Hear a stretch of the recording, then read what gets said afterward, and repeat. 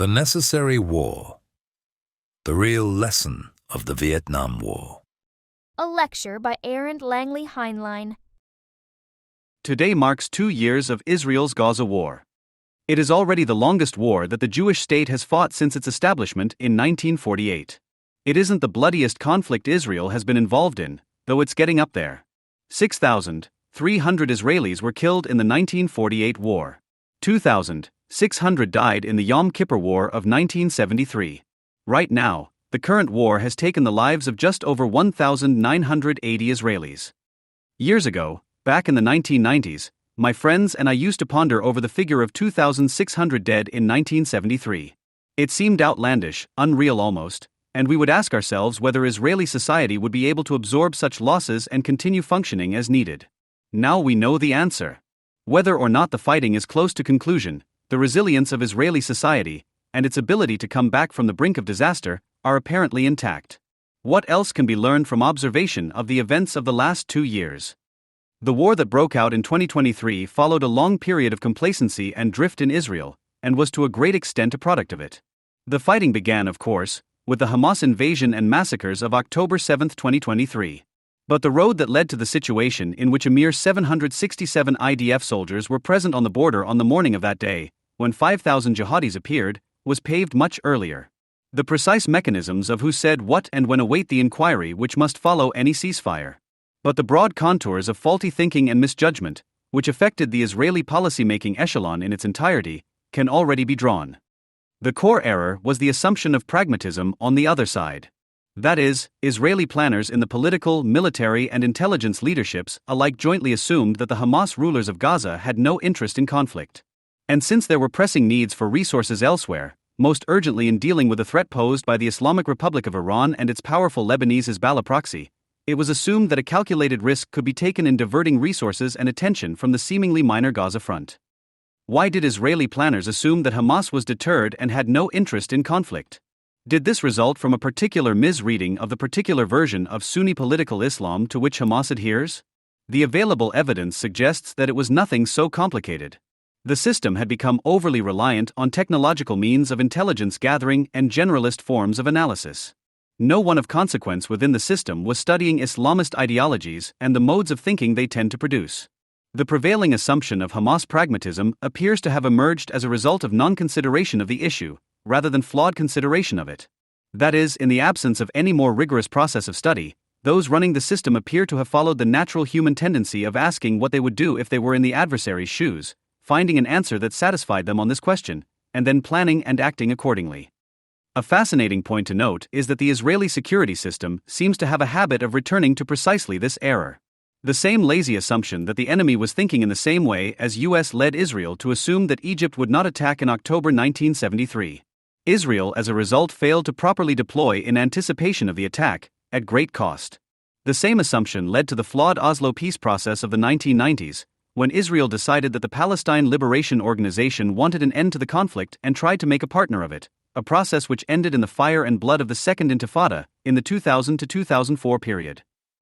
Similar thinking underlay the unilateral withdrawals from Lebanon in 2000, and from Gaza in 2005. Is there something in the particular Israeli approach to security decision-making which produces this same error, again and again? I can venture a suggestion. The Israeli way of thinking on these matters tends to value pragmatism, and to be suspicious of too much highfalutin intellectual and academic talk and jargon. You might not expect this is the way a security system defined by Jews would be, but that's the way of it. Down-to-earth pragmatism and value for practical and hands-on experience is often a good and smart approach. The downside is when it substitutes what looks like earthy and practical common sense for close empirical study of the enemy's way of thinking, and plans accordingly. Israel needs to break this pattern. Luckily for those who live under its protection, what the Israeli system lacks in conceptual rigor and sophistication, it makes up for in tactical and functional prowess. This has been on display on the several fronts opened up by various elements of the Iran-led regional alliance in the period following October 7, 2023. Israel's decimation of Hamas in Gaza has been conducted in a kind of slow motion, because of the parallel need to negotiate for the release of hostages taken on October 7. But 2 years on, Hamas's capacities have been pulverized. Over 200 hostages have been returned. The IDF controls 75% of Gaza and is in the process of reducing Hamas's last strongholds in Gaza City. The Israeli achievement on the regional level, meanwhile, is yet more unambiguous and impressive. The Iranian nuclear project has been severely damaged, with a large part of Tehran's military, scientific, and political leadership removed from the board. Iran's air defenses are destroyed. The Hezbollah organization in Lebanon, long touted as the world's most formidable non-state military group, is a shadow of its former self. Israel took it apart in the last months of 2024, in an intelligence-led campaign that revealed that the resources not directed towards Gaza had at least not been wasted.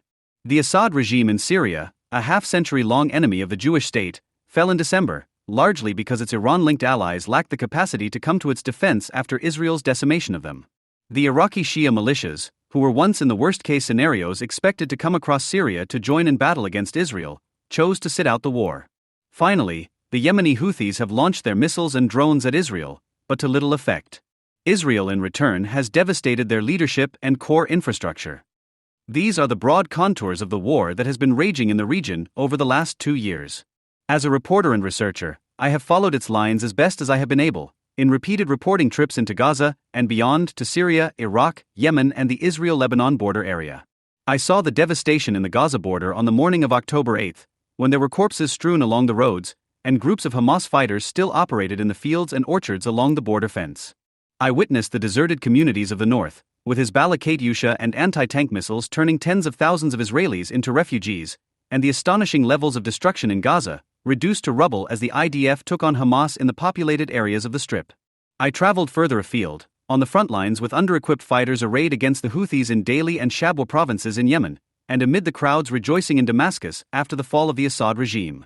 I heard the concerns, whispered even then by friends from Syria's minority communities, at the nature and orientation of the new dispensation, and the devastation that the Iranian ballistic missiles made in Tel Aviv, on the few occasions that they got through Israel's air defenses.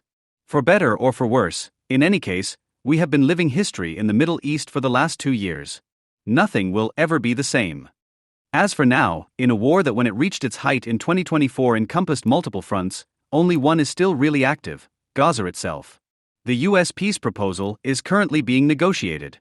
Perhaps the war will soon be over. In any case, Israel's capacity, once roused, for the application of hard power has been amply demonstrated. The events of the last 2 years have showcased Israel, the state, the system, and the society, in both its strengths and its weaknesses. The urgent need to study the enemy, his language, motivations, ways of thinking, stories, belief systems, capacities, and vulnerabilities is a paramount lesson. But beyond this, the war and its trajectory have perhaps above all else revealed the very narrow hinterland possessed by the Jewish state, and the apparent shallowness of its alliances. Incompetent or near non-existent Israeli information campaigning might account for part of this, but I think only for a small part. Israel has for the last 2 years been fighting enemies of the West, ideologically and sometimes also structurally linked to the very same forces that threaten the security and well-being of Western societies. The tactics used, even the shape of the battlefield, directly resemble campaigns undertaken by Western armies and their allies against comparable Islamist foes less than a decade ago. I'm talking about the coalition's war against the Islamic State, and speaking as someone who covered both wars from close up as a correspondent. Yet large parts of Western public opinion, and even of Western political leadership, reacted to Israel's response to the October 7 attacks with opprobrium, fury, and the desire to isolate and punish the Jewish state.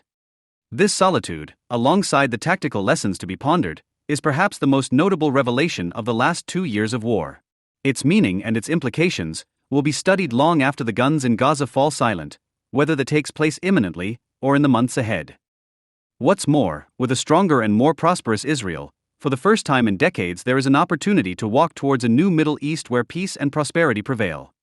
Donald Trump deserves the Nobel Peace Prize much more than an Obama who did nothing for it. But the one who has really earned it is Benjamin Netanyahu. Having sought to avoid this outcome, the United States found itself at war. The place was an impoverished peninsula near a major industrial region, to which the United States was committed by a long-standing military alliance. The enemy was a communist dictator who skillfully manipulated the nationalism of his people in an attempt to unite all members of his ethnic group into a single enlarged state under communist nationalist rule. The dictator's regime, ignoring an ultimatum by the United States and its allies, persisted in sponsoring a low-intensity war against the inhabitants of a neighboring territory that the communist nationalists sought to bring under their control. The terrain, wooded and mountainous, favored the communist nationalists. Throughout history, the region had been invaded many times by external powers that had often come to grief. The President of the United States and his advisors, stunned by the number of troops that Pentagon estimates called for, repeatedly shelved plans for sending in ground forces. Nevertheless, the administration believed that something had to be done. If the United States allowed itself to be humiliated by the communist nationalist regime, then its military credibility would be seriously undermined. The regional alliance that the United States led might dissolve as the area's countries lost faith in American protection. Across the world, both enemies and allies might interpret American retreat as a sign of military incapacity or lack of political resolve. The reputation of the United States for power and determination, the basis of its rank in the regional and global hierarchy, was at stake. Reluctantly, the president ordered the bombing of the communist nationalist dictator's homeland, hoping that air power alone would compel the dictator to abandon his campaign of aggression. Although a majority of Americans initially supported the bombing, the president's critics accused him of waging war in violation of the Constitution. A number of leading radical leftist intellectuals and journalists denounced the bombing as an act of immoral American imperialism. Realists in the press and academy, dismissing the importance of U.S. military credibility as a factor in world politics, claimed that no vital American interest was at stake in this poor and peripheral region of the world. Some conservatives denounced the limitations on the military effort as proof of the folly of trying to wage a liberal war. When bombing initially failed to change the enemy's policy, the pressures on the president to commit ground troops increased. The president, a politician more interested in the mechanics of domestic reform than in foreign policy, pondered his options. To back off at this point would result in devastating humiliation for the United States, with consequences around the world that could not be foreseen but which might well be severe. To escalate the war by introducing ground troops would be to risk a bloody debacle and a political backlash. Every choice presented the possibility of disaster. This is a description of the situation that confronted President Bill Clinton in the spring of 1999, after the United States and its NATO allies began bombing Serbia with the goal of forcing Yugoslav dictator Slobodan Milosevic to agree to autonomy for the Albanian ethnic majority in the Yugoslav province of Kosovo. It is also a description of the dilemma of President Lyndon Johnson in the spring and summer of 1965, when the failure of U.S. bombing raids against North Vietnam to dissuade Ho Chi Minh's communist dictatorship from its low-level war against South Vietnam had become apparent. In each case, what was at stake for the United States was its credibility as the dominant global military power and the survival of a regional alliance. NATO in the case of the Balkan War, the Southeast Asia Treaty Organization, SEATO, in the case of the conflict in Indochina. In fact, SEATO did dissolve when the United States abandoned Indochina to communist conquest between 1973 and 1975. Both Slobodan Milosevic and Ho Chi Minh were communist dictators who manipulated the nationalism of their subjects. Milosevic in the service of his dream of a greater Serbia dominating the former Yugoslav Federation, Ho in the service of the dream of a united Vietnam dominating all of Indochina. Both Milosevic and Ho promoted their goals by supporting guerrilla terror campaigns in other countries. Milosevic armed, supplied and directed Serb paramilitary units engaged in mass murder and ethnic cleansing in Bosnia, Kosovo, and other parts of the former Yugoslavia. Ho armed, supplied and directed Viet Cong guerrillas in South Vietnam, Laos and Cambodia who waged war against South Vietnamese military and police forces and murdered tens of thousands of South Vietnamese officials and civilians. In both cases, the low-intensity wars launched by the communist nationalist dictators produced tidal waves of refugees. Hundreds of thousands of non-Serbs were forced from their homes in different parts of the former Yugoslavia by Serbian ethnic cleansing. Nearly 1 million residents of North Vietnam fled Ho Chi Minh's rule in the 1950s, and following the communist conquest of South Vietnam in the 1970s, more than 2 million others risked their lives in fleeing the country. Of the two communist nationalist leaders, Milosevic was the less tyrannical. His Serbian regime was far less repressive than the government of Ho Chi Minh. The latter was a strict Stalinist dictatorship that tolerated no political or intellectual dissent and executed more than 10,000 North Vietnamese villagers in cold blood in a few months because they were landlords or prosperous peasants and thus class enemies, according to Marxist-Leninist dogma. Despite these similarities, the U.S. wars in the Balkan and Indo-Chinese peninsulas differed in one fundamental respect. The Yugoslav War was not a proxy war among great powers. Although Russia protested the NATO war against the Serbs and supplied some limited assistance to the Milosevic regime, post-communist Russia, truncated, impoverished, and weak in the aftermath of the Soviet collapse, did not commit itself to defeating American policy in the Balkans. The situation was radically different in the 1960s. The Vietnam War was a proxy war between the United States, the Soviet Union, then growing rapidly in military power, confidence and prestige, and Communist China.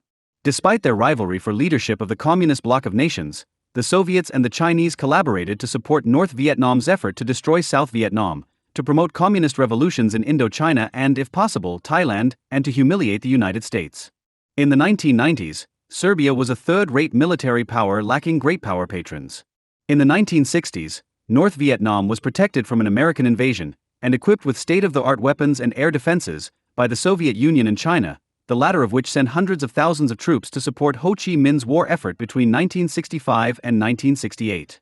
By the late 1970s, the Vietnamese Communists, after annexing South Vietnam, occupying Cambodia, and breaking with and defeating China in a border war, possessed the third-largest army in the world and ruled the most important satellite region of the Soviet Empire outside Eastern Europe.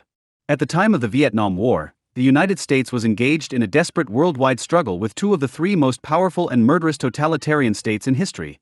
In 1999, the United States faced no significant challenge to its global primacy by another great power or coalition. The American wars in defense of Kosovo and South Vietnam, then, differed chiefly in this respect: far more, was at stake in Vietnam. As a result of the U.S. intervention in the Balkans, the assumption that America's intervention in Vietnam was an aberration, an assumption shared by many critics across the political spectrum, is no longer plausible. Twice in 35 years, American armed forces have engaged in massive military intervention in a civil war in a peripheral region in order to demonstrate the credibility of the United States as a military power and an alliance leader. When the Korean War is taken into account, the Vietnam War looks less like an exception and more like one member of a series of similar American limited wars. As of 1999, the Gulf War looks like the exception to the norm established by the Korean, Vietnam, and Yugoslav wars. Whether or not the American intervention in Kosovo ultimately achieves its goals, one thing is certain: the debate about the Vietnam War in the United States will never again be the same. After the Vietnam War ended in 1975, it took on a second life as a symbol in American politics. For the radical left, the war was a symbol of the depravity of the United States and the evils of capitalist imperialism. For the neo-isolationists and realists of the liberal left, the U.S. war in Indochina was a tragic and unnecessary mistake, brought about by American arrogance and an exaggerated fear of the threat posed to U.S. interests by the Soviet Union and Communist China. Conservatives, too, had their orthodox view of the conflict. Conservatives joined many military officers in arguing that the United States could have achieved a quick and decisive victory in Indochina, if only the pusillanimous civilian policymakers of the Kennedy and Johnson administrations had not tied the hands of the U.S. military and denied it permission to win. One point of view has been missing from the debate over the Vietnam War. The political faction known as liberal anti-communists or Cold War liberals, identified with the Truman, Kennedy, and Johnson administrations, ceased to exist as a force in American politics in the 1970s, more as a result of partisan realignment than of the Vietnam War. One group of former Cold War liberal policymakers and thinkers sought to ingratiate themselves with the anti-war leftists and liberals who were ascendant in the Democratic Party after 1968. Among these were the late McGeorge Bundy and his brother William, who, as part of his campaign to rehabilitate himself, recently wrote a harsh and unfair book criticizing Nixon's and Kissinger's handling of the war that the Bundys had helped to begin. Former Defense Secretary Robert McNamara not only recanted his support for the war in his book in retrospect but endured the abuse of functionaries of the Vietnamese dictatorship during a humiliating pilgrimage to Vietnam in 1997. Another group of former Cold War liberals joined forces with anti-Soviet conservatives, maintaining their support for the Cold War while jettisoning their pro-labor liberalism in domestic politics. The number of unreconstructed Cold War liberals thus dwindled in the 1970s and 1980s, making it easy for radical leftists, left liberals, and conservatives, in their discussions of the Vietnam War and U.S. foreign policy in the 1960s, to caricature and vilify Presidents Kennedy and Johnson and their advisors with no fear of rebuttal. Almost everything written by Americans about the Vietnam War in the past quarter century has conformed to one of the three scripts of radical leftism, anti-Cold War liberalism, or conservatism. Each of these three partisan schools has drawn attention to evidence that appeared to support its preconceptions, while ignoring evidence that contradicted them. These ritualized debates might have continued for another generation or two. But two historic developments have now made it possible to transcend the 30-year-old debates about the Vietnam War. The first development is the end of the Cold War and its aftermath, including the global collapse of communism and the realignment of world politics around the United States as the hegemonic military power. Only now is it possible to view the Cold War as a whole and to evaluate the U.S. strategy of global containment that led to the U.S. wars in defense of South Korea and South Vietnam, as well as the U.S. protectorate over Taiwan, the three fronts, according to Mao Zedong, where the Communist bloc met the American bloc in East Asia. The second development is the demise of the radical left in North America and Western Europe as a political force. Leftism survives only in pockets in the academy and the press. In the 1960s and 1970s, the ascendancy of the radical left in the liberal and social democratic parties of the West, the Democrats in the United States, the British Labour Party, and the German Social Democrats, caused Western electorates to turn to conservative, anti-communist parties under the leadership of Ronald Reagan, Margaret Thatcher, and Helmut Kohl. The economic difficulties of Swedish social democracy, coming soon after the collapse of the Soviet Union, have discredited Western as well as Eastern Marxism and permitted the emergence of a new, more moderate center-left, variously described as the Third Way or the New Center, and symbolized by President Bill Clinton and British Prime Minister Tony Blair. As recently as the Gulf War, which the overwhelming majority of Democrats in Congress voted against, foreign policy debates in the United States pitted anti-American leftists and isolationist liberals against interventionist conservatives. But the subsequent US-led NATO war in the Balkans, supported by many liberals and opposed by a number of conservatives, has helped to rehabilitate the legitimacy of military intervention for many left-of-center Americans. These developments in global politics and Western politics have made it possible to write this book, which could not have been written in the 1970s or 1980s. In this book, I examine the Vietnam War in light of the end of the Cold War, from a centrist perspective more sympathetic to American Cold War policymakers than that of their critics on the left and the right. The United States fought the war in Vietnam because of geopolitics, and forfeited the war because of domestic politics. This being the case, I make two major arguments in this book, one about the geopolitics, and one about the American domestic politics of the Cold War. The argument about geopolitics is that in the circumstances of the Cold War, and particularly in the circumstances of the 1960s, the United States was justified in waging a limited war to defend South Vietnam and its neighbors against the Communist bloc. The argument about U.S. domestic politics is that the Vietnam War was not uniquely divisive.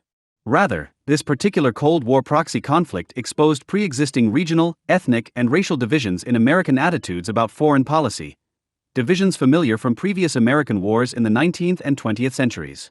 The two subjects of geopolitics and domestic politics are connected by the issue of the costs, in treasure and blood, of American Cold War policy.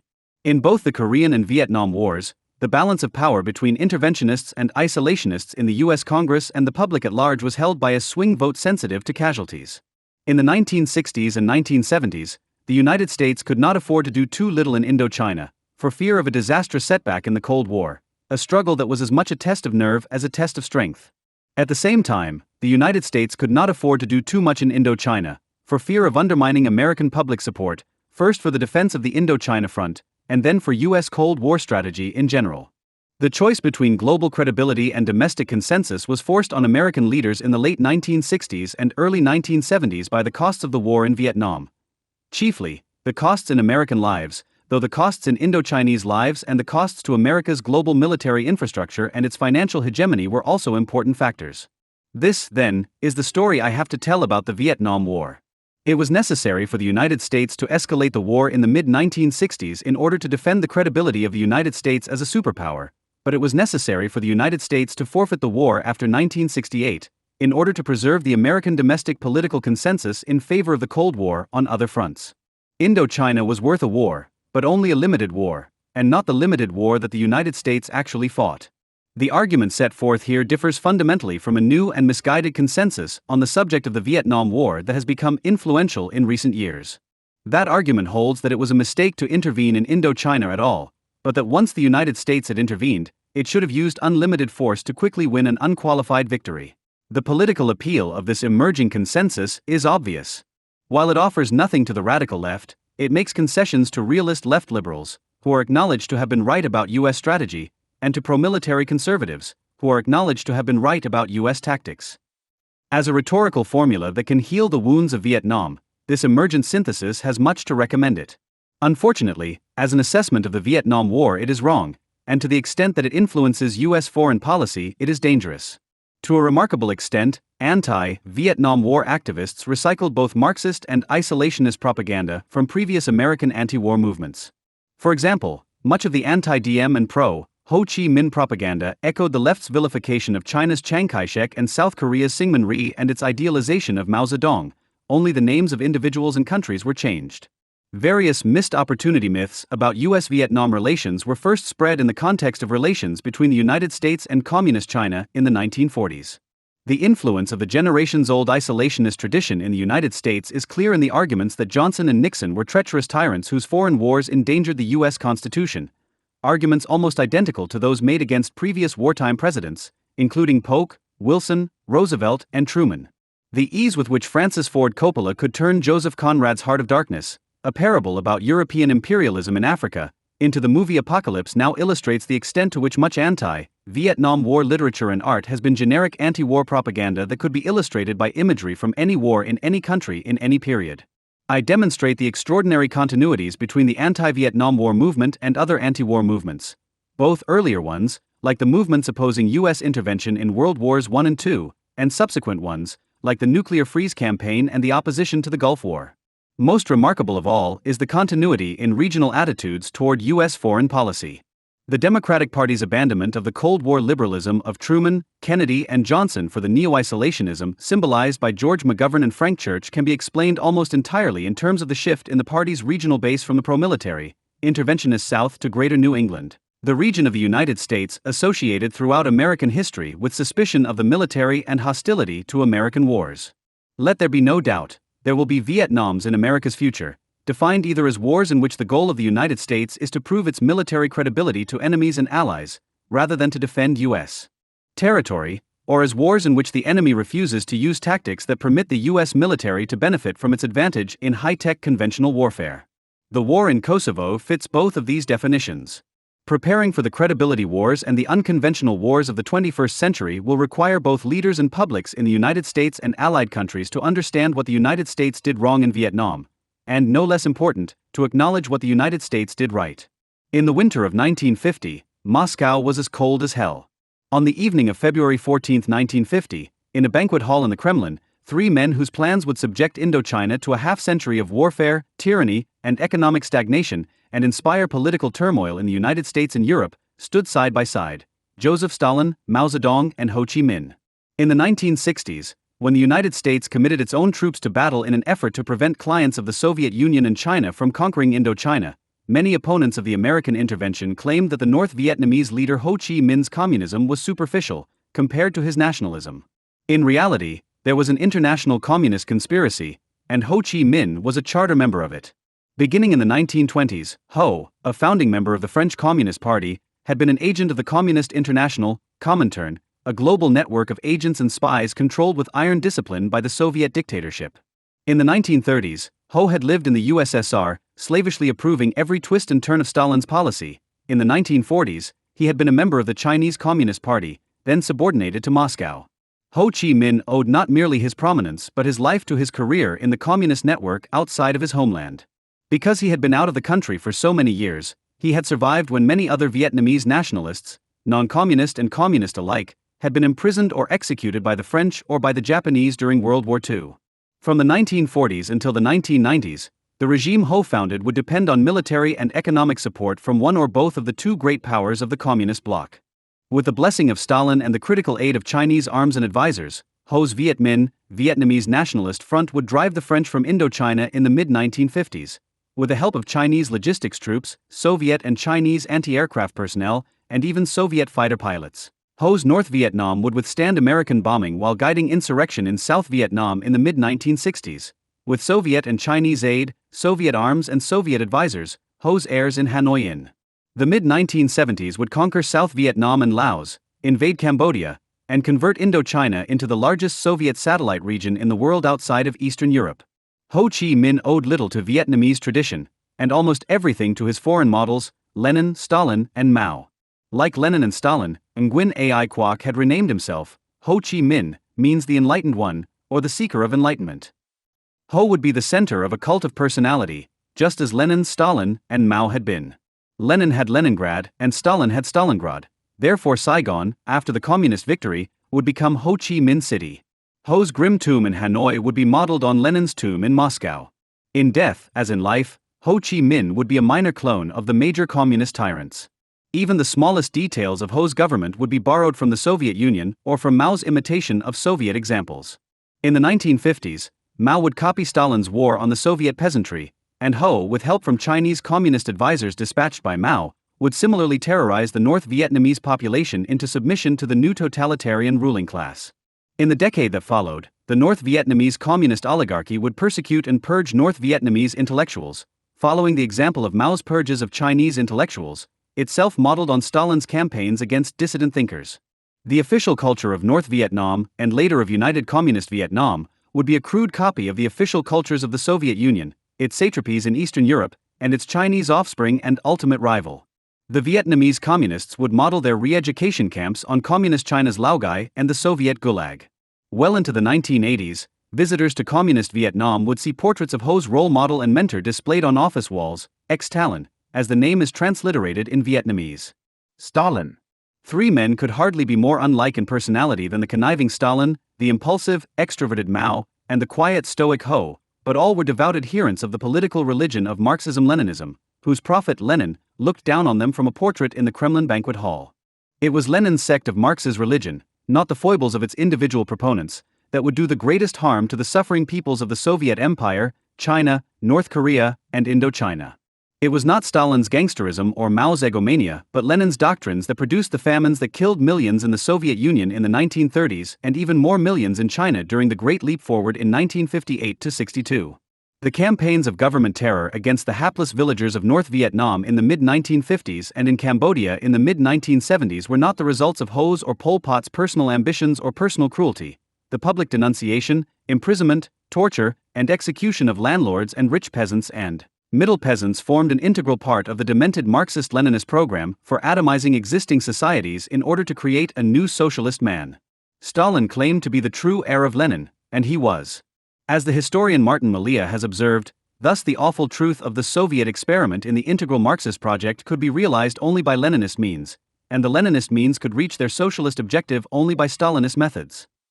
The greatest atrocities of Mao Zedong and Ho Chi Minh lay in the future. On that evening in the winter of 1950, Ho, after traveling to Beijing, had made a pilgrimage to Moscow to ask for Soviet and Chinese help in his effort to expel the French and subject all of Indochina to totalitarian rule.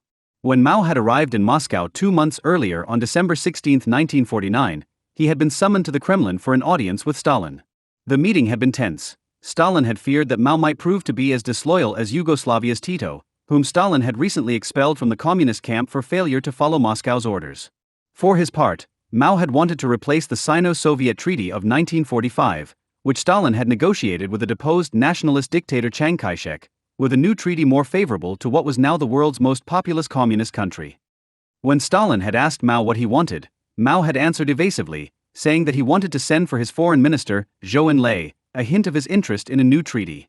Stalin had pressed Mao to begin the negotiations at once. If we cannot establish what we must complete, why call for Zhou Enlai? Mao had answered with an unconvincing rationalization. He, Mao, lacked authority to negotiate, because Stalin, as chairman of the Council of Ministers, was of a higher rank.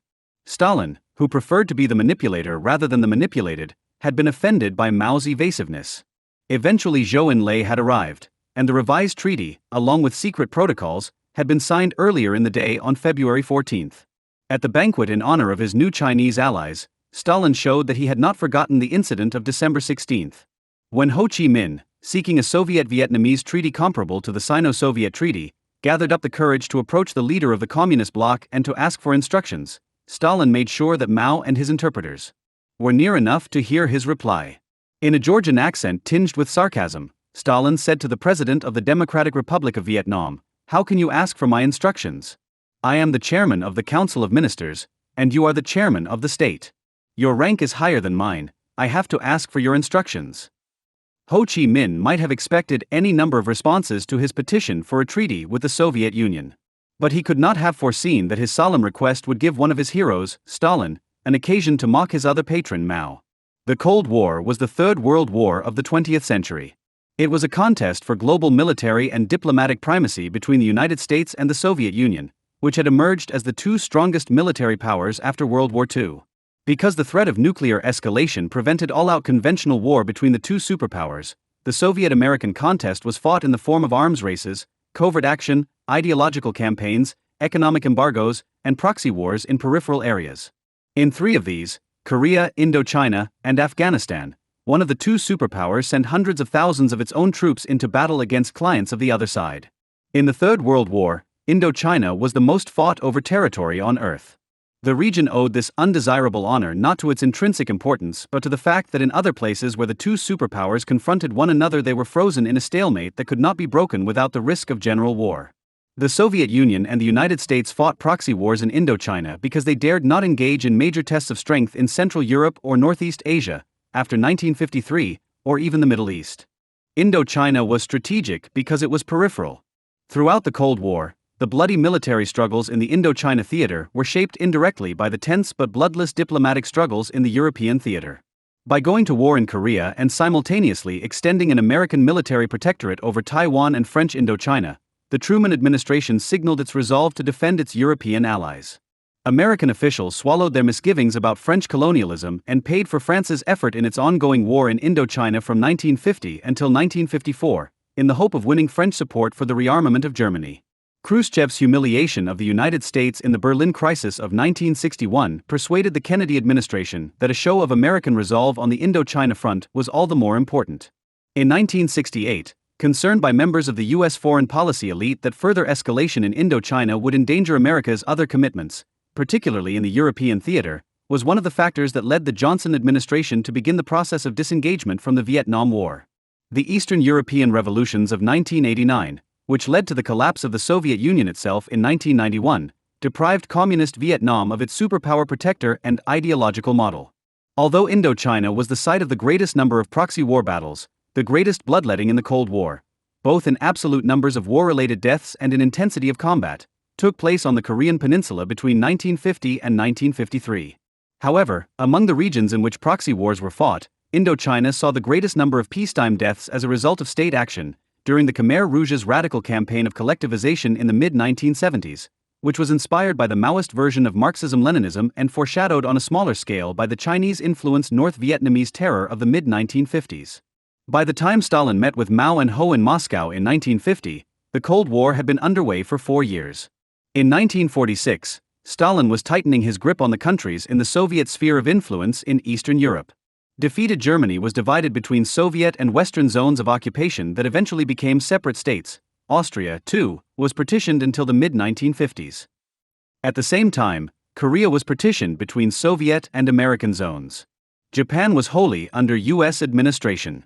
Although many had expected the emergence of a tripolar world centered on Washington, Moscow, and London, World War II had weakened the British Empire fatally. In February 1947, the British informed the Truman administration that the United States would have to assume the burden of supporting pro-Western forces in Turkey and Greece, where Stalin was backing communist insurgents. On March 12, Truman announced what became known as the Truman Doctrine, the policy of the United States to support free people who are resisting attempted subjugation by armed minorities or by outside pressures. In June, the Marshall Plan for the Reconstruction of Europe was announced in a speech at Harvard by Secretary of State George Marshall. Stalin, seeing U.S. economic aid as a threat, prevented the Eastern European nations under Soviet control from accepting the offer. The Truman Doctrine received an answer in September 1947. Andrei Zhdanov, acting as a mouthpiece of Stalin, announced that the world was divided into two camps, socialism and imperialism. Non-communist nationalist movements in colonial and post-colonial regions, which had been courted as allies by the International Communist Network in the days of the Popular Front, were now included in the imperialist camp. By contrast, Zhdanov hailed the war of Ho Chi Minh's communist-controlled Viet Minh against France in Indochina as an example of a powerful movement for national liberation in the colonies and dependencies. Stalin ordered communists in Western Europe to launch a wave of strikes. The United States responded with shipments of economic aid. After Stalin's gambit in Western Europe failed, he orchestrated a coup in Czechoslovakia that replaced the elected government with a communist dictatorship controlled by Moscow. The United States launched a covert program to support pro-American parties in Italy's national elections and considered military intervention if a communist-led coalition won power there. Meanwhile, on the periphery of Europe, American advisors helped a dictatorship in Greece battle a communist insurgency supported by the Soviet bloc in the first major proxy war of the Cold War. The Greek insurgency was defeated, in part because Yugoslavia's communist dictator Tito, afraid of being purged by Stalin, broke away from the Soviet bloc to assume a position of uneasy neutrality between East and West. Although the primary theater of the early Cold War was Europe, the United States and the Soviet Union were also drawing battle lines in Asia. In February 1948, at a communist-sponsored conference of radical youth in Calcutta, Chinese and Vietnamese communists called for armed struggle against the West and pro-Western governments. Following the Calcutta meeting, a series of communist-inspired rebellions broke out throughout the region. In March, Burmese communists rose in insurrection against the newly independent government.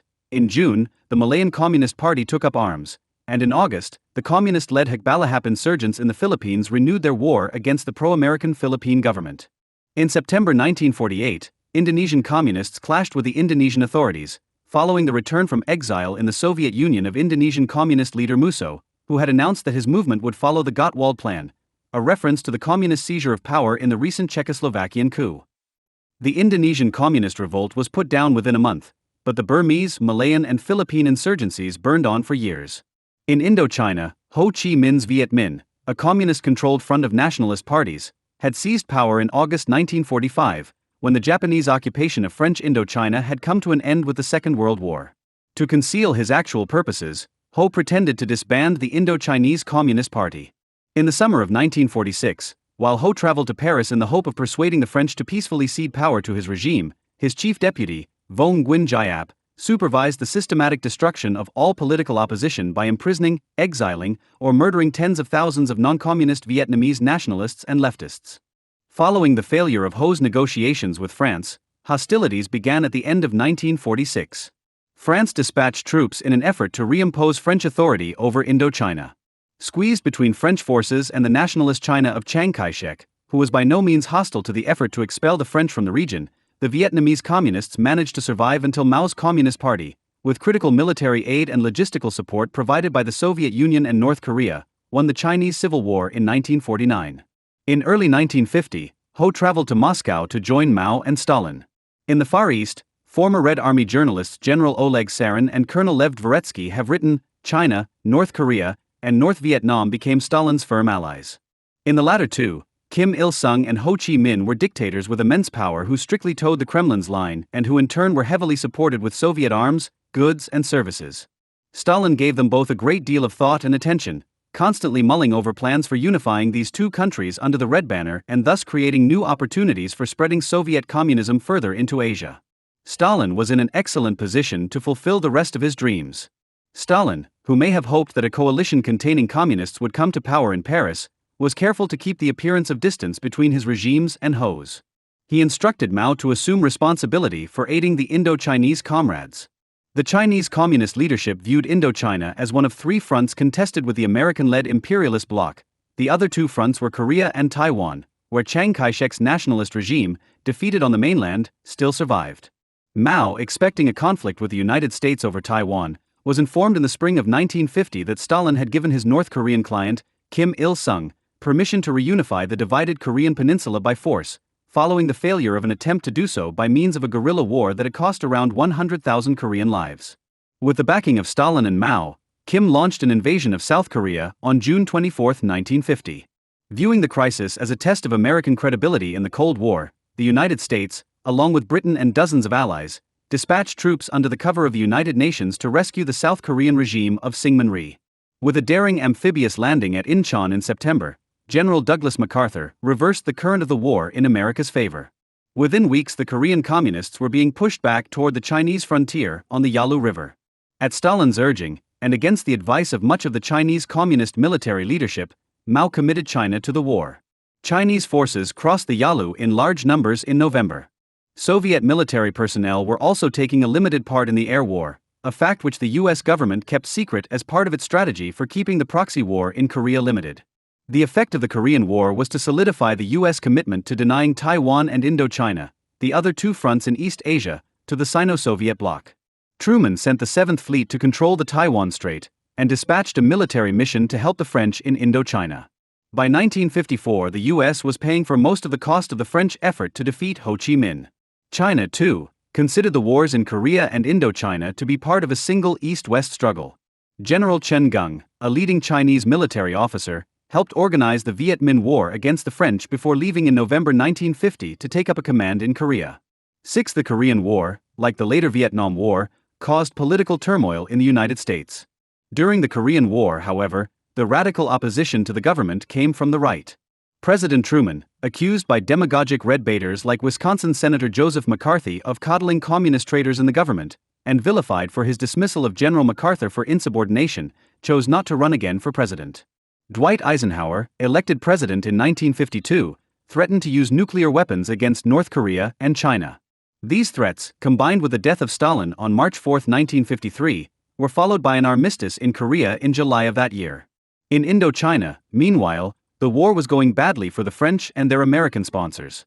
The Sino-Soviet bloc used the Korean armistice as an opportunity to launch a worldwide peace offensive, as part of which Stalin's successors in the Kremlin proposed a five-power conference to discuss international disputes. In order to strengthen its negotiating position, the Viet Minh, with Chinese arms and advice, began a siege of French troops at the strategically important village of Dien Bien Phu. Alarmed by the prospect of the fall of the French outpost, U.S. Secretary of State John Foster Dulles threatened American intervention and called for united action by the Western democracies. The U.S. Congress, however, was unwilling to support an American war in Indochina so soon after the loss of 56,000 American soldiers in Korea. The Viet Minh took Dien Bien Phu on May 7, 1954, the day before the discussion of Indochina at Geneva was scheduled to begin. The United States, determined to deny Indochina to host Soviet and Chinese-backed communists, received little support from France, whose government was eager to achieve a face-saving exit from the region. Britain, which had its own client states in the region, such as Malaya, itself facing a communist insurgency, played the role of mediator between the United States and the Soviet Union. Under pressure from the Soviet Union and China, which wanted a breathing spell after the Korean proxy war, the reluctant Vietnamese communists were compelled to accept the division of French Indochina into three states: Vietnam, Laos and Cambodia, and the partition of Vietnam at the 17th parallel between communist and non-communist zones. The Geneva Accords provided for nationwide elections, but because the accords were denounced by the South Vietnamese government and not signed by the United States, this provision was a dead letter from the beginning. During a period of voluntary repatriation under international auspices in 1954 to 55, 10 times as many Vietnamese, many of them Catholics afraid of communist persecution, fled from North to South Vietnam as moved in the other direction. By the mid-1950s, the correlation of forces in world politics had shifted in favor of the United States, thanks to the rapid buildup of the U.S. military during the Korean War and the economic reconstruction of Western Europe and Japan. The communist insurgencies in Burma, the Philippines and Malaya had been defeated or were in decline. In North Vietnam, Ho Chi Minh's regime followed the advice of Mao's government and concentrated on consolidating its rule rather than on sponsoring revolution in South Vietnam. China showered North Vietnam with military aid, which between 1956 and 1963 amounted to 270,000 guns, 200 million bullets, more than 10,000 pieces of artillery along with more than 2 million artillery shells, 15,000 wire transmitters, 28 ships, 15 planes, and more than 1,000 trucks. The Chinese Communist military advisors who had helped their Vietnamese allies defeat the French were now replaced by Chinese Communist political advisors who guided a Vietnamese collectivization campaign modeled on the previous land reforms in China and the Soviet Union. At least 10,000 rural Vietnamese were singled out for denunciation as class enemies and executed after rigged trials organized by Vietnamese communists with the help of Chinese Communist advisors. When North Vietnamese peasants finally rebelled against this state terrorism, Ho Chi Minh used his military to crush them.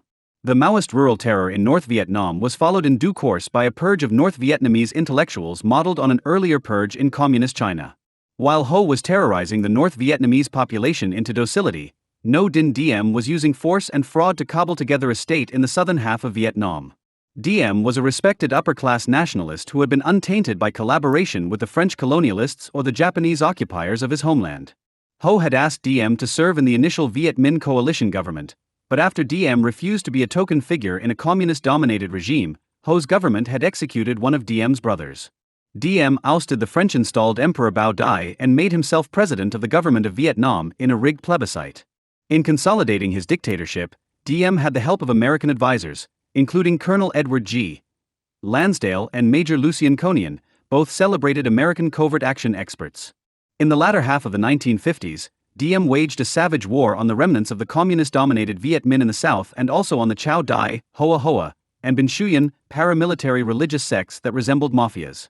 Like many Third World rulers, Diem solidified his power by nepotism, favoritism for his Catholic co-religionists, bribery, and a brutality which alienated many South Vietnamese, although it was less severe than the Stalinist reign of terror in North Vietnam.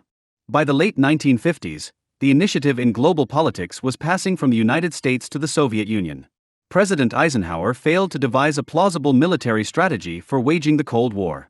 His policy of massive retaliation was dismissed as a bluff by Mao and other communist bloc leaders, even before the buildup of the Soviet nuclear arsenal had created a balance of terror between the blocs.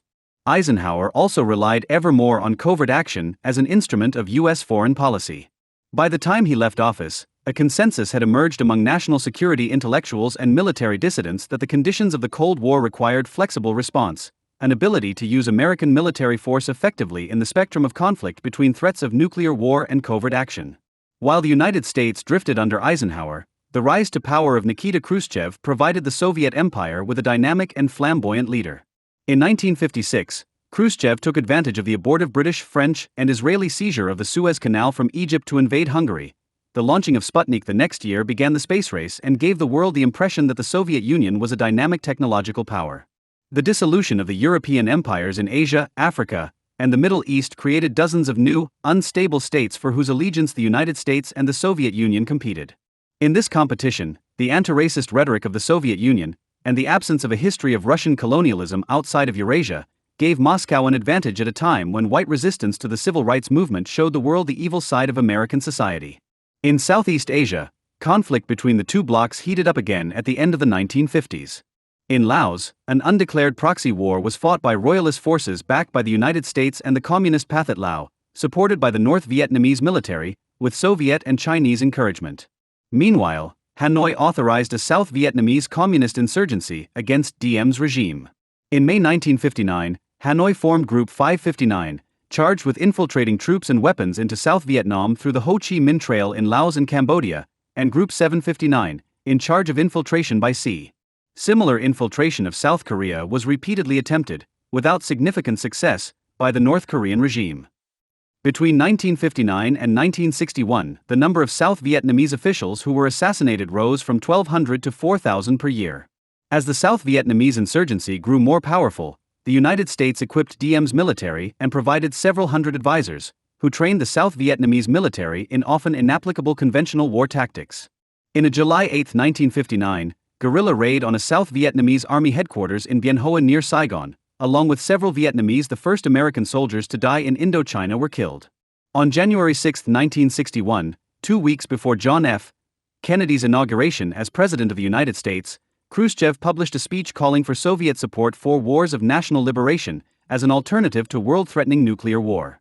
Kennedy gave his aides copies of the speech, exhorting them to read, learn, and inwardly digest. Kennedy was warned by Eisenhower that the low-level proxy war in Laos between factions backed by the United States and their rivals, dependent on the North Vietnamese, was approaching a crisis point.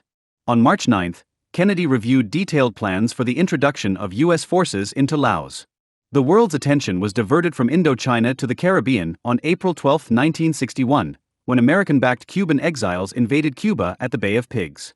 The invasion, designed during the Eisenhower administration and approved by Kennedy, failed to provoke a popular uprising against the pro-Soviet dictator Fidel Castro. In the summer of 1961, Kennedy and Khrushchev engaged in a confrontation over Berlin. By acquiescing in the construction of the Berlin Wall, whose purpose was to prevent the citizens of communist East Germany from fleeing to the West, the United States suffered a humiliating defeat. In the aftermath of the humiliations in Cuba and Germany, the Kennedy administration felt compelled to demonstrate U.S. resolve in the Indochina theater of the Cold War. In the fall of 1961, Kennedy rejected the advice of the U.S. military that any American intervention would have to be massive, and settled for the neutralization of Laos in negotiations at Geneva, a compromise that failed to end the proxy war. This latest retreat by the Kennedy administration made it all the more necessary to defend South Vietnam. Alarmed by a report about the South Vietnamese situation by Edward Lansdale, in May 1961 Kennedy sent Vice President Lyndon Johnson on a fact-finding mission to South Vietnam. Diem rejected the offer of U.S. troops, asking instead for U.S. funds for an expansion of his military and for additional U.S. advisors.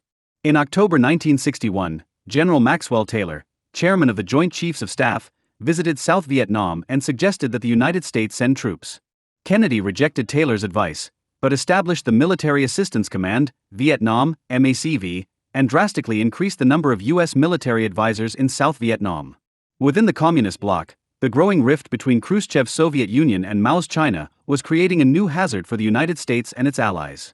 The two communist giants competed to demonstrate their leadership of worldwide anti-Westernism by striving to outdo one another in support of North Vietnam. Denouncing those who advised caution in confronting the United States as revisionist, Mao sent high-ranking emissaries to Hanoi in spring 1962 to discuss Sino-Vietnamese cooperation in the event of a war with the United States. At the same time, the Hanoi-controlled Viet Cong guerrillas in South Vietnam continued to make progress, appealing to popular discontent while assassinating enormous numbers of government officials and supporters of the regime. The Diem government's pacification program backfired, when the uprooting of as much as a quarter of the rural population created new hatred of the regime. On February 22, 1962, two South Vietnamese pilots attempted to assassinate Diem by bombing the presidential palace. Shortly afterward, the limited military competence of the Diem regime was exposed in a botched raid by South Vietnamese troops and their American advisors against Viet Cong in the village of Ap Bac. On May 8, 1962, in the city of Hue, several people were killed when a Catholic deputy province chief sent troops to prevent Buddhists from flying their flags in commemoration of the Buddha's birthday. On June 11, Buddhists arranged in advance for the Western media to cover the self-immolation of a Buddhist monk. The horrific photos contributed to the demonization of Diem in the United States.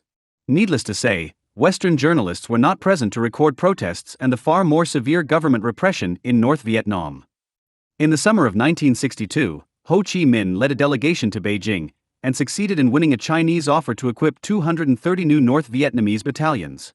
The following spring, Chinese delegations to Hanoi promised that China would come to the aid of North Vietnam if the United States attacked and assured the North Vietnamese rulers that they could definitely count on China as the strategic rear.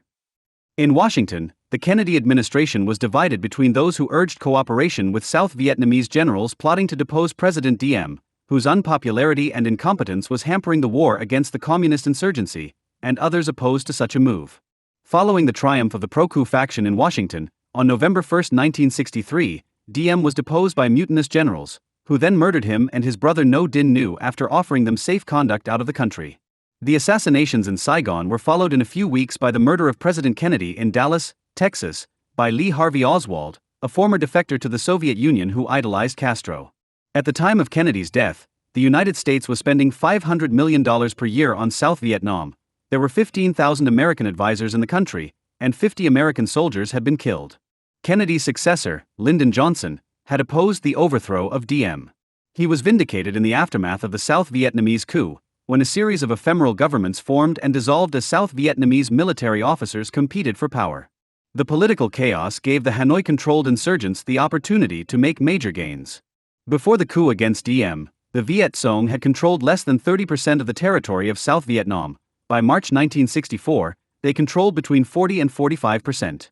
The desperate situation in South Vietnam was matched by turmoil throughout Southeast Asia. Beginning in 1962, the Indonesian dictator Sukarno had aligned himself with Mao and the Indonesian Communist Party, the third largest in the world.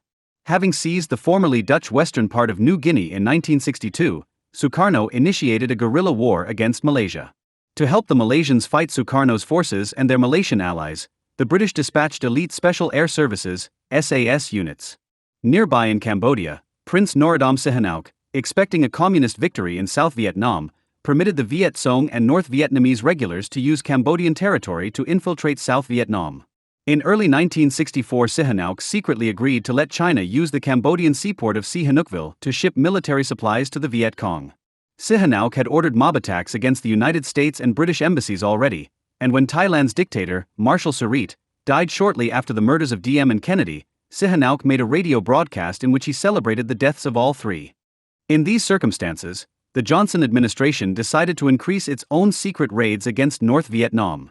Most of the South Vietnamese commandos who were infiltrated into North Vietnam were killed or captured.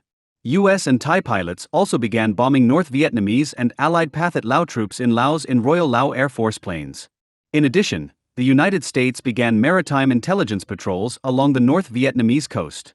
AUDES sponsored South Vietnamese raid on two North Vietnamese islands on July 31 was followed by a clash on August 3 in the Gulf of Tonkin between an American naval vessel, the Maddox, and North Vietnamese torpedo boats. On August 4, radar operators on another ship, the C. Turner Joy, claimed to have sighted torpedoes. The Johnson administration, claiming that American ships had been the targets of unprovoked attacks, used the Tonkin Gulf incidents as an occasion for congressional passage of the Southeast Asia Resolution, a conditional declaration of war modeled on the Formosa and Middle East resolutions passed during the Eisenhower years. The challenge that we face in Southeast Asia today is the same challenge that we faced with courage and that we have met with strength in Greece and Turkey, in Berlin and Korea, in Lebanon and Cuba, Johnson told the American public in a televised address that put the crisis in Indochina in its Cold War context. On August 7, 1964, the Southeast Asia Resolution was passed in the House by 416-0 and in the Senate by 98-2. China's response was to denounce the United States, publicly state its support for North Vietnam, and mobilize more than 20 million Chinese in anti-American demonstrations. Beginning in mid-August, the Chinese Air Force moved units to the Sino-Vietnamese border. China began the construction of 2 new airports in the border region. China already had promised to send troops if the United States invaded North Vietnam. As 1965 began, the situation in South Vietnam continued to worsen. On February 7, while National Security Advisor McGeorge Bundy was in Saigon, the Viet Cong killed 8 American advisors in an attack on a South Vietnamese army base at Pleiku. In Operation Flaming Dart, 49 U.S. Navy fighter bombers attacked a North Vietnamese military installation at Dong Hoi. The Viet Cong responded by killing 23 U.S. soldiers when they blew up a hotel in Ca Non. Johnson and his advisors hoped that airstrikes against North Vietnam would convince Hanoi to end its support for the South Vietnamese insurgency, so that the deployment of U.S. ground forces would not be necessary. Operation Rolling Thunder, a bombing campaign against the North that began on March 2, 1965, failed to achieve this result. On March 8, 2 Marine battalions arrived to protect the U.S. base at Da Nang. A few weeks later, Johnson overruled the objections of General Maxwell Taylor, then the U.S. ambassador in Saigon, and sent 2 more battalions and 18,000 logistical troops. U.S. soldiers began to engage in search and destroy missions. Meanwhile, in April 1965, Johnson dispatched 28,000 troops to the Dominican Republic to ensure that a civil war there did not provide the Soviet Union and its satellite Cuba with an opportunity to create a new outpost in the Caribbean. After a pause on May failed to inspire Hanoi to negotiate, the bombing resumed. Urgent requests by General William Westmoreland in South Vietnam forced the White House to make tough decisions. Under-Secretary of State George Ball, who warned of the difficulties of fighting against guerrillas, was a longtime critic of U.S. Cold War commitments throughout Asia. Most of the advisors whom Johnson had inherited from Kennedy, including Bundy and Defense Secretary Robert McNamara, were unwilling to abandon America's Indo-Chinese allies to the Communist bloc without a fight. More than Vietnam was at stake. Much or all of Southeast Asia appeared to be on the verge of incorporation into a radical anti-Western bloc led by China and Indonesia. With Mao's encouragement, Sukarno, who had adopted the slogan "Crush America," had withdrawn Indonesia from the United Nations and announced the formation of a rival body, the Conference of the New Emerging Forces. Speaking in 1965 of a Jakarta, Phnom Penh, Hanoi, Peking, Pyongyang axis, Sukarno predicted that China would strike a blow against the American troops in Vietnam from the north while Indonesia would strike from the south. The prospect of communist takeovers in Indochina that would link Mao's China to a possibly communist Indonesia was regarded with dread by the United States and Britain and by their allies in the region, like Malaysia, Singapore, Thailand, and Australia. Even more important than the possibility of falling dominoes was America's credibility as a superpower with worldwide military commitments to weak and endangered allies and client states. The United States had been humiliated already by the Soviet bloc in Berlin, Cuba, and Laos. Yet another retreat threatened both to encourage the Soviet Union and China and to demoralize America's allies. With good reason, Sukarno had declared 1965 to be the year of living dangerously. On July 28, after an internal debate about options in the Indochina theater, the Johnson administration announced the dispatch of 125,000 more troops to South Vietnam. In the context of the Cold War struggle for Southeast Asia, the deployment was far from excessive. As late as 1964, Britain, a power of the second rank, had more soldiers east of Suez than in Europe as part of NATO forces. To defend Malaysia against subversion by Indonesia, Britain had dispatched 30,000 troops.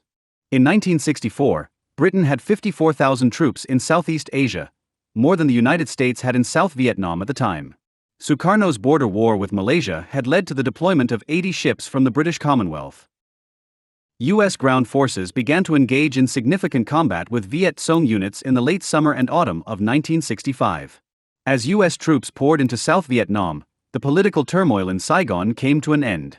A coup brought to power 2 military officers, Nguyen Chau Kai and Nguyen Van Thieu, who would rule South Vietnam for the next decade, until its demise. Beginning on Christmas Day 1965, the Johnson administration suspended the bombing of North Vietnam for 37 days. The United States had already flown 55,000 sorties against targets in North Vietnam.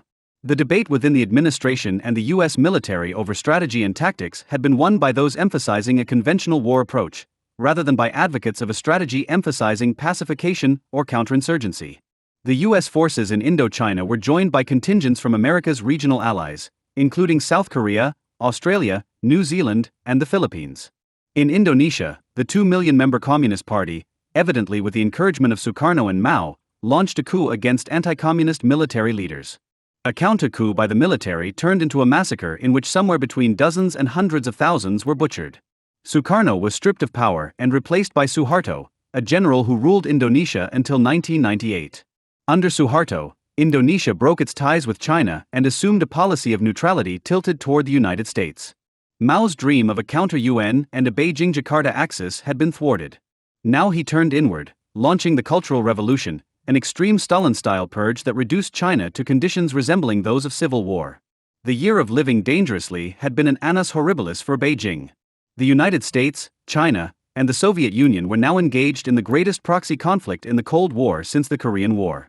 While the United States fought to prevent being humiliated as a protector of weak states, China and the Soviet Union competed with one another for prestige in the communist bloc and the developing world. Between 1965 and 1968, China provided massive support for North Vietnam. In addition to supplying Hanoi with military equipment and civilian goods, Mao's government dispatched anti-aircraft artillery troops to the northern part of North Vietnam. Even more important, at Hanoi's request, China sent engineering troops to repair and expand the North Vietnamese railway system so that it would not be disabled by American bombing. The Chinese troops also freed North Vietnamese regulars to journey into Laos and keep supplies moving down the Ho Chi Minh Trail. Between June 1965 and the end of 1969, the Chinese logistics troops built 20 new railway stations, 39 new bridges, 14 tunnels, and 117 kilometers of new rail lines and repaired 362 kilometers of existing rail lines. In all, China sent 327,000 troops to North Vietnam. As the historian Chen Jian has observed, although Beijing's support may have fallen short of Hanoi's expectations, without the support, the history, even the outcome of the Vietnam War might have been different.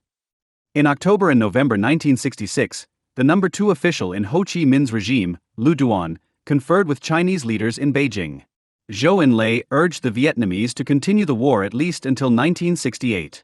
6 months later, still worried that North Vietnam would negotiate with the United States, Chinese officials insisted that Vong Nguyen Giap and Pham Van Dong give them a solemn promise that they would not end the war. To continue the war, however, the North Vietnamese needed arms and equipment that China could not supply. Dong and Giap led another delegation to Moscow in April 1967. Despite misgivings, the Soviets chose to resupply the North Vietnamese, for fear that a refusal would lead to an increase in Chinese influence on Hanoi.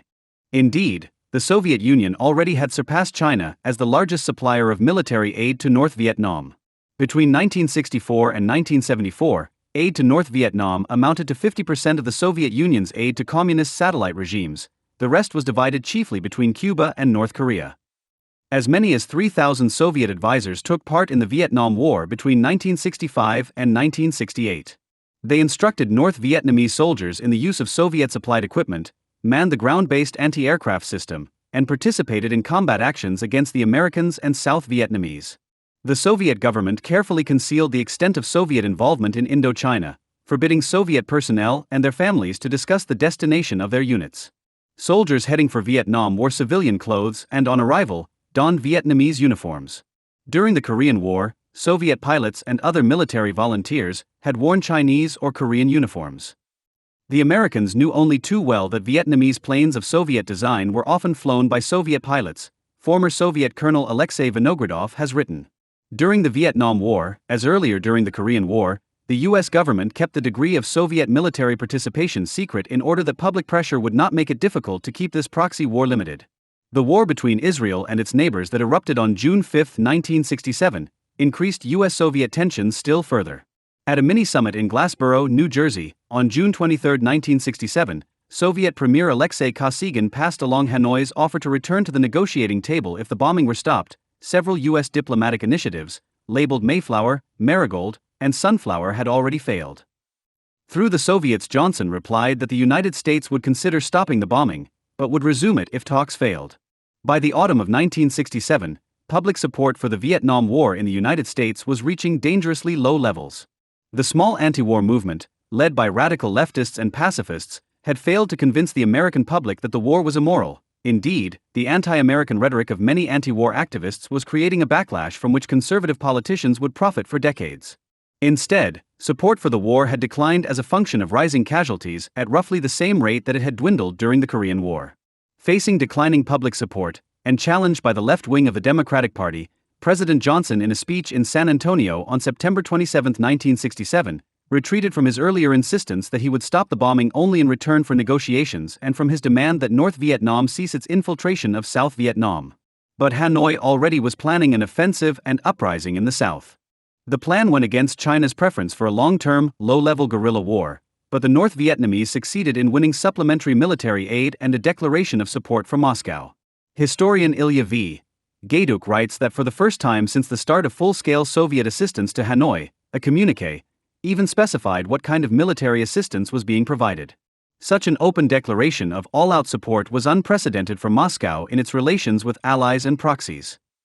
On January 30, 1968, during the Lunar New Year Tet, the Viet Cong launched a wave of assaults and raids throughout South Vietnam, attacking the presidential palace and the headquarters of the South Vietnamese General Staff in Saigon itself. The U.S. forces and their South Vietnamese allies rallied and decimated the insurgents. In the city of Hue, the communists were defeated only after 3 weeks of devastating violence. After the fall of Hue, the bodies of almost 3,000 South Vietnamese civilians, tortured and executed by the Viet Cong, were found in mass graves. The failure of the Tet Offensive was a devastating military setback for the communists. Nevertheless, the Tet Offensive was perceived as a defeat for the United States. One reason was the sensationalism of Western journalists, who gave the American public a misleading impression of the power and popularity of the Viet Cong. But a more important reason was the fact that General Westmoreland's optimistic reports from South Vietnam had been discredited. The war was winnable, but it was far from being won at a cost acceptable to the American public. The Tet Offensive produced political turmoil in the United States. Senator Eugene McCarthy, a critic of the war, almost defeated President Johnson in a Democratic presidential primary on March 12 in New Hampshire. Also in March 1968, Clark Clifford, long skeptical about the war, replaced Robert McNamara as Secretary of Defense, and General Westmoreland was reassigned as Army Chief of Staff. On March 31, after being advised by the Wise Men, a group of elder statesmen including former Secretary of State Dean Acheson, that the war had to be wound down, Johnson stated that he would not run for re-election and announced a bombing pause. On May 10, peace talks began in Paris. In the fall, American voters, weary of the war, but disgusted with the anti-Americanism of anti-war radicals like those who provoked a police riot at the 1968 Democratic Convention in Chicago, elected Richard Nixon to the presidency. The Soviet leadership, fearing this outcome, had advised the North Vietnamese that it was in their interest to help Hubert Humphrey's election by making it appear that peace was near. On assuming office, Nixon began his arduous search for peace with honor in Indochina. His strategy combined military pressure on Hanoi with efforts to encourage Moscow and Beijing to distance themselves from their client. 2 months after entering the White House, Nixon ordered the bombing of communist sanctuaries in Cambodia. Prince Sihanouk approved, on the condition that it be secret and that the populous areas of Cambodia would not be affected. In 1970, Sihanouk was overthrown, and the new pro-American regime of General Lon Nol ordered the North Vietnamese occupiers to leave the country. Nixon took advantage of this opportunity by ordering a 2-month American incursion into Cambodia to search for the headquarters of the communist effort in South Vietnam and to spread the North Vietnamese army thin. The North Vietnamese responded by occupying much of Cambodia and by helping Pol Pot's Khmer Rouge fight the forces of Lon Nol. Nixon's bombing campaign in Cambodia and South Vietnam covered the withdrawal of U.S. troops and the Vietnamization of the war. By the end of 1970, 280,000 U.S. troops had gone. There were only 140,000 left at the end of 1971. Morale declined among U.S. soldiers, none of whom wanted to be the last casualty. At the same time, Vietnamization was proven to be of dubious value in February 1971, when the South Vietnamese army failed in an effort to cut off the Ho Chi Minh Trail in Laos. Congress, which had hesitated to challenge Presidents Johnson and Nixon while troops were in the field, became bolder in legislating restrictions as troop totals diminished. On January 12, 1971, Congress repealed the Southeast Asia Resolution, on the same day President Nixon signed the Cooper-Church Amendment, which banned the use of U.S. ground forces in Cambodia. A growing number of moderate owls, alarmed by the costs of the Vietnam War both to other U.S. military commitments and to the economy, joined anti-war doves in favoring a rapid American extrication from Indochina. The Nixon administration tried to balance Vietnamization with an attempt to exploit divisions among Hanoi's patrons in Moscow and Beijing. The Soviet invasion of Czechoslovakia in 1968, which had produced hardly any response by the West, was interpreted by Mao as a reassertion of Moscow's authority throughout the Communist bloc. In September 1971, following several years of Sino-Soviet war scares, Mao's designated heir, Lin Piao, died in a mysterious jet crash as he attempted to flee to the Soviet Union after allegedly conspiring with the Chinese military to overthrow Mao.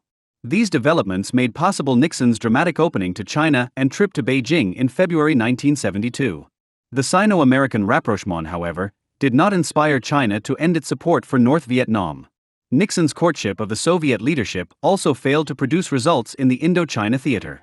Indeed, in October 1971, the Soviet Union, fearing Sino-American collusion, sent Nikolai Podgorny to Hanoi, where he proposed an alliance of the Soviet Union and North Vietnam against China.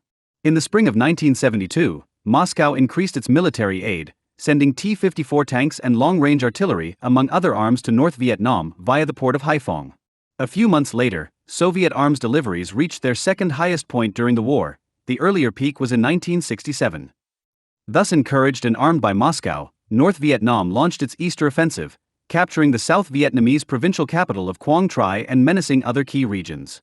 Nixon thwarted the invasion by means of Operation Linebacker, the first U.S. bombing campaign against North Vietnam since Johnson had suspended bombing in 1968. Nixon's adroit diplomacy had ensured that China's response would be muted and that a summit between Nixon and Soviet leader Leonid Brezhnev would proceed. In October 1972, National Security Advisor Henry Kissinger and Lou Duc Tho, leader of the North Vietnamese delegation at the Paris peace talks, reached a preliminary agreement. Although Kissinger had announced that peace was at hand, President Thieu in Saigon balked, and the North Vietnamese suspended the talks.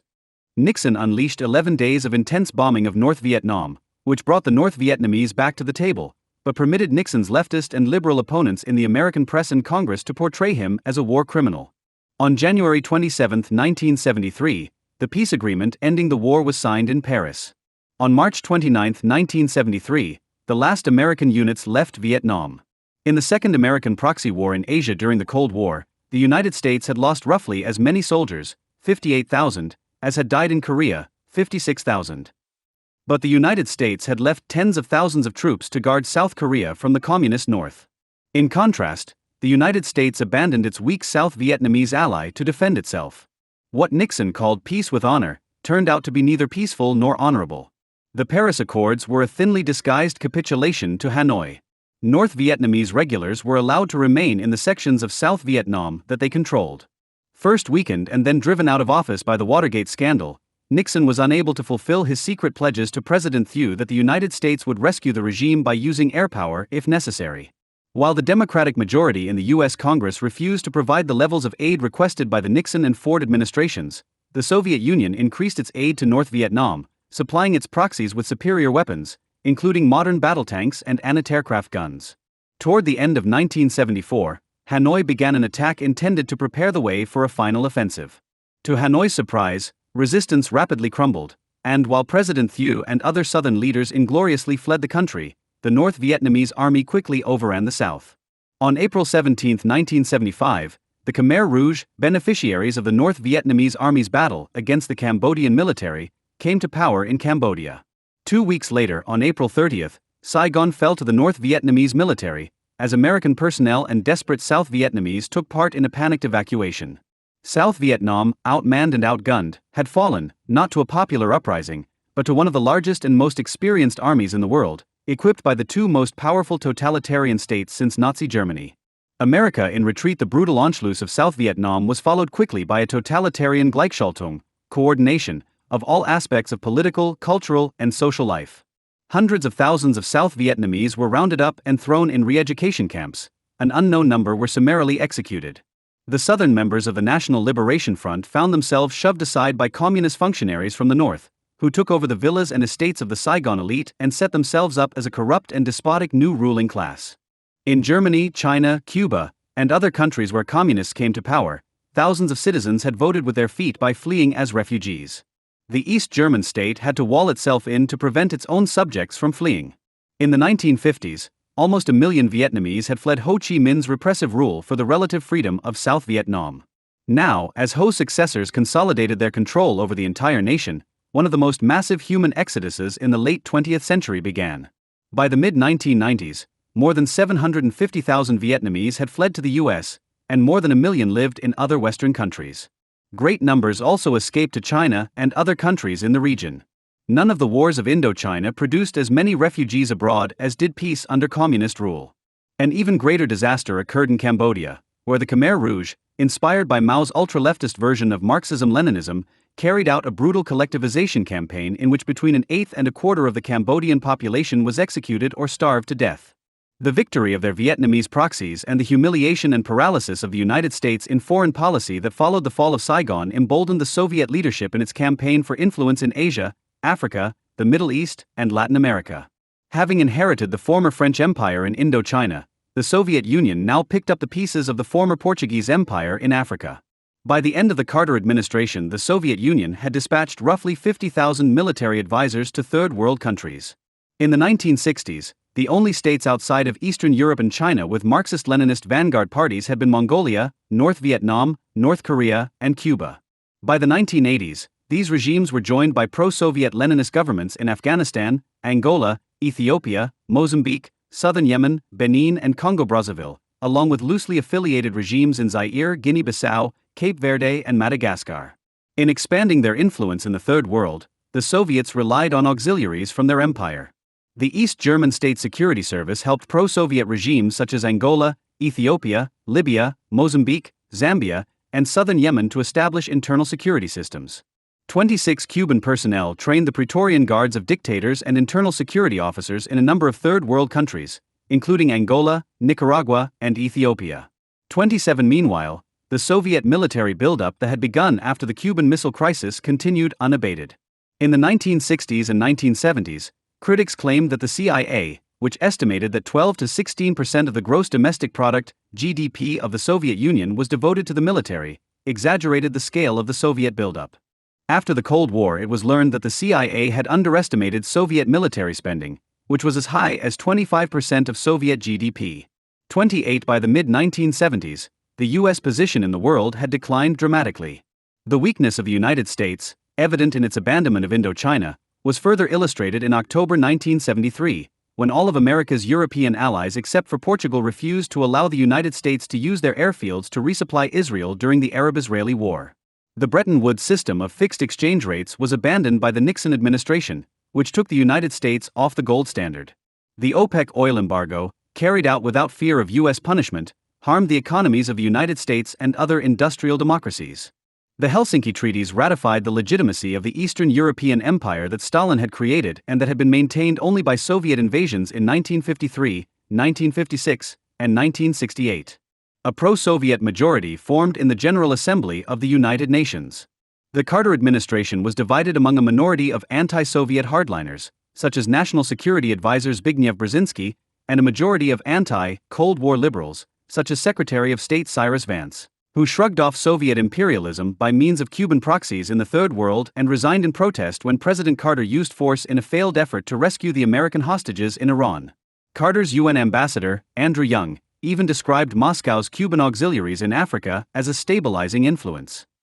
Former President Lyndon Johnson, who died of a heart attack in 1973, did not live to see his worst nightmares come true: the United States in retreat around the world before an advancing Soviet empire, the near collapse of the NATO alliance over doubts about U.S. credibility, and a proxy war between the United States and clients of the Soviet Union and Cuba in Nicaragua, a Soviet satellite on the North American mainland. While the Soviet Union expanded its power and influence around the world in the aftermath of the fall of Saigon, in Indochina the situation was in flux.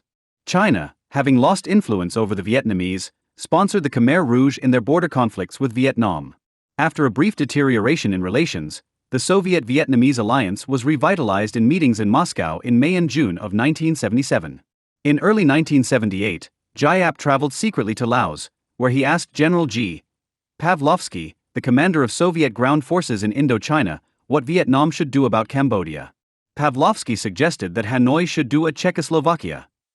In August 1978, the Soviets began to supply Vietnam with equipment to be used in an invasion of Cambodia, and increased the number of Soviet advisors in Indochina from 2,000 to 3,500. On November 3, 1978, Hanoi signed a 25-year treaty of friendship and cooperation with the Soviet Union. With Soviet support thus assured, Vietnam invaded Cambodia on December 15, 1978, and captured Phnom Penh less than a month later. The Khmer Rouge fled to the Thai border, where they and other groups battling the Vietnamese occupiers received support from China, the United States, and Thailand. On February 17, 1979, China invaded the northern border provinces of Vietnam and suffered heavy losses before withdrawing its troops after 16 days. The Sino-Vietnamese conflict and the Vietnamese occupation of Cambodia inspired the most massive escalation of Soviet military aid yet. At its peak, it exceeded the level of Soviet aid provided to North Vietnam during its war with the United States. In addition to modernizing the Vietnamese Air Force and Navy, Moscow provided Soviet personnel and logistic support for Vietnam's occupation of Cambodia. Vietnamese operations in Cambodia depended on Soviet pilots, and hundreds of Soviet soldiers and civilians unloaded Soviet bloc supplies at Vietnamese ports. 30 in return for enabling Vietnamese communist domination of all of Indochina, the Soviets were granted access to Vietnamese military facilities. The Soviet base at Cam Ranh Bay became the largest and most important Soviet military installation outside of Eastern Europe. By the mid-1980s, the Soviet-subsidized Vietnamese army, with more than 1 million regulars and 2 million additional paramilitary soldiers, was the third largest military force in the world, after the Chinese People's Liberation Army and the Soviet Armed Forces. 31 The Vietnamese people paid a terrible price for the militarism of their totalitarian rulers.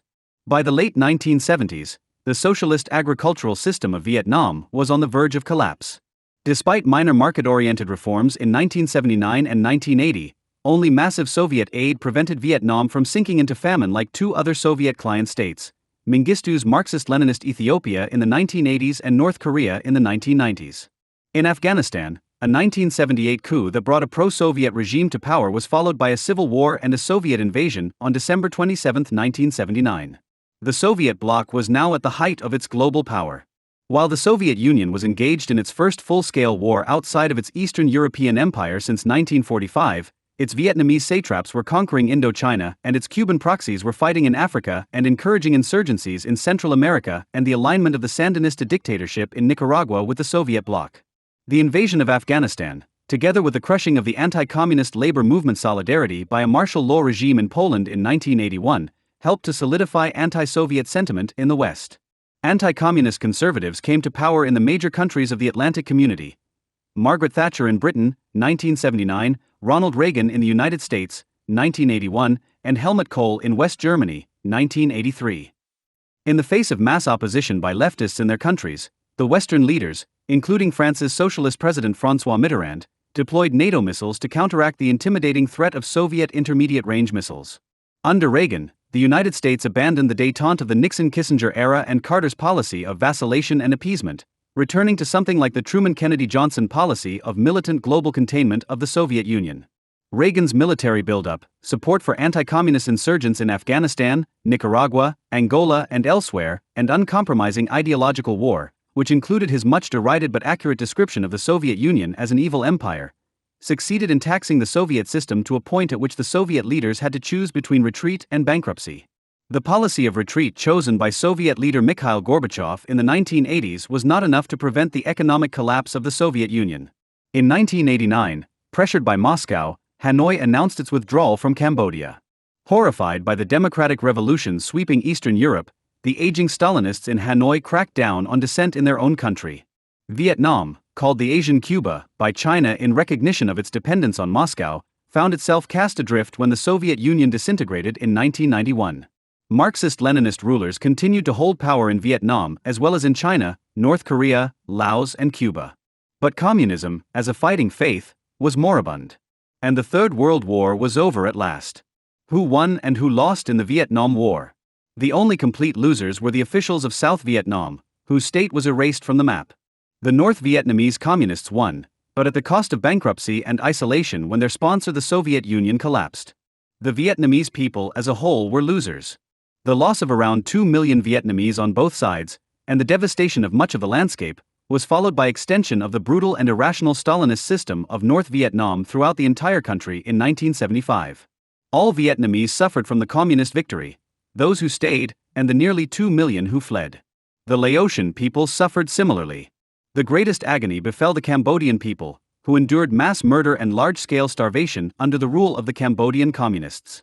Among the major powers that intervened in Indochina during the Cold War, France, China, and the United States were all losers. France sacrificed nearly 100,000 troops and still lost its Southeast Asian empire, upon which its claim to great power status after World War II was partly based. China discovered too late that by helping Hanoi it had created an ally for the hated Soviet Union on its border. For its part, the United States suffered a devastating defeat. In the zero-sum reputational game of the bipolar world order, Washington's defeat was Moscow's gain. At the same time, the cost in American dead and wounded temporarily destroyed the domestic consensus in favor of the Cold War. The United States negotiated an unfavorable armistice with the Soviet Empire and gave up the policy of global containment for the better part of a decade, returning to a militant anti-Soviet policy only in the late 1970s. The Vietnam War, then, was the second greatest defeat suffered by the United States in the Cold War. The greatest defeat of American Cold War policy, though not of arms, was the victory of the Soviet-sponsored Chinese Communists in 1949, a victory without which neither the Korean nor the Indo-Chinese wars would have taken place in the form in which they did, if they had taken place at all. It is often said that the United States, an arrogant superpower, was defeated by the heroic efforts of a small, weak nation in Asia. It is not true. The deterrent provided by the Soviet Union and China, particularly the threat that China would intervene with combat troops, as it had in Korea, prevented the United States from invading or engaging in all-out war against North Vietnam. And the Soviet and Chinese military-industrial complexes kept the North Vietnamese effort going until its successful conclusion in 1975, after which even higher levels of Soviet aid made possible Vietnam's empire in Laos and Cambodia. Hanoi's success was inconceivable without the support of two of the three most powerful and murderous totalitarian states in history. The Vietnam War inaugurated the era of the greatest Soviet successes in the Cold War. If the impositions of communist regimes by the Red Army and Soviet agents in Eastern Europe are not counted as genuine revolutions, then the greatest triumphs of the Soviet Union in sponsoring Marxist-Leninist regimes around the world came in the 1970s, when the United States, bloodied in Indochina, temporarily abandoned the containment strategy and began retreating into isolationism. By supporting Stalin's disciple, Ho Chi Minh, and his successors in a proxy war, the Soviet leaders, at a relatively small cost to themselves, regained world revolutionary leadership from Mao's China, pinned down China on its southern border, and humiliated and temporarily paralyzed the United States. The only clear winner of the Vietnam War, then, was the Soviet Union. The Vietnam War, like the Korean War, the Afghan War, the Greek Civil War, the Taiwan crises, and a number of other conflicts, was at one and the same time a civil war and proxy battle in the Cold War. During the Cold War, Indochina mattered, and it mattered to the Soviet Union and China as well as to the United States. Examining the Vietnam War in its Cold War context does not necessarily justify it. Indeed, some argue that while it was necessary for the United States to wage the Cold War, success in the Cold War did not require the United States to establish or defend a protectorate over most of Indochina. This is the claim that was made by a number of American realists at the time of the Vietnam conflict and in the succeeding decades. Realism, or realpolitik, is the theory of international relations that emphasizes the primacy and legitimacy of power struggles in world politics. Several of the most prominent American realist thinkers, diplomat George Kennan, journalist Walter Lippmann, and scholar Hans Morgenthau, among others, criticized the Vietnam War in particular, and in some cases the Cold War as a whole, as an unnecessary or disproportionate response to the threats posed by Soviet expansionism and communist Chinese revolutionary radicalism. Within the U.S. government in the 1960s, Senator William Fulbright, chairman of the Senate Foreign Relations Committee, and Undersecretary of State George Ball, one of the Democratic Party's most influential foreign policy experts, also used the language of realism to criticize what they considered to be an overly ambitious U.S. grand strategy. The realist critique of the Vietnam War remains very popular today.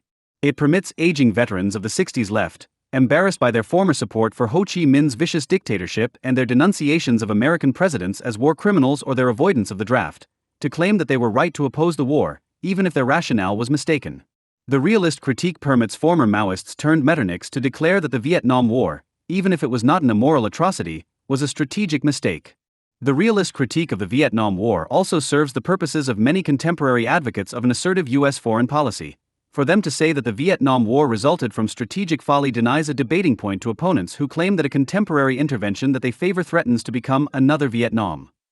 Finally, the fact that some of the policymakers who played a role in the war, like former Secretary of State Robert McNamara, have claimed that it was a mistake from the beginning has appeared to strengthen the realist critique, even though other policymakers, such as former National Security Advisor Walt Rostow, continue to argue that the war made sense in terms of U.S. strategy. In light of all this, it is important to recall that there was, and is, a realist case in favor of the Vietnam War, as well as one against it. If some American realists such as Lippmann, Kennan, and Morgenthau doubted the importance of America's commitment to denying Indochina to the Communist bloc, others, such as Walt and Eugene Rostow, Samuel P. Huntington, and John P. Roche, were convinced of the significance of that commitment. The fact that the United States was defeated in Vietnam does not necessarily discredit the strategic logic that inspired the U.S. commitment to South Vietnam, Laos, and Cambodia and their Southeast Asian neighbors. The failure of American policy in Indochina may have resulted from inappropriate military tactics, or the characteristics of the North Vietnamese and South Vietnamese societies and governments, or the support provided Hanoi by the Soviet Union and China, or the peculiarities of American political culture, or some combinations of all of these factors. The case that Indochina was worth a limited American war of some kind, particularly in the circumstances of the Cold War in the 1960s, is compelling in light of what we now know about the pattern and result of the Cold War as a whole. Why were we in Vietnam? Contemporary critics of the Johnson administration spoke of its credibility gap in connection with the Vietnam War. In addition to having exaggerated the progress of the United States and its South Vietnamese allies in the war, Johnson and his aides were accused of a failure to clearly explain the goal of the war to the American public and the world.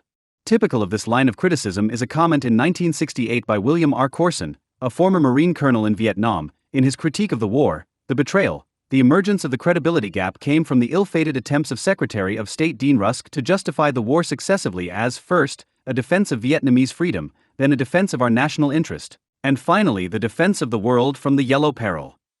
Indeed, Johnson and officials of his administration provided several rationales for the escalation of the U.S. effort in Vietnam. Johnson cited the deepening shadow of China.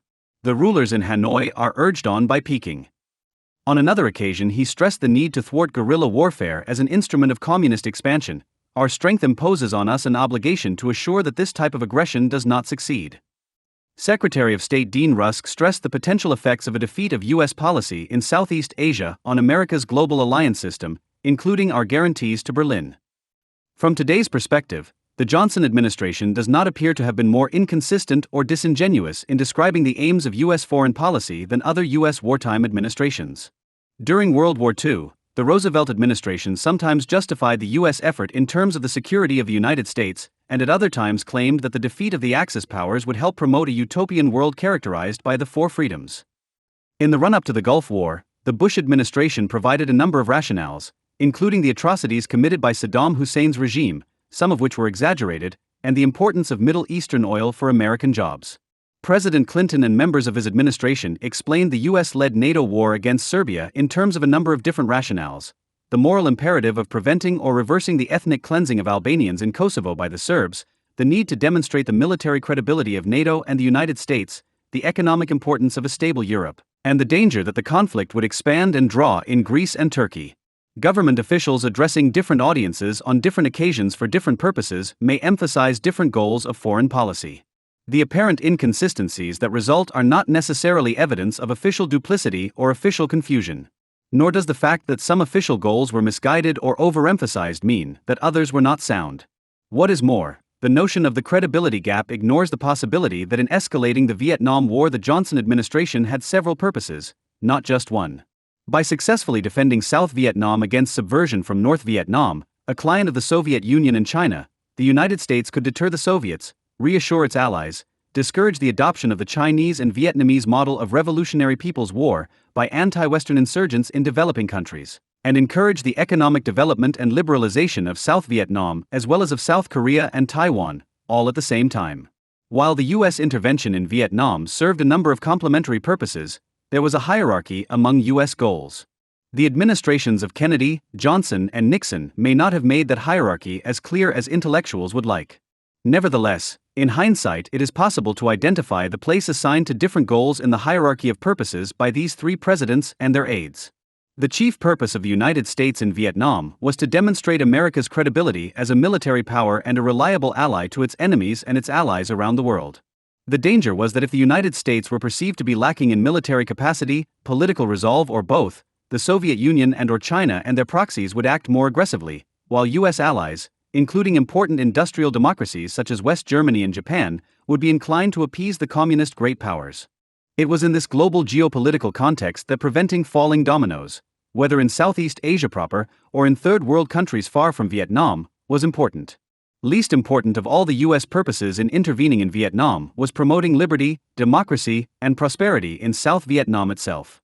The defeat of the attempted takeover of South Vietnam by North Vietnam was a necessary, but not sufficient, condition for the evolution of the authoritarian government of South Vietnam toward liberalism and democracy.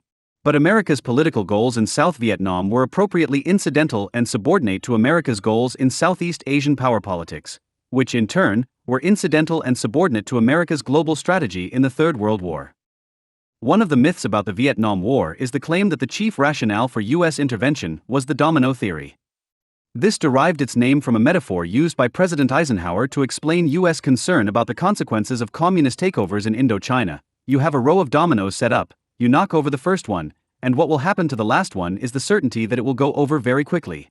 So you could have a beginning of a disintegration that would have the most profound influences. The danger that the loss of Indochina would lead to a loss of Southeast Asia in its entirety to the American bloc, the free world, was stressed at different times by U.S. policymakers, usually in rhetoric intended for the general public. The security of all Southeast Asia will be endangered if Laos loses its neutral independence, President Kennedy told the American public in a televised press conference on March 23, 1961. President Johnson, in his characteristically hyperbolic style, claimed that if the communists were not stopped in Vietnam, the United States might have to fight them in Waikiki. But this regional version of the domino effect was not the only interpretation of the metaphor. Examining the statements and actions of American statesmen and commentators during the Vietnam era reveals that it is necessary to untangle three conceptions bound up in the idea of the domino effect. At different times, the domino effect was used to mean a regional domino effect, a global revolutionary wave effect, or a global bandwagon effect. It was feared that the loss of South Vietnam to Hanoi-sponsored communist insurgents would lead to communist takeovers in neighboring countries in Indochina or Southeast Asia, or to copycat communist or anti-Western revolutions in other areas of the developing world, or to bandwagoning with or appeasement of the Soviet Union or Communist China by U.S. allies and neutrals unsure of the reliability of U.S. security guarantees. In the worst case, all of three of these domino effects might occur. The fall of South Vietnam and a few neighboring countries might, at one and the same time, inspire imitative revolutions elsewhere in Asia, Africa, and Latin America, and frighten U.S. allies into appeasing Moscow and/or Beijing. Once the issue has been clarified in this way, it becomes obvious that to dismiss the concerns of U.S. policymakers about the prospective loss of Indochina to the Communist bloc, it is not enough to prove that their fears of the regional domino effect in Southeast Asia were exaggerated. Even if they were mistaken about the extent of the regional domino effect, they might have been right about the dangers of the other two domino effects, the revolutionary wave effect and the bandwagon effect. As it happened, the fall of only three regional dominoes in Indochina did trigger a worldwide revolutionary wave and an even more dangerous trend of pro-Soviet bandwagoning in world politics. One of the central claims of opponents of the Vietnam War was the assertion that American policymakers tragically mistook spontaneous nationalist movements in Vietnam, Laos, and Cambodia as evidence of the existence of an international communist conspiracy. Where communism takes root in Asia, George McTernan Kaheen and John W. Lewis wrote in their influential book The United States in Vietnam, its strength arises, not through subversion directed from China or Russia, but because of locally generated social, economic, and political factors. A look at a map of Asia in 1989 is enough to refute this argument. Every successful communist insurgency in Asia took place in a country bordering on one or more countries under communist rule, beginning with China, where Mao's communists received massive Soviet aid across the Sino-Soviet border. Communist insurgencies were defeated in countries such as the Philippines and Malaya that lacked any borders with a Marxist-Leninist regime. When the Cold War ended, not one communist movement had succeeded in an Asian country without a communist neighbor, not one. The regional domino effect in Asia, then, was real. The broader domino theory, however, was discredited. While South Vietnam, Laos, and Cambodia were incorporated into the communist bloc, itself divided by the Sino-Soviet rivalry, Thailand, Indonesia, and other important Southeast Asian states were not. Some defenders of the US effort have acknowledged this outcome by offering a modified version of the domino theory. Former Johnson administration National Security Advisor Walt Rostow has argued that the US intervention, although ultimately unsuccessful in Indochina, averted a wider regional domino effect because it bought time for the non-communist regimes of the Association of Southeast Asian Nations, ASEAN, to consolidate their power and to engage in successful economic growth. After he left office, Rostow's predecessor as National Security Advisor McGeorge Bundy expressed the similar opinion that the US effort in Southeast Asia, though initially justified, had been excessive after 1965, when a new anti-communist government took power in Indonesia and destroyed the Indonesian Communist Party. The revolutionary wave effect produced by the fall of Saigon in 1975 was far more significant than the regional domino effect in Southeast Asia proper. The political scientist Mark N. Katz has identified a Marxist-Leninist revolutionary wave that peaked in the 1960s and 1970s, along with an Arab nationalist revolutionary wave in the 1950s and 1960s and an Islamic revolutionary wave that began with the Iranian Revolution. Samuel P. Huntington has identified a democratic wave that began with the defeat of the Soviet bloc in the Cold War. While the Arab nationalist and Islamic revolutionary waves were limited to Arab or Muslim countries, the Marxist-Leninist and democratic waves were global phenomena. According to Katz, the Marxist-Leninist revolutionary wave originated in the early 1970s, when the American crisis of confidence, caused by its unsuccessful military intervention in Indochina, was reaching the crescendo that would lead to the complete American withdrawal in early 1973, as well as the Vietnam Syndrome, which made it politically impossible for the US government to undertake large-scale military intervention anywhere in the Third World until the 1991 Gulf War. The Marxist-Leninist revolutionary wave associated with the Vietnam War saw affiliate Marxist-Leninist revolutions come to power outside of Indochina in the Congo, 1964, 1968, Benin, 1972, Ethiopia and Guinea-Bissau, 1974, Madagascar, Cape Verde, Mozambique and Angola, 1975, Afghanistan, 1978, and Grenada and Nicaragua, 1979. All of these revolutions were inspired in part by the example of the successful struggle of the Indo-Chinese communists against the United States. Along with Cuban communists who worked to export revolution on behalf of the Soviet bloc in Africa and the Middle East, the Vietnamese communists exported their successful revolution by invading and occupying Laos and Cambodia. If dominoes such as Thailand and Indonesia did not fall, other dominoes far from Southeast Asia, such as Nicaragua and Angola and Ethiopia, did, and they fell to a revolutionary wave emanating in part from Indochina. The communist victory in South Vietnam, then, was followed by a minor regional domino effect and a major global revolutionary wave effect. And yet the most powerful argument for US intervention in Vietnam came from a third variant of the domino theory. What was primarily at stake in Vietnam for the United States was its global reputation as a military superpower and as a reliable ally, its credibility, not the alliance memberships or constitutions of Thailand, Indonesia, and a handful of other nations, nor even the affiliation of Marxist-Leninist regimes in Nicaragua and Ethiopia with Moscow. The primary danger facing the United States was the likelihood that, if the Soviet Union and/or China helped a proxy state annihilate an American protectorate, the Soviet Union and China would be dangerously emboldened, while weak American allies and neutrals around the world would be frightened into appeasing one or the other of the two communist great powers. By stressing the regional domino theory or a possible revolutionary wave effect instead of the defense of America's global credibility, successive U.S. presidential administrations confused the public, undermined their own case, and provided hostages in the form of weak arguments to critics of U.S. Cold War strategy. This is a tragedy, because the commitment to defend America's client states in Indochina, along with U.S. commitments to South Korea and Taiwan, was justified by the need to demonstrate American credibility both to America's enemies and to American allies and neutrals. Credibility, in power politics, is a country's reputation for military capability combined with a political resolve to use it in order to promote its goals. The concern of statesmen with the reputation of their states for military ability and resolve is as old as interstate politics. The Athenian leader Pericles, in a debate at the beginning of the Peloponnesian War, told the Athenians why they should resist the demands of their enemy Sparta. They order us to raise the siege of Potidaea, to let Aegina be independent, to revoke the Megara decree, and they conclude with an ultimatum warning us to leave the Hellenes independent. I hope that you will none of you think that we shall be going to war for a trifle if we refuse to revoke the Megara decree, which appears in the front of their complaints, and the revocation of which is to save us from war, or let any feeling of self-reproach linger in your minds, as if you went to war for slight cause. Why, this trifle contains the whole seal and trial of your resolution.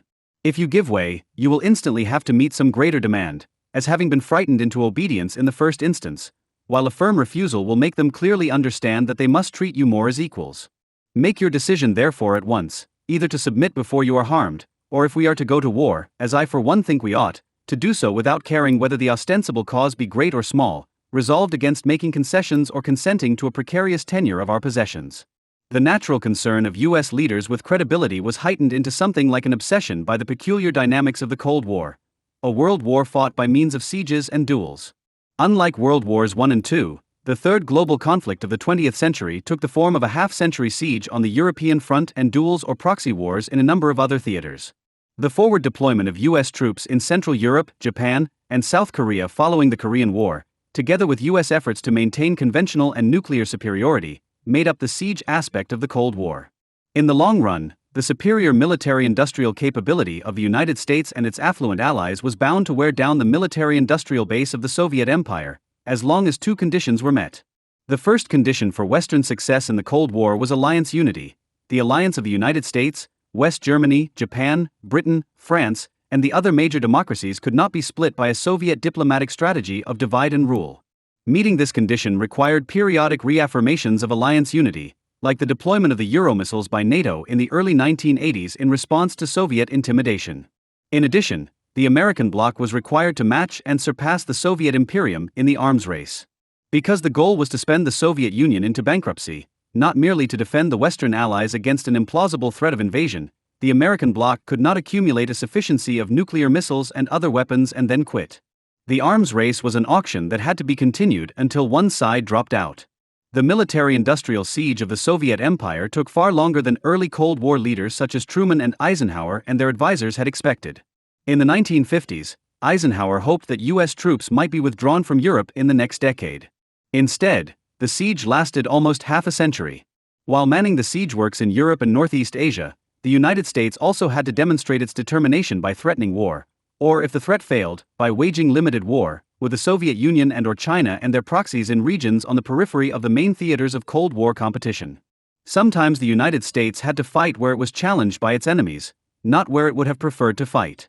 Because perceived power is power, except in times of war, when actual power is tested, the danger that a strategic retreat will be misinterpreted as evidence of a loss of will or capability is quite real. To refuse to duel is to lose the duel. Thus defined, credibility became the central strategic concern of the United States in the Cold War. Henry Kissinger described the American interest in Indochina in terms of U.S. credibility in global power politics. With respect to Indochina, we are not equating the intrinsic importance of each part of the world, and we are not saying that every part of the world is strategically as important to the United States as any other part of the world. The question of aid to allies in Indochina is a fundamental question of how we are viewed by all other people. John Foster Dulles made a similar point in calling on the United States to protect the anti-communist remnant of the Chinese nationalist regime on Taiwan in spring 1950. If we do not act, it will be everywhere interpreted that we are making another retreat because we dare not risk war.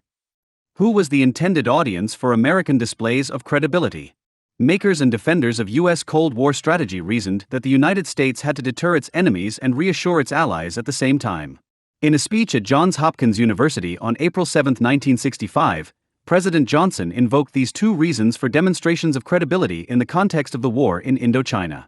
First, he cited the need to reassure America's allies, around the globe from Berlin to Thailand, are people whose well-being rests in part on the belief that they can count on us if they are attacked. To leave Vietnam to its fate would shake the confidence of all these people in the value of America's commitment, the value of America's word. Second, President Johnson sought to discourage America's enemies. The central lesson of our time is that the appetite of aggression is never satisfied. To withdraw from one battlefield means only to prepare for the next. We must say in Southeast Asia, as we did in Europe, in the words of the Bible, "Hitherto shalt thou come, but no further." Using less orotund language, Johnson advisor John McNaughton, in a memo of March 25, 1965, emphasized American credibility in listing the aims of U.S. policy in Indochina, 70%, to avoid a humiliating defeat, to our reputation as a guarantor. 20%, to keep South Vietnam and the adjacent territory from Chinese hands. 10%, to permit the people of South Vietnam to enjoy a better, freer way of life. The deterrence rationale for demonstrations of credibility was illustrated by the so-called Lesson of Munich. The appeasement of Hitler by the British and French at Munich in 1938, it was argued, only encouraged the Nazi dictator by convincing him that the Western democracies were weak and indecisive. Applied to Vietnam, the lesson of Munich suggested that if the United States sacrificed Indochina to the Communist bloc, then the Communist bloc, whether led by the Soviet Union or Maoist China, would grow bolder in its attempt to subvert and intimidate the non-communist world, not just Southeast Asia. Critics of the Vietnam War claimed that U.S. policymakers were misled by historical analogies. For example, James C. Thompson writes, highly dubious analogies from our experience elsewhere, the Munich sellout and containment from Europe, the Malayan insurgency and the Korean War from Asia, were imported in order to justify our actions. Similarly, Robert Cohen writes that Secretary of State Dean Rusk was guilty of mistakenly casting Ho Chi Minh as Hitler, misreading a civil war as a war of foreign aggression, and responding to the regional power of Vietnam as if it represented some Axis-style global threat. No analogy is perfect. But in light of what is now known about the perceptions and motives of America's communist enemies in the Cold War, it appears that U.S. policymakers invoked historical analogies in an intelligent manner. According to Yuan Phung Kong in his book Analogies at War, Korea, Munich, Dien Bien Phu, and the Vietnam decisions of 1962, 1992, the conflict in Vietnam in the 1960s was most frequently compared by top U.S. officials in speeches and briefings to the following 5 historical cases: the Korean War, the fascist aggression of the 1930s, the Greek crisis of 1947, the Malaya insurrection of 1948 to 1960, and the Berlin crises. These are exactly the analogies that one would expect well-informed policymakers to use. Indeed, the sophistication of U.S. officials is revealed by the fact that in 1961, when the conflict was almost a pure insurgency, South Vietnam was compared most frequently to Malaya, Greece, and the Philippines, whereas comparisons to Korea became more frequent in the debates of 1964 to 65. When the infiltration of North Vietnamese regulars and the incidence of large-scale battles with Viet Cong units in the South were increasing. Kong criticizes the policymakers of the Kennedy and Johnson administrations for neglecting the analogy favored by anti-war leftists and liberals who claimed that Ho Chi Minh could have been an Asian Tito. In retrospect, it is clear that the analogy between North Vietnam and North Korea was more accurate than a comparison of North Vietnam with Yugoslavia. There is no evidence that Yugoslav-style neutrality was ever considered by the North Vietnamese communist elite, and the severe Stalinist tyranny of North Vietnam resembled that of North Korea, not Yugoslavia's moderate authoritarianism. Ho Chi Minh was not an Asian Tito, he was a Southeast Asian Kim Il-sung. The lesson of Munich, applied to the Cold War in Indochina, did not rest on a parallel between Ho Chi Minh's North Vietnam and Hitler's Germany. The implicit comparison was not between Nazi Germany and North Vietnam, but between Nazi Germany and North Vietnam's great power sponsors, the Soviet Union and China, when it aspired in the mid-60s to lead a worldwide anti-Western movement. Ho Chi Minh was not compared to Hitler but to Hitler's allies and clients Franco and Mussolini, whose successes in Spain and Ethiopia in the 1930s were important psychological and geopolitical victories for the fascist bloc. Nor did the comparison of the Soviet Union or China with Nazi Germany go beyond the fact that all three were totalitarian states bent on revising the international order in their own favor.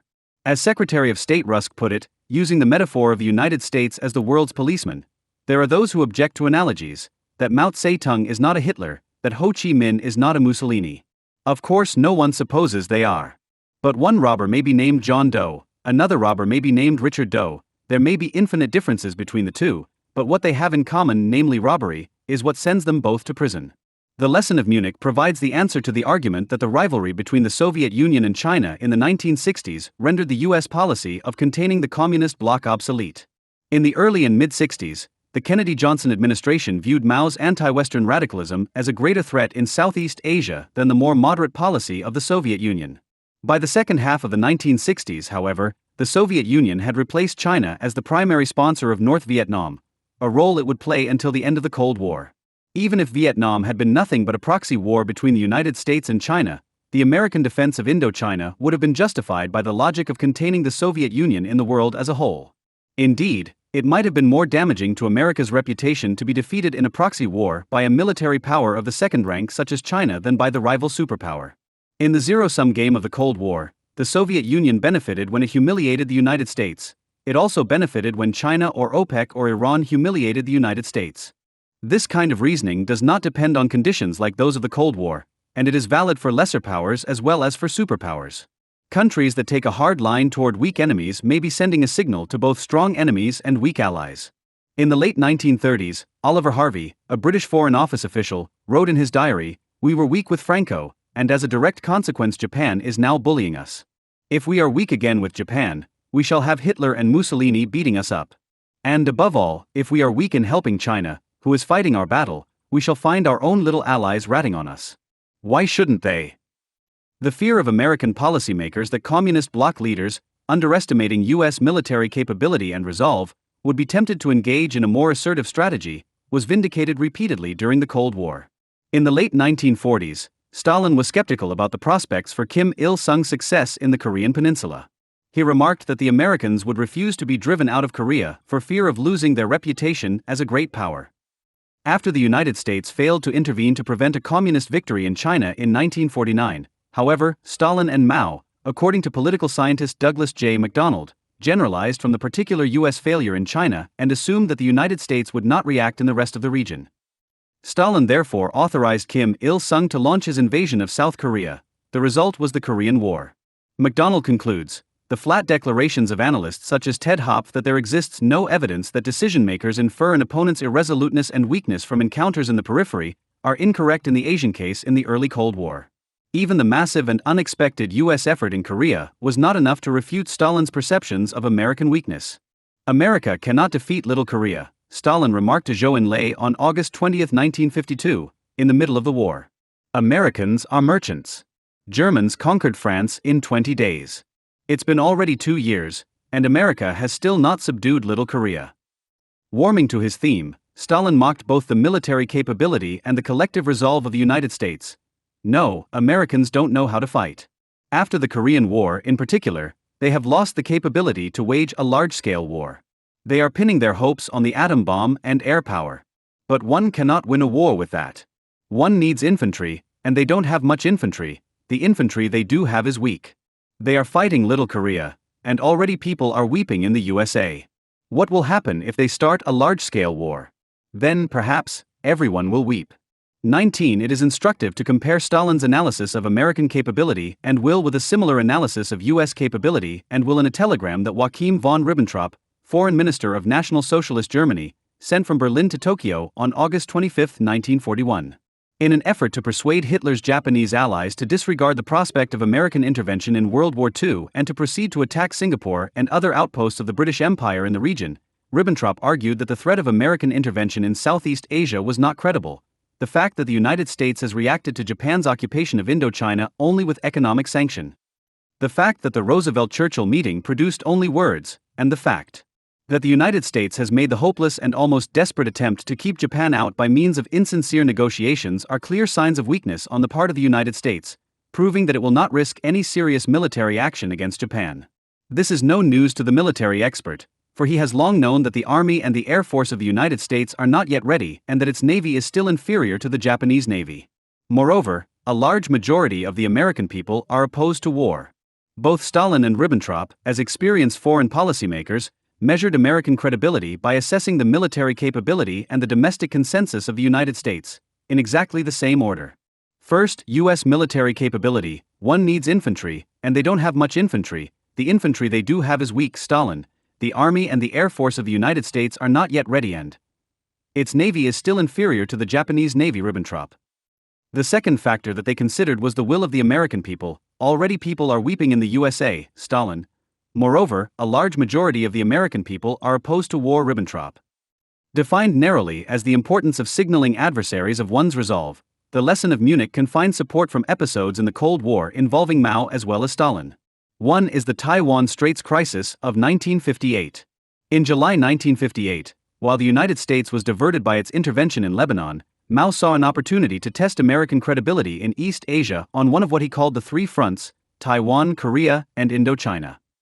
On August 23, 1958, coastal units of the Chinese military began to bombard Jinmen, Quemoy Island, controlled by the nationalist government of Taiwan. The Eisenhower administration responded to this probe with proof that it was willing to live up to its obligations as Taiwan's superpower protector. Eisenhower sent the U.S. Navy to the Straits of Taiwan, while the United States and Chinese negotiated in Warsaw. The crisis ended on October 6, when a message drafted by Mao calling for peaceful resolution of the division of China was sent to Taiwan. Earlier, on August 25, 1958, In the midst of the Sino-American confrontation over Taiwan, Mao explained the reason for the attacks to members of his Politburo. In fact, our bombardment of Jinmen with 30,000 to 50,000 shells was a probe. The main purpose of our bombardment was not to reconnoiter Zhong's defenses on these islands, but to probe the attitude of the Americans in Washington, testing their determination. Apart from the mistaken impression of U.S. military weakness and political irresolution that led Stalin to authorize the Korean War, perhaps the most remarkable confirmation of the validity of the lesson of Munich during the Cold War is found in the context of the Vietnam War itself. Newly opened Chinese archives make it clear that the Chinese and North Vietnamese escalated the Hanoi-controlled campaign against the Saigon regime in the early 1960s in part because neither Mao nor Ho and his government believed the United States would go to war. On August 13, 1964, following the Tonkin Gulf incidents, Mao told North Vietnam's Lưu Duan that it seems that the Americans do not want to fight a war, you do not want to fight a war, and we do not necessarily want to fight a war, and therefore there will be no war. In a meeting with another North Vietnamese delegation on October 5, 1964, Mao repeated his prediction, based on his assessment of America's military capability: it is impossible for the United States to send many troops to South Vietnam. The Americans altogether have 18 army divisions. They have to keep half of these divisions, i.e. 9 of them, at home, and can send abroad the other 9 divisions. Among these divisions, half are in Europe, and half are in the Asia-Pacific region. And they have stationed more divisions in Asia than elsewhere in the region, namely, 3 divisions. One is in South Korea, one in Hawaii, and the third one in, original not clear. They also placed fewer than 1 division of Marine Corps in Okinawa in Japan. The significance of these conversations can hardly be exaggerated. We now know that the nightmare of American strategists had come true in the summer and fall of 1964. The lesson of Munich is based on a danger that a country's enemies will act assertively because they have underestimated the nation's actual military power and will. Chinese encouragement of North Vietnam's escalation of its war on South Vietnam was based on a classic Munich-type underestimation of American power and will. An underestimation that the Johnson administration reluctantly corrected by escalating the American military effort in Vietnam. Years later, Mao admitted being stunned by the fact that the United States had actually gone to war to preserve South Vietnam. "I never thought that they would attack North Vietnam," he told Pham Van Dong on November 17, 1968. "But my prediction was wrong when they bombed the North." Like Stalin, who was shocked when Harry Truman went to war over South Korea, and like Saddam Hussein, who did not expect George Bush to go to war over Kuwait, Mao had underestimated the determination of America's leaders. The new archival evidence thus confirms the prudence of Johnson, who told his aide Bill Moyers that if the United States did not act to defend South Vietnam, they'll think we're yellow and don't mean what we say. Who? The Chinese. The fellas in the Kremlin. They'll be taking the measure of us. Once the Vietnam War was underway on a large scale, Mao continued to evaluate the American threat in terms of the calculus of military capability and political resolve.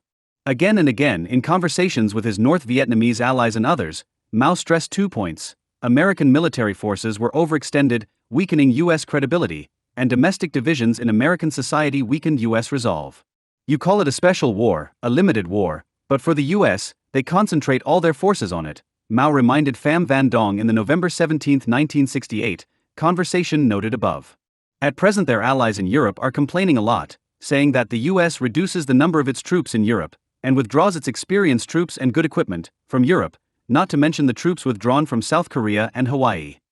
What is more, according to Mao, the US has a population of 200 million people, but it cannot stand wars. Like Stalin during the Korean War, Mao argued that the American public would not tolerate many casualties. The Americans do not have enough manpower to distribute in the world, since already they have been overextended, Mao told Lưu Duan on May 11, 1970. Therefore, when their people were killed, their hearts were broken. The death of several dozens of thousands is a huge matter for them. Newly released archival evidence, then, makes it clear that communist leaders like Stalin and Mao on numerous occasions really did interpret American restraint as evidence of American military incapacity or lack of political resolve, exactly as leaders of the Axis alliance had done a generation earlier. As the lesson of Munich predicted, the forfeiture of Indochina by the United States between 1968 and 1975 encouraged Soviet leaders to engage in more assertive and reckless imperialism throughout the world, with a greatly reduced fear of confrontation with the United States. Inspired by its gains and by the decline of U.S. prestige resulting from Vietnam and domestic upheaval, the Soviet leadership adopted a more aggressive and rigid foreign policy, particularly in the Third World, writes Russian historian Ilya Gaiduk in the Soviet Union and Vietnam. 1996. Basing his conclusions on formerly secret Soviet archives, Gaidu concludes, the lessons of Vietnam had a diametrically opposite effect in Moscow than in the United States. Other experts on Soviet foreign policy agree. According to William Cordy Walforth, what can be discerned in the speeches of Brezhnev and other Politburo members in the years between 1972 and 1979 is a cautious expectation about two processes: the tendency for certain non-aligned nationalist Third World regimes to align themselves with Soviet positions in world affairs, and the increase in the number of revolutionary Third World states, the so-called countries of socialist orientation. The Soviet elite viewed the victories of their clients in Indochina as the first of a series of successes, which included the rise to power of pro-Soviet regimes in Angola, Mozambique, Guinea-Bissau, Ethiopia, Nicaragua, and Afghanistan. Walforth writes, the key event that sparked optimism about the competition for influence in the Third World was the war in Vietnam. American leaders had feared that a U.S. abandonment of Indochina would convince America's communist bloc adversaries of America's military inability or political unwillingness to fight limited proxy wars in the Third World, and thus encourage them to be bolder and more assertive elsewhere, perhaps to the point of risking a direct superpower confrontation. All of these consequences followed the U.S. forfeiture of Vietnam. While China aligned itself with the United States, America's major adversary, the Soviet Union, grew ever bolder in its imperialism, ferrying Cuban mercenaries to fight in proxy wars in Angola and Ethiopia, sending its own troops into Afghanistan. The result, by the early 1980s, was a crisis in superpower relations more intense than any since the Cuban Missile Crisis, a confrontation so dangerous that much of the educated public in Europe and North America believed that nuclear war was imminent. President Johnson had argued that we learned from Hitler at Munich that success only feeds the appetite of aggression. The battle would be renewed in one country and then another country, bringing with it perhaps even larger and crueler conflict, as we have learned from the lessons of history. 29 Following the U.S. retreat from Indochina, the battle was indeed renewed as Johnson and his advisors had feared in one country and then another country: Angola, Ethiopia, Nicaragua, Afghanistan. And these proxy wars, in turn, led to an even larger and crueler conflict, the expensive and perilous Second Cold War of the late 1970s and early 1980s. Credibility as reassurance. The bandwagon effect. The major rationale for demonstrations of American credibility during the Cold War, then, was their effect in deterring America's enemies. At the same time, Cold War policymakers in the U.S. government believed that displays of American credibility were necessary to reassure U.S. allies and neutrals that otherwise might be intimidated into appeasing the Soviet Union or China. In the jargon of international relations theory, balancing refers to the tendency of states to team up to stop any single state from dominating an international system, while bandwagoning, from the phrase "get on the bandwagon," is a metaphor describing the tendency of states to appease a potentially dominant great military power. Another phrase for the bandwagon effect, used by the historian John Lewis Gaddis, is the psychological domino effect. If the dominoes of the regional domino effect were countries in Southeast Asia bordering the communist regimes of China and North Vietnam, and the dominoes of the revolutionary wave effect were unstable countries threatened by communist insurgencies far from Southeast Asia, such as Nicaragua and Angola and Ethiopia and Afghanistan, then the dominoes of the bandwagon theory were American dependencies such as Japan and West Germany that might respond to perceived American weakness and unreliability by appeasing the Soviet Empire or China. So-called minimal realists believe that in most systems of competitive states balancing behavior is more common than bandwagoning behavior. According to minimal realism, any state that seeks to accumulate too much power will more or less automatically provoke a balancing coalition of other states seeking to check the expansion of its influence. It follows that a great power can lose many peripheral struggles with little or no danger to its reputation as a great power. Indeed, a rational great power will impose limits on its own expansion, even reduce its own power and influence, in order to avoid provoking other countries, a strategy comparable to giving away much of one's money in the hope of ensuring that one will not be robbed. During the Cold War, the assumptions of minimal realism led prominent American realist thinkers such as diplomat and scholar George Kennan and journalist Walter Lippmann to argue that the United States greatly exaggerated the Soviet threat to American interests. The Kennan-Lippmann school favored a modest American foreign policy of finite containment that would have limited U.S. security guarantees to a few key countries and regions, Western Europe, Japan, and perhaps oil-producing states in the Middle East. If the United States did less, other countries could be counted upon to do more to balance Moscow. The political scientist Stephen Walt justified finite containment by alleging that balancing behavior predominates in international politics. The proponents of what has been called maximal realism take an entirely different view of the underlying trends of world politics. The two schools share an emphasis on the primacy of power and interest in competitive state systems. But maximal realists are more likely to recognize that state systems are the exceptions, not the rule, in history. When systems of multiple great powers do appear, they are usually absorbed, after a few centuries or even a few generations, into universal empires, that is, imperial entities that incorporate most or all of the peoples and territories of a particular region, or perhaps in the future, the planet as a whole. Maximal realists also stress the extent to which the world of interstate politics is organized as a hierarchy of power and function. According to the political scientist William Cordy Walforth, the hierarchical understanding of the balance of power. By contrast with the balance of power model of minimal realism, highlights a different set of laws and regularities in world politics, concentrated hegemonic distributions rather than equilibria, the possibility of translating power into political preeminence, a greater tendency to bandwagon, and an eternal struggle among the leading states for control of the system. That there is a system for the leading states to control results from the tendency of the hierarchy of power to be accompanied by a vertical division of labor among states. The state at the top of the international pecking order, the empire or hegemon, specializes in providing military security to weaker states, or in using its military power for extortion. The difference may be blurred in some cases. If it is an economic powerhouse as well as a military great power, the top-ranking state may also control international finance and investment, as Britain did in the 19th century and as the United States did in the 20th. Assured of protection by the powerful countries, weaker states may cut back on their defense spending and concentrate on a particular niche in the hierarchical system, for example, by becoming sites for specialized functions in the international economy, offshore tax havens or oil-producing sheikdoms, for example, or by exporting mercenaries for use by the great powers, as the early modern Swiss cantons and German duchies and Castro's communist Cuba have all done. Maximal realists, then, believe that it is not only possible but likely that a single superpower or great power alliance will dominate the hierarchical, specialized global system. Once a country that specializes in coercion accumulates a sufficient surplus of intimidating military power, many, perhaps most, of the other countries in the world will bandwagon with it rather than militarize their own societies or unite with other weak countries in order to challenge the dominant power. In this view, world politics is like the politics of a pack of dogs. The top dog could easily be defeated by a combination of weaker dogs. But the majority of the pack, accustomed to their subordinate places in the hierarchy, will defer individually to the top dog. The top dog need only defeat his most credible challenger for the entire pack to fall into line. By the same token, the top dog need be defeated by only one powerful challenger, in only one or a few fights observed by the rest, in order to be deserted by the entire pack, whose members will bandwagon with the new top dog. The bandwagon effect emphasized by maximal realism provides the answer to the question: in what way could the humiliation of the United States in the Vietnam War or a similar conflict have caused the United States to lose the Cold War, or at least brought American defeat in the Cold War much closer? In the mind of the Western public, the idea of defeat in the Cold War was associated with nuclear Armageddon. But the defeat of the United States in the global struggle might have resulted from America's backing down in confrontations involving Berlin, or Korea, or Taiwan, or Indochina, or Cuba, or similar contested areas charged with significance by the superpower rivalry. After the first major defeat or retreat, or perhaps the second or third or fourth in a row, confidence in America's military capability, or its determination to use it, would have collapsed. At that point, something akin to a panic in the stock market would have ensued.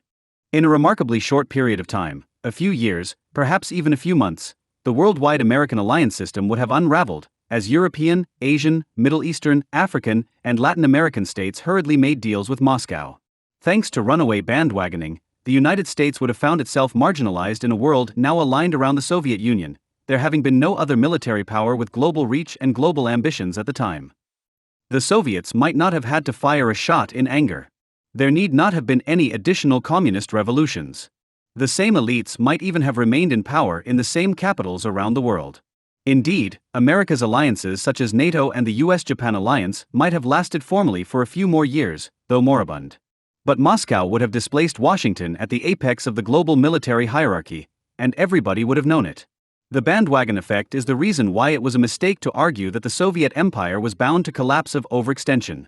Power in the international arena is relative, not absolute.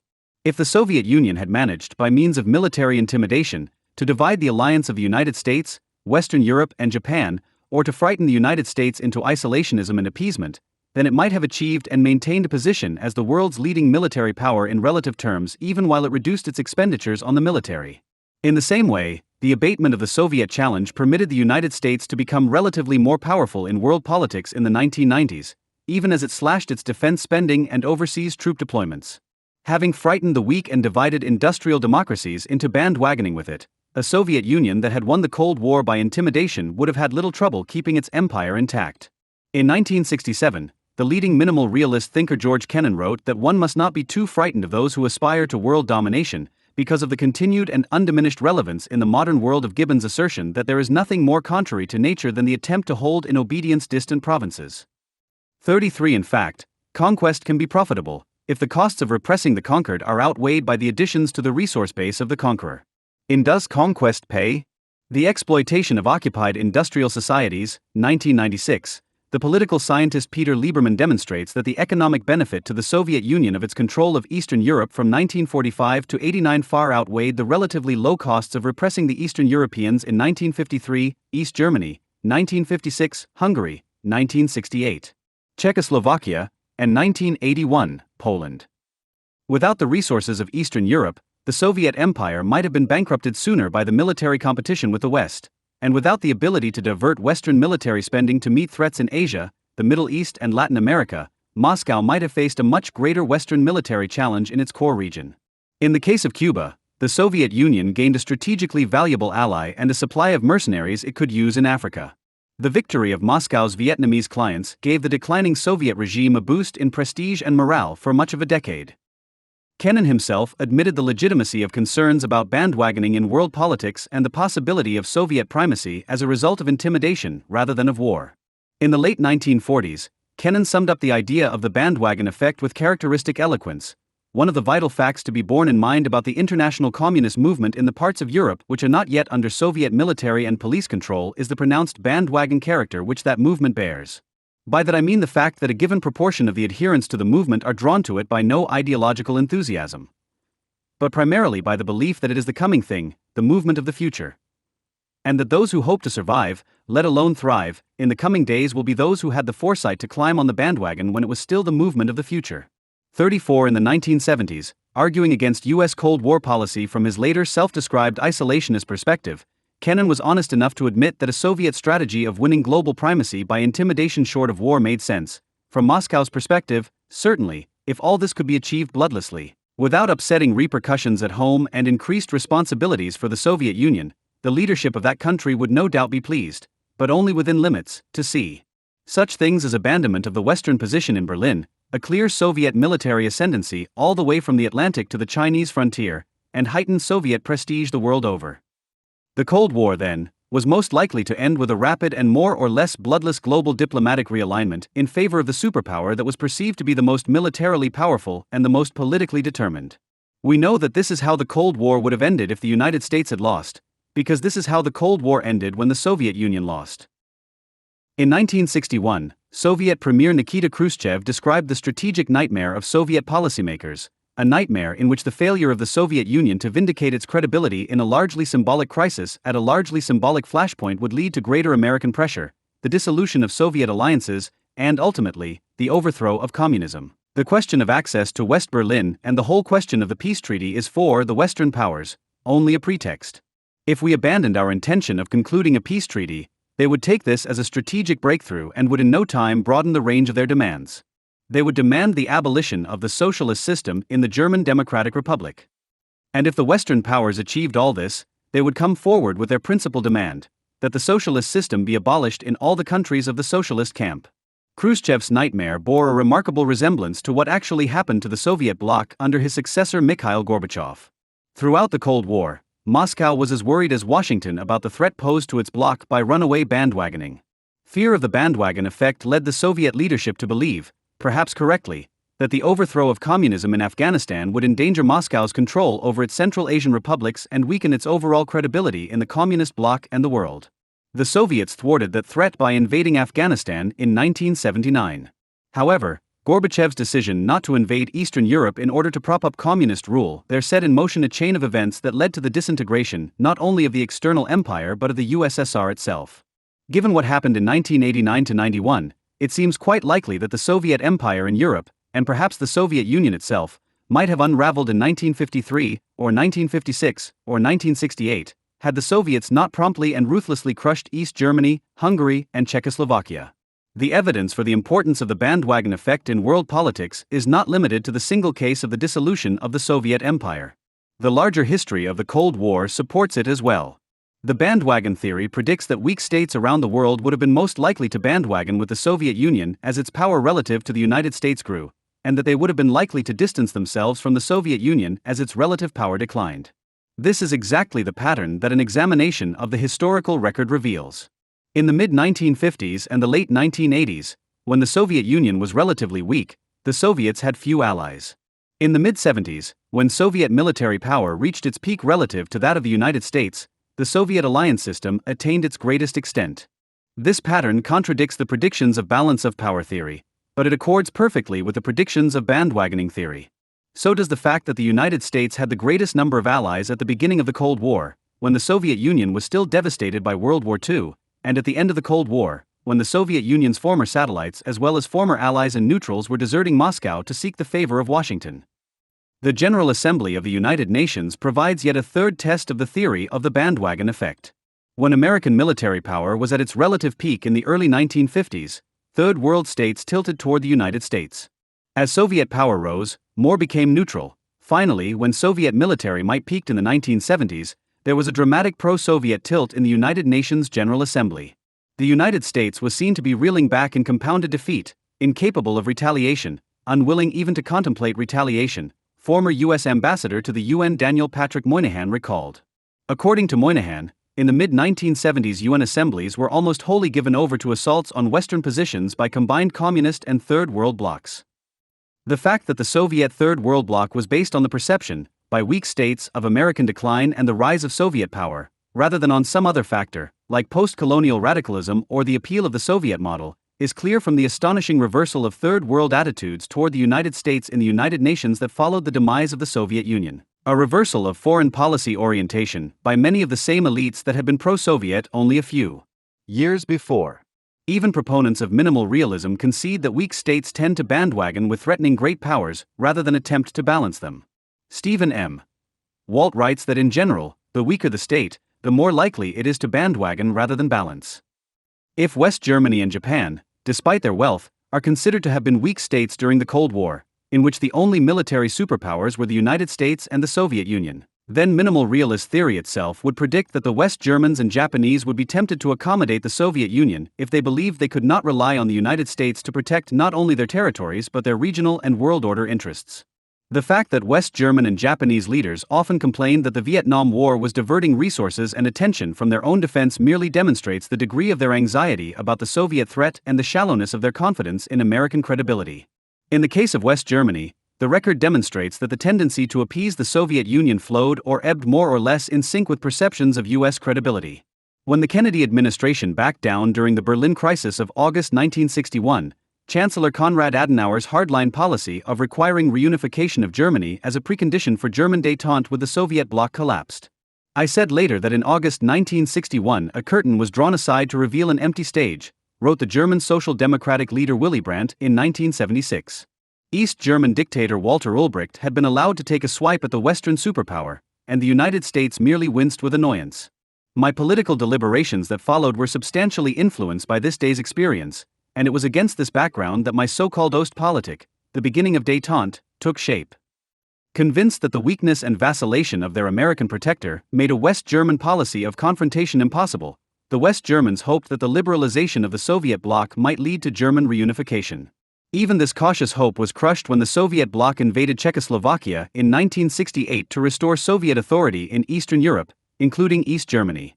The Ostpolitik, Eastern policy, pursued by West Germany after 1968 was a policy of appeasement based on the disillusioned West German leadership's recognition of Soviet determination and the absence of American resolve.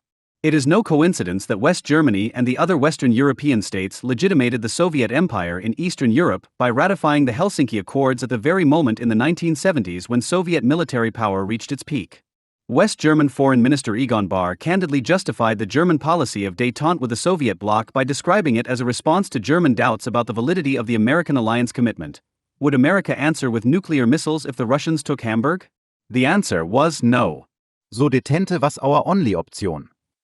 Although the immediate reason for German anxiety was the achievement by the Soviets of nuclear parity with the United States in the 1970s, the context included the withdrawal of the United States from Indochina, followed by President Carter's tentative plans to pull U.S. troops not only out of South Korea but out of Western Europe itself. The history of West German foreign policy during the Cold War, then, is a powerful exhibit in the case for the centrality of the bandwagon effect. The political scientist John Orme writes, "The catalysts of this evolution of German policy, as the record clearly shows, were two brutal but powerfully persuasive uses of force by Moscow: the construction of the wall in Berlin and the destruction of liberty in Prague, two Soviet shows of power and resolve to which the United States responded all too weakly." Similarly, during the Cold War there was a genuine possibility that Japan would distance itself from the United States if its conservative and pro-American leadership feared that Washington could no longer protect Japan or its regional and global interests. The Japanese elite was not averse to using the threat of Japanese neutralism or defection from the American-led free world bloc in hope of extorting concessions from its imperial protector. In 1966, in response to American efforts to help Texas Instruments break into the protected Japanese market, the leading Japanese business daily warned that American failure to understand Japanese treatment of Texas Instruments and similar foreign direct investment cases might endanger Japan's support for U.S. security policies. At the peak of the so-called Second Cold War in 1982, the Director General of the Trade Policy Bureau of the Ministry of International Trade and Industry warned that American pressure on Japan to open its market might force Japan to join the communist bloc. These threats may not have been credible, but the fact that they were made at all is significant. When the Soviet Empire fell in the late 1980s, the intellectual empire of minimal realist theory fell with it. For decades, American minimal realists in the academy and the press had scoffed at maximal realists who had claimed that the loss of military reputation by a superpower could cause an abrupt disintegration of its informal empire. Most minimal realists envisioned the gradual decline of both the United States and the Soviet Union, accompanied by the emergence of new superpowers: a remilitarized Japan, a united Europe, China. The solvency school realists and world order liberals of the 1970s and 1980s never imagined that the Soviet Empire would rapidly implode, following a few symbolic defeats by the West in Afghanistan and Europe. Nor did they imagine that Cold War bipolarity would give way abruptly to the unipolarity of a world order dominated by the United States. Such dramatic bandwagoning was not supposed to occur in a balance of power world. Nevertheless, bandwagoning happened. And it happened twice. The dynamics of Middle Eastern power politics in the aftermath of the US-led coalition's victory over Saddam Hussein's Iraq in 1991 recapitulated, in miniature, the dynamics of world politics that followed the American bloc's victory over the Soviet Empire. As soon as it became apparent that there would be only one superpower where lately there had been two, Third World regimes that formerly had been neutral or pro-Soviet strove to improve their relations with the United States. Thus, with an undignified haste, every regime in the Middle East, with the exception of defeated Iraq, Libya, and Iran, then in a phase of its internal Shia revolution, discovered that it wanted to be on good terms with the United States, once the United States had displayed its willingness to go to war to become and remain the military hegemon of the Persian Gulf. If balance of power theory had been right, none of this should have occurred. The decline of the Soviet Union should have led the countries of the world to team up in order to cut American power down to size. Needless to say, no global anti-American coalition formed. On the contrary, most countries appeased the now unchecked United States. In the Middle East following the Gulf War, as in the world following the Cold War, no anti-American alliance materialized. The fact that the enterprise of expelling the United States from the region was undertaken by stateless terrorists based in a few marginal countries like Afghanistan and Sudan underlines the point. Long before the end of the Cold War and the Gulf War, an earlier example of the importance of the bandwagoning dynamic in world politics was provided by the remarkable success of Hitler's Germany in the 1930s and early 1940s. Never has a great power come so close to world domination by taking advantage of a classic case of the bandwagon effect. At the beginning of the 1930s, Germany was a disarmed pariah state. At the end of the decade, even before the Nazi-Soviet alliance launched a general war, Germany dominated continental Europe. Hitler had used force and intimidation successfully to discourage or break up anti-German alliances. The stronger the Third Reich grew and the more threatening it became, the less willing its frightened neighbors were to confront it and the more willing they were to appease it.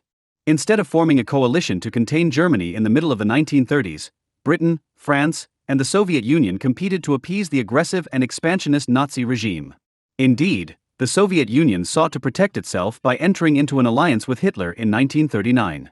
Hitler hoped to intimidate Britain into entering a similar alliance, which would permit him to conquer the Soviet Union and prepare for a final global struggle between Berlin and Washington that he believed would occur in the late 20th century.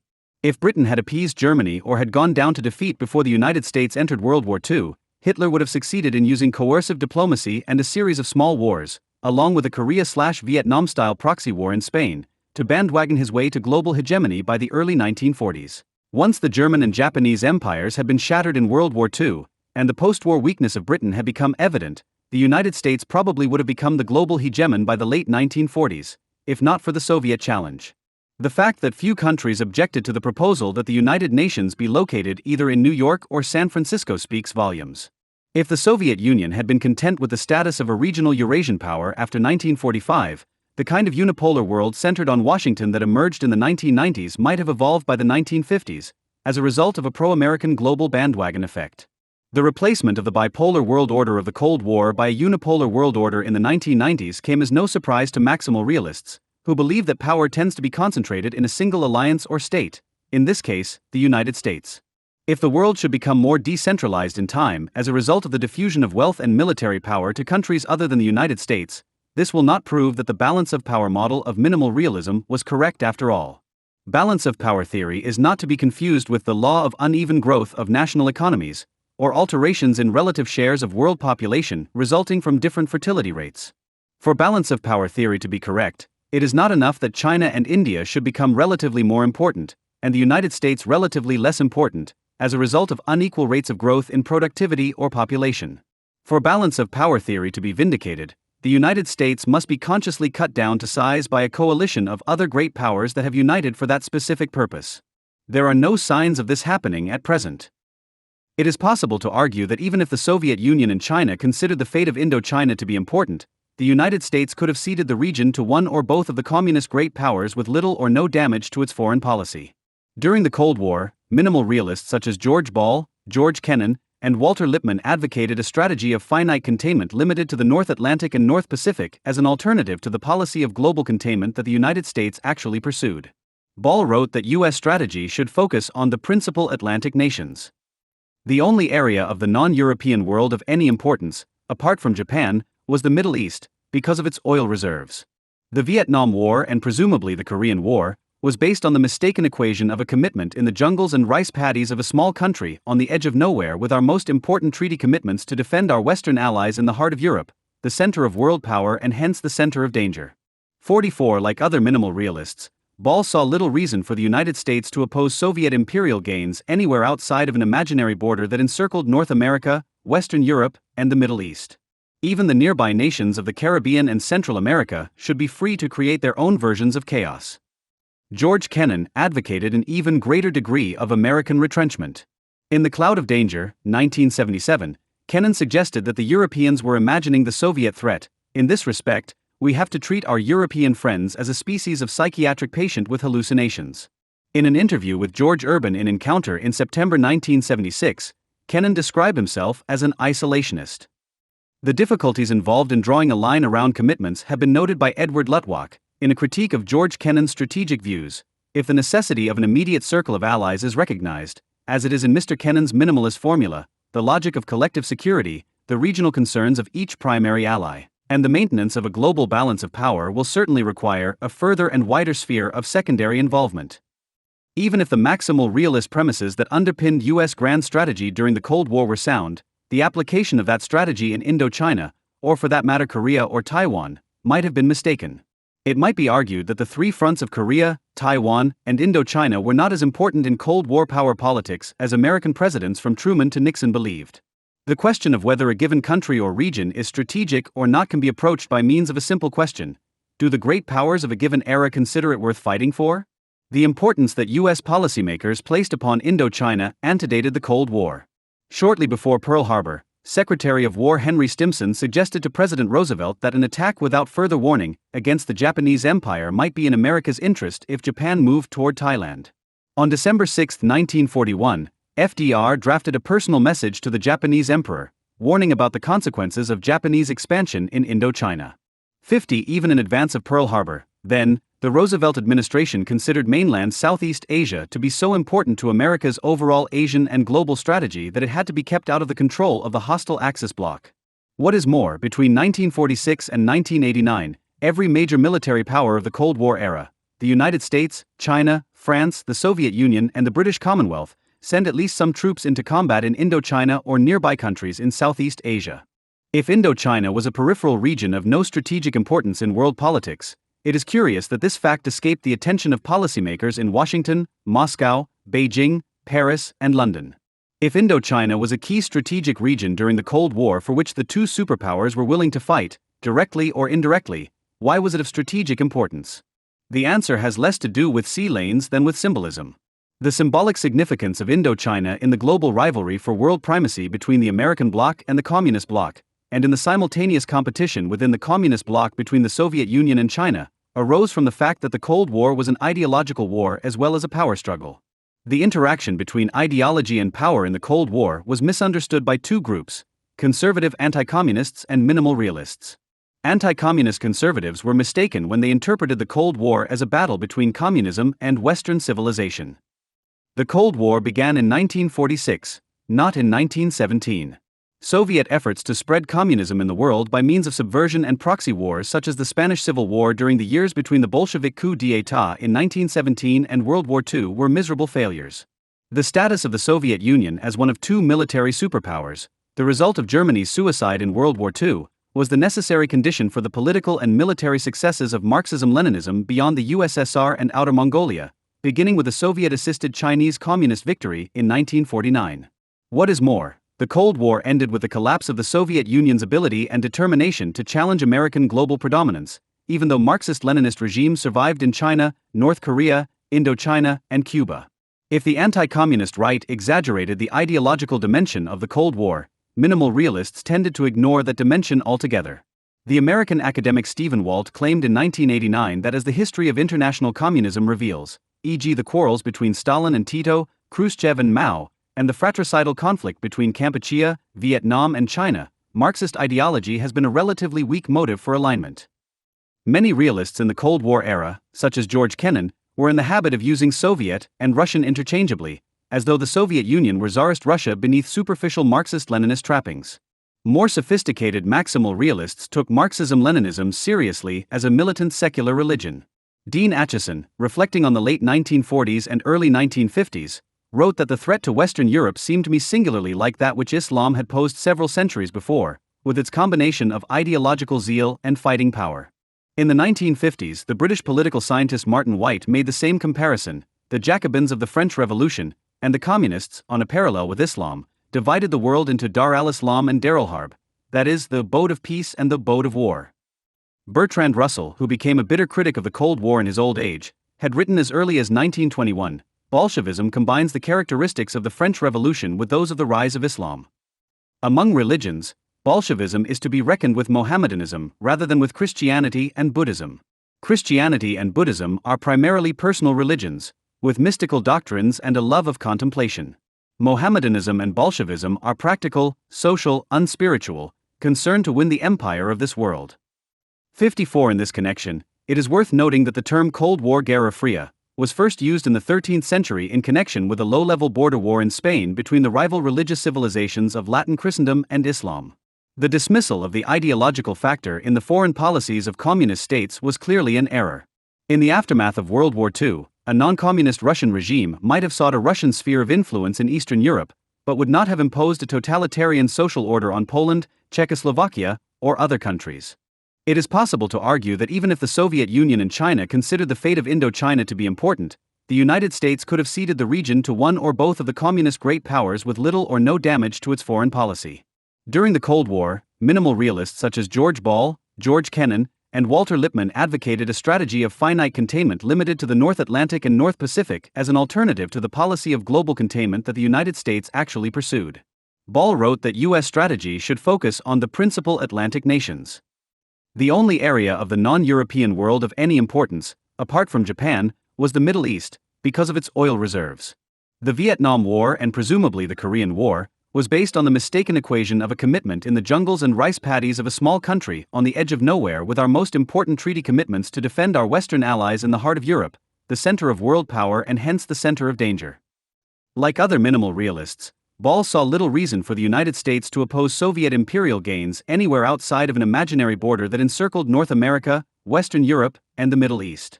Even the nearby nations of the Caribbean and Central America should be free to create their own versions of chaos. George Kennan advocated an even greater degree of American retrenchment.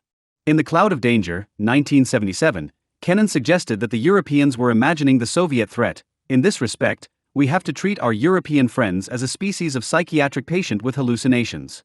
In an interview with George Urban in Encounter in September 1976, Kennan described himself as an isolationist. The difficulties involved in drawing a line around commitments have been noted by Edward Luttwak, in a critique of George Kennan's strategic views. If the necessity of an immediate circle of allies is recognized, as it is in Mr. Kennan's minimalist formula, the logic of collective security, the regional concerns of each primary ally, and the maintenance of a global balance of power will certainly require a further and wider sphere of secondary involvement. Even if the maximal realist premises that underpinned U.S. grand strategy during the Cold War were sound, the application of that strategy in Indochina, or for that matter Korea or Taiwan, might have been mistaken.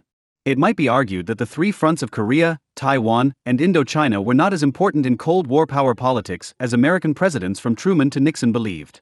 The question of whether a given country or region is strategic or not can be approached by means of a simple question: do the great powers of a given era consider it worth fighting for? The importance that U.S. policymakers placed upon Indochina antedated the Cold War. Shortly before Pearl Harbor, Secretary of War Henry Stimson suggested to President Roosevelt that an attack without further warning against the Japanese Empire might be in America's interest if Japan moved toward Thailand. On December 6, 1941, FDR drafted a personal message to the Japanese Emperor, warning about the consequences of Japanese expansion in Indochina.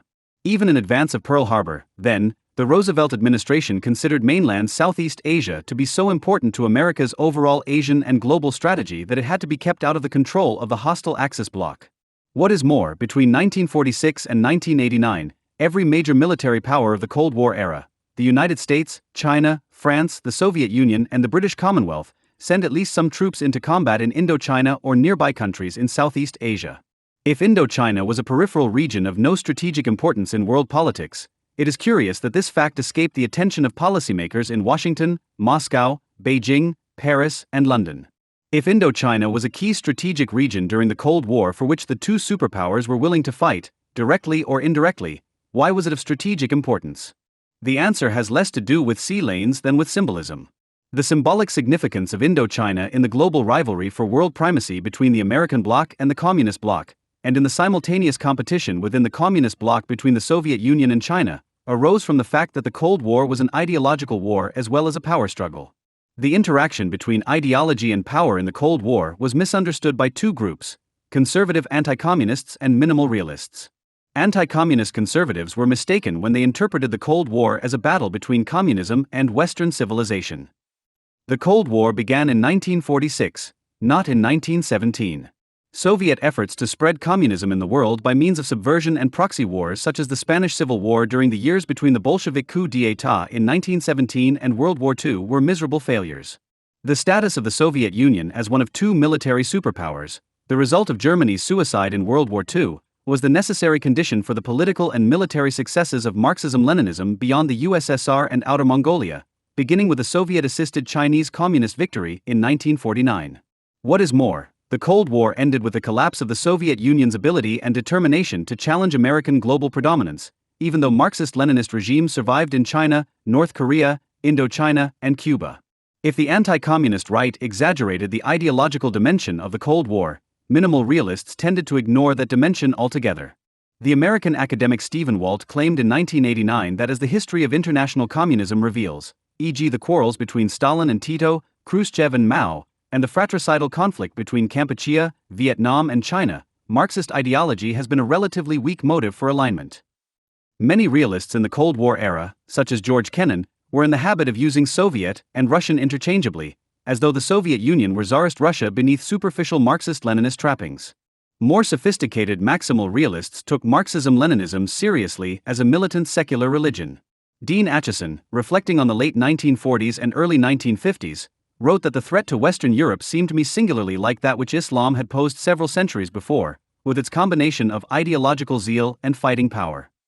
In the 1950s, the British political scientist Martin White made the same comparison. The Jacobins of the French Revolution, and the Communists, on a parallel with Islam, divided the world into Dar al-Islam and Dar al-Harb, that is, the abode of peace and the abode of war. Bertrand Russell, who became a bitter critic of the Cold War in his old age, had written as early as 1921, Bolshevism combines the characteristics of the French Revolution with those of the rise of Islam. Among religions, Bolshevism is to be reckoned with Mohammedanism rather than with Christianity and Buddhism. Christianity and Buddhism are primarily personal religions, with mystical doctrines and a love of contemplation. Mohammedanism and Bolshevism are practical, social, unspiritual, concerned to win the empire of this world. In this connection, it is worth noting that the term Cold War Guerra Fria was first used in the 13th century in connection with a low-level border war in Spain between the rival religious civilizations of Latin Christendom and Islam. The dismissal of the ideological factor in the foreign policies of communist states was clearly an error. In the aftermath of World War II, a non-communist Russian regime might have sought a Russian sphere of influence in Eastern Europe, but would not have imposed a totalitarian social order on Poland, Czechoslovakia, or other countries. Had Chiang Kai-shek's nationalist government survived, the foreign policy of China in the 1950s and 1960s would have been radically different from that of Mao. Although Mao's successors began to think like Bismarck or Metternich, Mao himself thought like Lenin or Robespierre or Khomeini. In the cases of both the Chinese Communist Revolution and the Iranian Shia Muslim Revolution, it took a full generation for the revolutionary regimes to show signs of moderation and to consider rapprochement with the United States and other Western states. The final flare-up of Maoist radicalism came in the 1970s in Cambodia, where Pol Pot tried to create a version of what he had seen in China during the Cultural Revolution a decade earlier. Even the relatively moderate Soviet leader Nikita Khrushchev emphasized that Moscow's support for communist revolutionaries in Asia was inspired not by the national interest of Russia, but by the Soviet regime's ideology. No real communist would have tried to dissuade Kim Il-sung from his compelling desire to liberate South Korea from Syngman Rhee and from reactionary American influence. To have done so would have contradicted the communist view of the world. The Soviet Union was not only a superpower but the headquarters of the global religion of Marxism-Leninism, with zealous adherents in dozens of countries who looked to Moscow not only for military and economic support but for ideological guidance. Mao and his colleagues also viewed support for foreign communists as a test of their commitment to Marxism-Leninism. Zhou Enlai told North Vietnamese leaders in 1971, "Not to support the revolution of the Vietnamese people is like betraying the revolution." This viewpoint can be compared instructively with a recent description of Shiite Iran's foreign policy. Because Iran sometimes portrays itself as a guardian of Shiites worldwide, experts in the region said today that it may feel under pressure to respond with military force if it can be proven that the Shiites in Afghanistan were attacked for reasons of religious faith. The global alliance that the United States led in the Cold War was far more diverse than the communist bloc. It included liberal democracies, military dictatorships, and Muslim theocracies that shared little more than a common fear of Soviet power and influence. To the disappointment of Americans who wanted the United States to crusade for a global democratic revolution, U.S. policymakers properly limited the goal of American grand strategy to the negative one of preventing hostile great powers from winning military hegemony over Europe, Asia, or the Eurasian supercontinent as a whole. The democratic wave of the 1990s was a byproduct of America's Cold War victory, not the goal of America's Cold War strategy. U.S. foreign policy had to be narrowly anti-communist because a pro-democratic foreign policy would have prevented the United States from having many allies outside of Western Europe, where most of the world's outnumbered democracies were found during the Cold War. The important ideological dimension of the Cold War gave struggles in certain countries a significance in addition to that which they would have possessed merely by being objects of great power competition. The regions outside of the North Atlantic/Japanese core of the Cold War American bloc that were most important in terms of ideological symbolism were Korea, Taiwan, and Indochina. Like Germany, these areas were partitioned between the Communist bloc and the American bloc. Unlike West Germany, which was an industrial core, and like West Berlin, neither South Korea nor Taiwan nor Indochina were of any intrinsic strategic value to the United States. Indeed, in the 1940s the U.S. government had considered sacrificing all three of these difficult-to-defend areas to the Communist alliance. When North Korea invaded South Korea in 1950, however, the Truman administration sent the 7th Fleet to prevent the Chinese Communists from capturing Taiwan, and threw America's weight behind the effort of the French to deny Indochina to Ho Chi Minh Soviet and Chinese-sponsored communists. The end of the Korean War restored the tripwire bisecting Korea at the 38th parallel. The withdrawal of the French from Indochina resulted in another frontier between the Communist bloc and the Free World bloc along the 17th parallel, separating North Vietnam from non-communist South Vietnam, Laos, and Cambodia. Yet a third invisible tripwire separated Taiwan from communist mainland China. The location of these tripwires was thus the result of a number of contingent events, the most important of which was the Chinese Communist victory in 1949. Had the history of the late 1940s and early 1950s taken another turn, there might have been no divided countries in East Asia, while there might have been tripwires running between the communist and pro-Western sections of a divided Austria, or a divided Greece, or a divided Italy, or a divided Yugoslavia. Major proxy conflicts such as the Korean and Vietnam Wars might have been fought between the rival blocs in areas far from Korea and Vietnam, and today's anti-Cold War historians might be writing that the United States lost its innocence or overcommit itself in the Italian debacle of the 1940s or the Balkan tragedy of the 1950s. But as it happened, Korea, Taiwan, and Indochina were what Mao called the three fronts in Asia, the three places where the communist bloc had a border with the anti-communist alliance. These three regions were not contested because they were important. They were important because they were contested. A proxy war could not be fought over West Germany or West Berlin without risking the involvement of the United States and the Soviet Union in a general war. The deadlock on the primary front of the Cold War, Europe, meant that the major tests of strength and willpower had to take place along the second front in Asia, in particular, in the Asian countries in which the metaphorical border between the so-called free world and the communist world was an actual frontier. It was this logic, the reputational logic of power politics, combined with the symbolic logic of ideological politics, that was responsible for most of the crises in the Cold War, not the territorial logic of old-fashioned geopolitics. The United States went to the verge of war with the Soviet Union over West Berlin. Why? The Soviet Union engaged in its biggest airlift since World War II to resupply North Vietnamese and Communist Laotian troops during the Laos crisis of the early 1960s. Why? The United States rolled back a conventional invasion of South Korea and intervened to thwart an insurgency reinforced by an invasion in South Vietnam. Why?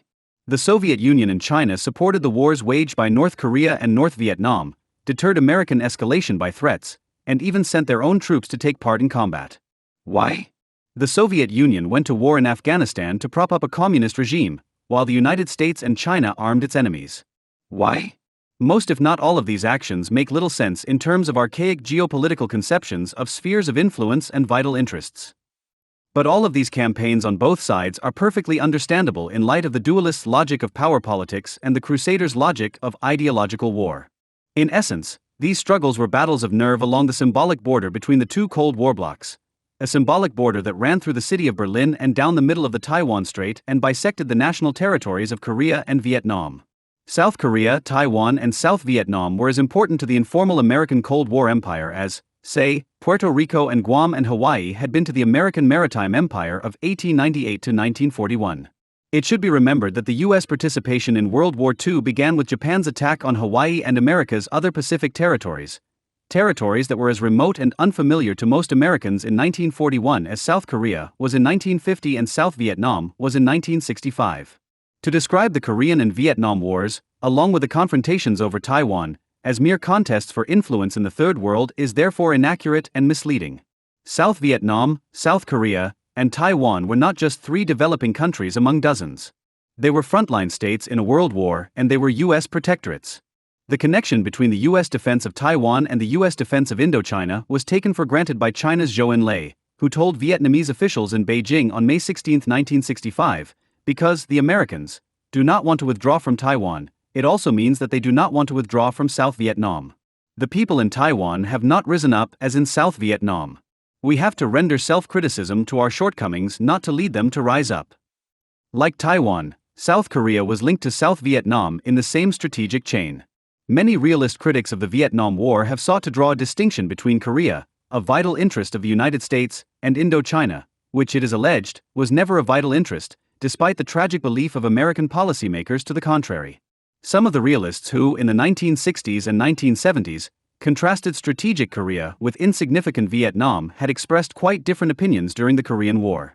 During the Vietnam War, George Kennan declared, "There are some places, such as Korea and Cuba, that are of strategic importance in the sense that they affect the interest of this country and other great powers in an intimate and sensitive way. There are others that are of minor significance from the standpoint of the world balance of power. The two must not be equated."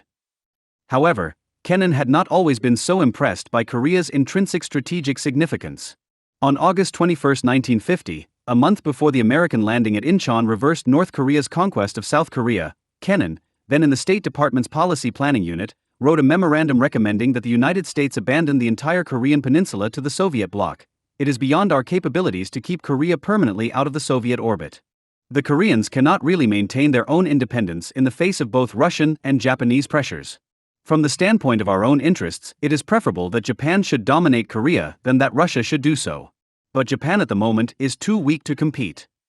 A period of Russian domination, while undesirable, is preferable to continued American involvement in that unhappy area, as long as the means chosen to assert Soviet influence are not, as was the case with those resorted to in June of this year, ones calculated to throw panic and terror into other Asian peoples and thus to achieve for the Kremlin important successes, going far beyond the Korean area.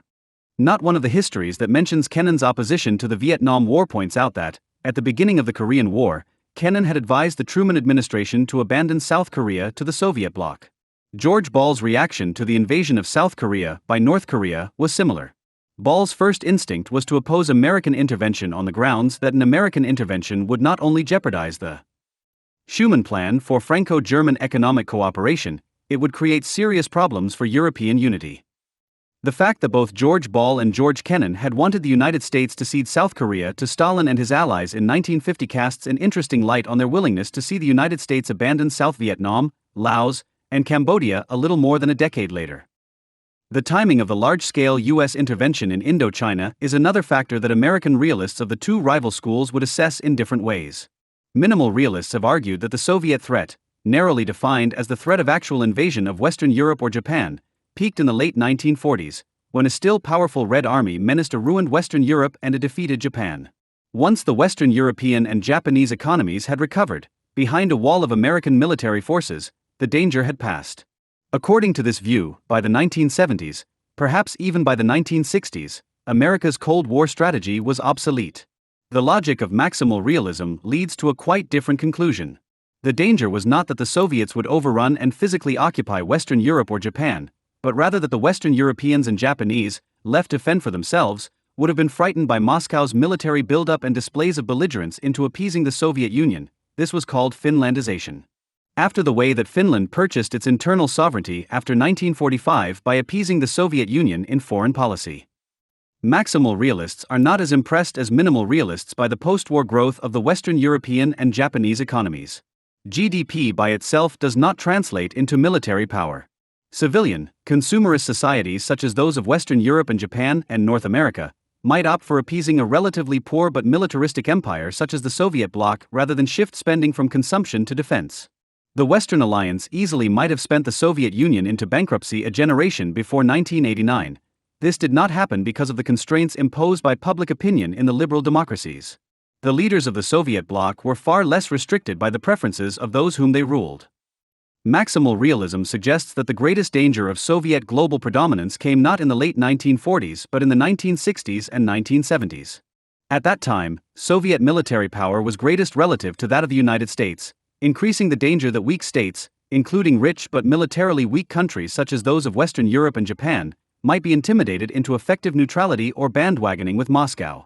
The danger of appeasement was increased further by the success of the Soviet Union in breaking out of the circle of containment and sponsoring new client states and revolutionary movements in Asia, Africa, the Middle East, and the Americas. In the view of maximal realists, the geopolitical significance of the Sino-Soviet split should not be exaggerated. Arthur M. Schlesinger Jr., stating the opinion of many minimal realist critics of U.S. Cold War strategy, has written that American leaders made the mistake in the 1960s of seeing communism as a relatively unified world movement directed from a single center.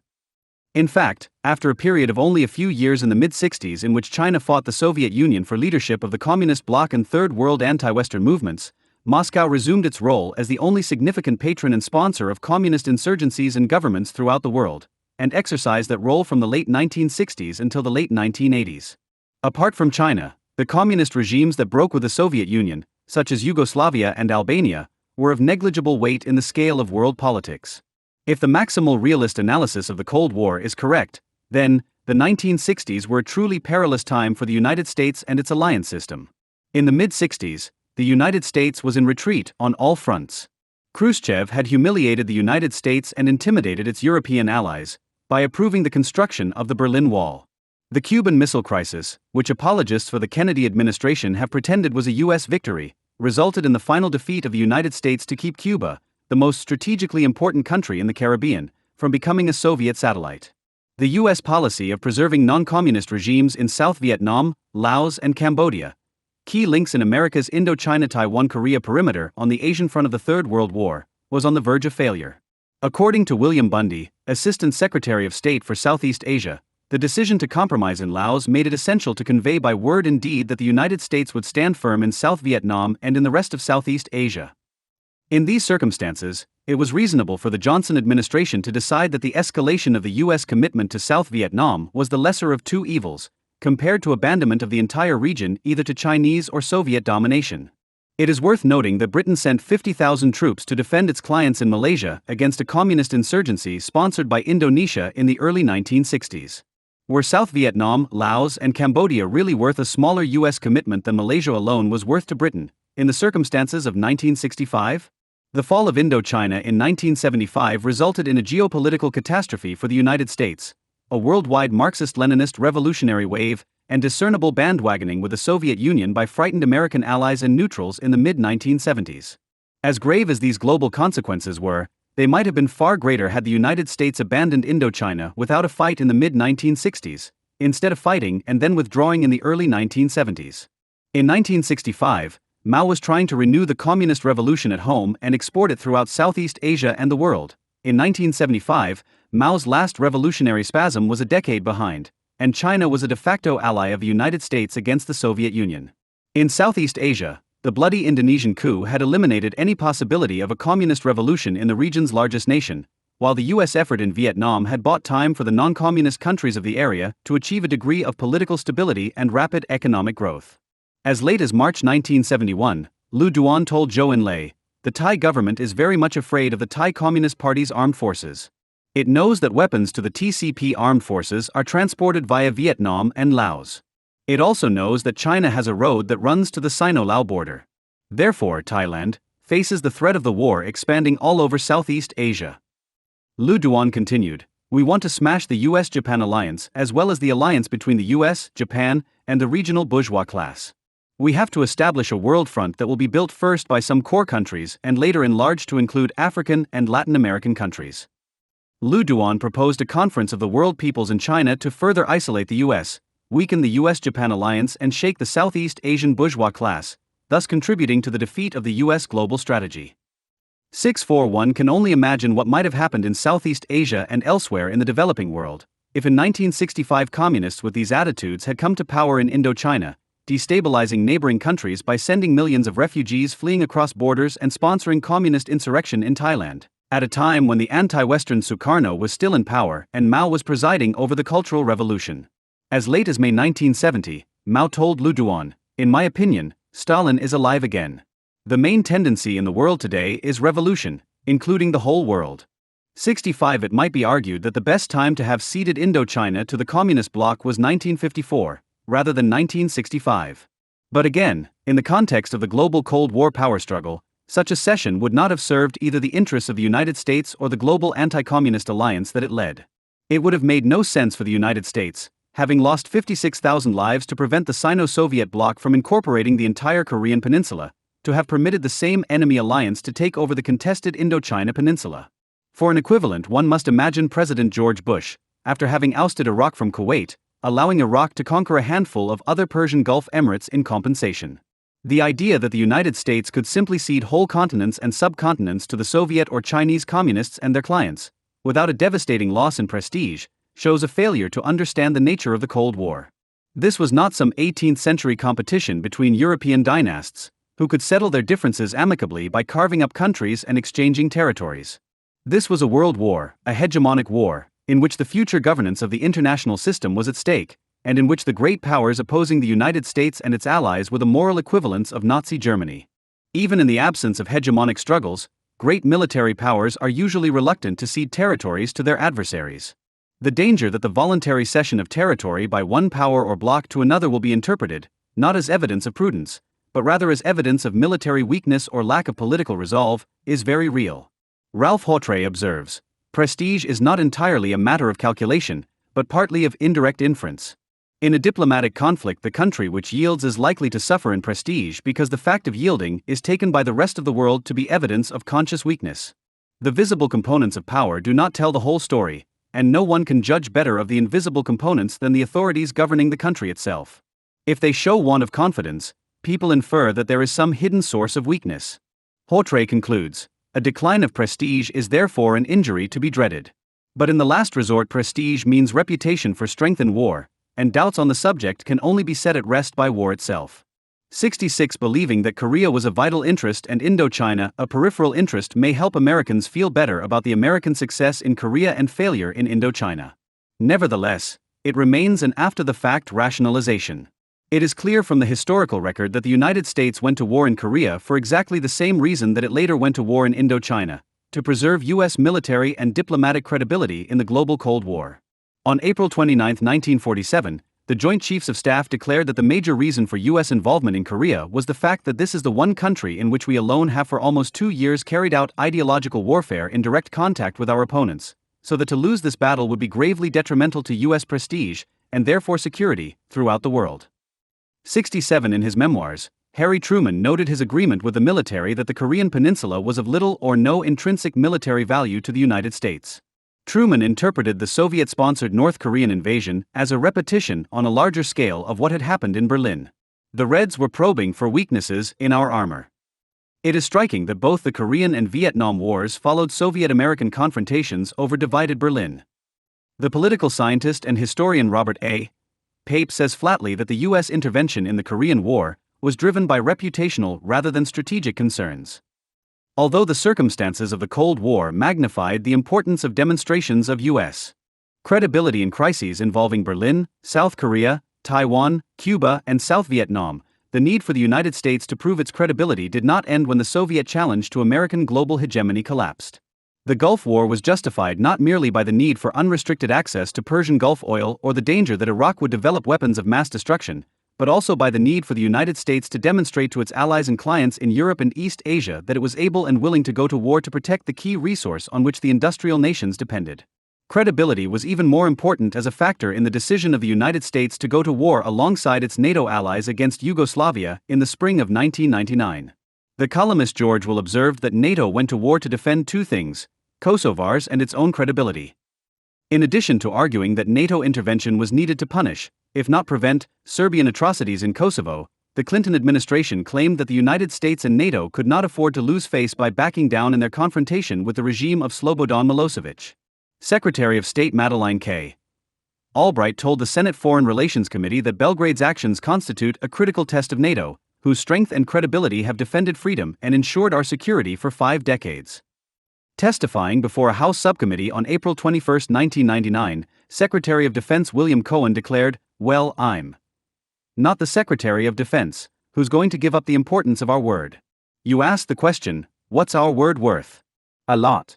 To the extent that the United States doesn't stand behind its word, then I think that sends a signal that will invite more complications." A number of members of Congress and former U.S. government officials, some of them critics of NATO tactics in the war, agreed about the importance of preserving military credibility. Senator Joseph Lieberman of Connecticut argued that defeating Serbia was important to our security and to NATO's credibility. According to former National Security Advisor Zbigniew Brzezinski, it is no exaggeration to say that NATO's failure to prevail would mean both the end of NATO as a credible alliance and the undermining of America's global leadership. Former Secretary of State Henry Kissinger agreed that NATO cannot survive if it retreated from its confrontation with Milosevic. According to Kissinger, the use of NATO ground troops will have to be considered to maintain NATO credibility. Senator John McCain of Arizona stated, "It seems to me obvious on the face of it that after 2 separate American presidents warned Milosevic that the United States would not tolerate Serb aggression against Kosovo, and after President Clinton twice delivered ultimatums to Milosevic to come to terms or else, that the failure to make good on those threats would devastate our credibility everywhere. And by that I don't mean President Clinton's credibility or Secretary Albright's credibility or any other individual's credibility. I mean our credibility, America's credibility." McCain, a former U.S. Navy pilot and prisoner of war during the Vietnam War, provided an eloquent and concise summary of the logic of military credibility in international affairs.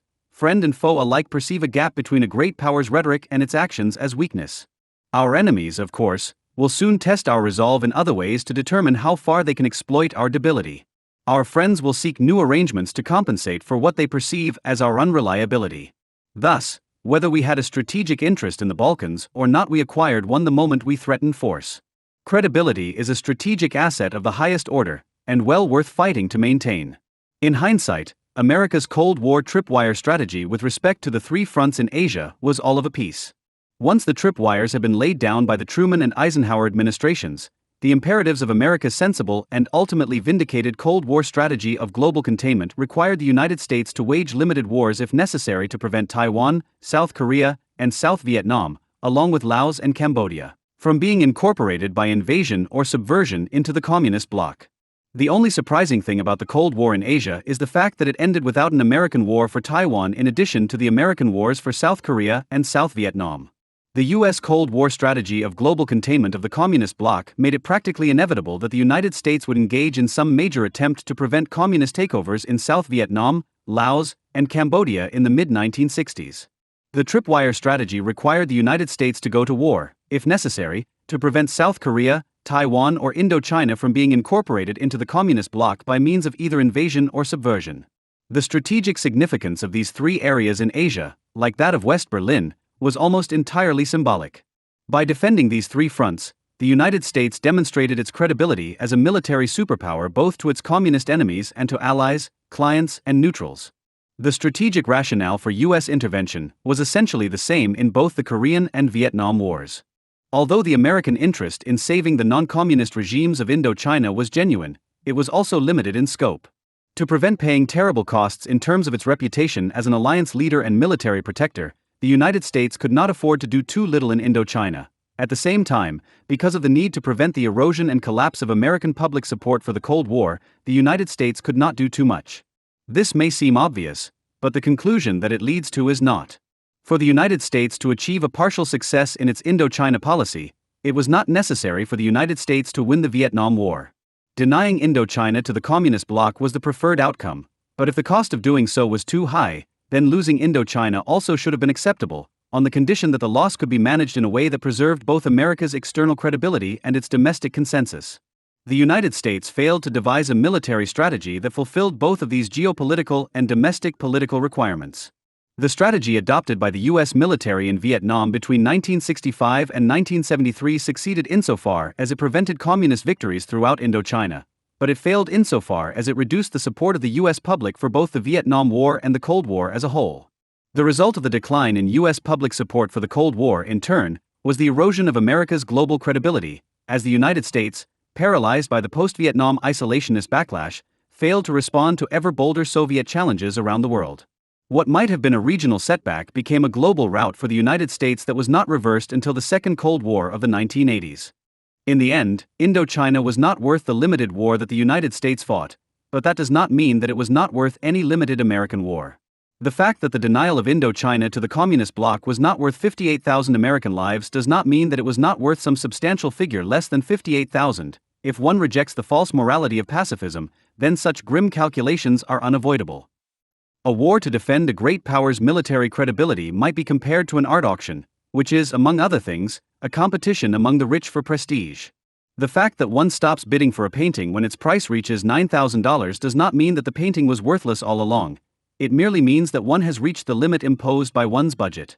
The painting might well have been worth the expenditure of $8,800. Even if one is outbid at an auction, one may have achieved the primary purpose of impressing observers with the fact that one is rich. A country that forfeits a war may nevertheless have preserved its reputation for military power and political resolution if it has exacted a high price from the enemy before it withdraws. In power politics, defeat is often preferable to retreat. If the United States was doomed to leave Indochina, it was best to be thrown out. As Johnson administration aide John McNaughton put it, the United States had to be sensitive to how, as well as whether, the area is lost. Once this logic is understood, it becomes clear that the United States did not have a simple choice between winning and losing in Indochina. Rather, the United States had four options. It could win well, win badly, or lose badly. Winning well and losing well meant vindicating U.S. global military prestige and preserving the domestic Cold War consensus at the same time. Winning badly or losing badly meant damaging U.S. military credibility, or destroying public consensus in favor of the Cold War, or both. The United States would have lost badly if it had simply bugged out of Indochina in 1965, as George Ball and others recommended. The domestic Cold War consensus might have been preserved, but America's credibility abroad would have suffered a catastrophic blow, particularly when it was revealed that the United States had been partly responsible for the 1963 coup against South Vietnam's President Diem. Ceding Indochina to the Communist bloc without a fight would have been equivalent to abandoning South Korea to conquest by North Korea, or Taiwan to a mainland Chinese invasion. Something like the disastrous partial pro-Soviet realignment in world politics that occurred in the 1970s almost certainly would have taken place, but on a far greater scale, as panicked American allies and neutrals hastily appeased Moscow and perhaps Beijing as well. The United States won badly in the Tet Offensive of 1968, which technically was a victory for the United States and South Vietnam and a defeat for the Viet Cong and North Vietnam. But the excessive costs of winning badly by means of an ill-conceived attrition strategy in South Vietnam made a U.S. withdrawal as a result of domestic pressure inevitable. Winning badly preserved America's credibility as a military protector of weak allies, but at the cost of undermining the Cold War consensus in the United States itself. The alternatives to losing badly by retreating from Indochina without a fight and winning badly by piling up American and Vietnamese casualties too quickly were winning well or losing well. To win well or to lose well in Indochina, the United States had to keep the costs of its involvement limited. The chief cost to be controlled was the toll in American lives. Although George Ball, in arguing against the escalation of the war in the summer of 1965, was wrong to dismiss the strategic importance of Indochina and Southeast Asia, he was right to remind his fellow policymakers of the correlation between rising battle deaths and growing public disaffection during the Korean War. On the evidence of the wars in Korea and Vietnam, the United States could afford to lose only around 15,000 to 20,000 soldiers in a superpower proxy war before the majority of the public turned against it. In both Korea and Vietnam, the United States ended up spending nearly 60,000 lives. Even though South Korea survived, the cost of the Korean War made the U.S. public and the U.S. military excessively wary of further military interventions for a decade.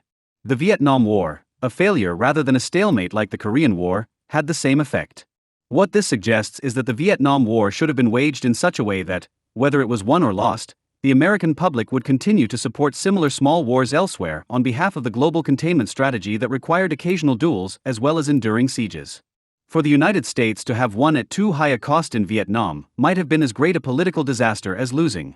From the beginning, then, Washington should have imposed an informal limit on the number of American lives it was willing to spend on behalf of America's real but limited interest in a non-communist Indochina. The number should have been a ceiling, not a goal. The argument set forth here is not that the United States should have provoked conflict or raked up casualties as evidence of its good faith. To send troops to their deaths purely for the purpose of reputation, in a war that could not be won by any plausible means, would be murder. Rather, the argument is that even a well-thought-out and realistic effort to rescue America's Indo-Chinese allies should have been called off, once a critical level of American casualties had been reached. The loss of a few hundred soldiers in Vietnam may have been too small a sacrifice to preserve American credibility. The loss of 58,000 made preserving the American Cold War consensus impossible. All of this provides a better understanding of the difficult challenge that faced the Johnson administration. By 1968 the calculus would change, but in 1965 the balance between credibility abroad and consensus at home favored the escalation of the U.S. effort in Indochina. Domestic support for U.S. intervention was still high, while America's military and diplomatic reputation had been endangered by a series of humiliations, particularly the Berlin and Cuba crises. The question was not whether to escalate, that was practically a foregone conclusion, but rather how to escalate. To use a metaphor employed by Johnson aide John McNaughton, the United States had to prove to its allies around the world that it was a good doctor by making a good faith effort to save the patient before giving up. Even before the Soviet-provided tanks rolled into Saigon in 1975, many members of the U.S. military and their allies on the political right had perfected an explanation for the failure of the United States in Vietnam. Indochina had been lost because civilian policymakers had not permitted the military to win. The claim that the Johnson administration had overlooked or rejected sound military strategies for winning the Vietnam War at a cost acceptable to U.S. public opinion provided the theme for retrospective books by the two top military commanders during the first 3 years of the war, General William C. Westmoreland of the Military Advisory Command, Vietnam, MACV, and Admiral U.S. Grant Sharp, Commander-in-Chief, Pacific, CINCPAC. The most impressive and influential statement of this thesis was provided by Colonel Harry Summers of the U.S. Army in On Strategy, A Critical Analysis of the Vietnam War, 1981. In the 1990s, this argument was restated by one of the heroes of the Gulf War, Captain H. R. McMaster, in his book Dereliction of Duty, Lyndon Johnson, Robert McNamara, The Joint Chiefs of Staff, and the Lies That Led to Vietnam, 1997. In 1976, Westmoreland, noting a concern among his fellow officers that the military served as the scapegoat of the war in Vietnam, argued that the military quite clearly did the job that the nation asked and expected of it, and I am convinced that history will reflect more favorably upon the performance of the military than upon that of the politicians and policymakers. In an introduction to Sharp Strategy for Defeat, 1978, Hanson W. Baldwin claimed that it is clear that the blame for the lost war rests, not upon the men in uniform, but upon the civilian policymakers in Washington, those who evolved and developed the policies of gradualism, flexible response, off-again on-again bombing, negotiated victory, and ultimately, one arm behind the back restraint and scuttle and run. In 1981, President Ronald Reagan repeated this myth. Several years ago, we brought home a group of American fighting men who obeyed their country's call and fought as bravely and well as any Americans in our history. They came home without a victory, not because they had been defeated, but because they had been denied permission to win. Elliot A. Cohen, one of America's leading civilian defense experts, observed in 1998 that Vietnam has become the defense establishment's morality play, a cautionary tale of civilian meddling, military timidity, and ensuing, but unnecessary, disasters. From it, both statesmen and generals have derived lessons about how to direct and fight wars, lessons accepted virtually without question by the younger generation of politicians and soldiers for whom Vietnam represents nothing more than a vague memory of childhood television. Not all military and civilian defense experts agree with this analysis, but it is so influential within the ranks of the military that it can be called the Praetorian critique of the Vietnam War. As early as 1968, Marine Colonel William R. Corson complained that an American version of the German stab in the back myth is being actively promoted by the hawks on Vietnam. In 1980, 92% of the Vietnam veterans polled by the Veterans Administration agreed with the statement. The trouble in Vietnam was that our troops were asked to fight a war which our political leaders in Washington would not let them win. The Praetorian critique has hardened into an orthodoxy shared not only by most of America's soldiers and veterans but by conservative Republican politicians who would like to blame the outcome of the Vietnam War on Lyndon Johnson, a liberal Democrat, or on Richard Nixon, a Republican but not a Goldwater Reagan conservative. The Praetorian critique faults the Kennedy and Johnson administrations for alleged failures on the Indochina front and the home front. On the Indochina front, Kennedy and Johnson should not have allowed an unrealistic fear of Chinese intervention to prevent them from invading North Vietnam or at least cutting it off from its Chinese and Soviet sponsors by measures such as mining North Vietnamese ports. Instead of an invasion or massive, unrestricted bombing of the North, the Johnson administration engaged in bombing campaigns that were limited and ineffectual. The Praetorian critique also holds that Kennedy and Johnson and their advisors exaggerated the importance of the insurgency in South Vietnam. Properly defined, the threat in South Vietnam was not an insurgency but infiltration of North Vietnamese regulars via the Ho Chi Minh Trail in Laos and Cambodia and, ultimately, a conventional invasion from the north. According to most versions of the Praetorian critique, the United States made a terrible mistake by not cutting off the Ho Chi Minh Trail in the early stages of the war. In analyzing policy on the home front, the Praetorian critique holds that the Johnson administration made a serious error in deciding not to mobilize the reserves or ask Congress for a formal declaration of war. Ironically, many military and conservative critics of the Johnson administration agree with the liberal and radical left that the Southeast Asia Resolution, a conditional declaration of war, did not meet constitutional standards. The failure to rally the public behind the war, according to adherents of the Praetorian school, gave the Vietnamese communists and the anti-war left in the United States that parroted the communist line an unnecessary advantage in debate. Many members of the Praetorian school, both military and civilian, have argued that in the Gulf War President Bush avoided the mistakes of President Johnson. Unlike Johnson, it is said, Bush went to Congress and rallied the public in advance. Backed by overwhelming public support, Bush then unleashed massive U.S. military power against Iraq. What is more, the Bush administration, unlike the Johnson administration, did not micromanage military decisions, or so it is said. The alleged result was a war as brief, decisive, and popular as the Vietnam War had been protracted, stalemated, and ultimately unpopular. In reality, of course, Bush waged a limited war for a limited goal, which left Saddam Hussein in power in Iraq and still capable of threatening his neighbors, and Congress authorized the Gulf War by only a few votes, while the Southeast Asia Resolution passed with near unanimity. Not everyone who subscribes to the Praetorian critique of U.S. strategy in the Vietnam War makes all of the points listed here.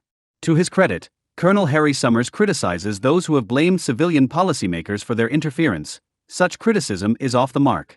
Our problem was not so much political interference as it was the lack of a coherent military strategy, a lack for which our military leaders share a large burden of responsibility.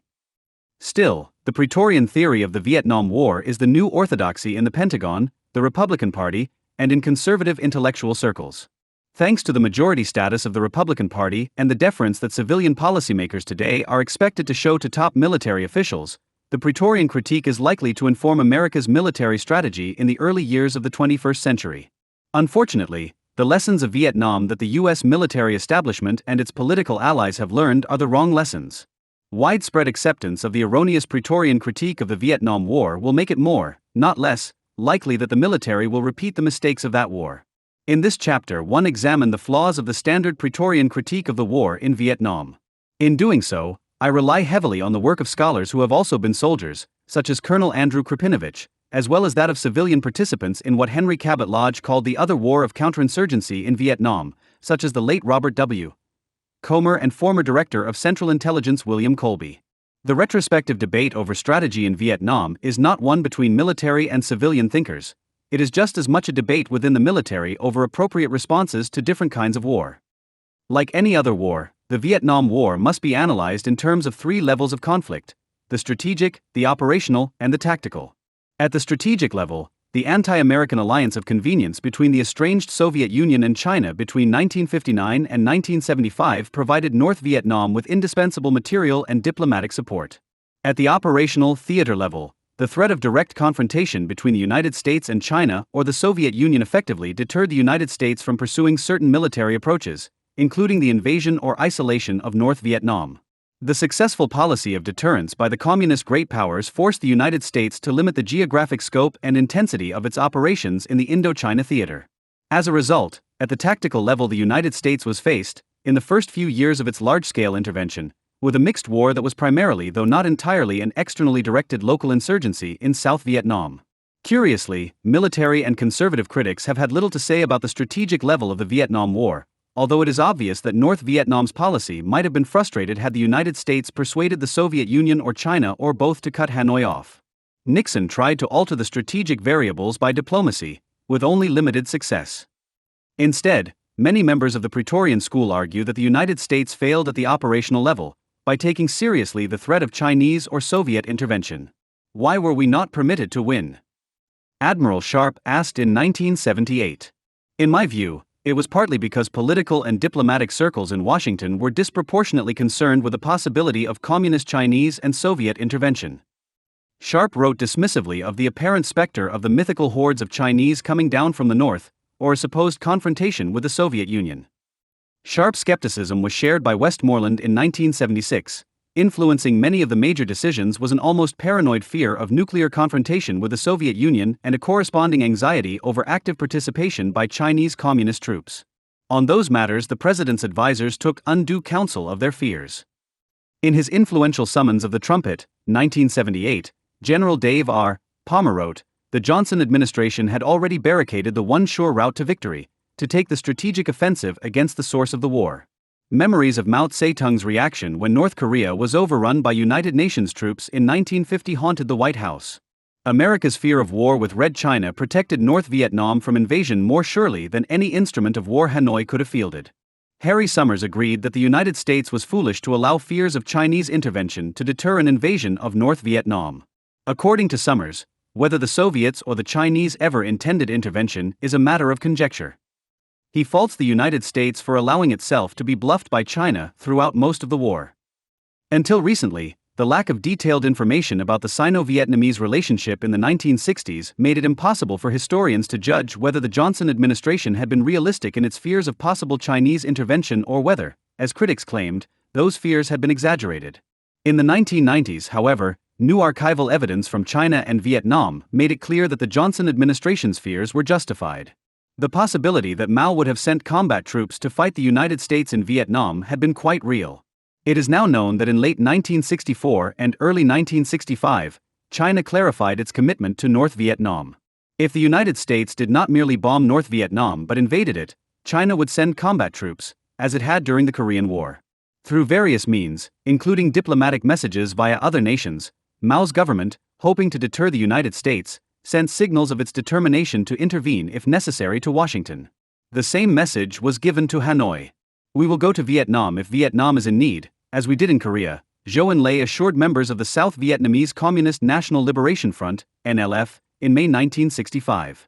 The importance that Mao placed on the Vietnam War can be gauged from a Chinese Communist Party Central Committee document of April 12, 1965, which declared that the top priority for the Chinese government was supporting North Vietnam against the United States.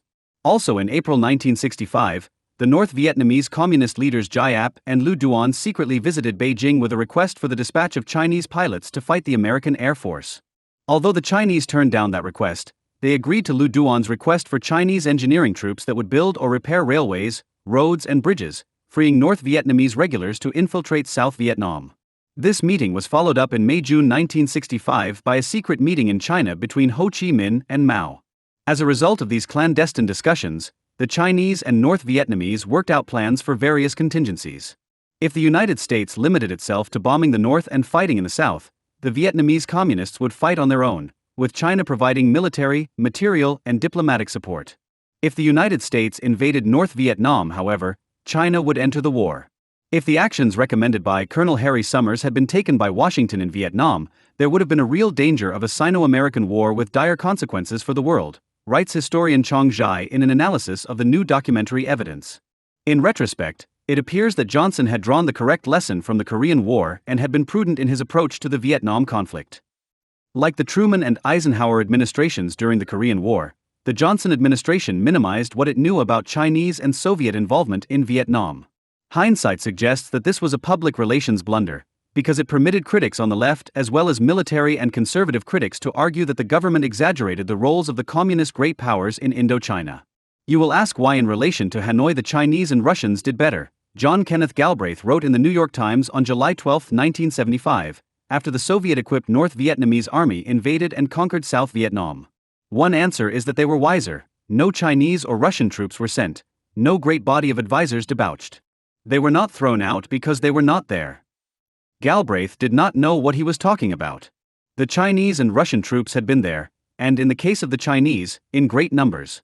According to the Chinese government's own calculations, between 1965 and 1973, 320,000 People's Liberation Army soldiers, not disguised but wearing Chinese uniforms, were assigned to North Vietnam. The greatest number of Chinese soldiers present in North Vietnam at any one time was 170,000. To put the figure of 170,000 into perspective, it should be recalled that the number of troops that the United States had in Indochina at the height of its involvement in 1968 was roughly 543,000. In short, at the height of the Vietnam War, the Chinese uniformed military forces in North Vietnam had almost one-third of the maximum manpower of the U.S. forces in the South. By the time the last Chinese troops left Vietnam in August 1973, 1,100 are alleged to have been killed and 4,200 wounded. In May 1966, activists and Students for a Democratic Society, SDS, a radical leftist campus group, passed out a counter-exam at 900 sites where the Selective Service was testing students. Among the questions on the National Vietnam Examination, written by SDS leaders Todd Gitlin and Mike Locker, was this one: the war in South Vietnam is supposed to be part of our policy to contain communist Chinese aggression. How many communist Chinese troops are actively engaged in combat in Vietnam? A. None, B. 1,000, C. 50,000, D. 100,000, E. 500,000. The answer, according to Gitlin and Locker, was A. None. The SDS propagandists hedged their bets by using the phrase, actively engaged in combat. After all, most U.S. troops in South Vietnam were not actively engaged in combat.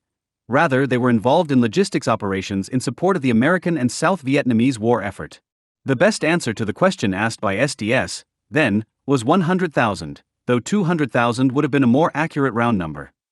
The Chinese logistics troops in North Vietnam freed North Vietnamese regulars to fight in the South, as the following conversation in Hunan, China, on May 16, 1965, between Mao and Ho Chi Minh makes clear. President Ho: first of all, we need China to help us build 6 roads from the border areas. These roads run south through our rear. And in the future they will be connected to the front. At present, we have 30,000 people building these roads. If China helps us, those people will be sent to the south. At the same time, we have to help Lao comrades to build roads from Samnua to Xinghong and then from Xinghong to Lower Laos and to the south of Vietnam. Mao Zedong, because we will fight large-scale battles in the future, it will be good if we also build roads to Thailand. President Ho, if Chairman Mao agrees that China will help us, we will send our people to the south. Mao Zedong, we accept your order. We will do it. There is no problem. While tensions arose between the Chinese troops and the North Vietnamese, Hanoi was pleased to receive the help. On April 13, 1966, in Beijing, Lu Duan assured the Chinese Communist leaders Zhou Enlai, Deng Xiaoping, and Kang Sheng, concerning China's assistance to Vietnam, we are very clear and we don't have any concern about it. Now there are more than 100,000 Chinese military men in Vietnam, but we think that whenever there is something serious happening, there should be more than 500,000 needed. We think that as a fraternal socialist country, you can do that, you can help us like this. Far from being negligible, the Chinese military intervention in the Vietnam War was the single most massive and sustained effort of the Chinese armed forces outside of China's borders since the Korean War. On September 23, 1968, in a conversation with North Vietnamese Premier Pham Van Dong in Beijing, Mao commented on the remarkable fact that the United States, afraid of provoking a greater crisis, had not publicized the use of China as North Vietnam's strategic reserve and the assignment to North Vietnam of hundreds of thousands of Chinese troops. Mao Zedong. Why have the Americans not made a fuss about the fact that more than 100,000 Chinese troops help you building railways, roads, and airports? Although they knew about it, Pham Van Dong, of course they are afraid.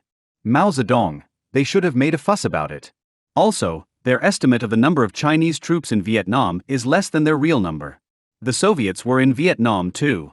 The Russian historian Ilya Gaiduk has observed, although the Democratic Republic of Vietnam was supported throughout the war by its powerful allies, the USSR and the People's Republic of China, these supporters have virtually escaped the attention of historians of the conflict in Indochina.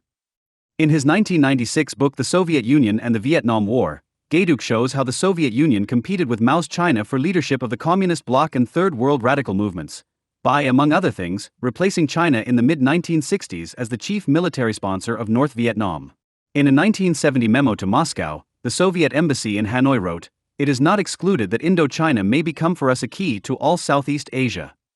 In Alien Wars, the Soviet Union's aggressions against the world, 1919 to 1989, 1996, two former Red Army officers, General Oleg Sarin, a former editor of the Soviet military newspaper Red Star, and Colonel Lev Dvoretsky, who served in the Red Army from 1948 until 1982, matter-of-factly treat the Soviet role in the Vietnam War as one of a number of Soviet aggressions, along with the West Berlin blockade, the Korean War, the invasions of Afghanistan, Hungary, and Czechoslovakia, and the Cuban Missile Crisis.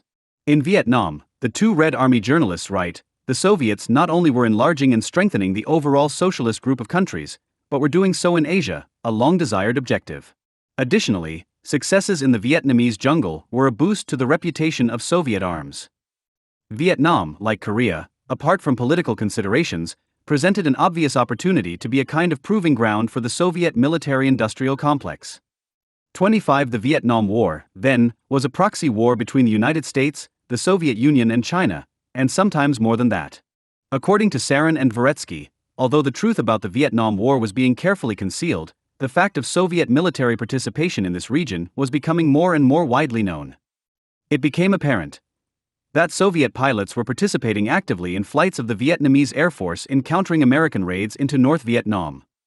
26 Soviet anti-aircraft teams on the ground in Indochina downed dozens of U.S. planes during the Vietnam War. On March 30, 1968, when a Soviet Dvina anti-aircraft complex near Hanoi shot down a USAF F-111, Soviet Minister of Defense Andrei Grechko considered the event important enough to merit a direct phone call to General Secretary Leonid Brezhnev. 27 For its part, the Chinese government has admitted that it provided North Vietnam with anti-aircraft teams that shot down U.S. planes. Beijing claims that these anti-aircraft teams suffered 4,000 wounded and more than 1,000 dead as a result of conflict with American and South Vietnamese forces. In Indochina, as in Korea, American soldiers and their allies, often without realizing it, were engaged in direct combat with Soviet and Chinese troops. On occasion, the soldiers of Brezhnev and Mao were killing Americans in Vietnam. The decision of the Johnson administration not to invade North Vietnam, then, was based on a correct evaluation of the threat of direct Chinese military intervention, as well as on a well-informed fear of provoking a Soviet-American confrontation. The argument of the Praetorian School that Johnson could have brought the war to a quick end by invading North Vietnam has been completely discredited. In A Soldier Reports, 1976, General Westmoreland writes that the war still might have been ended within a few years, except for the ill-considered policy of graduated response against North Vietnam. Bomb a little bit, stop it a while to give the enemy a chance to cry uncle, then bomb a little bit more but never enough to really hurt. That was no way to win. According to Admiral Sharp, the United States should have hit the enemy where it hurt, in the heartland of North Vietnam, before Hanoi Soviet and Chinese patrons constructed powerful air defenses. In addition, Sharp argues that the United States should have cut off Soviet and Chinese supplies by mining North Vietnamese harbors and using air power to destroy overland supply routes from China. Sharp denounced those civilian political decision-makers who chose out of flagrant arrogance or naive wishful thinking to ignore the sound, time-vindicated principles of military strategy in their direction of the Vietnam Air War. Admiral Thomas H. Maurer, chairman of the Joint Chiefs of Staff during the latter part of the Vietnam War, claimed in 1987 that without restrictions on bombing, we could have polished those clowns off in 6 months. The Joint Chiefs of Staff, supported by Secretary of State Dean Rusk, advocated a rapid bombing campaign to destroy key industrial targets in North Vietnam. This option was defeated by the option preferred by Secretary of Defense Robert McNamara: gradual escalation of bombing. Operation Rolling Thunder, the air war against North Vietnam waged by the United States from 1965 to 1968, failed, but not because of excessive restrictions on bombing. Operation Rolling Thunder had two purposes: to break the will of the Hanoi regime, and to cripple the ability of North Vietnam to intervene in the south by destroying North Vietnamese industrial capability and by interdicting the flow of recruits and supplies into South Vietnam. The U.S. air war failed to accomplish either objective. The United States did not break the will of the North Vietnamese dictatorship, and the damage done to North Vietnamese industry and supply lines did not significantly affect the conflict in South Vietnam. The Hanoi regime proved to be more determined and callous in inflicting suffering on its own population than the Johnson administration had expected. Interdiction failed, because of the limited importance of material support from North Vietnam for the Hanoi-directed insurgency in South Vietnam before 1968. The problem with using air power to destroy North Vietnam's industrial base was that the actual industrial base of North Vietnam was the Soviet Union and its Warsaw Pact satellites and China. The communist great powers funneled supplies to the Vietnamese communists overland through China, through North Vietnamese ports, and also through the Cambodian port of Sihanoukville. The claim that mining North Vietnamese harbors such as Haiphong could have isolated North Vietnam and brought the war to a quick conclusion has crumbled in response to new revelations from the other side. At present, Haiphong port has not been blockaded, Zhou Enlai observed in a conversation with Pham Van Dong in Beijing on April 10, 1967. Therefore, the use of China's ports has not been considered yet. The Soviet Union once said that the US would not attack Soviet ships. Of course, in case Haiphong port is blockaded, and there are no other ports accessible in Vietnam, foreign shipments to Vietnam will have to be transported through China's ports. We have an agreement for this contingency. But as far as the utility of China's ports for Soviet aid to Vietnam is concerned, we will consider the factual situation and circumstances and then negotiate another agreement. The Soviets want to have access to China's ports not only for shipments of aid to Vietnam, but for other ulterior motives as well. The Chinese archives make it clear that if the United States early in the war had blockaded North Vietnamese ports and cut off the flow of Soviet supplies through the Cambodian port of Sihanoukville, Soviet bloc supplies would have continued to flow into North Vietnam through Chinese ports as well as by rail from the Soviet Union, as long as Beijing had been certain that Moscow was not taking advantage of the limited Sino-Soviet effort on behalf of Hanoi. The rail lines from China converged at two bridges in North Vietnam, the Paul Doumer Bridge in Hanoi and the Van Hoa Bridge.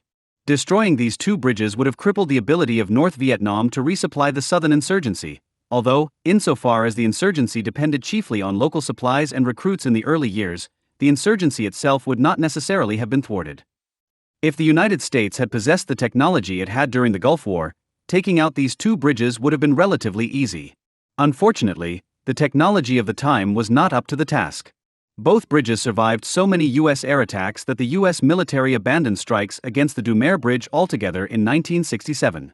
Only in 1972, using newly developed smart bombs, were U.S. aircraft able to cripple both bridges until the United States left Vietnam. Even if the United States had possessed such technology sooner, however, it might have been irrelevant inasmuch as the Viet Cong before 1968 were capable of waging guerrilla war without supplies from North Vietnam, China, and the Soviet Union. Nor is there any merit to the argument that a sharp knock, instead of gradual bombing, would have changed the outcome of the war. One careful study notes that a 12-week bombing campaign from August to October 1967 closely approximates the air chief's plans. There is no evidence that executing the sharp knock in 1965, instead of 1967, would have produced better results. Another myth repeated by military and conservative critics of the conduct of the war holds that pauses in bombing imposed by the Johnson administration over the objections of the military allowed the North to resupply the Southern insurgency. The pauses were too few, however, to have had the effect attributed to them. During Operation Rolling Thunder, bombing was halted 8 times for a total of 60 days out of 1,337 days, and of those 60 days, 37 were part of a single bombing pause that began in Christmas 1965. The claim that the success of Nixon's Linebacker II bombing campaign forced Hanoi to resume negotiations in 1972 is based on a failure to understand the different situations that the Johnson and Nixon administrations confronted. Between 1968 and 1972, Hanoi had abandoned its emphasis on guerrilla war in favor of a conventional war strategy that was extremely vulnerable to air bombardment. What is more, one of the major factors that had made Johnson cautious in his war against North Vietnam, the possibility of large-scale Chinese intervention in combat, had diminished in importance after 1968, as the Sino-Soviet rift had deepened, as Hanoi's increasing identification with Moscow had estranged many of its leaders from Beijing, and as the United States and China began a rapprochement. Both Rolling Thunder and Linebacker demolished military-related targets in North Vietnam, Robert A. Pape writes. Yet one failed while the other succeeded. The difference was that the war between 1965 and 1968 was primarily an insurgency. During the Johnson years, air attacks could not affect the guerrilla war and so had no effect on Hanoi's behavior. During the Nixon years, the destruction of military targets did affect Hanoi's behavior because the North had adopted a conventional invasion strategy that air power could effectively derail. It is also a mistake to believe that the success of U.S. air power in the Gulf War and the Kosovo War meant that the United States could have used similar means to achieve a similar result in Indochina. Not to denigrate what we accomplished against Hussein, but Hussein was no military strategist, former Secretary of the Navy James Webb pointed out following the Gulf War. If Ho Chi Minh had put 60% of his army in one spot where there were not any trees, we would have blown them away in 40 days too. In 1999, industrialized Serbia was far more vulnerable to air power than agrarian North Vietnam had been in the 1960s. And Serbia lacked effective defenses against NATO bombing.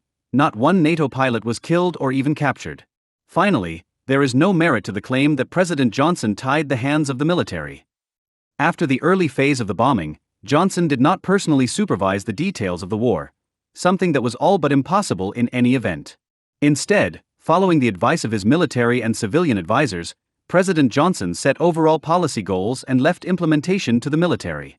In the words of historian John Prados, he behaved intelligently as a strategic commander. Bomb, bomb, bomb. Johnson is reported to have complained in a meeting with military strategists. That's all you know. Well, I want to know why there's nothing else. You generals have all been educated at the taxpayers' expense, and you're not giving me any ideas and solutions for this damn little pissant country. Now, I don't need 10 generals to come in here 10 times and tell me to bomb. As early as December 30, 1964, in a cable to Ambassador Maxwell Taylor in Saigon, Johnson complained, "Every time I get a military recommendation, it seems to me that it calls for a large-scale bombing. I have never felt that this war will be won from the air, and it seems to me that what is much more needed and would be more effective is a larger and stronger use of Rangers and Special Forces and Marines or other appropriate military strength on the ground and on the scene." Johnson's skepticism about the military's panacea of bombing was justified. Before the conflict evolved into a conventional North Vietnamese invasion in the aftermath of the Tet Offensive in 1968, it was not possible to win the war in Vietnam by unleashing U.S. air power. Indeed, a case can be made that the Johnson administration engaged in too much bombing, not too little. Contrary to what critics of the war claimed at the time, Operation Rolling Thunder, for all its inevitable brutality, was more discriminating than U.S. bombing campaigns in Korea and World War II had been. Even so, the proportion between the civilian suffering caused in North Vietnam and the limited military results made it easier for pacifists and pro-communist leftists and liberals in the West to portray the United States as a monstrous empire engaged in Nazi-like technological genocide. The air war against North Vietnam between 1965 and 1968 turned into a political disaster that might have been avoided by an even more narrowly tailored bombing campaign. What kind of war? Other versions of the Praetorian Critique rule hold that what was needed was not an invasion of North Vietnam but an early attack on the Ho Chi Minh Trail in Laos and Cambodia. The Johnson administration ruled out plans for such an incursion because the United States simply did not have enough troops to wage General Westmoreland's war of attrition in South Vietnam and to cut off the Ho Chi Minh Trail at the same time. It has been estimated that a static defense in depth from the demilitarized zone across the Laotian Panhandle would have required 6 American divisions, with 2 more divisions serving as a strategic reserve. At the height of the war in 1968, the United States had only 11 divisions in Indochina. Perhaps the bulk of U.S. forces could have been used to cut off the Ho Chi Minh Trail, leaving the war in South Vietnam to Saigon soldiers. But the inability of the South Vietnamese government to make progress against both Viet Cong guerrillas and main force units was what had prompted U.S. military intervention in the first place. This is not to say that an incursion into Laos and Cambodia would not have been necessary at some point in the war. Indeed, a Korean-style stalemate in Indochina might have required the United States and its allies to create and garrison a Vietnam to Thailand demilitarized zone. The only question is the timing of such an incursion. That question, in turn, must be answered by an analysis of the nature of the war in the South. The character of the war in Vietnam changed radically between 1959 and 1975. The war began as a low-level guerrilla insurgency, developed by the mid-1960s into an insurgency with conventional war elements, and finally, after the Tet Offensive, evolved into a conventional war with a partisan guerrilla dimension. The evolution of the war was captured well by Lewis R. Ward, a retired lieutenant colonel in the U.S. Army Reserve, in a 1989 issue of Military Review. For purposes of analysis, despite the risk of oversimplification, we can look at the Vietnam War as 2 separate but interlinked conflicts, as both an insurgency and an invasion.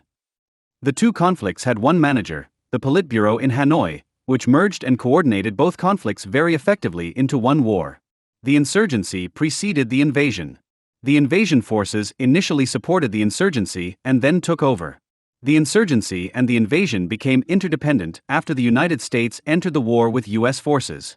Neither could have succeeded alone as long as the United States supported South Vietnam. Together they were sufficiently effective in time to force the U.S. government into withdrawing its forces from Vietnam and reducing military, political, and economic support to Vietnam. Elliot A. Cohen expressed a similar nuanced understanding of the nature of the Vietnam War when he wrote in 1984 that in 1965, American troops engaged a Vietnamese enemy predominantly organized and equipped for guerrilla warfare. In 1972, it helped fight a much more conventionally organized foe, and in 1975, its hapless South Vietnamese allies succumbed to a thoroughly conventional invasion, spearheaded by armored columns. These forces were sustained by a Soviet logistical and naval apparatus far greater than that of the 1950s and 1960s, and one comparable, if yet inferior, to that deployed by the United States. Although the war dragged on until 1975, the crucial years were those between 1965 and 1968, when American public support for the U.S. commitment to Indochina had eroded past the point of no return. Until the Tet Offensive in 1968, the Communists primarily followed an insurgent guerrilla war strategy. In almost all engagements, small units of Viet Cong confronted U.S. and South Vietnamese forces. From 1965 to 1967, attacks by battalion-sized Viet Cong units diminished from 9.7 per month to 1.3 per month. By 1967, Viet Cong units the size of companies or smaller were responsible for more than 96% of all engagements. In the same period, the estimated 245,000 Viet Cong guerrillas greatly outnumbered the estimated 55,000 North Vietnamese troops in the south. The dependence of the Viet Cong on supplies from the north was limited, given their ability to use terror and persuasion to obtain food and supplies from villages in South Vietnam. According to Ward, victory in the Vietnam War would have required the United States to have 2 strategies: a strategy to enable the South Vietnamese to defeat the Viet Cong insurgency and a strategy that would enable the American forces to stop the North Vietnamese infiltration and invasion of South Vietnam. Ward observes that U.S. search and destroy tactics were not effective because they involved too much searching in relation to the number of NVA, North Vietnamese Army units found that could be destroyed. The NVA took the tactical initiative only to maintain the morale of their supporters and to wear down American patience over time in a protracted war. Ward argues that the United States should have shifted to a primarily conventional strategy only in mid-1968, when the Viet Cong had been so decimated that the United States could turn over to South Vietnam the struggle against the Viet Cong insurgency.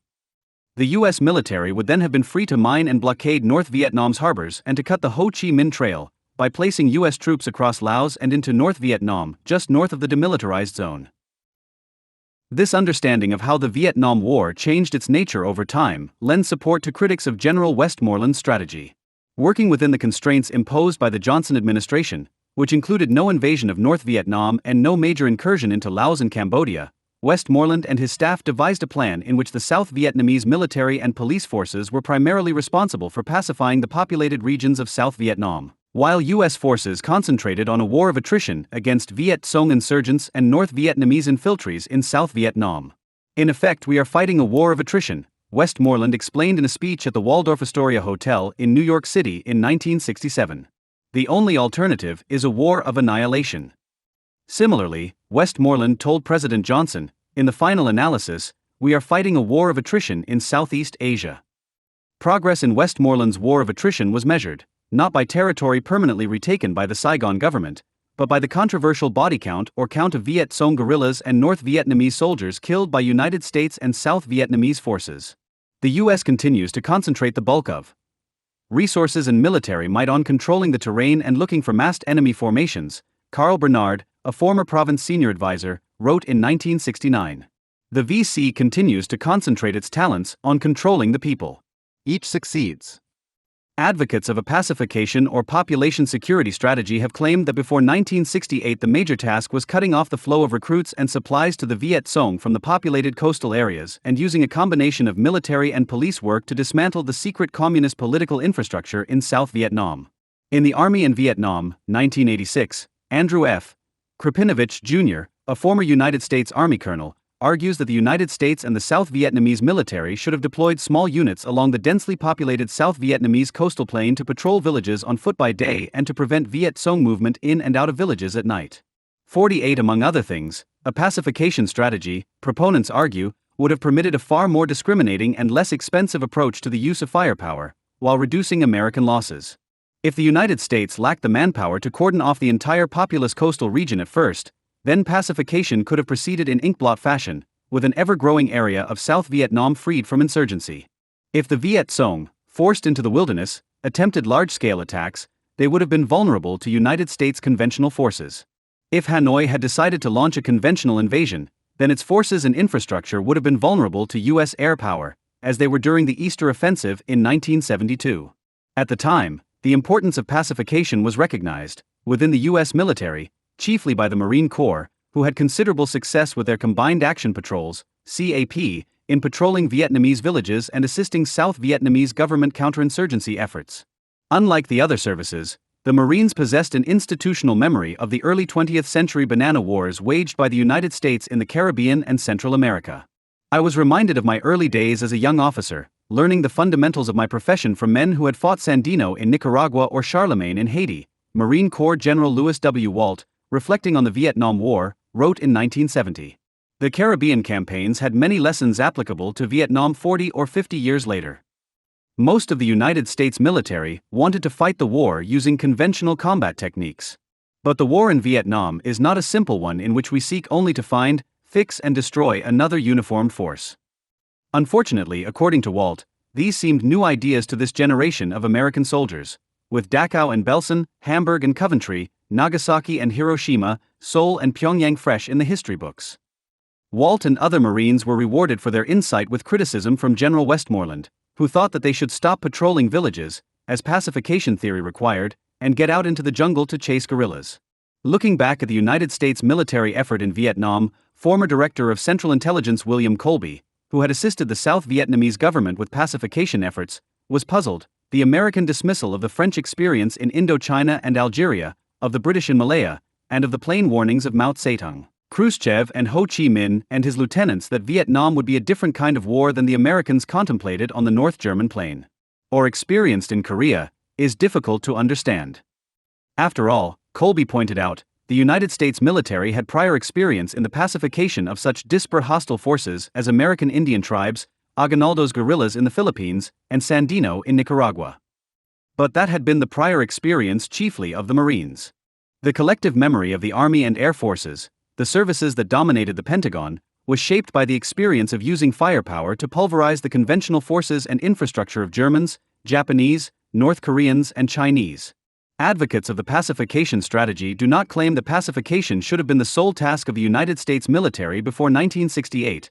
After 1968, they recognized that the war was primarily conventional. Robert W. Comer, Johnson's counterinsurgency czar, and a strong advocate of pacification, wrote that thwarting the VC/NVA main forces had become indispensable to creating a climate in which pacification could get started again. After 1964, it was essential to fight both main force and village wars. Nor do advocates of an emphasis on pacification argue that the Vietnam War could have been won by counterinsurgency alone. Rather, the point of pacification would have been to force Hanoi to choose between waging a conventional Korean-type war, in which the United States had a comparative advantage, or abandoning its attempt to conquer South Vietnam.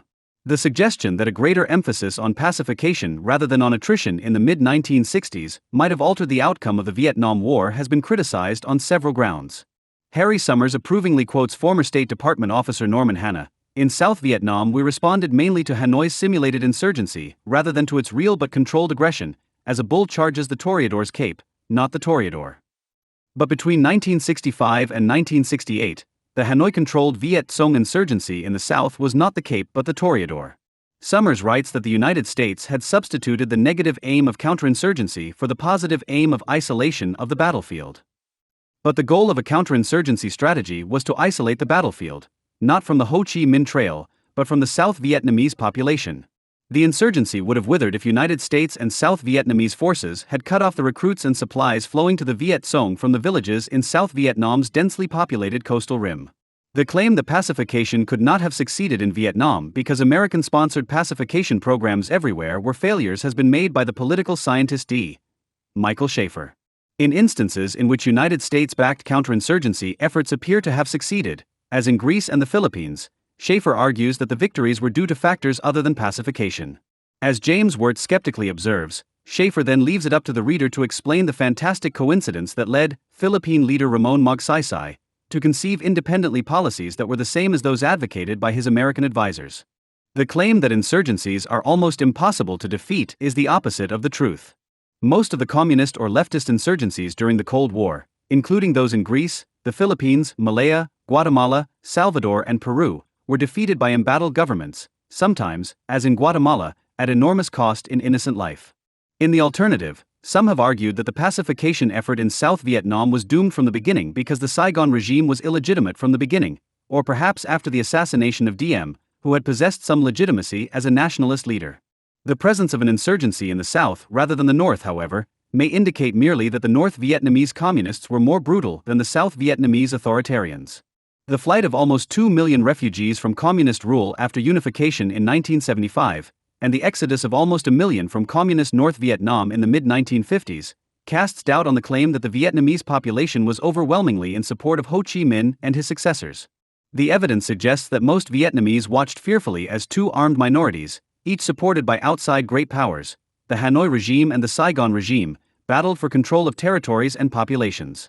On the basis of his experience with Marine Corps CA peace in Vietnam, Colonel William R. Corson in 1968 wrote, "The peasant in Vietnam cares as little about the ideology of the VC as he does about the ideology of the GVN. This fact in itself provides the South Vietnamese government with as great an opportunity to build up popular non-ideological support as the VC, and non-ideological support is essential for victory." To the extent that the outcome depended on the skillful use of coercion, the United States was capable of helping the Saigon regime by providing both advice and troops. Building a just, popular, liberal, and democratic society in South Vietnam was beyond the abilities of the United States. Helping South Vietnamese authorities defeat the Viet Cong by separating the insurgents from the densely populated regions and dismantling their secret networks, and using American military power to defeat attempted North Vietnamese invasions of South Vietnam, was within American power. This was the argument of a school of counterinsurgency theorists led by two RAND analysts, Nathan Lattes and Charles Wolfe, Jr. They criticized the Hearts and Minds school of counterinsurgency theorists who had influenced the Kennedy and Johnson administrations for overemphasizing social and economic reform as a cure for insurgent warfare. Evil governments may quell virtuous rebellions, and virtuous governments may lose to evil rebellions. The key variable was American public opinion. Would the United States have supported a long-term, low-level war of pacification in South Vietnam? Richard A. Hunt, a former Army captain in Vietnam, argues that a pacification-based strategy would most likely have taken too long and would in any case have exhausted the patience of the American people, inevitably eroding political support in the United States. But American public support for the Korean and Vietnam Wars declined at approximately the same rate as a function of casualties, not as a function of time. It is reasonable to believe that there would have been more public support for a longer American effort with fewer American deaths. As long as the war was predominantly an insurgency, the pacification strategy promised lower levels of United States casualties. Marine Combined Action Patrols and strike teams or United States mobile guerrilla forces suffered fewer casualties, while achieving a higher rate of contact with the enemy than did conventional Army maneuver battalions. What is more, a strategy emphasizing pacification in the early years of the Vietnam War would have required fewer United States troops in South Vietnam and would have relied less on expensive high-tech equipment that needed to be prepositioned and maintained. At the end of 1968, by the most generous estimate, only around 200,000 of the 536,000 American soldiers in South Vietnam served in combat positions. The logistical requirements of United States forces would have been greatly reduced by a strategy that compelled American soldiers to live in small units among villagers, rather than in bases with amenities like those stateside. According to historian Russell F. Weigely, the effort to maintain an approximation of the American standard of living in the Army and even in the combat zones diverted an excessive amount of manpower away from the essential combat units of the Army. The friction produced by using American troops to provide population security could hardly have been worse than that produced by the concentrations of troops that the attrition and bombing strategies required.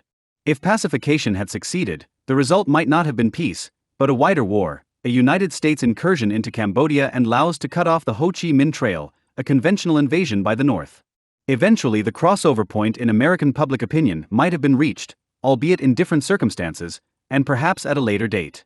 But as Robert W. Comer put it in 1973 in his reflections on pacification in Vietnam, at the least, its even half-hearted execution would probably have resulted in less militarization and Americanization of the conflict, and in a greatly reduced toll in human life and resources as well as tragic side effects. And it is the very contrast between this enormous toll and the ambiguous results achieved that has fed U.S. disillusionment with the war. Hence the very way in which we have fought the Vietnam War may have been what has foreclosed the long-haul, low-cost pacification strategy, which in hindsight offered perhaps the best hope of achieving U.S. aims. A mixed strategy that emphasized pacification in the first years of the Vietnam War may or may not have offered the United States and its South Vietnamese allies the best opportunity to win well. One thing seems clear: an initial emphasis on pacification would have offered the best opportunity to lose well. In hindsight, the record of the Kennedy and Johnson administrations compares favorably with that of the Pentagon. The constraints imposed on theater operations by the Johnson administration did not cause the war to be lost, and those constraints may well have averted a second Sino-American war in little more than a decade. The argument that Kennedy and Johnson were wrong to ask the U.S. military to wage a difficult and ambiguous war of counterinsurgency in a peripheral country is unpersuasive. The Cold War was going to be fought under difficult conditions in places like Vietnam, or it was going to be forfeited by the United States. The U.S. military succeeded in the siege aspect of the Cold War by amassing nuclear bombs and missiles, putting first-rate conventional armies in Germany, Japan, and South Korea and deploying surface and submarine fleets. But the U.S. military neglected the kind of forces that were most useful in the equally important duels of the Cold War: expeditionary forces for prolonged low-intensity conflicts in the Third World, such as the Vietnam War. Writing in 1961, one British expert observed that whereas Britain had combat forces for use in Third World contingencies, the United States had only deterrent forces. Although the situations were only partly comparable, the success of the British in waging an effective war of counterinsurgency against the Sukarno regime along the Indonesian/Malaysian border in the 1960s shows that other great military powers in the Cold War era were able to master the art of pacification. In hindsight, the theory of flexible response championed in various forms by the Kennedy and Johnson administration's civilian and military thinkers offered an intelligent contrast to the mainstream military's all-or-nothing orthodoxy. In his 1962 address to the graduating class at West Point, President Kennedy called on the military to adapt to the need to fight low-intensity proxy wars. Korea has not been the only battleground since the end of the Second World War. Men have fought and died in Malaya, in Greece, in the Philippines, in Algeria and Cuba, and Cyprus, and almost continuously on the Indochina Peninsula. No nuclear weapons have been fired. No massive nuclear retaliation has been considered appropriate. This is another type of war, new in its intensity, ancient in its origin. War by guerrillas, subversives, insurgents, assassins, war by ambush instead of by combat, by infiltration instead of aggression, seeking victory by eroding and exhausting the enemy instead of engaging him. It requires in those situations where we must counter it a whole new kind of strategy, a wholly different kind of force, and therefore a new and wholly different kind of military training. Unfortunately, the military's response to pressure from the Kennedy and Johnson administrations to master the complexities of counterinsurgency was to dismiss it as a fad. General Lyman L. Lemnitzer, chairman of the Joint Chiefs of Staff in 1960-61, thought that the Kennedy administration was oversold on unconventional warfare. General George Decker, Army Chief of Staff in 1960-62, claimed that any good soldier can handle guerrillas. Even General Maxwell Taylor, who was chairman of the Joint Chiefs of Staff from 1961-64, championed flexible response, claimed that any well-trained organization can shift the tempo to that which might be required in this kind of situation. John A. Nagel, a U.S. Army captain and professor at West Point, suggests that it was the organizational culture of the British Army that allowed it to learn counterinsurgency principles effectively during the Malayan Emergency, whereas the organizational culture of the U.S. Army blocked organizational learning during and after the Vietnam War. During the conflict in Indochina, one anonymous U.S. Army officer was quoted as saying, "I'm not going to destroy the traditions and doctrine of the United States Army just to win this lousy war." The institutional bias of the U.S. military was on display in other Cold War crises. During the Cuban Missile Crisis, the all-too-predictable recommendation of the Joint Chiefs was to engage in air attack against Cuba, followed by invasion and occupation as the lowest-risk course of action. President Kennedy rejected their advice in favor of a blockade, which, together with a secret deal with the Soviets to remove U.S. missiles from Turkey, ended the confrontation. During the crisis in Laos in 1961, the Joint Chiefs told Kennedy that no fewer than 60,000 troops should be deployed. General Lemnitzer and General Decker told the president that he should not take any action in Laos unless he was willing to use nuclear weapons to guarantee victory. Earlier in 1954, when the United States was considering military intervention in Indochina on the side of the French and their Vietnamese allies, Secretary of State Dulles was alarmed by the recommendation of the Joint Chiefs of Staff, which he summarized in a memo as the argument that United States power should be directed against the source of the peril, which was, at least in the first instance, China, and that in this connection atomic weapons should be used. During the Vietnam War, Lyndon Johnson confided to Canadian Prime Minister Lester Pearson that General Curtis LeMay, the former head of the Strategic Air Command, as well as other hawks in the military, had encouraged him to bomb Beijing. Throughout the Cold War, the U.S. military prepared to fight Field Marshal Rommel and Admiral Yamamoto, when it should have been preparing itself in addition to fight opponents like Nicaragua's Sandino and Haiti's Charlemagne. Under the buck stops here principle, President Johnson must be held ultimately responsible for the disaster in Vietnam between 1965 and 1968. On the other hand, it is not the responsibility of civilian politicians in a democracy to instruct military professionals in the rudiments of their art. An argument in extenuation of the failures in Vietnam of Presidents Kennedy and Johnson and Nixon appears more plausible when one considers the impressive string of military failures in the last quarter of the 20th century under a succession of very different presidents: Desert One in Iran, the bombing of the U.S. Marines barracks in Beirut, the bungled invasion of Grenada, the botched invasion of Panama, the debacle in Somalia. If not for the Kosovo War, which failed to prevent the expulsion of most Albanian Kosovars, and the Gulf War, which left Saddam in power, despite a later renewal of the air war under President Clinton, the U.S. military would have little to show since the Korean War except for a string of disasters or botched successes, all of which, the Pentagon's apologists would have us believe, represent failures of presidential conception and direction rather than of military implementation. Generals Colin Powell and Norman Schwarzkopf won the Gulf War, but Admiral Sharp and General Westmoreland did not lose the Vietnam War. The point is not to impugn the integrity of America's soldiers as individuals, but to wonder how the military leadership can ever be held accountable if an alibi for military failures can always be had by blaming civilian political leaders. Indeed, a case can be made that President Johnson deferred too much to the military, not too little. Remembering the controversy that surrounded Harry Truman's firing of General Douglas MacArthur, who became a martyr in the eyes of conservatives in Congress and the country, Johnson as Commander-in-Chief was careful to show support for the military commander in Vietnam. "General, I have a lot riding on you," Johnson told Westmoreland. "I hope you don't pull a MacArthur on me." Johnson kicked Westmoreland upstairs by promoting him in 1968. A case can be made that he should have replaced him long before. In 1976, General Westmoreland wrote, "I am convinced that history will reflect more favorably upon the performance of the military than upon that of the politicians and policymakers." In retrospect, many of the options favored by civilian policymakers in the Johnson administration, including the attempt to influence Hanoi by means of limited bombing and Defense Secretary Robert McNamara's technocratic enthusiasm for an electronic barrier across the Ho Chi Minh Trail, deserve the criticism that they have received. In the final analysis, however, the American public support for a sound grand strategy of global military containment of the communist bloc by means of flexible response collapsed for most of the 1970s because the US military in Vietnam was too inflexible in its response to the enemy's tactics. Saigon fell to Soviet-supplied North Vietnamese tanks in 1975. But Washington, D.C., had already fallen metaphorically several years before. For roughly a decade, between the Tet Offensive in 1968 and the Soviet invasion of Afghanistan in 1979, the United States abandoned the global containment policy that it had followed since the Truman administration in favor of several makeshift strategies that disguised the reality of American retreat and demoralization: Nixon's détente, Carter's human rights policy. The chief cause of the U.S. retreat in the 1970s was the collapse of public support for military intervention abroad that was caused by the costs of the Vietnam War.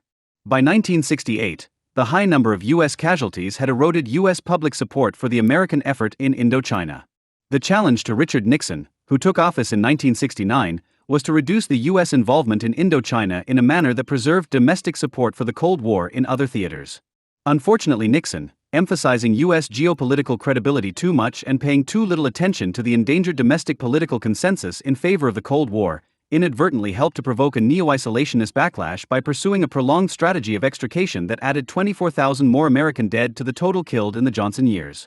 Joined by alarmed owls, or moderate interventionists, the anti-military, anti-interventionist doves in the U.S. Congress, emulating the progressive isolationists who had opposed Franklin Roosevelt's foreign policy in the 1930s, sought to strip the presidency of its foreign policy prerogatives and imposed embargoes on U.S. overt or covert aid to American allies and clients fighting the Soviet bloc in Indochina, Africa, and Central America. The Soviet Union took advantage of the post-Vietnam isolationism of the United States by engaging in a campaign of bold empire building in the Third World that was reversed only by the costly and dangerous Second Cold War waged by the United States and its allies in the 1980s. U.S. public opinion, then, was a key factor both in the disastrous outcome in Vietnam and the successful outcome of the Cold War. In the words of Leslie H. Gelb and Richard Betts, American public opinion was the essential domino. Although this is widely recognized, most discussions of the U.S. political debate over the Vietnam War treat that debate as though it took place in a social and cultural vacuum. The opposing sides are usually identified in terms of left and right, categories of dubious utility derived from the politics of 19th century Europe. In reality, ideological labels such as liberal and conservative, as well as partisan labels such as Democrat and Republican, were less useful in predicting the views of any given American about the Vietnam War in particular and the Cold War in general than ethnicity, race, religion, and regional background. The Vietnam War was disproportionately opposed by blacks and Jews and by white Protestants in New England and regions such as the Upper Midwest, the Northern Prairie, and the Pacific Northwest. White Southerners disproportionately supported the war. White Catholics also tended to support the war, but this group was complex and divided. What accounts for these ethnic and regional divisions? Unlike the case in World Wars I and II, there was no substantial Indo-Chinese American population comparable to German and Japanese Americans. Nor do economic or class interests appear to have influenced American attitudes. The hypothesis that these divisions were rooted in cultural traditions is confirmed by the fact that the division of the public into pro- and anti-war groups long antedated, and survived, the Vietnam War. Black Americans have been far more likely than white Americans to oppose U.S. foreign wars as long as data on the subject has been gathered. Black American leaders, identifying American expansionism with slavery and racism, denounced the Mexican War and the Spanish-American War, agitated for the termination of the U.S. occupation of Haiti that began in 1915 to preempt German influence, and took a special interest in the conditions of blacks and mulattoes in the American-ruled Panama Canal Zone. In the 20th century, black liberals tended to identify with non-communist anti-colonial movements in Africa, Asia, and Latin America. Gandhi's India provided a model for Martin Luther King, Jr. Black radicals such as W.E.B. Du Bois and Paul Robeson, by contrast, were more likely to identify with Marxism-Leninism in the Soviet Union and the Third World. Many black American soldiers supported the U.S. effort in Indochina. Black Americans, who had received no medals of honor in World War I or World War II, received 20 of the 237 awarded during the Vietnam War. General Colin Powell, who would go on to command the U.S. military as chairman of the Joint Chiefs of Staff during the Persian Gulf War, won 11 medals in Vietnam, including a Bronze Star and a Purple Heart. At the same time, a substantial part of the black American population was deeply suspicious of the U.S. military, which for most of its history had been segregated and dominated by racist Southerners. During World War II, the future black civil rights leader Bayard Rustin refused to be drafted, arguing against the moral error that racism, American, can overcome racism, fascist. Nation of Islam leader Elijah Muhammad and several fellow black nationalists were sentenced to prison during World War II for advocating draft evasion, as was Nation of Islam member Muhammad Ali for refusing to be drafted during the Vietnam War. If black American anti-war sentiments reflected a history of alienation from a racist society, the opposition of many American Jews to U.S. military interventions abroad reflected the powerful traditions of communist and non-communist socialism that many Jewish immigrants in the early 20th century brought with them from the former Tsarist Empire in Russia and Eastern Europe. Most American Jews in the 20th century became mainstream liberals. Even so, the dwindling number of radicals in the Jewish community contributed far out of proportion to their numbers to the Communist Party USA as well as to its allies and rivals on the American left, which in the 19th century had been dominated by German and Scandinavian immigrants. Although only a small minority of American Jews were communists, by the 1930s a majority of American communists were Jews. A generation later, many leading anti-communist intellectuals during the Cold War were Jewish American ex-communists who had broken with the Moscow-controlled party. The division of the American Jewish left among pro-communist, anti-communist, and anti-anti-communist factions gave its internecine disputes a kaleidoscopic complexity. No one has failed to notice that in the American student movement of the 1960s, students with a Jewish background played a distinctive role, Paul Berman has observed. A nationwide survey by the American Council of Education in 1966-67 revealed that the best single predictor of campus protests was a high proportion of Jewish students. Apart from Jews, few American students in the 60s were radical. At the height of the anti-war movement in 1970, only 11% of American college students identified themselves as radical or far left. The political scientist John E. Mueller speculates that campus leftism had less to do with the supposed innate qualities of intellectuals as a new class or adversary culture than with the ethnic heritage of Jewish intellectuals. Outside of a few sections in a few cities, the only easily identifiable places that Jews are found in striking disproportion are the colleges and universities of the land. And very particularly the better ones. Thus the liberalism of those associated with the better universities may not derive from anything endemic in the university situation. Rather, it may stem from the influence of a major subpopulation in the university community inclined toward liberalism and war opposition regardless of its association with the college. The presence of a substantial radical minority in the American Jewish population accounts for its divergence from the national norm in its attitudes toward the Vietnam War. In 1964, Jews were twice as likely as Protestants and Catholics to favor pulling out of Vietnam altogether, and about half as likely as Protestants and Catholics to agree with the statement, take a stronger stand even if it means invading North Vietnam. In 1970, when a majority of Protestants and Catholics favored fighting while negotiating or escalating the war, half of the Jewish respondents surveyed favored an immediate pullout. The only large population group not represented among the combat deaths in Vietnam, in proportion to their U.S. demographics, were those who designated themselves Jewish. B.G. Burkett and Glenna Whitley write in Stolen Valor, 1998, their study of myths and facts about Vietnam veterans. Although Jews accounted for 2.5% of the U.S. population, Jewish men accounted for only 0.46% of the war-related deaths in the Vietnam War. The evident explanation for this discrepancy is the use of college deferments by the higher-than-average proportion of Jewish men in college to avoid military service. While Jews were overrepresented on the anti-Cold War left in the United States, Catholic politicians and thinkers were disproportionately represented among the leaders of American anti-communism. The American Catholic community is composed of many different ethnic groups who arrived in different eras. Nevertheless, some generalizations are possible. American Catholic opposition to Marxism-Leninism was catalyzed by the anti-clerical atrocities of the Bolshevik Revolution. In the 1930s, many American Catholics sympathized with Franco's Spain, which portrayed itself as a defender of Christian civilization against communism. After World War II, Catholic anti-communism in the United States was strengthened by the Soviet repression of the Church in its Eastern European empire. According to historian Michael Kazin, Catholic organizations constituted the largest and best-financed, as well as most uncompromising, battalion in the anti-communist movement. Despite the prominence of Catholic anti-communist Republicans and conservatives such as Senator Joseph McCarthy and William F. Buckley, Jr., most American Catholics during the Cold War retained their allegiance to the Democratic Party, in which they had historically been the allies of white Southern Protestants. The Irish American Catholics who dominated the U.S. labor movement, such as George Meany of the AFL-CIO, sought to purge the ranks of organized labor of Moscow-controlled communists, and enthusiastically supported the anti-communist foreign policy of the New Deal/Cold War liberals. However, beginning with the campaigns of George Wallace and Richard Nixon for the presidency in 1968, many working-class Catholic hardhats broke with the Democratic Party to support Republican presidential candidates, rejecting the increasingly dovish foreign policy views of the Catholic hierarchy and Catholic pacifists such as Dorothy Day and the Berrigan brothers. It is worth noting that the only American group that was overrepresented in the U.S. Armed Forces during the Vietnam War was Catholics. Although Catholics accounted for only around 24% of the population, about 30% of the American soldiers who were killed in Vietnam were Catholic. While Jewish and Catholic attitudes toward communism and the Cold War were influenced by Old World immigrant traditions, the foreign policy attitudes of old-stock white Protestant Americans tended to be correlated with their regional origins. Regions in the United States are notoriously difficult to define. The best guide, perhaps, is provided by speech regions. Most linguists identify 4 regional dialects of American English: Northern, Midland, Highland Southern, and Coastal Southern.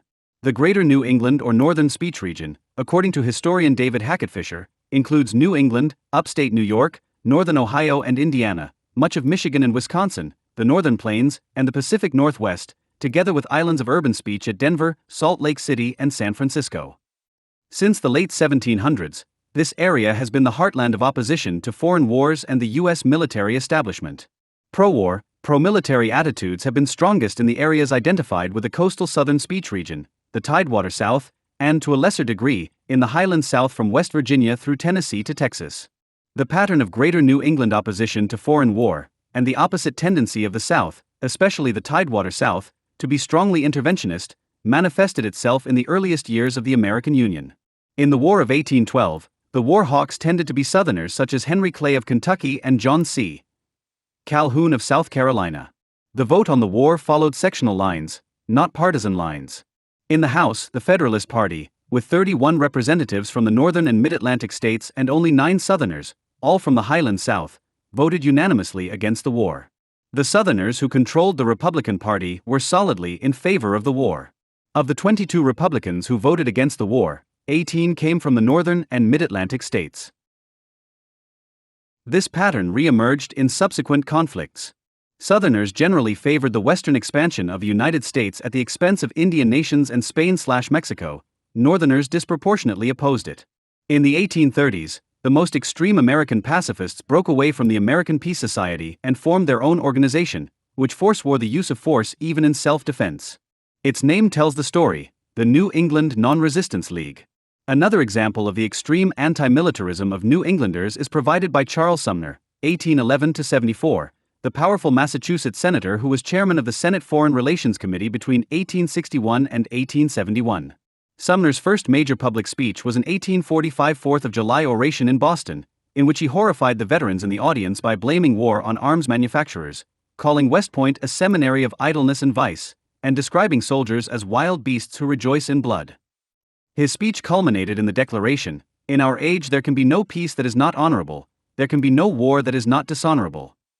True to his pacifist principles, Sumner refused to fight back when he was caned on the floor of the House in 1856 by South Carolina Congressman Preston S. Brooks, in retaliation for Sumner's verbal assault on Brooks's cousin, South Carolina Senator Andrew P. Butler. For New Englanders such as Sumner, the Mexican War, 1846-48, was a national disgrace. Boston, the capital of the anti-war movement during the War of 1812, was the center of opposition to the Mexican War. The Boston-based American Peace Society charged the U.S. government with aggression against a poor, feeble, distracted country. Both the Democrats and their opponents, the Whigs, were divided along regional lines. In February 1847, just before the U.S. victory at Buena Vista, Thomas Corwin, a Whig senator from Ohio, encouraged the Mexican enemy to welcome American soldiers to hospitable graves. When the Kentucky abolitionist Cassius M. Clay gave up the editorship of an anti-slavery newspaper to join the other Kentucky volunteers, other abolitionists prayed that he would be the first to perish in Mexico. The Boston Brahmin Henry David Thoreau refused to pay taxes, claiming that to do so would make him an accomplice in an unjust war. Jailed, he wrote his classic essay Civil Disobedience, which inspired later generations of mostly northern anti-war activists in the United States. In general, the South was as enthusiastic about the Mexican War as the North was hostile. Many leading Southern military officers, including Robert E. Lee, became members of the Aztec Club, an organization of veterans of the Mexican War. Indeed, from the beginning of the Republic, the U.S. military had been dominated by Southerners. The South gave military professionalism its only significant support in the pre-Civil War years, Samuel P. Huntington has written. A Southern military tradition existed in a way in which there was never a New England, Middle Western, or Rocky Mountain military tradition. Huntington points out that in the U.S. Army of 1837, 3 of the 4 active generals, 6 of the 13 colonels of the line, and 10 of the 22 highest-ranking officers were not only from the South but from one state, Virginia. 20 The pattern of Southern support for foreign wars was broken during the Spanish-American War when, for the first and only time in U.S. history, intervention abroad was the project of Northeastern elites. As a political theory, historian Richard Franklin Bensel notes, imperialism rationalized the interests of the Northern Industrial Corps, their agrarian allies, and the Republican Party. At the time a Northeastern/Midwestern coalition. Many former Confederates opposed the war out of bitterness toward the federal government. Even though the Spanish-American War was a Northern enterprise, it was opposed vehemently from within the North itself. David Hackett Fisher writes, anti-imperialism was a regional movement, centered in New England. Once again Boston became the center of an anti-war movement. After the outbreak of World War I in Europe, congressional voting on preparedness legislation between 1915 and 1917 revealed the by now familiar pattern. In terms of geography, the anti-interventionists were concentrated in New England and northern states settled by New Englanders, with a few allies among populists in the Highland South. The myth of conservative isolationism to the contrary, most of the World War I-era isolationists were to the left of center in their political views, progressive Republican followers of Wisconsin Senator Robert La Follette and Southern and Western populists of the William Jennings Bryan School. In the Senate, the most consistent opponents of preparedness and intervention in World War I were all from the western section of Greater New England: Robert La Follette, R. Wisconsin; George W. Norris, R. Nebraska; Asel J. Grana, R. North Dakota; and Harry Lane, D. Oregon. In the House as in the Senate, all but one of the representatives with 100% anti-preparedness and anti-intervention voting records were from the same region: William J. Carey, R. Wisconsin; Henry Allen Cooper, R. Wisconsin; Charles Davis, R. Wisconsin; Henry Helgeson, R. North Dakota; John M. Nelson, R. Wisconsin; and William H. Stafford, R. Wisconsin. Remarkably, 5 of the 10 most consistent congressional opponents of U.S. involvement in World War I came from the same state in Greater New England, Wisconsin. The South was overwhelmingly in favor of U.S. participation in this European war, as it had been in favor of U.S. involvement in the Napoleonic Wars in 1798 and again in 1812. 2/3 of the Southern members of the Senate, and 4/5 of the Southern members of the House, voted in favor of every one of Woodrow Wilson's wartime policies. The exceptions tended to be found in the Highland South. Among the Highland Southern allies of the Yankee isolationists in the years preceding World War I was Senator Thomas P. Gore of Oklahoma, whose Gore resolution prohibited travel by U.S. citizens on armed merchant vessels. Gore, the grandfather of novelist Gore Vidal and a distant relative of Tennessee Senator Albert Gore, Sr., and his son, Vice President Al Gore, belonged to the populist wing of the Democratic Party and shared his anti-interventionism with the leader of that faction, Woodrow Wilson's Secretary of State, William Jennings Bryan. Between World War I and World War II, the leaders of isolationism in Congress were William E. Borah, R. Idaho; Hiram Johnson, R. California; George Norris, R. Nebraska; and Robert La Follette, Sr., R. Wisconsin.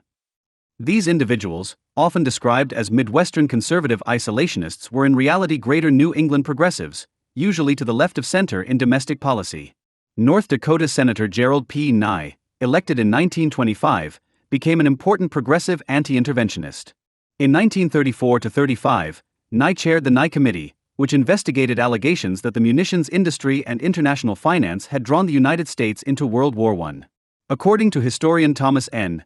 Ginsburg, Nye, along with Arthur Vandenberg, R. Michigan, and a Missouri Democrat, Bennett Champ Clark, collaborated in staging a most effective preemptive attack that took the leadership of foreign policy away from the White House.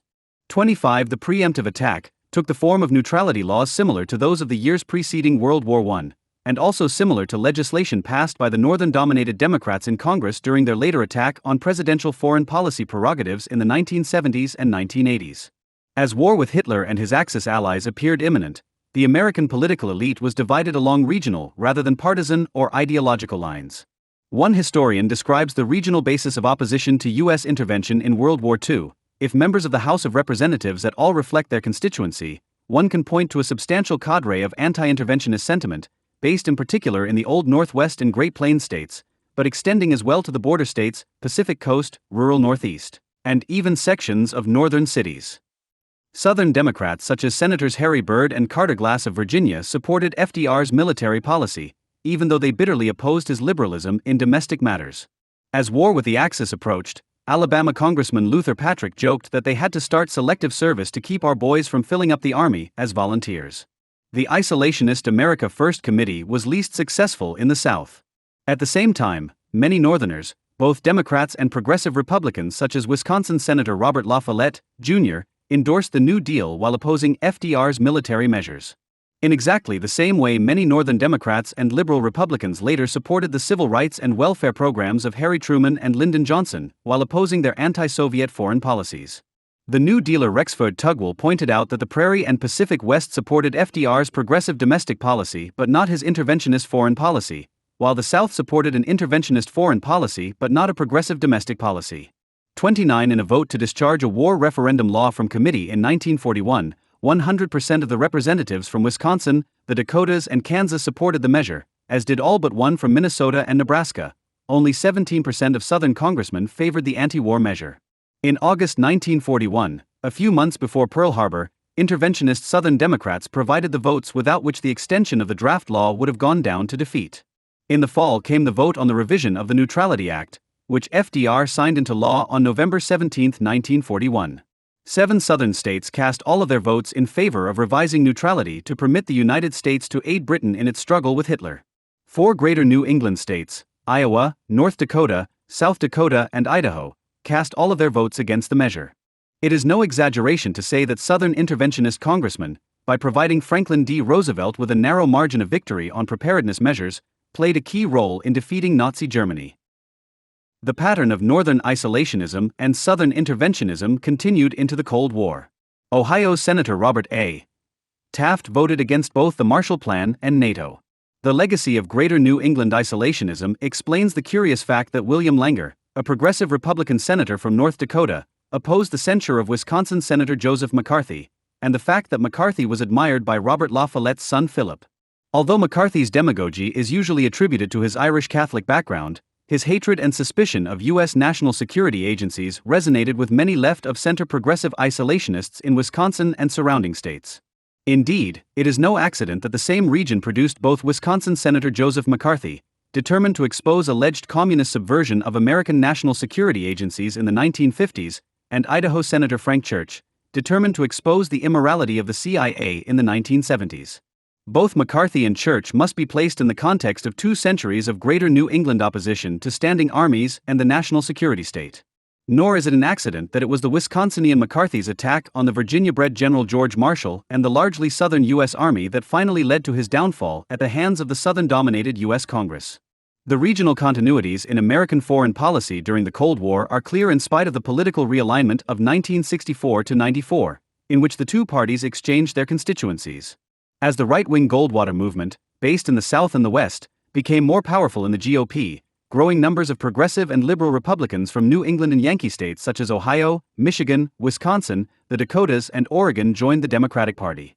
At the same time, blacks deserted the party of Lincoln and joined their traditional Northern Protestant and Jewish white allies in the Democratic coalition. Meanwhile, white Southerners and, more slowly, Northern white Catholics moved into the Republican Party. By the early 1970s, the Greater New England Protestant Black-Jewish Alliance was predominant in the National Democratic Party. In 1972, leading Northern Catholic Democrats such as Mayor Richard Daley of Chicago and Massachusetts Congressman Tip O'Neill were denied seats at the Democratic National Convention that nominated George McGovern. Following the congressional election of 1974, conservative and moderate Southern Democratic Committee chairmen were purged by mostly Northern left liberal reformers. In 1955 to 56, 2/3 of the Democratic chairmen of House committees had been Southerners. The reason for the collapse of Cold War liberalism in the Democratic Party was not the Vietnam War, but rather the transformation in the Democratic Party's base. Even if there had been no Vietnam War, the Democratic Party probably would have become more isolationist in the 1960s and 1970s as its demographic base moved northward.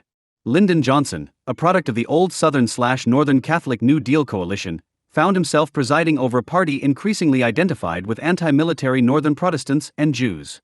Lady Bird Johnson marveled in 1967 at the way that the Republicans supported the Cold War while the Democrats were abandoning it. Lyndon and I watched Senator John Tower for the Republicans and Senator Joe Clark for the Democrats on television. The Today Show, talking about Vietnam. What a twist of fate it is to see the administration, indeed us, being explained, backed, yes, even defended by John Tower, while that red-hot Democrat Joe Clark slashes at the administration's policy with rancor and emotion. What escaped the First Lady's attention was the fact that the difference was less partisan than regional. Tower was from Texas, Clark from Pennsylvania. Senator George Aiken, famous for saying that the United States should declare victory and get out of Vietnam, was from Vermont. In taking over the Democratic Party, left liberals and radical activists, many of whom came from progressive Republican or Marxist backgrounds, delegitimated the older elements in the party by demonizing them. America's soldiers, far more likely to be Southerners than Northerners, were baby killers and Nazis. Northeastern police, far more likely to be Irish American, Polish American, or Italian American Catholics than Yankee or German or Scandinavian American Protestants, Jews or blacks, were denounced as pigs and fascists.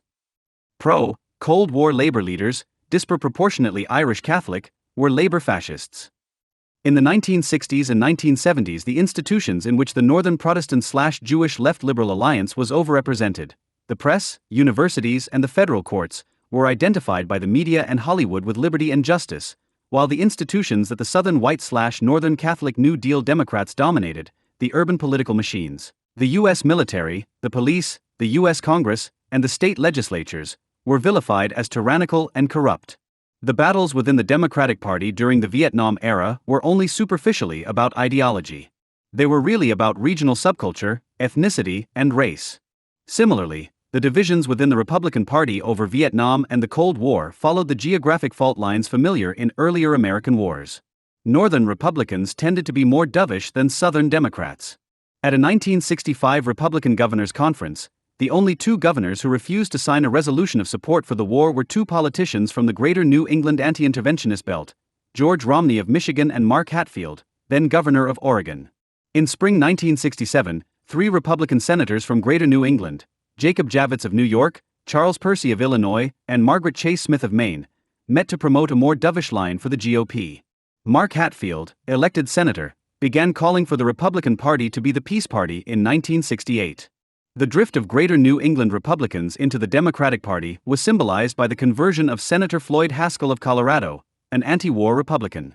The contrast between Northern anti-interventionism and Southern interventionism can be illustrated by a comparison of Idaho Senator Frank Church and Representative Mendel Rivers of Charleston, South Carolina, who was chair of the House Armed Services Committee from 1965 to 1970. Church, a harsh critic of U.S. Cold War policy and national security agencies such as the CIA, took part in a photo opportunity in 1966 in which he held up a photo of his hero and predecessor in the Senate from Idaho, the interwar isolationist Republican Senator William Borah. Rivers, reflecting the tradition of South Carolina fire eaters in the 19th century, summed up his attitude toward the Vietnam War thus: "Words are fruitless, diplomatic notes are useless. There can be only one answer for America: retaliation, retaliation, retaliation, retaliation. They say, quit the bombing. I say, bomb." With only 5 exceptions, every one of the 15 members of Congress whose denunciations of President Nixon's Linebacker II bombing campaign against North Vietnam were quoted in the Prestige Press came from a state in the Greater New England isolationist belt. Not one Southern or Southwestern senator was found among the vocal opponents of the Christmas bombing. The Northern Democrats in Congress in the 1970s, turning against the interventionist Cold War policy that the disproportionately Southern and Catholic Cold War liberals had supported, revived techniques used by the isolationist Northern Republicans of the 1930s, such as banning U.S. military aid to factions in countries such as Angola and Nicaragua, and attempting to strip the presidency of foreign policy powers. The leader of the movement in favor of a War Powers Act was a Democrat from historically anti-interventionist Wisconsin, Clement J. Zablotsky. The domestic divisions over U.S. foreign policy in the 1980s, Peter Trubowitz writes, were sectional, not ideological. While Cold War internationalism continued to strike a responsive chord in the South, it had lost much of its appeal in the Northeast. As we have seen, the Cold War never had much appeal in the Northeast, except in regions with large numbers of anti-communist Catholics.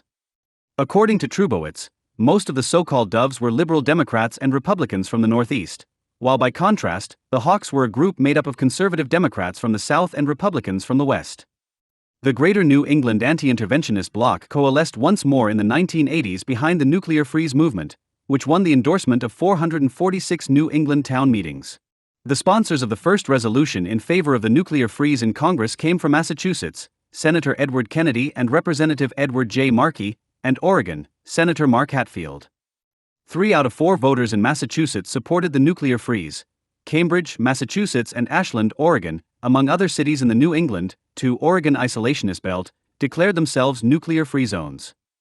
41 Meanwhile, white Southern Democrats rallied behind Ronald Reagan's militant Cold War policy. Southern whites who favored higher defense spending were 52% Democratic to 34% Republican in 1980. Just 4 years later, they were 49% Republican to 38% Democratic. 79% of Southern whites who voted for Reagan believed that defense spending should be increased beyond Reagan's buildup, the largest peacetime buildup in U.S. history. By the 1990s, the Tidewater South was the most solid Republican region, and Greater New England the bastion of the Democrats. Between the 1960s and 1994, enough Southerners left the Democratic Party to give the Republican Party a majority in both houses of Congress and a near lock on the White House from 1968 to 1992. The regional polarization of the two parties was reflected in the congressional vote authorizing President Bush to wage war on Iraq. A majority of Democrats voted against the war. Most of the dissenting Democrats whose alliance with the Republican minority permitted the declaration of war to pass were Southerners.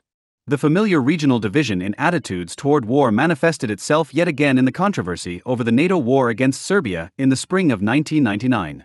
On April 28, the House of Representatives voted on several proposed endorsements of the war. For the most part, the vote reflected partisanship. The Republican majority, which had voted to impeach Clinton, voted against approving Clinton's Balkan policy, whereas a majority of Democrats voted to endorse their party's leader. However, the deviations from the partisan norm were instructive. Representatives from Greater New England states such as Wisconsin, Minnesota, Washington, Oregon, Illinois, and Ohio were overrepresented among the Democrats who broke with their party to vote against the president's military policy. The only Texas Democrat who did so was Lloyd Doggett, whose constituency reflected the liberalism of Austin, a major college town. Just as significant was the regional identity of the Republicans who voted in favor of formally authorizing the Balkan War. Approximately half of these were from southern or southwestern states. The state of Virginia alone provided 1/5 of the Republicans who broke with their party to vote for an authorization of war. Even more significant, perhaps, is the fact that a different proposed resolution in which Congress on behalf of the U.S. government formally would have declared war on Yugoslavia was supported by only 2 members of the House, one from Texas, Republican Representative Joe Barton, and one from Mississippi, Democratic Representative Gene Taylor. The historical record could not be more clear. There is a centuries-old northern anti-interventionist, anti-military culture in the United States, centered in New England and the regions of the Great Lakes, Midwest, Upper Plains and Pacific Northwest settled by New Englanders. In the 20th century, as European Catholic immigrants diluted the influence of old-stock Yankee Protestants in New England itself, the epicenter of this political culture shifted westward to the Middle West and Far West. For generations, the isolationists of Greater New England have battled the pro-military interventionists of the Tidewater South. The populace of the Highlands South have often been divided over foreign policy, as they were divided in their loyalties during the Civil War and the American Revolution.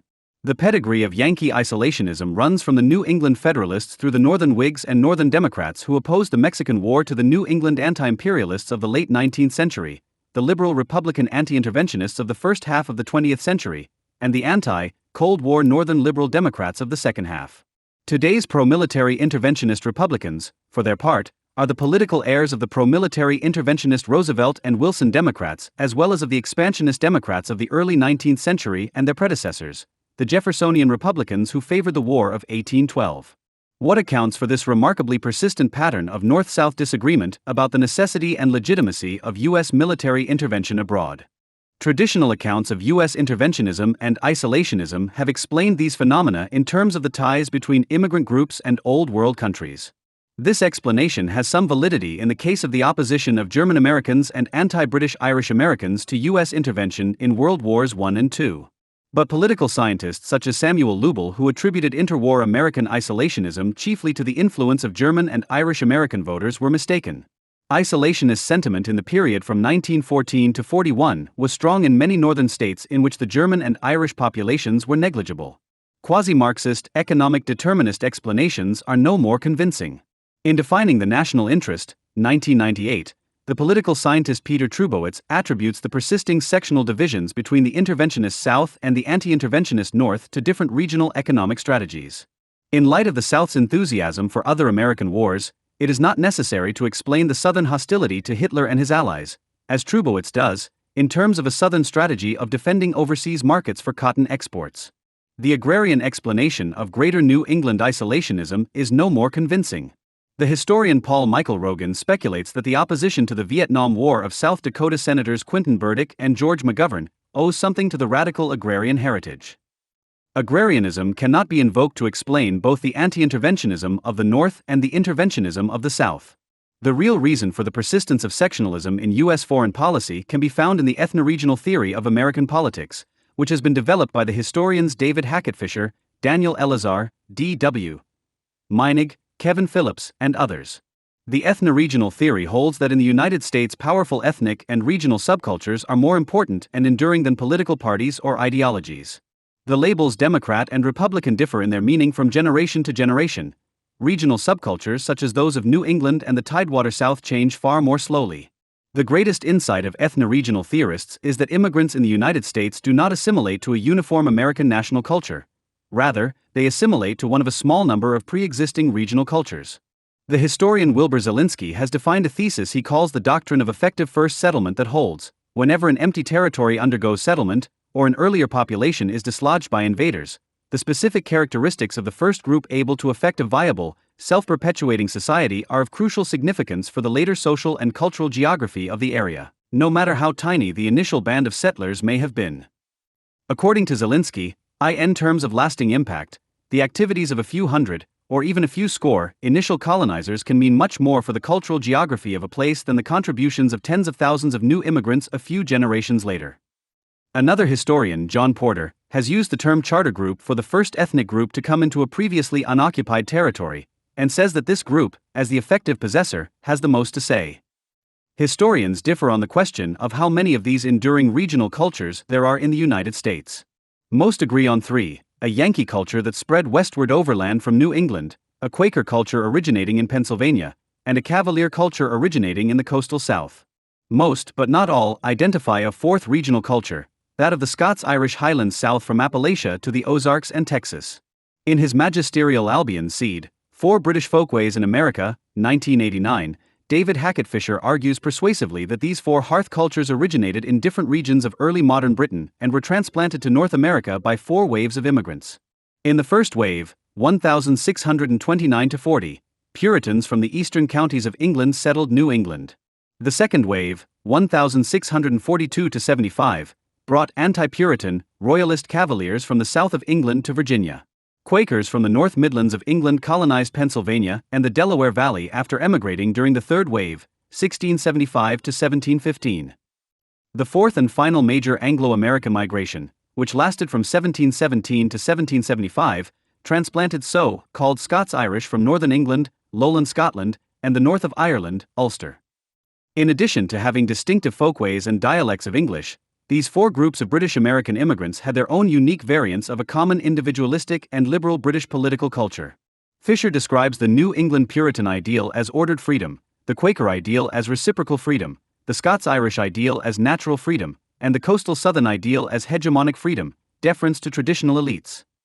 Another historian, Daniel J. Elazar, calls the New England tradition the moralistic culture, the Mid-Atlantic tradition the individualistic culture, and the coastal Southern tradition the traditional culture. Elazar does not identify the Scots-Irish Highlands South as a separate cultural region, an error that leads him to treat it unconvincingly as a hybrid of the moralist and traditional subcultures. These British American regional cultures have been overlaid and altered by waves of European and, more recently, Latin American and Asian immigration. The concentration of European Catholic immigrants in the industrial belt more or less effaced the older Mid-Atlantic Quaker region. By 1955, New England itself had ceased to be Yankee.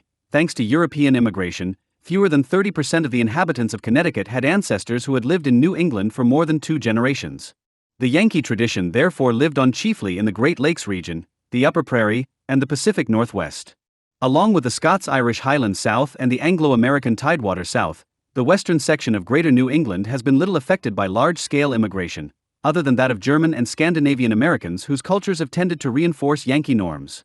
These three regions show greater continuities in attitudes toward foreign policy than do areas such as the Industrial Belt or California and the Southwest, where populations have been churned by massive immigration and relocation. Contrary to popular belief, regional cultures have proven to be far more stable than the ethnic cultures of immigrant groups, which usually fade away after a generation or two. The ethno-regional theory provides the answer to the mystery of American sectional differences with respect to war. Regional disagreements about war are part of a larger pattern of regional disagreement about the legitimacy of all forms of violence. Historians of Southern mores are agreed that violence as an aspect of Southern life clearly distinguished the region from the rest of the country, writes historian Bertram Wyatt Brown. 49 of the Southerner, Alexis de Tocqueville observed that the energy which his northern neighbor devotes to gain turns with him to a passionate love of field sports and military exercises. He delights in violent bodily exertion, he is familiar with the use of arms, and is accustomed from a very early age to expose his life in single combat. Southern states lead the nation not only in military academies but in homicide rates and death penalty laws and in low penalties for domestic violence. Northern states have the lowest homicide rates and the greatest number of statutes requiring a citizen to retreat before attacking an assailant or intruder in his home. These regional differences reflect the difference in moral systems between the post-Calvinist Puritanism of Greater New England, which shuns violence as a means for resolving disputes, and the cultures of honor of the Scots-Irish Highlands South and the Anglo-American Tidewater South. The two Southern cultures are quite different, but compared to Greater New Englanders, both Highland and Tidewater Southerners look with greater approval on violent retaliation for insults. But Southerners are not indiscriminately violent. The difference between Northern and Southern homicide rates is accounted for almost entirely by the violent responses of Southerners to personal offenses, arguments, insults to women, lovers' quarrels, and disputes within the family. The researchers Richard E. Nisbet and Dov Cohen discovered that, at the same university, white Southern students were more likely to respond aggressively than white Northern students to the same set of insults and provocations. The same researchers have pointed out the similarities between the culture of honor of white Southerners and that of inner-city Black Americans, most of whom are descendants of Southern migrants. In addition to different attitudes toward violence, both collective and personal, Greater New Englanders and Southerners have inherited different conceptions of the character of the United States. The idea of American messianism or exceptionalism, of a special American destiny in the world, is a Northern idea. It is a secularized version of the Calvinist utopia of the perfect Puritan commonwealth, safe in the new world from the corrupting influences of the old. The power of this utopian tradition, in both its Protestant and secular forms, explains why almost every wave of social and moral reform in American history has emanated from New England or areas settled by New Englanders such as California. Abolitionism, prohibition, animal rights, pacifism, suffragism, and most recently, the anti-smoking campaign. By contrast, the Tidewater Southern gentry and the Highlands Southern yeomen have viewed North America in terms of cheap land and quick wealth. For Southerners, British North America is a New England, different in scale but not in kind from the Old England. For the Puritans and their cultural descendants, North America is, or should be, a New Jerusalem. The fundamental incompatibility of the mentalities of the rival American regions was captured by Henry Adams. The Pilgrims of Plymouth, the Puritans of Boston, the Quakers of Pennsylvania, all avowed a moral purpose, and began by making institutions that consciously reflected a moral idea. No such character belonged to the colonization of 1800. From Lake Erie to Florida, in long unbroken line, pioneers were at work, cutting into the forest with the energy of so many beavers, and with no more moral purpose than the beavers they drove away. The civilization they carried with them was rarely illumined by an idea. Of the mostly Southern Jeffersonian Republicans, this quintessential Yankee intellectual, the descendant of two scholarly Massachusetts presidents, wrote, "I am at times almost sorry that I undertook to write their history, for they appear like mere grasshoppers kicking and gesticulating on the middle of the Mississippi River. There is no possibility of reconciling their theories with their acts." To Southerners, even intellectual and progressive Southerners, the notion that a government or an entire society should be organized according to a theory or idea, rather than on the basis of tradition and custom, is the ultimate in New England folly. The ethno-regional theory also clears up a minor historical mystery. For much of the 20th century, American historians, most of them Northerners, struggled to understand why the South had been so ardently in favor of war with Britain in 1812. Surely, they thought, the claim that America's national honor had been insulted by British practices such as the impressment, kidnapping and conscription of American sailors had to be a pretext for other motives. Some historians speculated that economic motives, not maritime grievances, were the real reason for the War of 1812.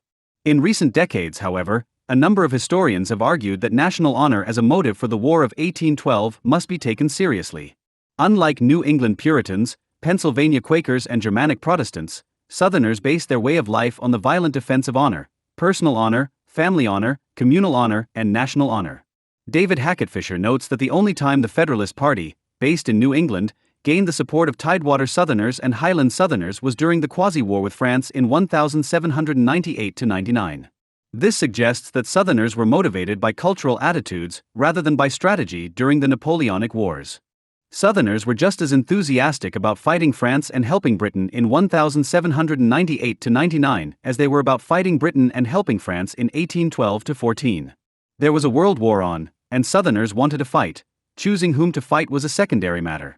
The war fever of '98 marked the beginning of a consistent pattern in American military history, Fisher writes. From the Quasi-War with France to the Vietnam War, the two Southern cultures strongly supported every American war no matter what it was about or who it was against.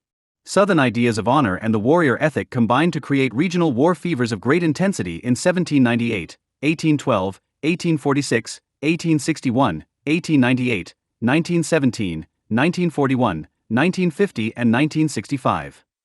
The ethno-regional theory explains another curious fact of American political life: the tendency for the most outspoken doves to be found in the U.S. Senate, rather than in the House of Representatives. For example, two senators from Idaho, the progressive Republican William Borah and the liberal Democrat Frank Church, symbolize the traditional hostility of left-of-center anti-interventionists to national security agencies and foreign wars. The underpopulated states of New England and the Yankee-settled Northern Tier and Rocky Mountain states have disproportionate clout in the U.S. Senate, thanks to the provision that allots Senate seats on the basis of statehood rather than population.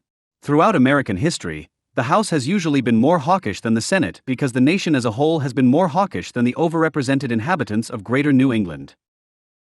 Like all attempts to generalize about political behavior, the ethno-regional theory of American politics is subject to many qualifications. It predicts the behavior of large groups of voters and the politicians who respond to them better than the views or actions of individuals or small groups.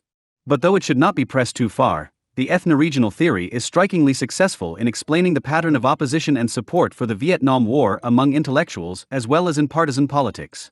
The regional and ethnic divisions within the American intellectual community in the Vietnam years mirrored the partisan divisions between the two national parties and within each party. The overrepresentation of Northern Protestants and Jews in the media and prestige universities meant that the centers of institutional power in the intellectual world tended to be identified with the anti-military, anti-interventionist left wing of the Democratic Party. In his 1987 book The Last Intellectuals, Russell Jacoby quoted Charles Kadushin's list. In 1970, the 10 leading intellectuals were Daniel Bell, Noam Chomsky, John Kenneth Galbraith, Irving Howe, Dwight MacDonald, Mary McCarthy, Norman Mailer, Robert Silvers, Susan Sontag, and tying at 10th place, Lionel Trilling and Edmund Wilson. 57. If this sample is a guide, the typical American public intellectual of the 60s era was a literary critic of Northeastern birth, Jewish or Northern Protestant ancestry, and socialist or social democratic politics. That the leftism of many Jewish and Northern Protestant intellectuals reflected their ethnic political heritages, rather than their status as intellectuals, is proven by the existence, throughout the same period, of an impressive Catholic and Southern conservative anti-communist intelligentsia, of which William F. Buckley, Jr. was the impresario. Despite the fact that they have had far more influence on late 20th century American politics, Catholic and Southern intellectuals are seldom included among lists of major American thinkers, for the simple reason that the lists tend to be drawn up by the liberal and leftist Democrats who dominate the prestige press and the elite academy. The fact that much of the intellectual opposition to the Vietnam War had more to do with ancestry than with geopolitical strategy is clear in the case of two celebrated anti-war intellectuals, the poets Allen Ginsberg and Robert Lowell. Like many anti-war leftists, Ginsberg was a red diaper baby, the son of a Russian Jewish immigrant who belonged to the Moscow-controlled Communist Party USA. In the poem Returning North of Vortex, 1967, this child of a Stalinist family wrote, "Let the Viet Cong win over the American army. And if it were my wish, we'd lose and our will be broken and our armies scattered." 58. Ginsberg's fellow beat, the novelist Jack Kerouac, supported the Vietnam War, perhaps because he came from a working-class Catholic background. The refusal of the poet Robert Lowell to attend a White House gathering of artists in 1965 on the grounds that he could only follow our present foreign policy with the greatest dismay and distrust, was published on the front page of the New York Times. The editor of the New York Review of Books, Robert Silvers, lined up a number of prominent intellectuals, most of them leftist literati, to endorse Lowell's position in a telegram to President Johnson, which was also published in the New York Times. Lowell's letter to President Johnson echoed a letter that he had sent to President Roosevelt in 1945, grandly announcing that he would be a conscientious objector in World War II. Writing as one Northeastern patrician to another, Lowell told FDR, "You will understand how painful such a decision is for an American whose family traditions, like your own, have always found fulfillment in maintaining, through responsible participation in both the civil and military services, our country's freedom and honor. I have the honor, sir, to inscribe myself, with sincerest loyalty and respect, your fellow citizen, Robert Trail Spence Lowell, Jr." The New York Times printed that letter to FDR on its front page because the then obscure author was a Lowell. In opposing World War II and the Vietnam War, Lowell was living up to the tradition of his New England dynasty. His distant relative, the famous poet James Russell Lowell, during the Mexican War had written anti-war poetry in folksy New England dialect. Writing in 1975, Daniel Patrick Moynihan, a sociologist before he became a public servant, noted the conflict between the American officer corps, with its Protestant, rural, anti-urban complexion, and leading American intellectuals, who were not Protestant and not rural.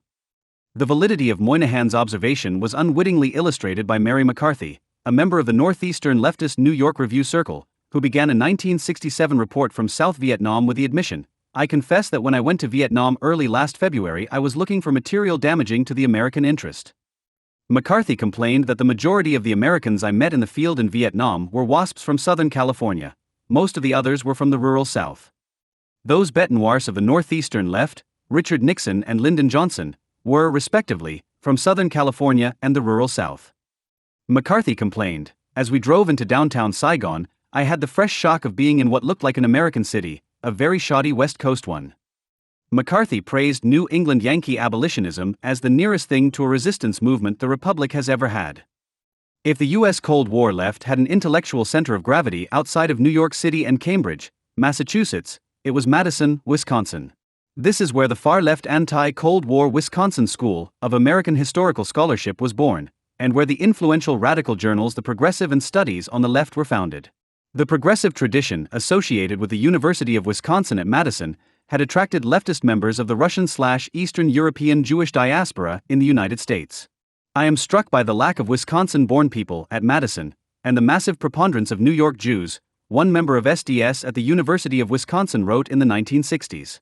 The synthesis of greater New England Yankee progressive isolationism and immigrant Jewish Marxism was symbolized by the fact that the two leading members of the Wisconsin School in the 1960s were William Appleman Williams, an Iowa native who beneath his Marxist veneer was essentially an old-fashioned La Follette progressive, and the Marxist radical Harvey Goldberg, the grandson of a Russian rabbi. The University of Dallas symbolized the rival Southern/Catholic intellectual tradition during the Cold War. This Catholic school in Texas, as far to the right as the University of Wisconsin at Madison was to the left, included Southern conservative intellectuals such as M. E. Bradford as well as Catholic thinkers such as Frederick Wilhelmsen on its faculty. Wilmore Kendall, a populist conservative from Oklahoma, joined its faculty after Yale University paid him to relinquish his tenure rights in order to get him off campus. Kendall's disciple, William F. Buckley, Jr., the Catholic son of a Texas oilman, was a living symbol of the confluence of the Catholic and Southern conservative traditions. During the 1970s and 1980s, a growing number of Jewish intellectuals, many of them former radicals or liberals, joined the conservative intelligentsia. There had always been a few.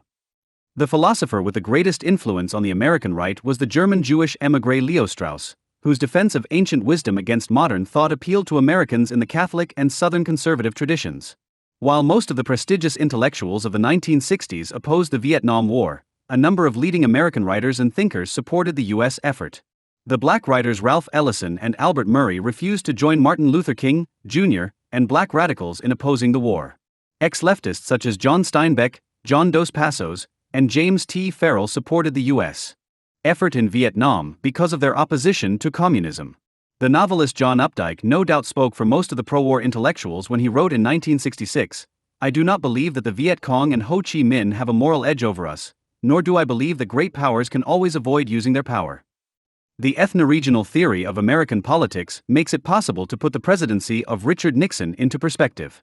After 1968, the capture of the Democratic Party by a neo-isolationist left-liberal coalition based on Greater New England Protestants, Jews, and blacks meant that the continued prosecution of the Cold War depended on an alliance, in foreign policy, if not in domestic policy, between largely Southern and Catholic anti-communist Democrats and conservative Republicans. The election of a Democrat to the White House in either 1968 or 1972 probably would have resulted in geopolitical disaster or domestic political catastrophe or both. If the Democratic president had sided with the ascendant left-liberal isolationist wing of his party, the result would have been a policy of appeasement of the Soviet Union ending, perhaps, in panicky rearmament, as happened during the Carter administration of 1977 to 81. If a Rooseveltian Democratic president had insisted on carrying out Truman-style containment of the Soviet Empire, then, in a recapitulation of the experience of Lyndon Johnson, he would have found himself attacked by most of his own party and supported chiefly by Republicans. After 1968, Republican presidents were more likely than Democratic presidents to carry out the containment strategy of Truman, Kennedy, and Johnson. This was apparent at the time to America's enemies in the Cold War. I was sure that General Secretary Leonid Brezhnev and Premier Andrei Kosygin had been no more anxious for me to win in 1968 than Khrushchev had been in 1960, Richard Nixon wrote in his memoirs. In fact, I suspected that the Soviets might have counseled the North Vietnamese to offer to begin the Paris talks in the hope that the bombing halt would tip the balance to Humphrey in the election, and if that was their strategy, it had almost worked.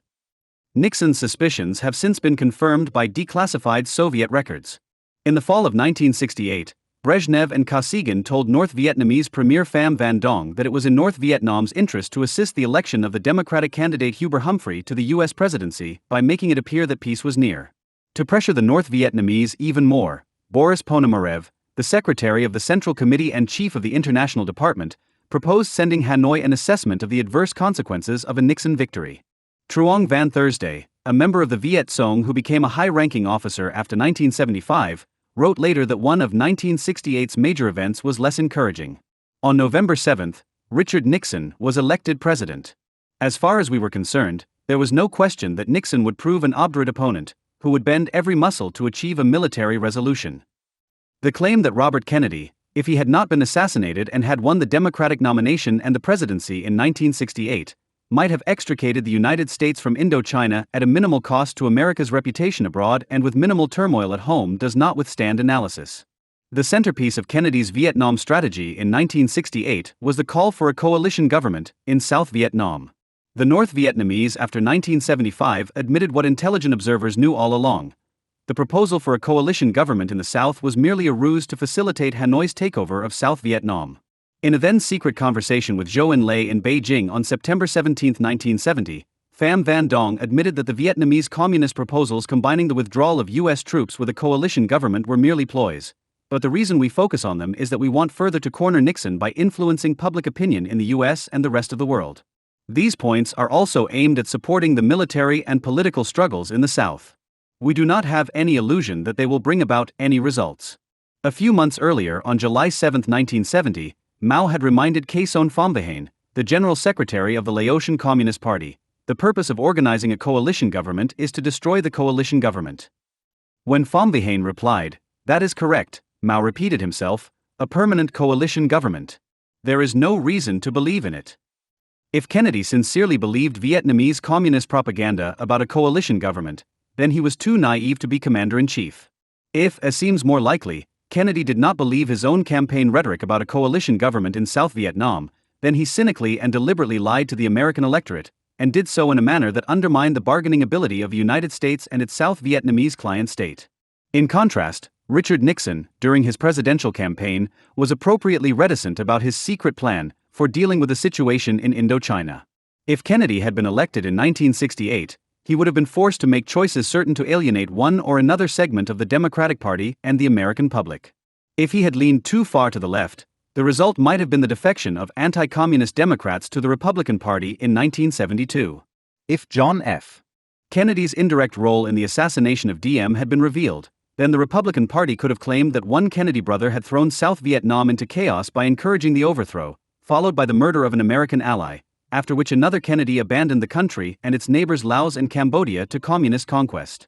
On the other hand, if Kennedy had sought to appeal to centrist voters by pursuing a Nixon-like policy of honorable retreat, then he would have been denounced by his disillusioned and bitter supporters on the left.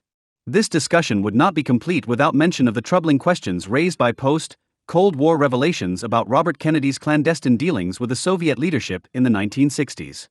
In researching their 1997 study of the Cuban Missile Crisis, One Hell of a Gamble, historians Alexander Fursenko and Timothy Naftali made an astonishing discovery in the Soviet archives. In 1963-64, then Attorney General Robert Kennedy allegedly sent family friends William Walton and Charles Bartlett to meet with aides of Soviet Premier Nikita Khrushchev without the knowledge of President Lyndon Johnson and other U.S. government officials. Kennedy's emissaries, according to the Soviet archives made accessible to Fursenko and Naftali, told the Soviet leadership, the Kennedy clan considered the selection of Johnson a dreadful mistake. He is a clever time server, Walton explained, who would be incapable of realizing Kennedy's unfinished plans. Walton relayed his own and Robert Kennedy's fear that Johnson's close ties to big business would bring many more of its representatives into the administration. This was certainly not designed to please Khrushchev. Surprisingly, Walton believed that the one hope for U.S.-Soviet relations was the former automobile executive Robert McNamara, who would probably remain in the cabinet as Secretary of Defense. Walton described McNamara as completely sharing the views of President Kennedy on matters of war and peace. For the sake of good relations between Moscow and Washington, Walton assured Bolshakov, it was even more important that McNamara stay put than that Secretary of State Dean Rusk remain. Walton's purpose was clear in his discussions of Robert Kennedy's political future. He said that Kennedy intended to stay on as Attorney General through the end of 1964. He would then run for the governorship of Massachusetts to build up his political capital for an eventual run for the presidency. Walton, and presumably Kennedy, wanted Khrushchev to know that only RFK could implement John Kennedy's vision and that the cooling that might occur in U.S.-Soviet relations because of Johnson would not last forever. He added that he was surprised to hear some Russians say that Bobby was more reactionary in his views on the Soviet Union than his brother. This is untrue, asserted Walton. If Robert differed from Jack, it was only in that he is a harder man, but as for his views, Robert agreed completely with his brother, and more important, actively sought to bring John F. Kennedy's ideas to fruition. Inexplicably, associates of the Kennedy family continued to send information to Moscow that undercut the new president and increased Khrushchev's fears about the shift in U.S. politics, write the historians.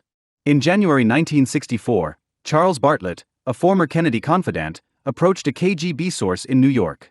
The message he relayed to the Soviet leadership was that the new president would never equal Kennedy in terms of the consistency and sincerity of his thinking on relations with the USSR. According to Fursenko and Naftali, Bartlett continued the litany of criticisms of Johnson by the Kennedys. If the Soviet archives are accurate, and if the statements made by Walton and Bartlett were authorized by him, then Robert Kennedy was guilty of acts of insubordination and political treachery with few if any parallels in American history. A sitting attorney general, by channels chosen to avoid drawing the attention of the president whom he served and other officials of the U.S. government, was denigrating the newly inaugurated president behind his back, and worse, was urging America's Soviet enemies to stand firm until he, Robert Kennedy, could become president in 1968 and pursue a policy more to Moscow's liking. Richard Nixon's secret dealings with the South Vietnamese government in the election of 1968, and his later conniving with a Greek military dictatorship, were petty misdemeanors by comparison. Those regimes were allies, not rivals. The claims of Robert Dallek and other presidential historians that Lyndon Johnson's fears of sabotage by the Kennedy circle were paranoid must be re-evaluated, in light of the revelations from Moscow. The fact that Moscow and Hanoi did their best to promote a Humphrey victory in 1968, and no doubt would have welcomed a second President Kennedy, thanks to Robert Kennedy's secret communications in 1963-64, must make even former Humphrey and Kennedy supporters think differently about their candidates. Richard Nixon's disgrace and downfall in the Watergate scandal has made it difficult for a generation of Americans to view his presidency with the objectivity that historical analysis requires. The effort nevertheless must be made. Nixon was a corrupt politician, but hardly the Hitlerian figure portrayed by his contemporary enemies on the liberal and radical left. He was elected twice by the American people, the second time in a landslide, not because of his criminality or his personal biases, but because his foreign policy and domestic policy appealed to a broad majority of Americans that included many Democrats as well as Republicans. In terms of U.S. foreign policy, Richard Nixon was far from the best imaginable U.S. president in 1968 and 1972. Unfortunately, given the alternatives, he was the best available president. By 1968, the costs of the war in Vietnam, costs magnified by the misguided attempt to defeat an insurgency using conventional war tactics and technology, had reduced public support for an open-ended U.S. commitment to Indochina to dangerously low levels. In addition, the costs were beginning to endanger public support for other Cold War commitments. What the United States needed in 1969 was a Charles de Gaulle. The American de Gaulle would have pulled U.S. troops out of Indochina quickly, to ensure that the American death toll did not greatly exceed that reached between 1965 and 1968. By doing so, he might have preserved public support for defending Indochina from communist takeovers by means of air power, and if that failed, the American de Gaulle could have capitalized on the inevitable horrors that would have followed communist victories in order to discredit the American radical left and to rally the American people behind a renewed anti-Soviet crusade in other theaters of the Cold War. China might have become a de facto ally, but the morally questionable Sino-American alliance would have been downplayed. Instead of rehabilitating the murderous Mao, the American de Gaulle would have flown to Berlin and shaken his fist before the Berlin Wall, after having presided over a moving ceremony for the American and Indo-Chinese heroes of the failed Indochina campaign. Instead of an American de Gaulle, the United States got Richard Nixon. Nixon's stubborn determination to preserve American military credibility abroad long after the danger point in American public opinion had been reached was a mistake, not a crime. Even George Kennan, who believed that the United States' commitment to Indochina had been an error, told the Senate Foreign Relations Committee in 1966 that United States credibility would be endangered by an outright forfeiture of the war. A precipitate and disorderly withdrawal could represent in present circumstances a disservice to our own interests, and even to world peace, greater than any that might have been involved by our failure to engage ourselves in the first place. Unfortunately, in foreign policy one is judged by results, not intentions. Nixon's plan for peace with honor in Indochina combined triangular diplomacy with China and the Soviet Union, at the level of grand strategy, with a tactical plan based on the use of American air power to help America's Indo-Chinese allies once U.S. ground forces had been withdrawn. The strategy failed, and the tactic probably would not have worked. Nixon's dramatic opening to China marked the beginning of an informal Sino-American alliance against the Soviet Union that would last until the end of the Cold War. Nevertheless, Mao's regime continued to compete with Moscow for influence in Indochina by supplying the anti-American forces until the bitter end in 1975. Nor did Nixon's divide-and-rule strategy toward the two communist giants succeed in reducing Soviet material or diplomatic support for North Vietnam. The Soviets were not willing to allow Soviet-American tensions over Vietnam to disrupt their negotiations over other issues, such as ratifying the status quo in Europe and limiting the arms race, to the advantage of the Soviet Union, which had a comparative advantage in conventional military forces in Eastern Europe. But neither did the Soviets see fit to reduce the stream of supplies to North Vietnam, or to make a serious effort to pressure Hanoi into ending the war. Moscow was able to have it both ways. It could engage in global détente, defined as American acceptance of the equality of the Soviet Empire as a military and diplomatic superpower, even as it helped Hanoi bleed the United States in Southeast Asia. In addition to failing to separate Hanoi from its Soviet and Chinese patrons, the Nixon-Kissinger policy gravely weakened the ability of the United States to wage the ideological war that was an essential component of the containment strategy. Even if he had received more in return, Nixon's dining and drinking and sailing with the totalitarian rulers of the Soviet Empire and the Chinese dictatorship tended to undermine the claim that there was a moral difference between the two sides in the Cold War. Kissinger's allusions to 19th-century European realpolitik had a similar effect. Nixon's policy toward the Soviet Union and China, then, conceded too much in the ideological war, while producing few benefits in the Vietnam War. Nixon's tactics were as flawed as his strategy. Nixon hoped that air power alone would be sufficient to ensure the survival of South Vietnam, once U.S. combat troops had been completely withdrawn. The Watergate scandal and the crisis that ended in Nixon's resignation and his replacement by the unelected Gerald Ford made a dead letter of Nixon's secret written assurances to South Vietnam's President Thieu that the United States would respond with airstrikes to North Vietnamese violations of the Paris Peace Accords. Even without the congressional cutoff of U.S. military involvement in Indochina, it seems unlikely that any endgame that did not lead to an indefinite Korean-style commitment of U.S. forces to Indochina probably would have doomed South Vietnam along with Laos and Cambodia. Nixon's Vietnam policy, then, was a resounding failure in every way. Worst of all, in pursuing an unworkable plan, Nixon added an additional 24,000 to the American death toll in the Vietnam War. After all of those additional sacrifices, the United States abandoned Indochina anyway. The difference between allowing Indochina to fall in 1970 and allowing it to fall in 1975 may have been the difference between the loss of public support for one Cold War intervention and a public backlash against the Cold War as a whole. Public opinion polls track the meltdown of the Cold War consensus as a result of the Vietnam War. The public never agreed that the anti-war movement had been right. In a 1970 Gallup poll, the unfavorable rating for South Vietnam, 13%, was much lower than the unfavorable ratings for Students for a Democratic Society, 42%, and the Viet Cong, 69%.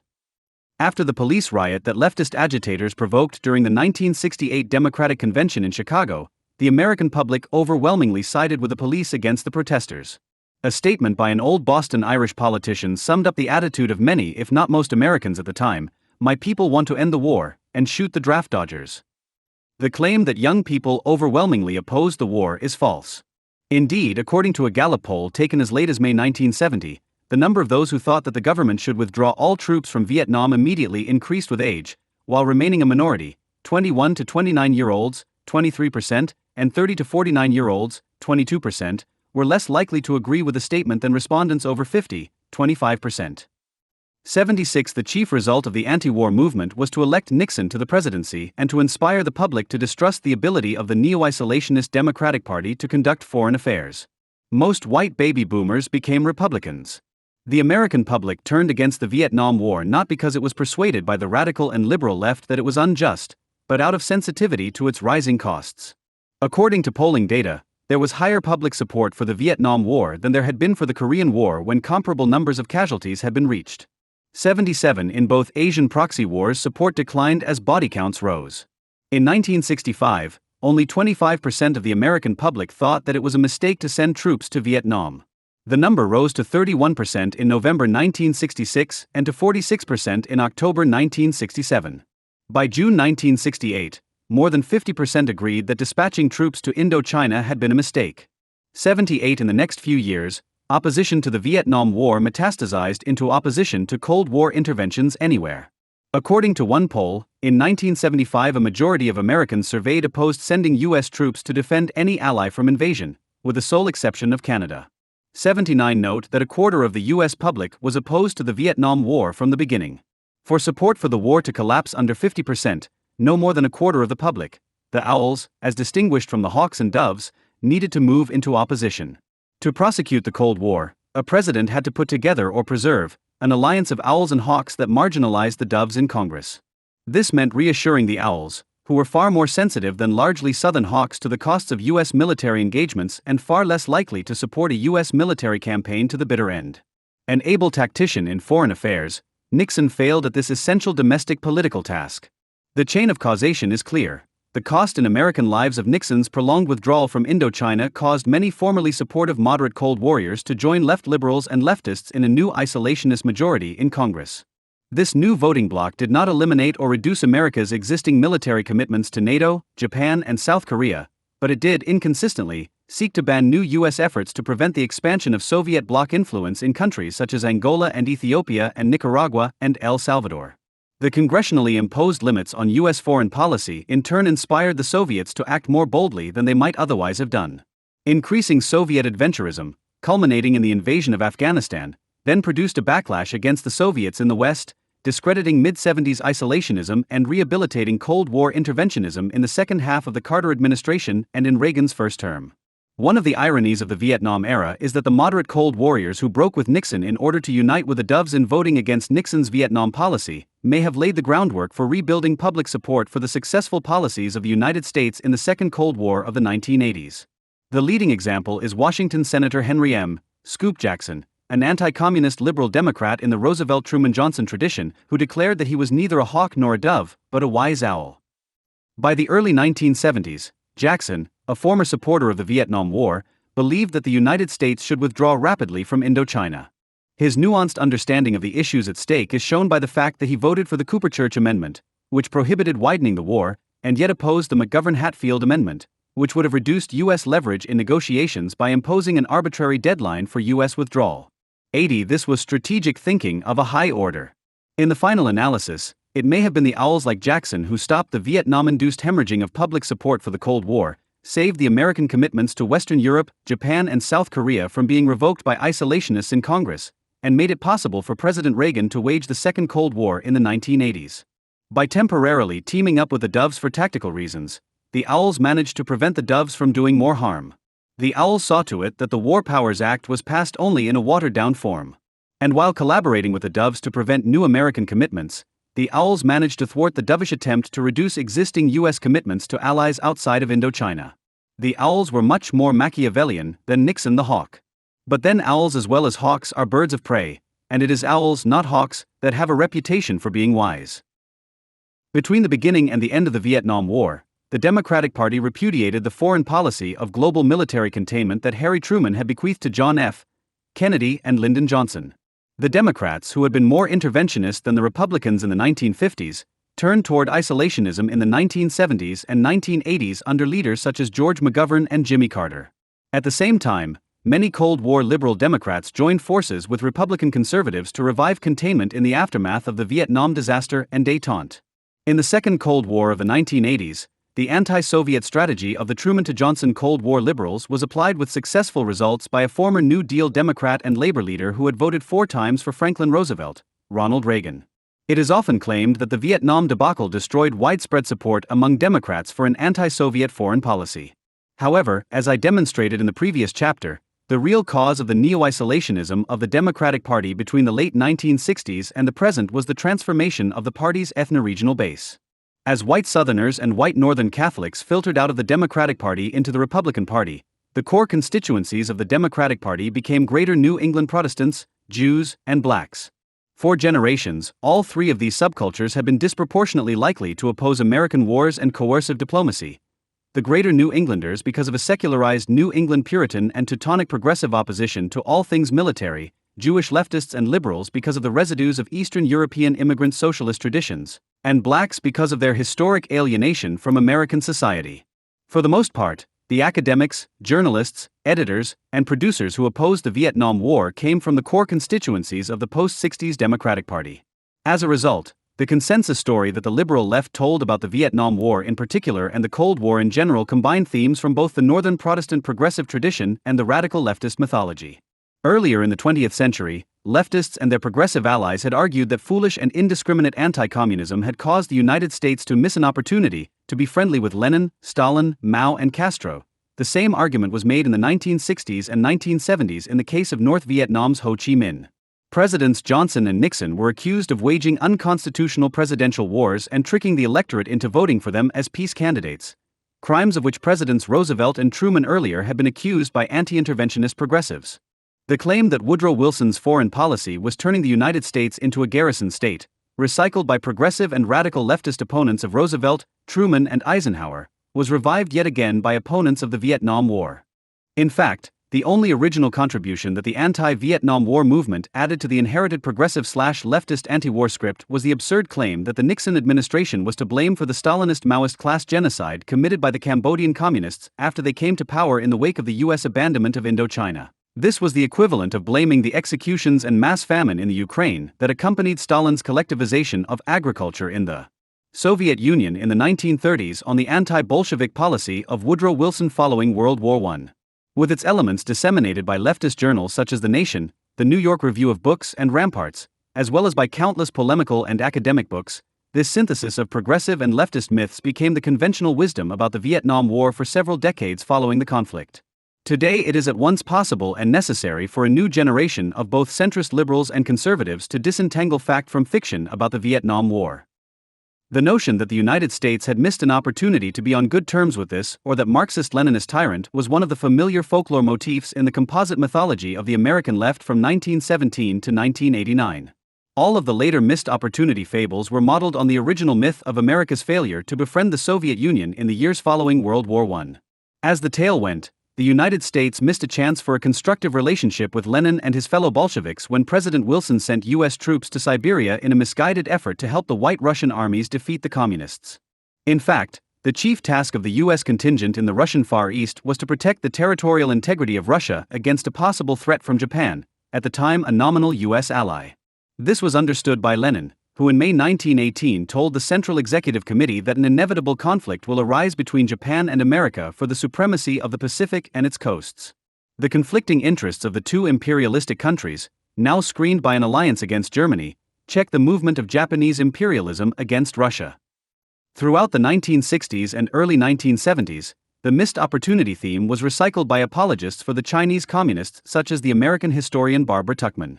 In a widely praised book entitled The March of Folly, From Troy to Vietnam, 1985, Tuchman argued that the United States should have appeased both Mao Zedong and Ho Chi Minh. In an essay in Foreign Affairs entitled, If Mao Had Come to Washington in 1945, Tuchman criticized Franklin Roosevelt for not listening to admirers of the Chinese communists such as U.S. diplomat John Stuart Service and for failing to side with the admirable Mao against the evil Chiang Kai-shek. Yet we repeat the pattern in Vietnam, Tuchman complained, by not taking the side of the Stalinists of Hanoi. Of the China that she visited in the summer of 1972, a nation still recovering from the unnatural deaths of as many as 30 million people in the Great Leap Forward a decade earlier, Tuchman wrote, in a country where misery and want were the foundation of the social structure, famine was periodic, death from starvation common, disease pervasive, thievery normal, and graft and corruption taken for granted. The elimination of these conditions in communist China is so striking that negative aspects of the new rule fade in relative importance. On March 7, 1975, 38 members of the U.S. House of Representatives wrote President Ford an angry letter, complaining that even the limited aid that the United States was providing the embattled non-communist regimes of Indochina was too much, as the distinguished historian Barbara Tuchman wrote about the similar efforts of the United States to resurrect the Chiang Kai-shek regime. In the end, China went its own way as if the Americans had never come. In the same sense, Cambodia and South Vietnam will go their own ways, and at this point the American people have stated clearly that they have no interest in postponing this process. Taught by Mao's admirer Barbara Tuchman, these anti-war members of Congress hope to avoid missing an opportunity to befriend the Khmer Rouge. Closely related to the myth of the missed opportunity in China was the claim that the McCarthy-era purge of Asia hands in the State Department that followed the Soviet-assisted Chinese Communist victory in 1949 deprived the U.S. government of Asia experts who were wise enough to realize that it was folly to oppose Mao Zedong and Ho Chi Minh. In The Best and the Brightest, 1972, David Halberstam disseminated the argument that the United States had missed an opportunity to befriend Mao Zedong. If the decay and erosion of Chiang's forces were a historical force, so too was the rise of the new China. Produced in reaction to all the political sickness around it, it reflected a new and harsh attempt to harness the resources of that huge and unharnessed land. The communists were rising from the ashes of the old China, and they were in stark contrast to what had existed before. They were powerfully motivated, almost prim and Puritan in their attitudes to the world, their view of corruption. On the mainland itself, a brilliant group of young State Department officers were reporting the events with great insight. Despite Halberstam's claim of inevitability, reinforced by geological metaphors like decay and erosion, there was nothing inevitable about the takeover of the world's most populous nation by communist dependents of Stalin. The victory of Mao's communists over Chiang Kai-shek's nationalists in 1949 was the result of a number of factors: the weakening of the nationalist regime by the war with Japan, Chiang's military blunders, the decision of the Truman administration to cut its losses in China, and, perhaps most important of all, the massive military aid and logistical support provided by the Soviet Union. Far from being a rational attempt to harness the resources of China, Chinese communism, like its Soviet model, was a lunatic creed that produced mass starvation and ecological devastation. Moreover, the prim and Puritan Chinese communists, like other Marxist-Leninist nomenclaturas, on seizing power quickly turned into a corrupt, quasi-hereditary mafia. Halberstam praises John Peyton Davies and John Stuart Service as the most distinguished American Foreign Service officers. They were the best of an era, and the Foreign Service does not produce that many men of rare excellence. According to Halberstam, the young American Foreign Service officers warned that we had to come to terms with the failure of Chiang's order. It was a story which would repeat itself in Vietnam. In 1979, Halberstam, in an effort to excuse the many errors of fact committed by the group of journalists in Saigon to which he had belonged, claimed that their political reporting was limited by the absence of serious skilled Asia experts in the American embassy. The McCarthy era had taken care of that. The leading Asia hands were not communist agents, as demagogues such as McCarthy claimed, but there is no doubt that a number of them were gullible dupes of Chinese communist propaganda. John Stuart Service, reporting from communist-controlled Yan'an on September 8, 1944, declared that Mao's communists were the Chinese equivalent of the British Labour Party. The Communist Party becomes a party seeking orderly democratic growth towards socialism, as is being attempted, for instance, in a country like England, rather than a party fomenting immediate and violent revolution. The communist political program is simply democracy. This is much more American than Soviet in form and spirit. Another one of Halberstam's heroes, the diplomat John Peyton Davies, in a report from Yan'an on November 7, 1944, entitled "How Red Are the Chinese Communists?", described them as backsliders who lust after the strange gods of class compromise and party coalition, rather shamefacedly worship the golden calf of foreign investments and yearn to be considered respectable by worldly standards. Historian Michael Shung observes, in light of various reports written by American officers in China, such as John Service and John Davies, Mao had good reasons to believe that his policy of enlisting the Americans to curb Chiang, was rather successful. On July 13, 1943, Mao told Peng Dehuai that our propaganda campaign has got positive result. In 1972, 10 years after the end of the Great Leap Forward, in which as many as 30 million Chinese may have starved because of communist policy, Halberstam wrote approvingly in The Best and the Brightest that Davies insisted that American policymakers had to get out of the habit of looking at communism as a moral issue. The illusions about Asian Marxism-Leninism of the leading Asia hands in the U.S. diplomatic corps were shared by many naive liberals in the United States. They could more appropriately call themselves the Chinese Democrats, the New Republic said of Mao's communists on March 13, 1944. In the same year, Maxwell S. Stewart, an editor of The Nation, compared the Chinese Stalinists to the grassroots populist movements that have figured in American history. The New York Times on November 1, 1944, declared that the Chinese communists, who were in near daily radio communication with Stalin, and who had already set up the first laogai or concentration camps in the territory they controlled, are in fact peasant agrarians. Later, the record of many of America's leading academic East Asia experts in understanding and evaluating Asian communism was equally appalling. Harvard's John K. Fairbank, the most influential student of China in the United States, described the reign of Mao, who is now known to have executed or starved more of his subjects than any tyrant in history, as one of the best things that has ever happened to China. I was committed to viewing communism as bad in America but good in China, which I was convinced was true, Fairbank wrote. Warren I. Cohen, often described as the Dean of Asian Studies in the United States, suggested that the Truman administration missed an opportunity to befriend Mao's regime, a claim that recent research has demolished. Cohen criticized American foreign policymakers for refusing to believe that many countries would be better off under communist rule. In the mid-1960s, some liberals shed their universalism and recognized the irrelevance of liberal democracy and a Eurocentric peace system for much of Asia and Africa. They concluded, as more radical thinkers had long before, that anti-communism was senseless when communism might be the best alternative offered to people. Today it is the liberals and radical thinkers praised by Cohen who believed that Marxist-Leninist totalitarianism was the best alternative for much of Asia and Africa, who look foolish, not American liberal anti-communists such as the target of Cohen's criticism, Secretary of State Dean Rusk. By the 1960s and 1970s, the academic study of Asia in the United States was warped by a McCarthyism of the left. American experts on Asia who were too critical of communism risked being ostracized by their colleagues.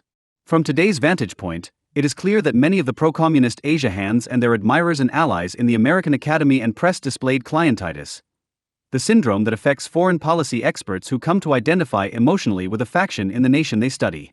Too great familiarity can hinder just observation, the political scientist Martin White once observed, and not only does involvement lead to distorted knowledge, but non-involvement is almost a necessary ingredient of clear knowledge. To judge correctly, one must remain an outsider, although a well-informed one. White quoted Lord Palmerston, "When I wish to be misinformed about a country, I ask the man who has lived there 30 years."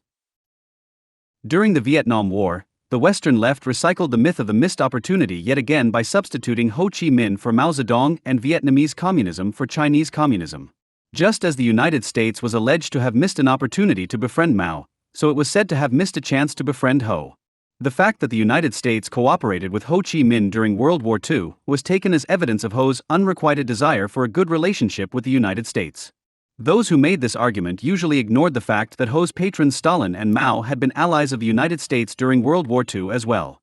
Further evidence for the alleged missed opportunity was found in Ho's quotation from the U.S. Declaration of Independence in the speech in which he announced the formation of an independent Vietnam in 1945.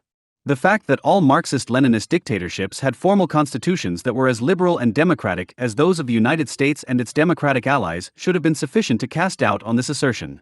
The agents of the American Office of Strategic Services, OSS, in Indochina during World War II who were convinced of Ho's admiration for the United States were as gullible as many of the American Foreign Service officers, presidential emissaries, and journalists who met with Mao during the Second World War. Both Mao and Ho pretended to be pro-American, as long as they believed that they could win U.S. support, or at least ensure American neutrality in their struggle with non-communist nationalists in their countries. Both were just as quick to denounce the United States as the leader of global imperialism and reaction, when it served their purposes and the strategy of the transnational communist bloc. While there were pro-Soviet and pro-Chinese factions in the Vietnamese communist oligarchy, it appears that there was never a pro-American faction. In time, the Vietnamese Communist archives will almost certainly demonstrate that the claim that Ho was interested in genuine neutrality between the blocs, like that of Tito's Yugoslavia, was an illusion of the Western left. To a remarkable degree, the vilification by the anti-Vietnam War movement of the non-communist dictators of Indochina, such as South Vietnam's President Ngo Dinh Diem and Lon Nol in Cambodia, recapitulated the vilification of China's Chiang Kai-shek by American leftists and fellow traveling liberals in the 1940s. One historian writes, "The image of a corrupt, oppressive and moribund regime, headed by a chauvinistic ruler resistant to American advice, was an important factor in the unwillingness to use American forces in post-war China." Even the term used by Vietnamese communists to vilify Diem, My Diem, America Diem, was a translation of the Chinese communist epithet Meichang, America Chang. In addition to echoing the left's earlier denunciations of Chiang Kai-shek, the vilification of Diem by American liberals in the early 1960s recycled criticisms of the South Korean dictator, Syngman Rhee, in the previous decade. Liberals, Frank Gibney wrote in 1945 in Harper's Magazine, "Make Rhee the incarnation of this country's failure to ensure real democracy throughout the non-communist world, the man who mocks the honest peacemaking of United Nations, whose authoritarian tactics do more damage to the cause of the United States than reinforcements to the Russian Air Force." One of the central claims of the critics of the Vietnam War was the argument that the entire conflict could have been avoided, if only the United States had pressured South Vietnam into permitting all Vietnamese elections in 1956, elections which Ho Chi Minh's communists would have won. The Geneva Conference of 1954 had made provisions for such nationwide elections. But with the support of the United States, the anti-communist nationalist Ngo Dinh Diem expelled the first provisional ruler, the French-installed Emperor Bao Dai, made himself president and dictator, and refused to agree to nationwide elections. Thus, it is said, both Diem's regime and the United States violated the Geneva Agreements. Contrary to the mythology of the anti-Vietnam War movement, none of the major parties in the Vietnam War, North Vietnam, South Vietnam, Laos, Cambodia, or the United States, endorsed the Geneva Agreements. The state of Vietnam, South Vietnam, became formally independent of France on July 21, 1954. By the time of the Geneva Conference, the state of Vietnam had been recognized by more than 30 countries and a number of UN agencies, and had been endorsed for membership in the United Nations by the General Assembly. Thus South Vietnam took part in the Geneva negotiations as a sovereign state, not as a French colony.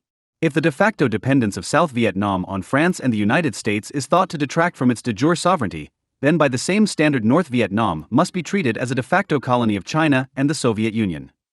The South Vietnamese government used its sovereign authority to denounce French negotiations at Geneva purporting to bind South Vietnam, and rejected the provision for national elections. He government of the state of Vietnam solemnly protests against the manner in which the armistice has been concluded and against the conditions of that armistice. Indeed, July 20, 1955, the anniversary of the Geneva Agreements, was observed as a day of shame in South Vietnam. In 1956, when the Soviet Union and China sought to bring about national elections by convening a second Geneva Conference, Britain responded, correctly, as a matter of international law, that South Vietnam was not obligated to hold elections. For its part, the United States merely took notice of the agreements, and promised to seek to achieve unity through free elections, supervised by the United Nations to ensure that they are conducted fairly. The State Department later pointed out that the complete absence of political freedom in North Vietnam and the monopolization of power by the Communist Party made impossible any free and meaningful expression of popular will. Even if South Vietnam had been a democracy rather than a dictatorship, the outcome of a national plebiscite would have been a victory for the Communists, for the simple reason that Communist North Vietnam had more inhabitants than non-Communist South Vietnam. Critics of the U.S. effort in Vietnam have frequently misquoted Eisenhower to the effect that Ho would have won any national elections. What Eisenhower really said in Mandate for Change 1963 was that had elections been held as of the time of the fighting, in 1954, possibly 80% of the population would have voted for the communist Ho Chi Minh as their leader rather than Chief of State Bao Dai.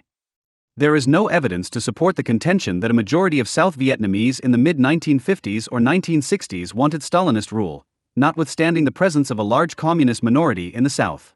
Not even the most ardent defenders of Ho Chi Minh ever suggested that there would have been a second round of free national elections in Vietnam if the Communists won the first. In the first national elections held after the Communist conquest of South Vietnam, on April 25, 1976, 99% of the voters voted for Communist candidates. As the Viet Cong's former Minister of Justice observed, they hadn't much choice. The penalty for not voting was confiscation of the abstainer's ration card, without which he and his family could not buy anything to eat. Although there were no free elections in either North or South Vietnam during the 1950s, many Vietnamese did get a chance to vote with their feet. The Geneva Agreements provided that during a 300-day period any civilians residing in a district controlled by one party who wish to go and live in the zone assigned to the other party shall be permitted and helped to do so by the authorities in the district. Roughly 10 times as many Vietnamese, almost 1 million, moved south from the north as migrated in the opposite direction. The Western left tried to blame this flight from communism exclusively on psychological warfare operations by the CIA intended to persuade Vietnamese Catholics to regroup in the south, controlled by their fellow Catholic DM. That propaganda played at best a minor role is suggested by the record of mass flight from other communist dictatorships such as the Soviet Union, China, North Korea, Laos, Cambodia, Cuba, and East Germany, from which 3 million of a population of 18 million fled before the remaining population was walled in. The exodus was repeated on a larger scale in the years following the communist unification of Vietnam in 1975, when 1.5 to 2 million Vietnamese nationals fled their homeland. The post-Geneva exodus might have been far greater than it was. According to the Canadian members of the International Peacekeeping Mission, many Vietnamese were prevented from departing the north during the resettlement period. One Canadian observed that soldiers, political cadres, and local militias were frequently stationed in the houses of the Catholic population with instructions to prevent them from leaving their homes in order to contact the teams. In the final analysis, it is a mistake to treat the partition of Indochina in abstract legal terms that ignore the realities of Cold War power politics. The division of Vietnam between communist and non-communist states was no different in kind from the partition of Germany, China, and Korea. Other countries might have been partitioned in a similar manner. If the Soviets had not decided to withdraw from Austria, that country might have been divided into East and West Austria. Italy is another country that escaped partition during the Cold War. In 1948, George Kennan, then in the State Department's policy planning staff, worried that communists might win forthcoming national elections in Italy.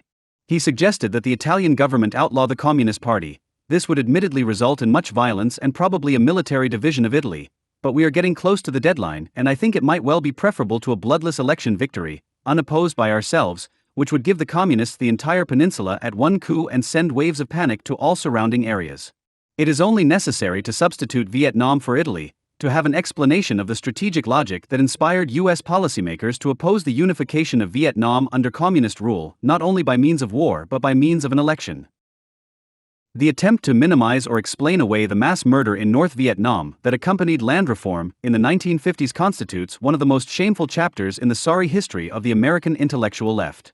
Land reform was a euphemism for campaigns by communist governments seeking to subordinate the majorities in peasant societies to tiny cliques of unchecked and corrupt party functionaries. Communist leaders such as Lenin, Stalin, Mao, Ho Chi Minh, and Fidel Castro tended to come from affluent or middle-class families. Even Stalin came from the lower middle class of Georgia.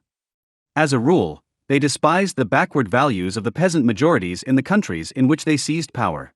Marx, an unemployed professor whose bills were paid by his rich friend Engels, sneered at the idiocy of rural life.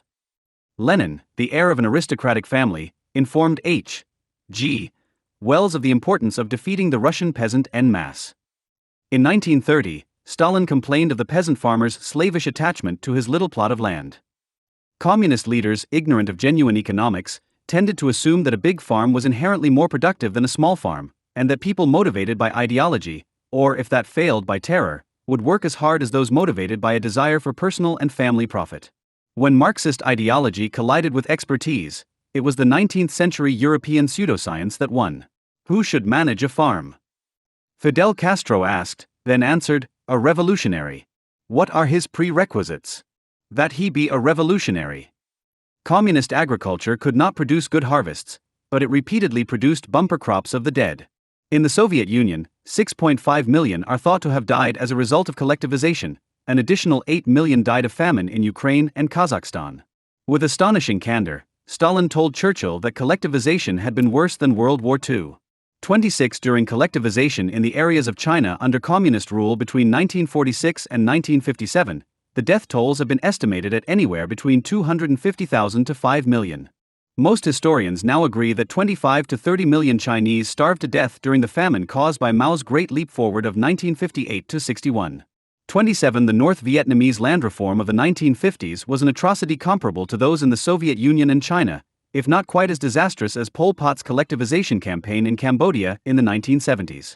Collectivization began on March 2, 1953, with the promulgation of a population classification decree that divided the subjects of the Hanoi dictatorship into 5 categories: from landlord to agricultural worker. Somewhere between 10,000 and 100,000 Vietnamese were summarily executed for being of the wrong class category. Many more were imprisoned in the Vietnamese Gulag. In North Vietnam, as earlier in the Soviet Union and China, the mass terror that accompanied collectivization promoted popular unrest. On August 17, 1956, Ho Chi Minh, in the Orwellian language he had learned from his mentors and role models Stalin and Mao, declared errors have been committed in the implementation of unity in the countryside. Those who have been wrongly classified as landlords and rich peasants will be correctly reclassified. The backtracking by the dictatorship came too late to prevent a popular rebellion. On November 2, 1956, when desperate villagers in Nain, begging to be taken to South Vietnam, thrust petitions at Canadian observers, communist soldiers intervened and fighting broke out. According to the French journalist Bernard Fall, Hanoi no longer had any choice. It responded in exactly the same way as the colonial power had, sending the whole 325th Division to crush the rebels. It did so with typical VPA thoroughness. Allegedly, close to 6,000 farmers were deported or executed. Fall points out that the crushing of the Hungarian uprising by another Soviet satellite regime at the same time diverted attention from the brutal repression of the North Vietnamese people by Ho Chi Minh's dictatorship. No UN member, neither of the always touchy Bandung bloc so concerned about the fate of its brothers in colonial shackles, nor of the habitually anti-communist nations, mustered sufficient courage or marshaled sufficient facts to present the nay and case to the conscience of the world. Ho Chi Minh, portrayed as gentle, caring Uncle Ho in the propaganda of the communist bloc and the Western left, responded as Stalin and Mao had when their schemes had backfired. He made his subordinate scapegoats, launched a campaign for rectification of errors, and dismissed the mass murder with a callous observation: one cannot waken the dead. The intellectual integrity of Fall, a left-of-center critic of the Vietnam War who told the truth about Ho Chi Minh's Stalinist tyranny, made him unusual among the writers of the Western left in the Vietnam era. The anti-war radicals Tom Hayden and Stoughton Lind, in their account of their Potemkin village tour of North Vietnam, The Other Side, 1967, noted that estimates of the number of those killed during collectivization in North Vietnam were as high as 50 to 100,000. To my knowledge, a North Vietnamese official told them, no one was killed. What resistance there was to collectivization, Hayden and Lind were told, resulted from the plotting of sinister Catholics. Reactionary Catholic leaders took advantage of Catholic people to protest. Hayden and Lind concluded, we suggest that this episode should be viewed as an extension of the war against the French, and the violence involved should be assessed in the same context as the terror of the resistance itself. Far from having originated in wartime in response to the needs of the rural poor, as the two American leftists claimed, the rural terror in North Vietnam was carried out in peacetime by a communist party intent on terrorizing the rural poor into submission to its authority. Accepting the communist line that North Vietnamese peasants who rebelled against communist state terror were members of a pro-French Catholic reactionary plot was the equivalent of believing Stalin's claim that Ukrainian peasants were part of an international Trotskyist conspiracy, or Hitler's allegation that poor Jews in Polish ghettos belonged to a worldwide conspiracy against the Aryan race. Most of the leading historians of the Indochina conflict on the American left treated the North Vietnamese land reform campaign as a worthwhile effort to improve the lives of North Vietnamese peasants that was marred by certain excesses. For example, in her 1991 book The Vietnam Wars, 1945 to 1990, Marilyn B. Young wrote, careful party guidelines distinguished between productive and unproductive landlords, patriotic and traitorous rich peasants, but these distinctions were increasingly ignored as the campaign gained a radical momentum of its own. The careful party guidelines to which Young refers were the pseudoscientific class categories dreamed up by Lenin that Ho derived from Stalin by way of Mao. Their absurdity is illustrated by the fact that land ownership in North Vietnam was far less concentrated than in South Vietnam. Even a Soviet study of September 1957 conceded that before the North Vietnamese land reform the average landlord in North Vietnam owned 0.65 hectares of rice land, or less than 2 acres. For the crime of owning such tiny holdings, thousands of North Vietnamese villagers were denounced and shot. Dismissing Bernard Fall along with Richard Nixon as Western propagandists, Young cites the most careful historian of the land reform, Edwin Moise, to the effect that at most 15,000 people were executed during the land reform campaign. Moise, in his Land Reform in China and North Vietnam, 1983, admits, in Vietnam there were more punishments than in communist China for imaginary crimes. As an example, Moise writes, the party definitely made the number of despots denounced for their crimes at mass struggle meetings in each XA much more uniform than the actual distribution of brutal and oppressive landlords would have justified. Translated from Stalinese into English, This means that communist officials persisted in condemning and executing villagers until they filled the quotas assigned by Hanoi. Moise argues in extenuation of the dictatorship's war on the rural population of North Vietnam, there were valid reasons for the exaggeration of classism. But this extreme view of the class nature of rural affairs sometimes went beyond the real interests of the revolution, and it often went beyond the bounds of objective truth. Moise makes it clear that he sympathizes with the real interests of the communist revolution in North Vietnam's model, the Soviet Union, as well. Regretfully, according to Moise, the fact that Russian peasants in 1917 took the initiative in expropriating the land they worked meant that the Bolsheviks therefore did not get full credit from the peasants for the land reform. Historical studies like these illustrate the different standards applied by the Western left to communist and non-communist dictatorships. If any non-communist regime had summarily executed 15,000 of its citizens in a few months during peacetime because they had been assigned to certain socio-economic categories, the Western left would have denounced the atrocity. The antiseptic and mostly favorable accounts of North Vietnamese collectivization by the two American leftist academics can be contrasted with an account published in 1995 by Bui Tin, formerly a colonel in the North Vietnamese army and one of Hanoi's leading journalists. Land reform occurred after we had heard hundreds of Chinese advisors introduce the process on the basis of their experience in their own country, Tin explains. Of the party officials in charge of land reform, the former North Vietnamese official writes, in their hands the power of life and death was absolute. There were no lawyers, and in fact there was no law. Sentences were carried out by a rifle section selected from local guerrillas who were landless peasants with no relatives among the middle peasantry or landlords. Tin blames the murder of more than 10,000 people by Ho's dictatorship on the influence of Chinese communism. Most of the victims were party members or patriots who had supported the revolution but nonetheless were reasonably well off. They were shot having been condemned by what amounted to kangaroo courts, although they were called people's tribunals.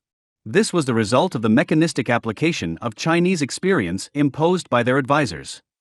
Tin describes the fate of a plantation owner named Mrs. Nguyen Thi Nam, whose sons were high-ranking Communist Party officials. But the Chinese advisor concluded that she was a cruel landowner who had to be eliminated. The local peasants defended Mrs. Nam, and an official named Hong Quoc Viet hurried to Hanoi to ask Ho Chi Minh to intercede on the woman's behalf. Ho promised to speak to Truong Chin, the fervent admirer of Mao who led the collectivization program, but he did not. As a result, Mrs. Nam was quickly condemned to death on the advice of Mao Zedong's representative who accused her of deceitfully entering the ranks of the revolution to destroy it from within. Bui Tin concludes, years later, I asked Hong Quoc Viet what he thought about that case and he told me, when I spoke to Uncle Ho, he knew it was not right, but he dared not tell them. By them he meant the sons of heaven, the representatives of Mao Zedong. By remaining silent and failing to intervene in the case of Mrs. Nam, he showed a lack of responsibility not only towards her but also towards all the other people who were victimized and killed during the land reform program. He allowed his country and his party to be usurped by foreigners. The term genocide, if it is to be meaningful, must be limited to cases in which people are singled out and killed on the basis of their identity, defined in terms of race, ethnicity, religion, sexual orientation, or socio-economic class, rather than on the basis of their decision to actively resist a government. The systematic execution, in village after village of North Vietnam, of at least 10 or 15,000 individuals who had committed no crime or act of political resistance but had been assigned to economic categories borrowed from Stalin's Soviet Union and Mao's China constituted genocide on the basis of class identity, even if it took place on a smaller scale than the comparable Marxist-Leninist class genocides in the Soviet Union, China, and Cambodia. Like members of the far right who questioned the existence or scale of the Nazi ethnic genocide in Europe, members of the Western left who minimized or made excuses for the North Vietnamese land reform terror were apologists for state-sponsored genocide. One myth about the Vietnam War that has become popular in recent years is the claim that the assassination of South Vietnam's dictator Ngo Dinh Diem in 1963 aborted a potential reconciliation between Diem and Ho that might have led to a peaceful reunification of Vietnam. This myth arose from the fact that both Diem and his brother Nhu, during the time when the Kennedy administration was in contact with generals plotting their overthrow, speculated in public about asking the United States to withdraw its troops. On May 12, 1963, Nhu told the Washington Post that South Vietnam would like to see half of the 12,000 to 13,000 American military stationed here to leave the country. They also made gestures toward rapprochement with Ho using the good offices of a Polish communist diplomat in Saigon, Mieczysław Manilai. Arthur M. Schlesinger, Jr., has suggested that a Diem-Ho deal could have been the means of an American exit from Vietnam in 1963. An opportunity of some sort was perhaps missed in the autumn of 1963. The journalist Stanley Carno and the historian George C. Herring have also speculated that the negotiations between North and South represented a chance for peace that was aborted by the murder of Diem. 35. Even Henry Kissinger has written, in light of what followed the coup, it would have been easier for America to disengage by letting Diem collapse of his own inadequacies or, at a minimum, by not standing in the way of the negotiations he was suspected of planning with Hanoi. Unfortunately for those looking for easy exits to roads not taken, it is almost certain that Diem and Nhu were using the threat of rapprochement with North Vietnam as a tactic to force the Kennedy administration to reduce its pressure on them. In similar circumstances, for similar purposes, both nationalist China's Chiang Kai-shek and South Vietnam's Park used remarkably similar tactics. As Diem would do later in South Vietnam, Chiang during the 1940s tried to make himself indispensable by means of a rule or ruin policy of making the entire government of nationalist China dependent on him.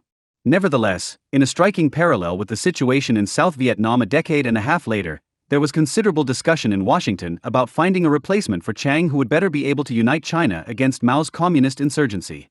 Secretary of State George Marshall admitted that there was constant pressure to eliminate Chiang Kai-shek, but no one ever suggested anyone who could take his place.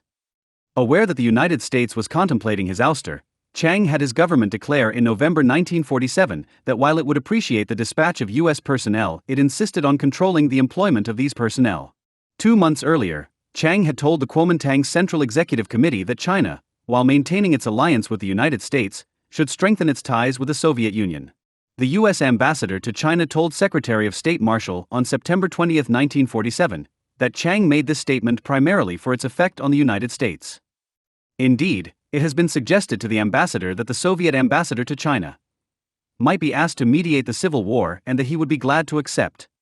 The historian Tang Tsao observes that Chiang felt confident enough, in the certainty of the U.S. commitment, to threaten to go it alone in his fight against the communists and to come to an understanding with the Soviet Union when he hoped to exert pressure on the United States. Tang notes that the threats of Chiang and other nationalist officials to extend peace feelers toward the communist bloc failed to achieve their primary objective, which was to draw the United States into the Chinese Civil War or, at least, to obtain large-scale economic aid and military assistance from the United States. Another suggestive parallel to the contacts between Diem and Ho in the early 1960s can be found in Korea a decade later.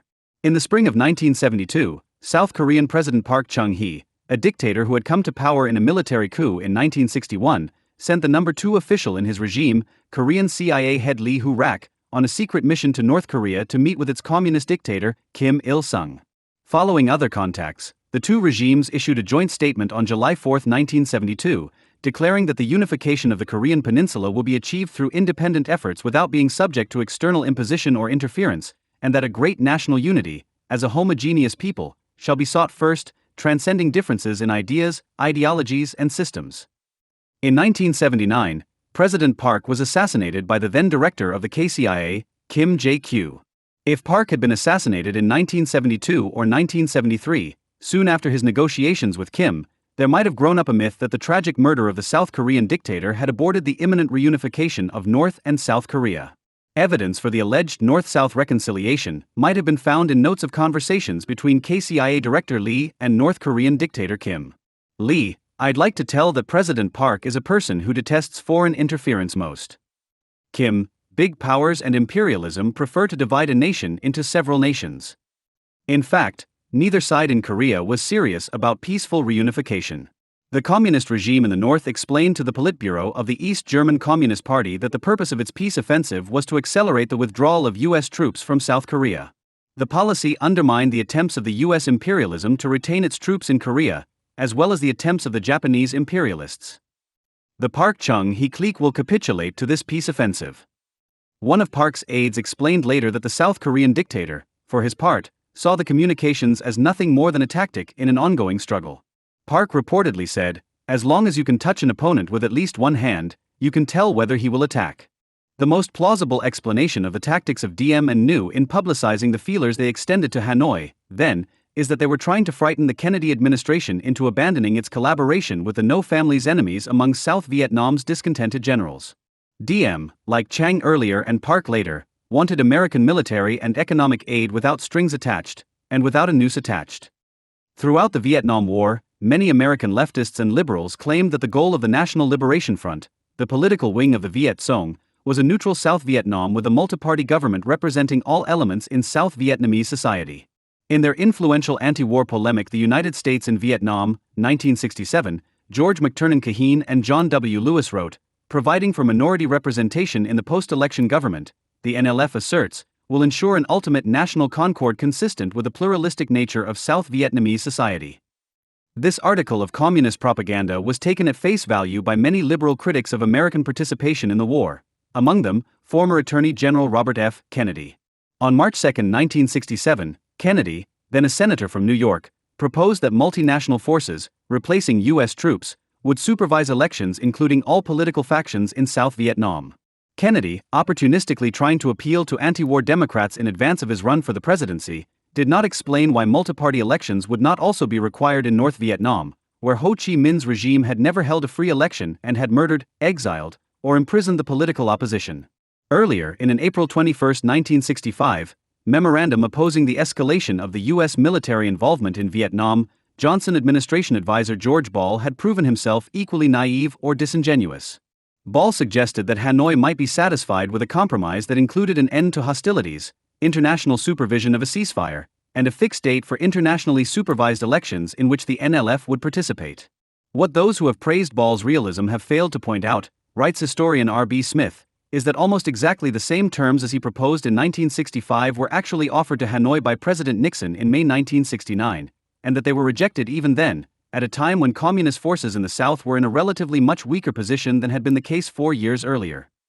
Even after the fall of Saigon, anti-Cold War liberals such as James C. Thompson continued to argue that Johnson had missed an alleged opportunity to turn over South Vietnam to a neutral coalition government, had he been more confident in foreign affairs, had he been deeply informed on Vietnam and Southeast Asia, and had he raised some hard questions that unanimity had submerged, this president could have used the largest electoral mandate in history to de-escalate in Vietnam, in the clear expectation that at the worst a neutralist government would come to power in Saigon and politely invite us out. In reality, such an option never existed. Communist bloc archives have now made it clear that the Vietnamese communists were lying when they claimed that a neutral South Vietnam was their goal. Discussing the issue of a coalition government with Zhou Enlai in Beijing on September 17, 1970, Pham Van Dong admitted, "For us and for Nixon, diplomacy is a play of words. Neither we nor he has any illusion about diplomacy." The North Vietnamese leader explained that the cynical proposals of the NLF and the North Vietnamese government for a coalition government and the unconditional withdrawal of U.S. troops served a strategic purpose. First, we have to win the sympathy of the people in South Vietnam, especially the ones in the urban areas. Furthermore, we have to influence the anti-war public opinion in the U.S. that includes not only the people at large but also the political, business, academic and clerical circles to ensure a stronger support for them.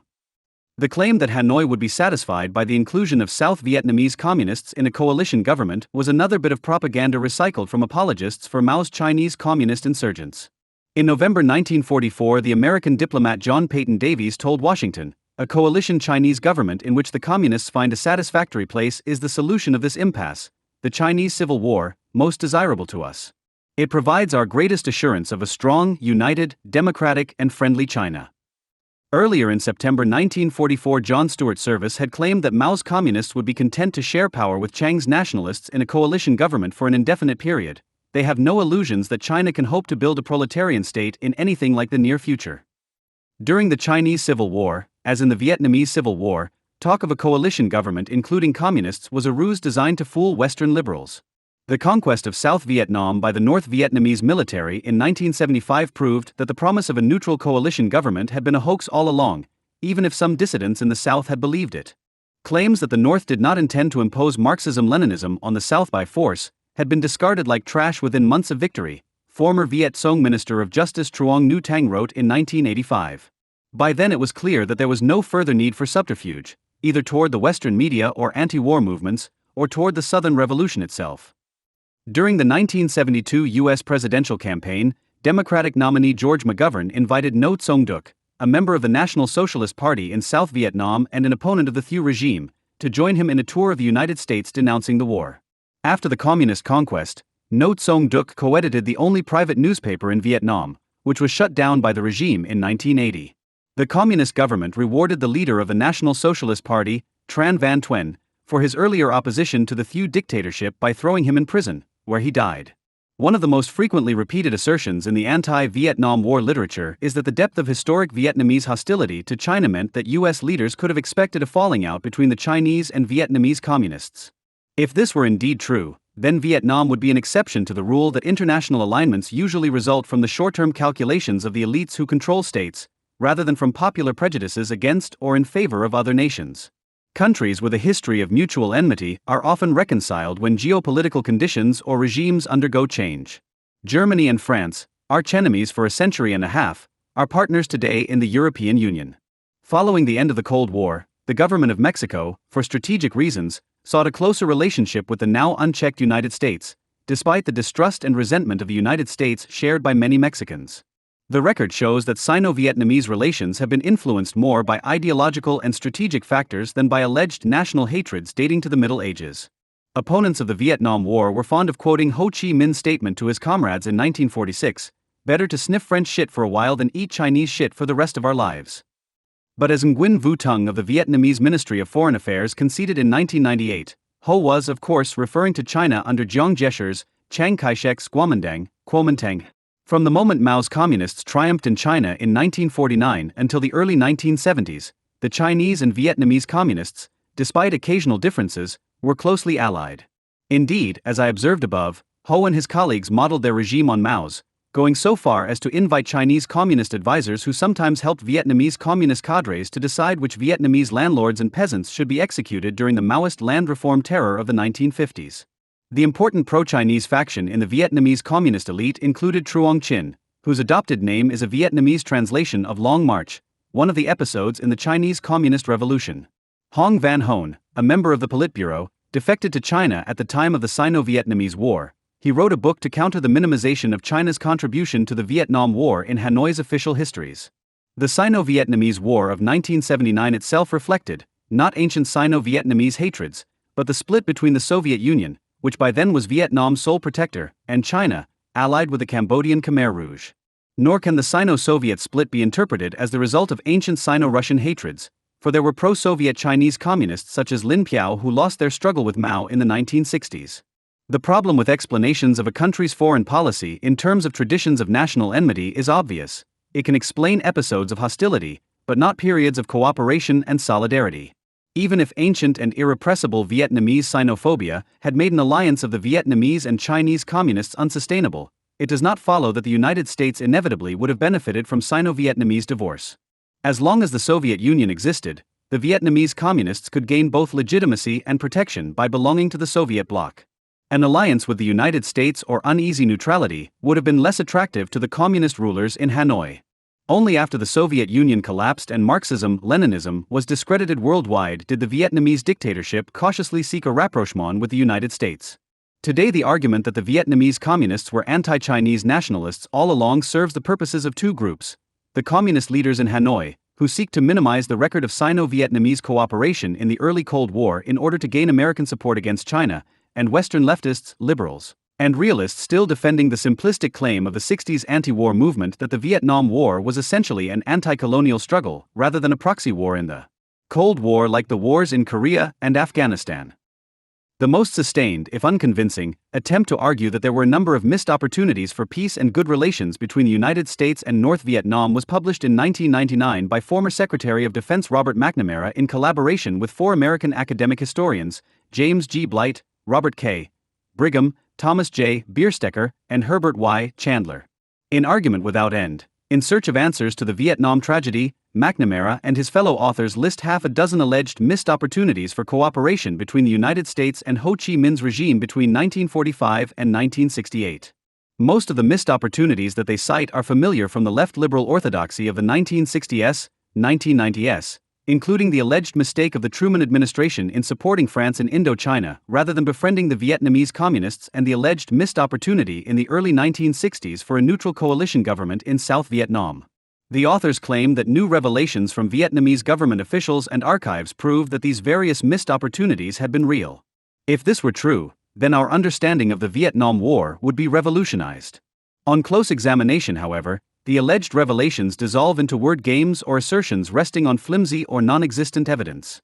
McNamara and his fellow authors caricature the positions of those whom they oppose, then carefully qualify their own.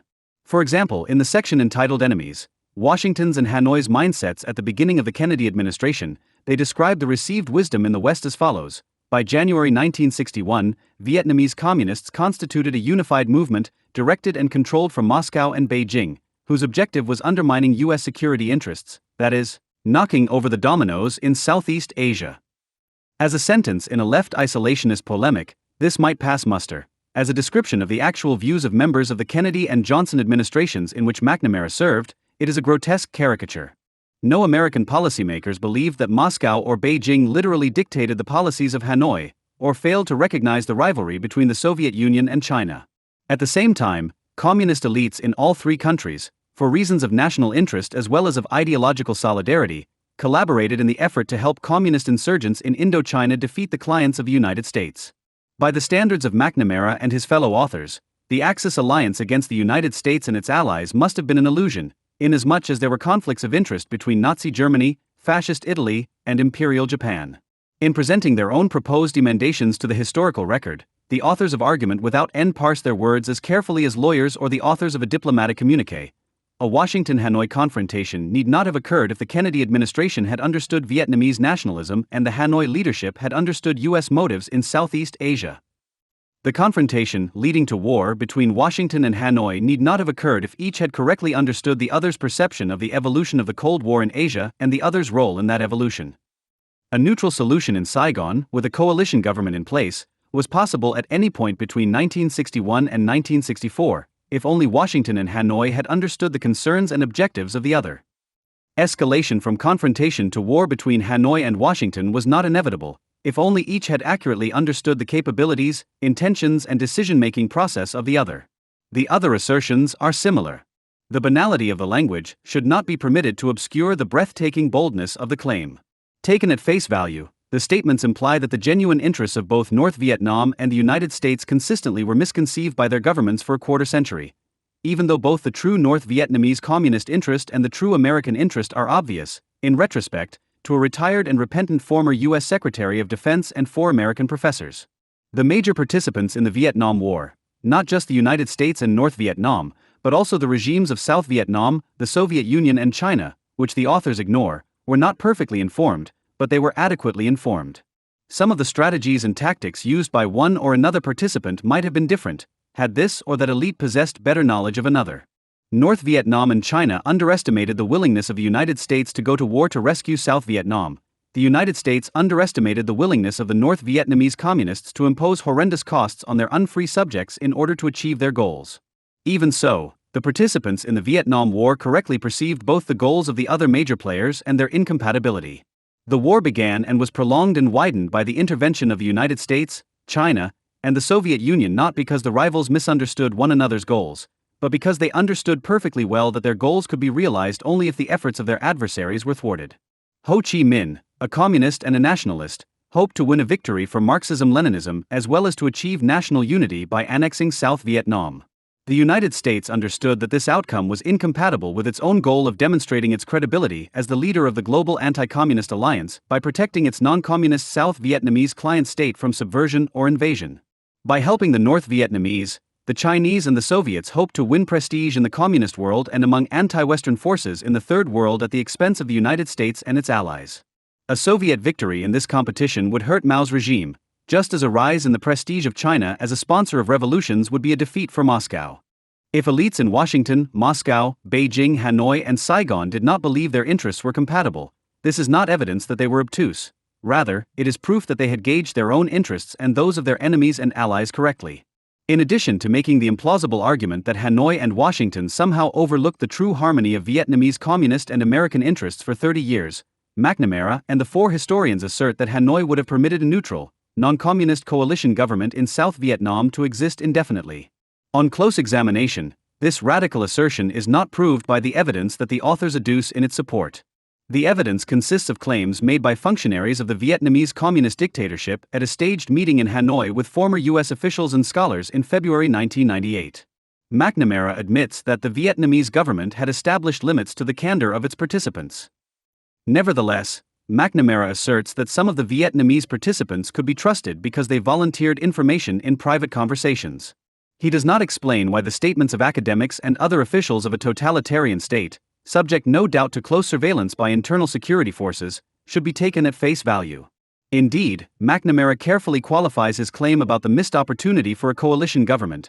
Particularly fascinating was the implication, maybe more than an implication, at the February 1998 conference that it was entirely possible that South Vietnam might never be reunified with the North and that this was understood by at least some in Hanoi.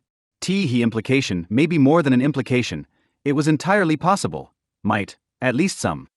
Such tentative phrasing is evidence of a lack of confidence in the assertion being made.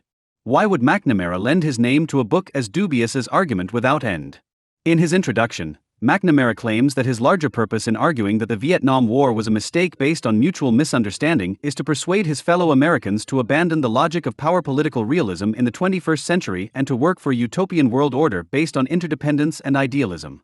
According to the former Cold War hardliner, the United Nations Charter offers a far more appropriate framework for international relations in the future than does the doctrine of power politics. Inasmuch as the UN can function only on the rare occasions when the great powers of the Security Council, for selfish power political reasons of their own, agree to support a particular policy, this proposal is not very helpful. In the 1980s, McNamara called on the United States to renounce the option of unilateral military action abroad. In the 1990s, he testified against going to war with Iraq and opposed the war with Serbia. In addition to his stated political purpose, McNamara may have been motivated by personal factors comparable to those that have driven McNamara's colleague, former Attorney General Ramsey Clark, to assume the role of a perpetual critic of U.S. war crimes from a position on the extreme left. Throughout his post-Vietnam career, McNamara has sought to ingratiate himself not only with those who reviled him on the liberal and radical left at home, but also with communist adversaries of the United States. McNamara made a pilgrimage to Moscow in 1986 to meet with Mikhail Gorbachev and met with Fidel Castro in Havana in 1992. Argument Without End is the latest episode in this campaign. McNamara's wish to believe that the Vietnam War might have been averted, if only American leaders and the totalitarians of Vietnam had understood and befriended one another, says more about McNamara than about the Vietnam War. In words that might apply to McNamara's newfound belief in the existence of numerous missed opportunities in U.S.-Vietnamese communist relations, his biographer Deborah Shapley writes skeptically that McNamara's sincere belief that Kennedy would have gotten out of Vietnam was something that he arrived at later when the war had become tragic and traumatic for him and the nation. Most of the radical left's myths about the Vietnam War and Vietnamese communism, then, were updated versions of old propaganda themes: the missed opportunity, the pro-American communists, the coalition government. To these traditional motifs, the radical left in the 1970s and 1980s added an original myth of their own, when they blamed the Maoist class genocide carried out by Pol Pot's Khmer Rouge in Cambodia on the United States in general and on President Richard Nixon in particular. During the Vietnam War, many American leftists and liberals shared the favorable view of the Khmer Rouge expressed by New York Times reporter Harrison Salisbury in 1973. Of course, after liberation, it would not be Sihanouk who would be the real master of Cambodia. It would be the Khmer Rouge. But they planned to let Cambodia remain a kingdom, with themselves in a cabinet that included non-communist members. 56 As news of the emptying of the cities, summary executions, and mass starvation in Cambodia that followed the Khmer Rouge takeover leaked to the outside world, the first impulse of many Western leftists was to deny that the horror was occurring. According to George McTurnan Kahene, one of the most prominent academic critics of the Vietnam War, writing in 1976, the forced evacuations of Cambodian cities were not, then, applications of some irrational ideology, but reflected pragmatic solutions by leaders who had to rely exclusively on Cambodia's own food resources and who lacked facilities for its internal transport. 57 In 1975, Kahene had testified before the U.S. Senate in opposition to further U.S. support for the Lon Nol government, dismissing the possibility of a bloodbath in Cambodia if the Khmer Rouge took over. Gareth Porter of the Leftist Institute for Policy Studies told a House committee in May 1977, "There is no reason to doubt that some violence took place. But there is reason to believe that was not the intention of the government." Porter also justified the emptying of hospitals by the Khmer Rouge, and I do indeed think that one can argue that it was a reasonable alternative to move the patients as fast as possible to locations outside the cities where there were in fact other medical facilities, not good medical facilities, but in the circumstances which existed in Phnom Penh at the end of the war, probably better than what existed there. In 1967, Tom Hayden and Stoughton Lind had used similar reasoning to excuse the mass murder accompanying the Maoist land reform program in North Vietnam in the mid-1950s, claiming that it appears to have originated in wartime in response to the needs of the rural poor. Once it was no longer possible to deny the reality or magnitude of the horror in Cambodia, Western leftists tended to respond with one of three arguments. In order of increasing absurdity, the triumph of the Khmer Rouge was blamed on the US-backed overthrow of Prince Norodom Sihanouk by the Cambodian General Lon Nol. The actions of the Khmer Rouge were blamed on racist nationalism, rather than on communist ideology, and the actions of the Khmer Rouge were blamed on US bombing, which allegedly inspired a genocidal frenzy among Cambodian peasants. The overthrow of Sihanouk. Todd Gitlin, a former president of Students for a Democratic Society, SDS, a radical left organization of the 1960s, recently restated one historical myth of the anti-war left about Cambodia. All civilized people who are revolted by Khmer Rouge mass atrocities should also remember that it was the Nixon administration, not the anti-war movement, that encouraged the overthrow of Prince Sihanouk and weakened opposition to this regime of mass murderers. Throughout the 1960s, Sihanouk's government, in return for bribes from Hanoi, had allowed the North Vietnamese army to move men and supplies across Cambodian territory along the Ho Chi Minh Trail. Soviet and Chinese supplies also flowed through Cambodia from the port of Sihanoukville. Sihanouk explained in 1964, "To understand what I'm trying to achieve, just remember this: all of Southeast Asia is destined to become communist. When it happens in Cambodia, I want it to happen without breakage." By 1970, North Vietnam had in effect annexed eastern Cambodia, to the extent of restricting the access of Cambodian officials and taxing and drafting Cambodian peasants. Meanwhile, Sihanouk, Southeast Asia's answer to Nero or Caligula, devoted his energies to making feature films starring himself and officials of his regime and their mistresses. Some are available in the United States in video format. Under pressure from frustrated Cambodians to do something about the North Vietnamese invaders, Sihanouk tacitly approved the secret bombing of Vietnamese bases on Cambodian territory in 1969. This did not save him from being overthrown on March 18, 1970, by General Lon Nol, whose regime, which was as corrupt, but not as weird, as Sihanouk's, invited the support of the United States in expelling the North Vietnamese army from Cambodia and defeating the Khmer Rouge. Sihanouk immediately allied himself with the Khmer Rouge. Meanwhile, the United States and South Vietnam invaded the North Vietnamese controlled area of Cambodia. In a second incursion into Cambodia in 1971, South Vietnamese troops backed by U.S. air power suffered heavy losses in battles with North Vietnamese regulars. In 1973, after the Khmer Rouge-led coalition refused to enter peace talks following the Paris agreements, the United States prevented the Khmer Rouge from taking over Cambodia by dropping 250,000 tons of bombs over the country. Although the radical left cites far higher numbers, the most realistic estimates are that between 30,000 and 250,000 Cambodians were killed. The banning by the U.S. Congress of further U.S. air support for the Lon Nol regime ensured victory for Pol Pot and his followers. Until the final stages of the war, the Khmer Rouge was a dependency of Hanoi. Pol Pot himself was a creature of an earlier Vietnamese conflict, eased along inside the subsidiary Cambodian movement, writes David P. Chandler in Brother No. 1, a political biography of Pol Pot, 1992. Until the end of 1972, his troops were armed, trained, and often led by the Vietnamese. The defeats suffered by Lon Nol in 1970 to 1971 had been at the hands of Vietnamese regular forces. Although they later broke with the Vietnamese communists, the Khmer Rouge owed their victory in Cambodia to the North Vietnamese military. And what of Sihanouk, who somehow was going to restrain his Khmer Rouge allies? A few years after the Khmer Rouge came to power, Sihanouk was in exile, and between an eighth and a quarter of the Cambodian nation, including numerous members of Sihanouk's family, had been executed or starved to death by the communists. The outcome probably would have been similar had the North Vietnamese-sponsored Khmer Rouge coalition triumphed with Sihanouk as a figurehead in 1970 or 1972. Other than the wishful thinking of the Western left, there appears to be no basis for the idea that Sihanouk could have led a third force capable both of defeating the Lon Nol regime and marginalizing the Khmer Rouge without relying on the North Vietnamese army. Indeed, in 1981 Sihanouk himself declared, "Today I pay homage to his grave." John Foster Dulles was right. There is no non-alignment. As it happens, in the course of the 1970s an influential faction of the Western left quietly changed its story about the sequence of cause and effect in Cambodia. After the Khmer Rouge seized power, many Western leftists blamed their rise on the destruction of a possible third force in Cambodia by the US-backed Lon Nol regime and on the alienation of the peasantry by US bombing. However, before the Khmer Rouge came to power, the Committee of Concerned Asian Scholars, a group including Noam Chomsky, Edwin Moise, John Dower, and Earl C. Ravenel that was formed in 1968 to protest against American imperialism in Asia, had told a quite different tale. In the Indochina Story, 1970, this is what the CCS had to say about the Khmer Rouge, following the Lon Nol coup: strong support for Sihanouk among the peasantry, and the armed aid of the clandestine Khmer Rouge Red Khmer, a rebel group which had patiently been biding its time since a brief period of armed struggle in 1967, would certainly have toppled the government. In the absence of US support, had it not tipped over of its own accord. In 1970, the CCS complained that the US military effort was preventing the Khmer Rouge, with Sihanouk as a figurehead, from coming to power. After 1974-75, most on the left floated a new story: the US military effort had caused the Khmer Rouge to come to power. Were the Khmer Rouge fascists, not communists? A number of Western leftists have sought to minimize the embarrassing resemblance of the Cambodian class genocide to the campaigns of state terror that accompanied rural collectivization in other communist countries, including North Vietnam. This line of argument has been made most forcefully by Ben Kiernan, a leftist Australian academic and former apologist for the Khmer Rouge.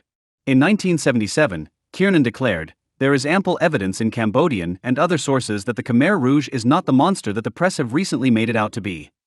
After renouncing this view, Kiernan was appointed director of the Cambodian Genocide Program, a taxpayer-funded institute located at Yale University. It is as though a former Nazi sympathizer and Holocaust denier had been appointed to direct Washington's Holocaust Museum. In the Pol Pot regime, 1996, Kiernan claimed that Khmer Rouge conceptions of race overshadowed those of class. The left was quick to disseminate a theory that exculpated communism. In 1997, the British leftist writer Tom Nairn, relying on Kiernan, announced with relief, "The Cambodian hell was more truly an aberration of nationalist development than of socialism." 68 in the Nation in 1998, John Pilger wrote, "The US invasion of Cambodia provided a small group of extreme nationalists with Maoist pretensions, the Khmer Rouge, with a catalyst for a revolution that had no popular base among the Cambodian people." In reality, although the Khmer Rouge persecuted many ethnic minorities in Cambodia, most of its victims were political and class enemies. As Ross H. Monroe, a leading American Asia expert, has pointed out, Kiernan is out to prove that the Khmer Rouge weren't leftists or communists at all, despite their literally red name and the neo-Maoist ideology they so fervently professed. Notwithstanding the attempt of Kiernan and others to turn the red, communist Khmer into the brown, fascist Khmer, the origins of Khmer Rouge policies are easily traced to the Marxist ideology of the Chinese Cultural Revolution in the mid-1960s. Pol Pot visited China in 1966 at the height of Mao's enthusiasm for the Cultural Revolution and People's War. Haing Inge, the Cambodian doctor who gave an Oscar-winning performance in The Killing Fields, wrote that almost everything about the Khmer Rouge was alien, from China. They had borrowed their ideology from Mao. Like the concept of the Great Leap Forward. Sending the intellectuals to the countryside to learn from the peasants was an idea of the Chinese Cultural Revolution. Unfortunately for the Cambodian people, Pol Pot did not realize that Mao's Cultural Revolution was already a disaster and that Stalin's attempts had set the Soviet economy back by decades. If one examines only executions by regimes, rather than mass starvation produced by socialist agricultural policies, then Pol Pot's Cambodia looks much less like Hitler's Germany than like Ho Chi Minh's North Vietnam. Indeed, most of the deaths in Cambodia were unintended byproducts of socialist economic policies, like the earlier famine deaths in the Soviet Union and Communist China. The number of Cambodians executed without trial during the reign of the Khmer Rouge is estimated to have been around 100,000. In the mid-1950s, Ho's government, following the Council of Advisors from Mao's China, presided over the systematic murder of between 10 and 100,000 class enemies, mostly farmers, during the Mao-inspired collectivization campaign, and deported perhaps 100,000 to forced labor camps. Even if only 10,000 North Vietnamese villagers were executed in the 1950s, they were executed for the same reason that many ordinary Cambodians were. They were classified as class enemies in a nightmarish purge carried out by a communist dictatorship that, like Pol Pot's Khmer Rouge regime later, modeled itself on Mao's China. Did Nixon's bombing drive Cambodians insane? The most grotesque fiction in the mythology of the anti-Vietnam War left is the claim that President Nixon, by bombing the North Vietnamese and their allies in Cambodia, turned the Cambodian people into homicidal maniacs. This explanation was spread in the late 1970s by leftists such as Gareth Porter and George Hildebrand, who declared that the Cambodian bloodbath should mainly be attributed to the American bombing. The journalist William Shawcross disseminated this canard in his polemic sideshow, Kissinger, Nixon and the Destruction of Cambodia, 1979. The U.S. bombing of Cambodia may well have helped the Khmer Rouge recruit Cambodian peasants to their cause. But the argument that the massacres and famines in Cambodia under Khmer Rouge rule were to be blamed, not on Marxist-Leninist ideology, but on the frenzy that US bombing allegedly triggered in Cambodian peasants, was nonsense. Laos, not Cambodia, was the most heavily bombed country during the Vietnam War. The single greatest bombing campaign during the war took place in South Vietnam, following the Tet Offensive, when 1.2 million bombs were dropped, a far greater amount than fell on Cambodia.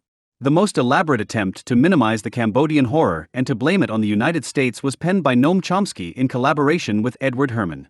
In extenuation of the Khmer Rouge, Chomsky and Herman wrote in 1988 that when poor peasants are driven into the jungle from villages destroyed by bombing, they may seek revenge. The attempt of Chomsky and Herman to portray Khmer Rouge policies as spontaneous acts of revenge on the part of uncontrolled mobs is similar to the argument of Stoughton Lynd and Tom Hayden, noted in the previous chapter, that the systematic mass murder of North Vietnamese peasants in peacetime by Ho Chi Minh's dictatorship in the mid-1950s, under the influence of Mao's China, had been nothing more than spontaneous lynchings of pro-French traitors. Most of those who blamed Nixon for the atrocities of Pol Pot argued that Nixon had inadvertently turned the Cambodian peasants into homicidal psychopaths by bombing their country. Chomsky and Herman, however, promoted a conspiracy theory worthy of Oliver Stone. They found quite plausible the suggestion of another leftist, Michael Vickery, that when it became clear to US leaders that they could not win in Cambodia, they preferred to do everything possible to ensure that the post-war revolutionary government be extremely brutal, doctrinaire, and frightening to its neighbors, rather than a moderate socialism to which the Thai, for example, might look with envy. Chomsky and Herman later restated the thesis that the atrocities were a direct and understandable response to the still more concentrated and extreme savagery of a US assault that may in part have been designed to evoke this very response. The historical record makes it clear that the American bombing of Cambodia, however objectionable it may have been on strategic or humanitarian grounds, did not turn the moderate socialism of the Khmer Rouge into something brutal, doctrinaire, and frightening, either inadvertently or as a result of a secret design by Nixon and Kissinger. Pol Pot's Stalinist/Maoist policies, including collectivization of agriculture, forced population movements, and the imposition of a standard peasant uniform, were first tried on a large scale in the territories that the Khmer Rouge controlled at the beginning of 1973. Pol Pot's rule in liberated Cambodia was so horrifying that more than 20,000 Cambodians fled to non-communist South Vietnam, seeking asylum. Cambodian refugees told of a radical effort to transform society, using mass terrorism, population transfers, and utopian economic schemes. Indeed, one of the arguments that the Nixon and Ford administrations made in appealing to Congress to help the embattled Lon Nol regime in Cambodia was the need to prevent the Khmer Rouge from taking power and presiding over a bloodbath. On March 6, 1975, Philip Habib, Assistant Secretary of State for East Asian and Pacific Affairs, gave the House Foreign Affairs Committee a chillingly accurate prediction of what would happen if Pol Pot's forces came to power. If the present government falls, I think the impact within Cambodia would be an unbelievable transformation of that society against the wishes of its general population and through the use of great force. I think that there certainly would be what people call the bloodbath, but in any event great cruelty. On March 11, one of the leading left Liberal Democrats in the House, Donald Fraser of Minnesota, told Congress that it should vote for aid to Cambodia only on the condition that the Cambodian government surrender to the Khmer Rouge. It ought to be a negotiated end. You might call it a negotiated surrender, if you will, but an orderly transfer of power. A few days later, during a committee hearing, Representative Fraser repeated this demand to Acting Secretary of State Robert Ingersoll. Ingersoll responded, "You are asking for a surrender then, Mr. Fraser?" Fraser replied, "Yes, under controlled circumstances to minimize the loss of life. If you are not prepared to move in that direction, then I am not prepared to vote any more money." Richard Nixon was guilty of a number of crimes. Causing the communist atrocities in Cambodia was not one of them. If any Americans deserve a share of the blame for the Khmer Rouge massacres and famines, it is anti-war members of Congress such as Donald Fraser who sought to hasten a Khmer Rouge victory by denying U.S. military aid and air support for America's Cambodian allies. Most of the men of the baby boom generation who belong to the American media elite today avoided service in the Vietnam War, often by means of college deferments. The eminent American journalist James Fallows is the only prominent member of this cohort who has written honestly about how the anti-war movement exhibited contempt for the white proles who fought the war. He describes the use by affluent leftists and liberals of the phrase pig for the blue-collar lower-class people who were doing the job they thought they were supposed to do. They had been the pigs holding down the black people in Mississippi, the children of the pigs were being sent off to die in Vietnam, and now pigs were clubbing our chosen people, the demonstrators in Chicago. After the war ended, the condescension of members of the American overclass who avoided it for the working class and middle class Americans who fought it found a new expression in the myth that an immoral, insane war had turned American soldiers into emotional wrecks. In 1975, New York Times columnist Tom Wicker claimed that hundreds of thousands of Vietnam veterans were suffering from severe war-induced psychological difficulties. The syndrome, now labeled post-traumatic stress disorder, PTSD, was known in earlier generations as shell shock or combat fatigue. This disorder, or rather group of disorders, is genuine. However, the most careful studies suggest that Vietnam veterans do not suffer from PTSD in greater proportions than veterans of World War II. 87 indeed, psychiatric casualties in Vietnam itself were very low, 12 per thousand, compared with those in Korea, 37 per thousand, and World War II, 28 to 101 per thousand. 88 This is the case even though the average Vietnam combat veteran spent more time in the combat zone than did his counterpart in World War II. Vietnam veterans compare favorably not only to veterans of previous wars but to the civilian population as a whole. Every year since 1974, Vietnam veterans have had a lower unemployment rate than the national average. The divorce rate of Vietnam veterans is no higher than that of the rest of the population. Tom Wicker claimed that in 1975 500,000 Vietnam veterans had attempted suicide. The number was completely bogus. Wicker had obtained it from Penthouse magazine. In reality, the suicide rate among Vietnam veterans is similar to that of non-veterans. Many veterans apparently did suffer from exposure to the defoliant Agent Orange, and drug abuse was a problem in Vietnam, although its rate increased only when more than 90% of those who served had already left. Most Vietnam veterans feel neither guilty nor bitter about their roles in America's failed campaign against the totalitarians in Indochina. 71% of Vietnam veterans polled in 1980 agreed with the statement, "Looking back, I am glad I served my country." Far from being pacifists disillusioned by their military experience, Vietnam veterans show greater support for U.S. military intervention abroad than do other Americans. Shortly before the Persian Gulf War, according to one survey, 58% of Vietnam veterans approved of waging war with Iraq if it failed to withdraw from Kuwait, compared to only 39% of the general population. While 18% of the American public thought that the United States should abandon the Persian Gulf, only 8% of the Vietnam veterans endorsed a U.S. retreat. The continuing bias of the media was on display in 1998, when CNN publicized the false claim in a special report by Peter Arnett that American soldiers had used deadly nerve gas to kill American defectors in Vietnam. In the incident in question, tear gas had been used, and no American defectors were present. The dissemination of falsehoods about the effect of Vietnam and other wars on American soldiers serves the purposes of the anti-military left. As the historian Eric T. Dean Jr. has observed, the portrayal of the Vietnam vet as well-adjusted and untroubled by the war would have undermined the anti-war agenda, and hence evidence that Vietnam veterans were readjusting or had readjusted well to American society tended to be drowned out by excited and strident recriminations leveled against the U.S. government. In 1988, the historian Robert Devine noted that virtually all contemporary historical analyses of the Vietnam War shared a strong distaste for American intervention. For the past generation, most of the journalists and historians who have written about the Vietnam War and Vietnamese communism, with the exception of military specialists, have done so from the perspective of the pro-communist or anti-communist left. It is as though the history of the Pacific Campaign in World War II had been written by isolationists who believed that Franklin Roosevelt, a tyrant and a war criminal, had deceived the American people into believing that there had been a serious Axis threat in order to reward American industry with military contracts. The biases of the 60s-era liberal left are manifested most clearly in polemics written at the time of the Vietnam War by journalists such as Frances Fitzgerald and David Halberstam. Fitzgerald ended her Pulitzer Prize-winning tract Fire in the Lake with a hopeful vision of a time when the narrow flame of revolution would cleanse the lake of Vietnamese society and purge it of individualism and its attendant corruption. Similar undisguised admiration for the communists pervades David Halberstam's Ho, 1971. Halberstam's book is perhaps the most sympathetic portrait of a Stalinist dictator ever penned by a reputable American journalist identified with the liberal rather than the radical left. In Ho, Halberstam omits any mention of the repression or atrocities of Ho Chi Minh's regime. For example, Halberstam writes that in August 1945, the Viet Minh had in one quick stroke taken over the nationalism of the country, that Ho had achieved the legitimacy of power.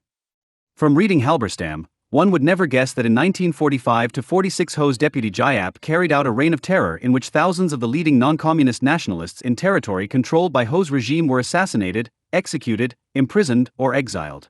Halberstam condemns the repression carried out by the Saigon regime. DM and the Americans had blocked elections in 1956 and DM had carried out massive arrests against all his political opponents, particularly anyone who had fought with the Viet Minh. Of the far more severe repression in North Vietnam, there is not a word in Halberstam's book. The Maoist-inspired terror of collectivization in the mid-50s, in which at least 10,000 North Vietnamese were summarily executed because they belonged to the wrong class, is not mentioned. Nor is the anti-communist peasant rebellion that followed, nor the deployment of the North Vietnamese military to crush the peasants, nor the succeeding purge of North Vietnamese intellectuals, nor the fact that almost 10 times as many Vietnamese, during the brief period of resettlement, fled from communist rule as left South Vietnam for the North. The equivalent of Halberstam's book would be a flattering biography of Stalin that praised his leadership during World War II while omitting any mention of the Gulag, the purges, and the Ukrainian famine, or an admiring biography of Mao that failed to mention the Cultural Revolution or the starvation of tens of millions during the Great Leap Forward. Halberstam is even less forthcoming when the subject is relations among North Vietnam, China, and the Soviet Union.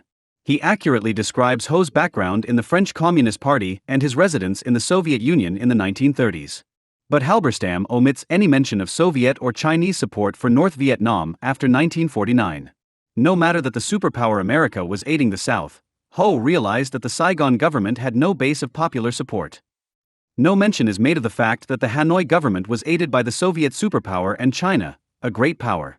The fact that in 1950, responding to pressure from Ho, Stalin ordered Mao to support Ho's regime, the fact that the victory of North Vietnam against the French depended on military supplies and advice from the Sino-Soviet bloc, the fact that Ho's dictatorship modeled its structure and policies on Mao's China and Stalin's Soviet Union, the fact that Soviet and Chinese deterrence forced the United States to fight in unfavorable conditions in Vietnam, the fact that hundreds of thousands of Chinese logistics troops, as well as Chinese and Soviet anti-aircraft troops and Soviet fighter pilots, took part in the Vietnam War, the fact that North Vietnam would have been forced to abandon its effort to conquer South Vietnam, if not for massive Soviet and Chinese subsidies, all of these facts are omitted from Halberstam's Ho. That these damning facts were omitted by design rather than by mistake becomes clear when one examines the sources that Halberstam lists in his bibliography. Halberstam's book leaves out everything critical written about Ho Chi Minh by the authors that Halberstam used as his sources. For example, one of Halberstam's authorities, Joseph Buttinger, described the repressiveness of Ho's government in great detail, and bitterly condemned it in Vietnam, A Dragon Embattled, 1967. The major source for Halberstam's Ho appears to have been the book Ho Chi Minh published by the anti-war French journalist Jean Lacouture in 1968. In an interview in the late 1970s with a Milan newspaper, Lacouture, referring to the communist dictatorship in Cambodia, spoke of my shame for having contributed to the installation of one of the most oppressive regimes history has ever known. He added, with regard to Vietnam, my behavior was sometimes more that of a militant than that of a journalist. I dissimulated certain defects of North Vietnam at war against the Americans, because I believed that the cause of the North Vietnamese was good and just enough so that I should not expose their errors. I believed it was not opportune to expose the Stalinist nature of the North Vietnamese regime. If we re-examine the dossier, it is true that I did not tell all that I knew about Vietnam. Lacouture described pro-Hanoi journalists in the West like himself as vehicles and intermediaries for a lying and criminal propaganda, ingenious spokesmen for tyranny in the name of liberty. In light of this confession, the fact that Halberstam is even less critical of Ho than his source Lacouture, than a supporter of Hanoi, raises serious questions. Halberstam ends his book with a sentimental tribute to Stalin's Vietnamese disciple. In his lifetime, Ho had not only liberated his own country and changed the course of colonial rule in both Africa and Asia, he had done something even more remarkable: he had touched the culture and soul of his enemy. It had been a full life. American academic histories of the Vietnam War tend to show the same biases that are evident in the work of journalists such as Fitzgerald and Halberstam. The historian Gabriel Kulko even ended his book Anatomy of a War, Vietnam, the United States and the Modern Historical Experience, 1994, by calling on Vietnam's leaders to revitalize communism rather than to abandon it. If Vietnamese communism is to play a creative role in the future, it must adapt to the radically new conditions throughout the world and abandon its authoritarian legacies. The Christian Science Monitor described this pro-communist tract as one of the best-written general histories of this conflict yet published. Few journalistic or academic historians, however, are this blatantly enthusiastic about Marxism-Leninism. The typical history of the Indochina Wars written in the style of late Cold War leftist revisionism attempts to strengthen the claim that the Vietnam War was an anti-colonial war rather than a Cold War proxy war by devoting much attention to the French role from 1945 to 1954 while carefully minimizing the critical Soviet and Chinese roles in Indochina between the 1940s and the 1990s. For example, the journalist Stanley Carnot's Vietnam, A History, 1983, which purports to be a comprehensive history of the conflict, mentions Soviet-Vietnamese relations only on 20 pages and relations between Communist China and North Vietnam on a mere 22 pages, out of 684 pages in the text. One of the most breathtaking recent attempts to rewrite history to remove the Cold War from the Vietnam War appeared on June 22, 1997, in the Week in Review section of the New York Times. In an article entitled How the War Goes On and On in Cambodia, Barbara Crossett describes Ho Chi Minh's communists as the leftist nationalist movement. It seems that even in the 1990s, the word communism cannot be used to describe Indo-Chinese Stalinists in the Times. Crossett describes Indo-Chinese history from the 19th century until the 1990s without once mentioning the Soviet Union, Ho Chi Minh's home for a decade, the chief model for his regime, and the major protector, sponsor, and supplier of North Vietnam from the mid-1960s until the beginning of the 1990s. The most peculiar aspect of revisionist history on the left is the tendency for anti-Cold War historians to describe the accurate perceptions of American Cold War policymakers as though they had been illusions. In his book President's Secret Wars, 1990, the historian John Prados, after describing how the Soviet Union airlifted weapons and ferried 25 to 30,000 Cuban troops to help out Soviet clients in Angola, writes, "The Soviet blockade seemed to make Angola a Cold War battlefield in Washington's eyes," emphasis added. 107 The large-scale Soviet bloc intervention did make Angola a Cold War battlefield. For an equivalent of Prados's formulation, one must imagine a historian who writes Hitler's invasion of Greece to help Mussolini appeared to anti-fascist policymakers in London and Washington to confirm the existence of an international fascist conspiracy, including the so-called Axis powers. In his study Masters of War, Military Dissent and Politics in the Vietnam Era, 1996, Robert Bazanko refers to the liberation of Saigon in 1975, and writes of southern Vietnam in order not to convey the status of nationhood where it is not established. By this theory, neither West Germany nor South Korea were legitimate states. Secondary school textbooks as well as college texts have displayed the semantic bias of the radical and liberal left. Martin F. Hers, examining 6 leading high school textbooks in 1978, discovered that most of them used euphemisms like popular nationalist and pro-communist for communist. According to Hers, it is also noteworthy that while all the textbooks describe Diem's regime as repressive, not one of them considers it necessary to make any similar remark about the regime in North Vietnam, which, being totalitarian, was far more repressive. The fashion of anti-Cold War revisionism in leftist-dominated American history and political science departments in the second half of the Cold War recalled an earlier wave of revisionism. After World War I, most American historians were either Wilsonians or isolationists whose revulsion against military intervention abroad characterized their treatment of American policy in Europe, Latin America, and Asia.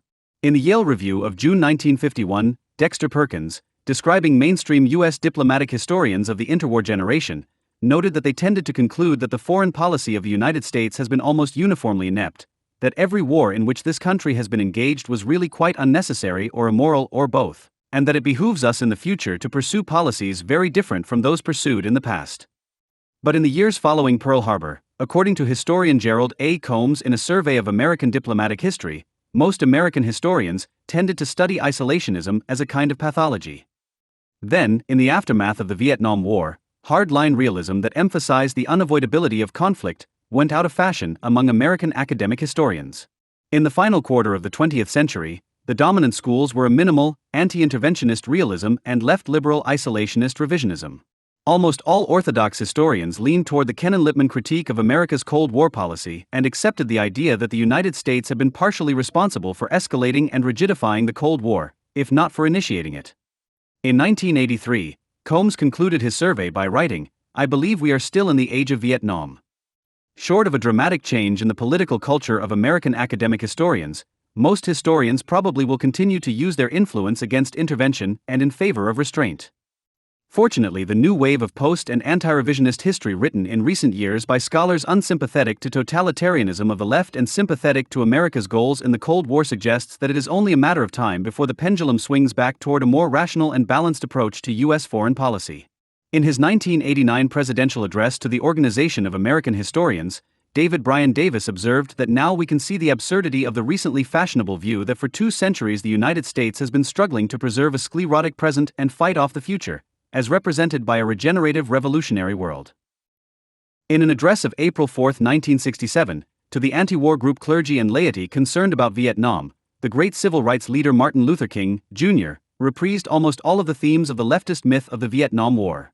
There was the myth that Ho Chi Minh's communists saw the United States as a model. Even though they quoted the American Declaration of Independence in their own document of freedom, we refused to recognize them. There was the myth that the Viet Minh in 1945 were clearly indigenous forces that included some communists, rather than a front group for Stalinists subordinate to Moscow who murdered, imprisoned, and exiled the nationalists whom they did not control. For the peasants, declared King, this new government meant real land reform, one of the most important needs of their lives. In reality, as we have seen, for the peasants of North Vietnam, most of whom were small landholders, this new government meant the murder of at least 10,000 villagers on the basis of their class, and the suppression, by North Vietnamese army units, of other peasants who dared to rebel against Ho Chi Minh's new ruling elite. Silent about the repression in North Vietnam, King described South Vietnam's Diem as one of the most vicious modern dictators. King claimed falsely that North Vietnam did not begin to send in any large number of supplies or men until American forces had moved into the tens of thousands. King described the National Liberation Front as that strangely anonymous group we call VC or communists. The NLF, as we have seen, was created and controlled by Hanoi. King claimed that the United States had already killed 1 million Vietnamese, mostly children. The number was false. The source was communist propaganda. Indeed, most of the statements of fact that King made about Vietnamese history or the Vietnam War were either false or misleading. Most despicable of all was King's comparison of the United States to Nazi Germany. What do they think as we test our latest weapons on them, just as the Germans tested out new medicine and new tortures in the concentration camps of Europe? The analogy between the United States and Nazi Germany was one of the standard themes of the propaganda of communist bloc regimes. King was a liberal, not a radical leftist. And yet, like many other prominent American liberals of his time, he accepted, without question, the account of the Vietnam War disseminated by communist regimes and their apologists in the West. This is puzzling. After all, it was possible for American liberals to oppose the Vietnam War on strategic or humanitarian grounds, while denouncing Marxist-Leninist totalitarianism in Vietnam and elsewhere. A small number of anti-communist liberals and social democrats did so. All too many liberals, however, like King, simply repeated the lies and half-truths spread by the communist enemies of the United States. The solution to this mystery is found in the history of American liberalism. Throughout the 20th century, American politicians and thinkers in the progressive liberal tradition were divided between realists and perfectionists. Progressives and liberals in both schools tended to share the same goals in domestic policy, including government regulation of the market economy, in order to provide economic security for citizens and to promote a greater degree of economic equality, the dismantling of the American system of racial apartheid, and the elimination of discrimination against American citizens on the basis of gender and, in recent decades, sexual orientation. When it came to the role of the United States in the world, however, the two groups disagreed. Liberal realists did not believe that America's traditions of liberalism and democracy required the United States to adopt a liberal or democratic foreign policy different in kind from that of other great military and economic powers. The primary goal of United States foreign policy was to promote a world order in which hostile great powers did not control the resources of Europe and East Asia, the two centers of world power outside of North America. In order to succeed in this essentially negative goal, the United States had to strengthen its executive branch, build up its military and intelligence agencies, wage hot wars and Cold War, and engage in alliances with foreign despots, including two of the most murderous tyrants of the century, Stalin, during World War II and Mao in the 1970s. Such activities did not represent a betrayal of liberal democracy, because liberal democracy is merely a form of domestic political organization. The United States could and did promote liberal democratic government abroad, notably in occupied Japan and West Germany after 1945.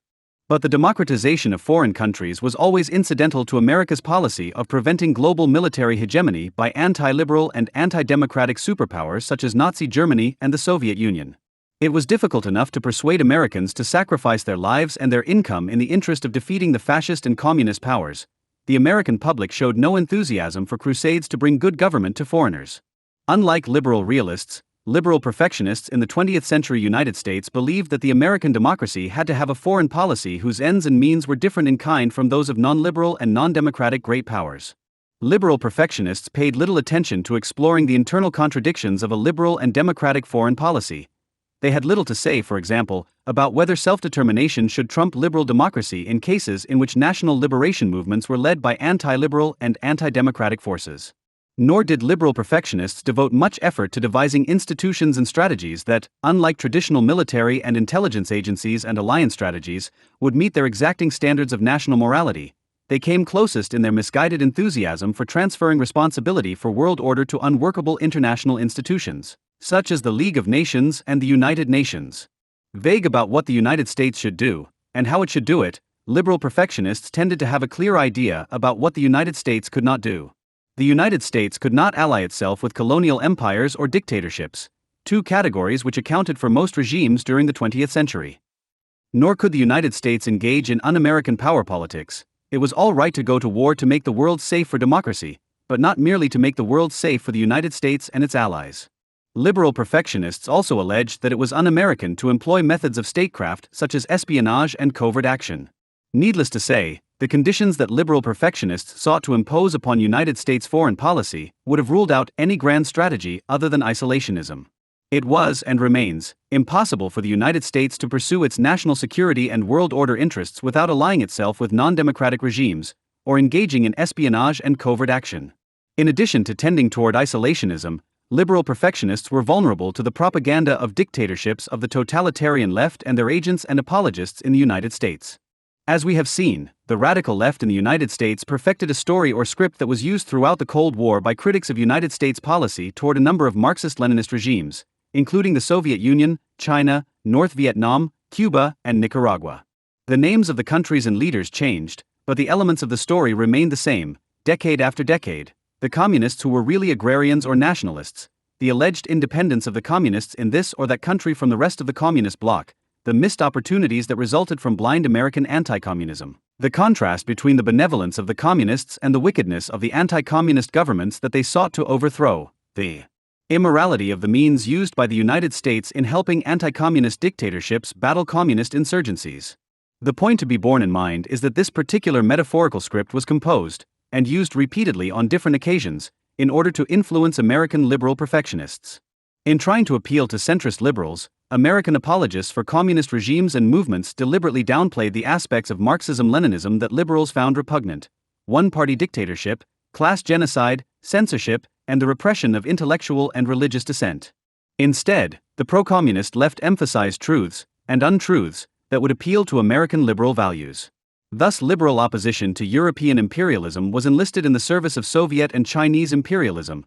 Liberal rejection of authoritarian dictatorship was enlisted in the service of totalitarian dictatorship, and liberal loathing of the horrors of war and conscription was enlisted in the service of the most militarized and regimented societies in the world. The tragedy of liberal perfectionism lay in the ease with which all too many sincere liberals were deceived and manipulated by a totalitarian left whose ultimate goal was the eradication of liberalism both as a philosophy and as a way of life. Was the Vietnam War an unjust war? Even when it is conceded that many of the arguments employed by the anti-Vietnam War movement were based on falsehoods, it is still possible to make a case against the justice of the American war in Indochina. The moral case against the Vietnam War can be divided into three different arguments. The Vietnam War was immoral because it was a war, and all wars are immoral.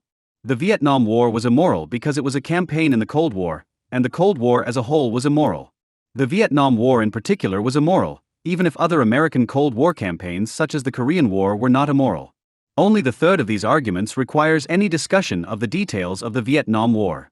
Obviously, if all wars are unjust, or if the Cold War as a whole was unjust, then the Vietnam War was unjust by definition. Most of the discussion will be devoted to the third argument, the claim that the Vietnam War was an unjust campaign in an otherwise just Cold War struggle.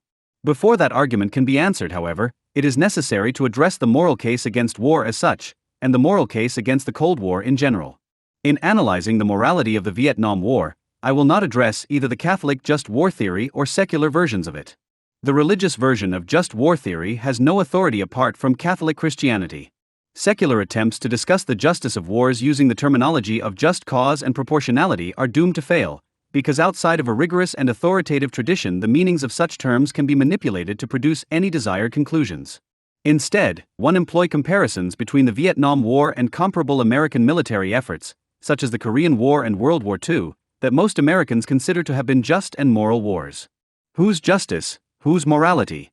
Arguments about the justice of the Vietnam War, like most debates about justice in foreign policy, exhibit the traits of a certain class of moral arguments identified by the philosopher Alasdair MacIntyre.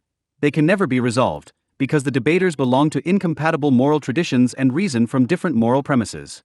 In his book After Virtue, 1981, MacIntyre provides rival views of justice in war as the first of his examples of interminable contemporary moral debates. 1a. A just war is one in which the good to be achieved outweighs the evils involved in waging the war and in which a clear distinction can be made between combatants, whose lives are at stake, and innocent non-combatants.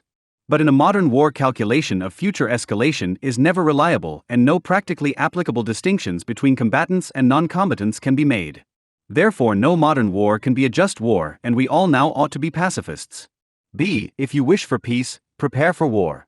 The only way to achieve peace is to deter potential aggressors. Therefore, you must build up your armaments and make it clear that going to war on any particular scale is not necessarily ruled out by your policies. An inescapable part of making this clear is being prepared both to fight limited wars and to go not only to, but beyond, the nuclear brink on certain types of occasion.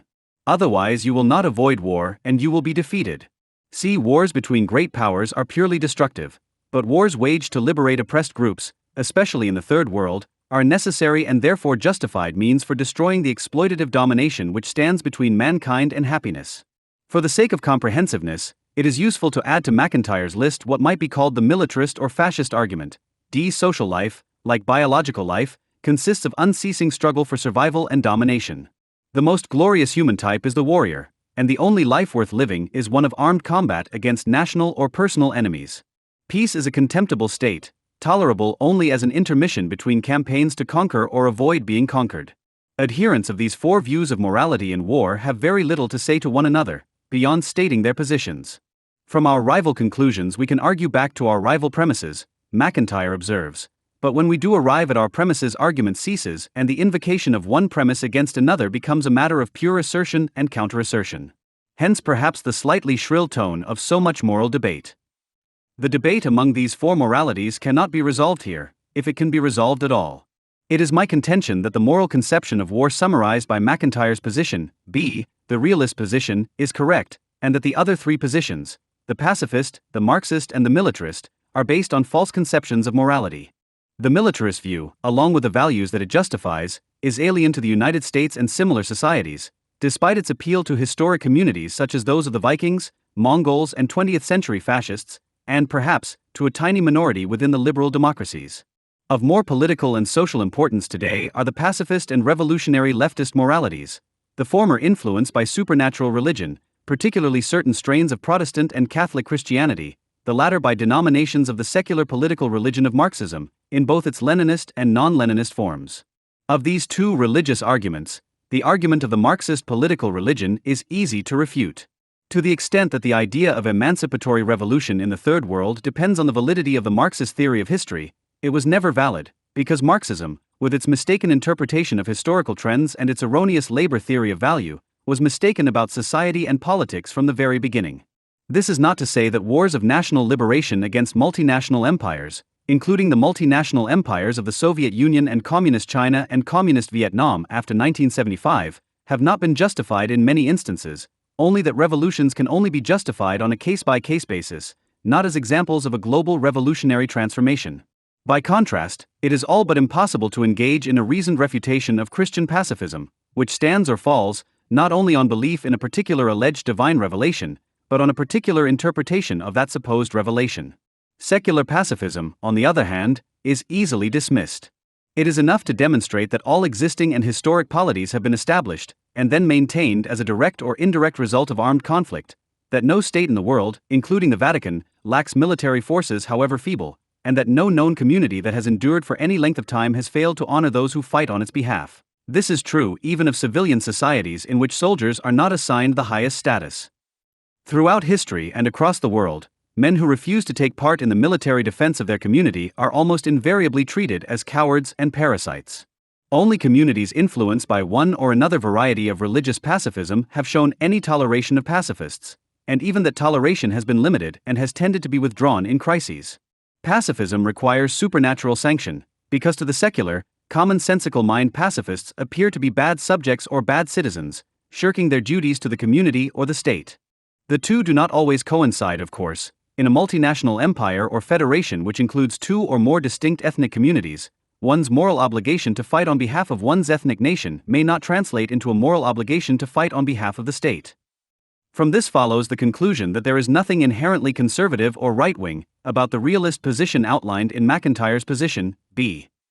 Far from being a position of the political right, this should be the position of all secular thinkers and statesmen, on the left, right and center, who reject both Marxist revolutionary romanticism and supernatural religious pacifism, and at the same time reject the militarist account of war, a false morality which has sometimes been justified by secular doctrines, for example, the social Darwinism that influenced Nazi ideology.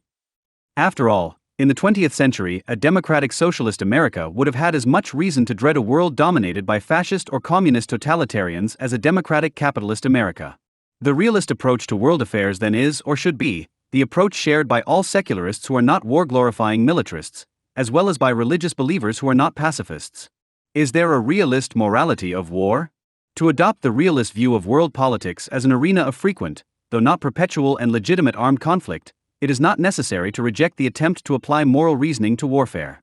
All too often this point is obscured by the familiar contrast between realism and idealism. Properly understood, realism is a distinctive theory of political morality, not a theory that posits the incompatibility of politics and morality. Indeed, realism is more moral than rival moralities, like bloodthirsty militarism or anti-war pacifism. For realists, war is like surgery, a painful and dangerous activity that is sometimes necessary. The art of war bears the same relation to the more comprehensive art of politics that the craft of surgery bears to the more comprehensive craft of medicine. One can oppose a particular instance of surgery as unnecessary, and conversely one can argue that surgery is required to save a particular patient. But it is absurd, even insane, to be against surgery on principle, or in favor of surgery on principle. To be indiscriminately anti-war or indiscriminately pro-war is morally confused in the same way. A pacifist is like a Christian Scientist who is against surgery even when the alternative is the crippling or death of the patient, while a militarist can be compared to a psychopath who derives a sadistic thrill from the very idea of amputation. The analogy can be extended to a comparison between soldiers and surgeons. Soldiers who kill in the line of duty are not murderers, any more than surgeons who cut living people open are torturers. Pacifists often claim that glorifying soldiers means approving of the evils of war. But honoring doctors has nothing to do with celebrating the diseases or accidents that unfortunately provide the occasion for doctors to demonstrate their expertise and their personal virtues.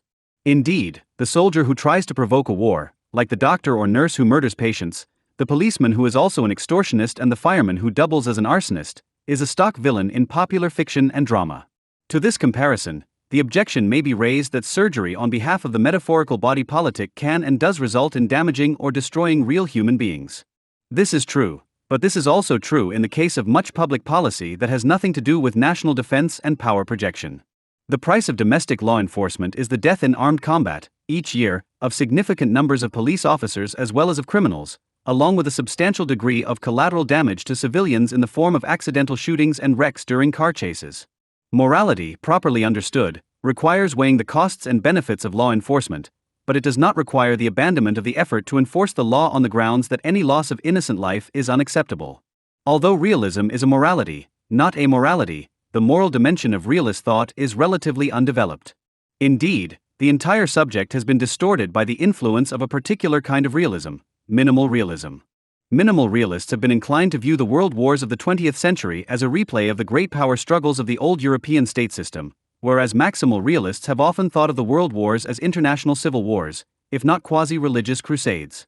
The difference between the two schools is important, because much of the moral language of contemporary realism actually consists of the language of old-fashioned European diplomacy, elevated from the status of a contingent, historic set of regional customs to the status of eternal moral norms. The difference can be illustrated by minimal realist and maximal realist views of national sovereignty. Minimal realists, wedded to the 19th century conception of a world of sovereigns whose relations are highly regulated and limited to a few channels, are much more likely than maximal realists to treat violations of national sovereignty as a moral evil almost comparable to genocide or torture. Maximal realists in the liberal nations, by contrast, have understood the 20th century wars against the fascist totalitarians and the communist totalitarians as campaigns waged on many levels, by many means, ranging from embargoes and covert action to subsidies or military aid to pro-Western parties to direct confrontations between the leading powers. If obeying old-fashioned European diplomatic conventions impeded the struggle, maximal realists were more willing to sacrifice the conventions than to forfeit battles to the likes of Hitler and Stalin and Mao. Maximal realists are therefore more likely than minimal realists to defend many of the covert activities that the United States engaged in during the Cold War, which included secret subsidies to pro-American politicians in Japan and Italy, and efforts to assassinate or overthrow Fidel Castro and other Soviet clients in key states. For their part, the Soviet and Chinese communists and their clients viewed notions of state sovereignty as bourgeois mystifications, to be overridden in the greater interests of the proletariat and humanity, as interpreted by Marxist-Leninist doctrine. The morality of proxy wars defending the morality of the Cold War today is as unnecessary as defending the morality of the anti-Axis effort in World War II. It is no longer possible to deny that Marxism-Leninism, responsible for the death, by execution, forced labor or artificial famine, of as many as 100 million people in the USSR, China, and the other countries of the Communist bloc, was an ideology as evil as German National Socialism. Indeed, the communist and fascist versions of totalitarianism, despite their philosophical differences, justified regimes that were strikingly similar. Some opponents of the Cold War argued that the Soviet Union, however evil, was never powerful enough to justify the anti-Soviet effort. The Cold War was therefore based on American paranoia. Those who make this argument must explain why paranoia about Soviet power was shared by Western European, Japanese, and Communist Chinese leaders. If the Soviet threat was a hoax, it was a hoax that depended on the collaboration of vast numbers of quite different people on many continents for half a century. What is more, the claim that the Cold War was unnecessary, because the Soviet Union was never capable of conquering the world, misstates the issue. At the height of their power, Nazi Germany and the Soviet Union were no more capable than the United States of physically conquering and occupying the world. The goal of the United States and its allies was to prevent either totalitarian state from attaining and consolidating the position of the world's preeminent military hegemon. A position that does not require a commensurate economic hegemony, only a sufficient economic base for a military capable of intimidating potential rivals into acquiescence. A world dominated by Nazi Germany or the Soviet Union would not have been a world in which all countries were fascist or communist, though the number of totalitarian states would have grown enormously, as a result of subversion or imitation. Instead, a Nazi or Soviet world would have been a world that reflected Nazi or Soviet preferences in the rules of world order, rules of war, diplomacy, trade, citizenship, and so on. Because the winner would write the rules for the world, for a generation or longer, World War II and the Cold War were not ordinary great power conflicts, but hegemonic wars, in which the very character and future of world civilization were at stake. To support the U.S. cause in the world wars against the totalitarians, then, it was not necessary to believe that a world in which the United States and its allies are militarily predominant resembles an ideal world. No honest American argues that. Nor was it necessary to favor the universalization of American institutions such as liberal democracy and liberal capitalism. It was only necessary to believe that American military hegemony was preferable to German or Soviet military hegemony, in an era in which those three outcomes were the only realistic alternatives. This leaves open the possibility that some other world order, based on some other superpower or alliance, might be preferable to an American-dominated world order in the distant future. What will always be impossible is a world order that does not rest, in the final analysis, on the military superiority of one or a few powerful states, however that military superiority may be disguised by international institutions.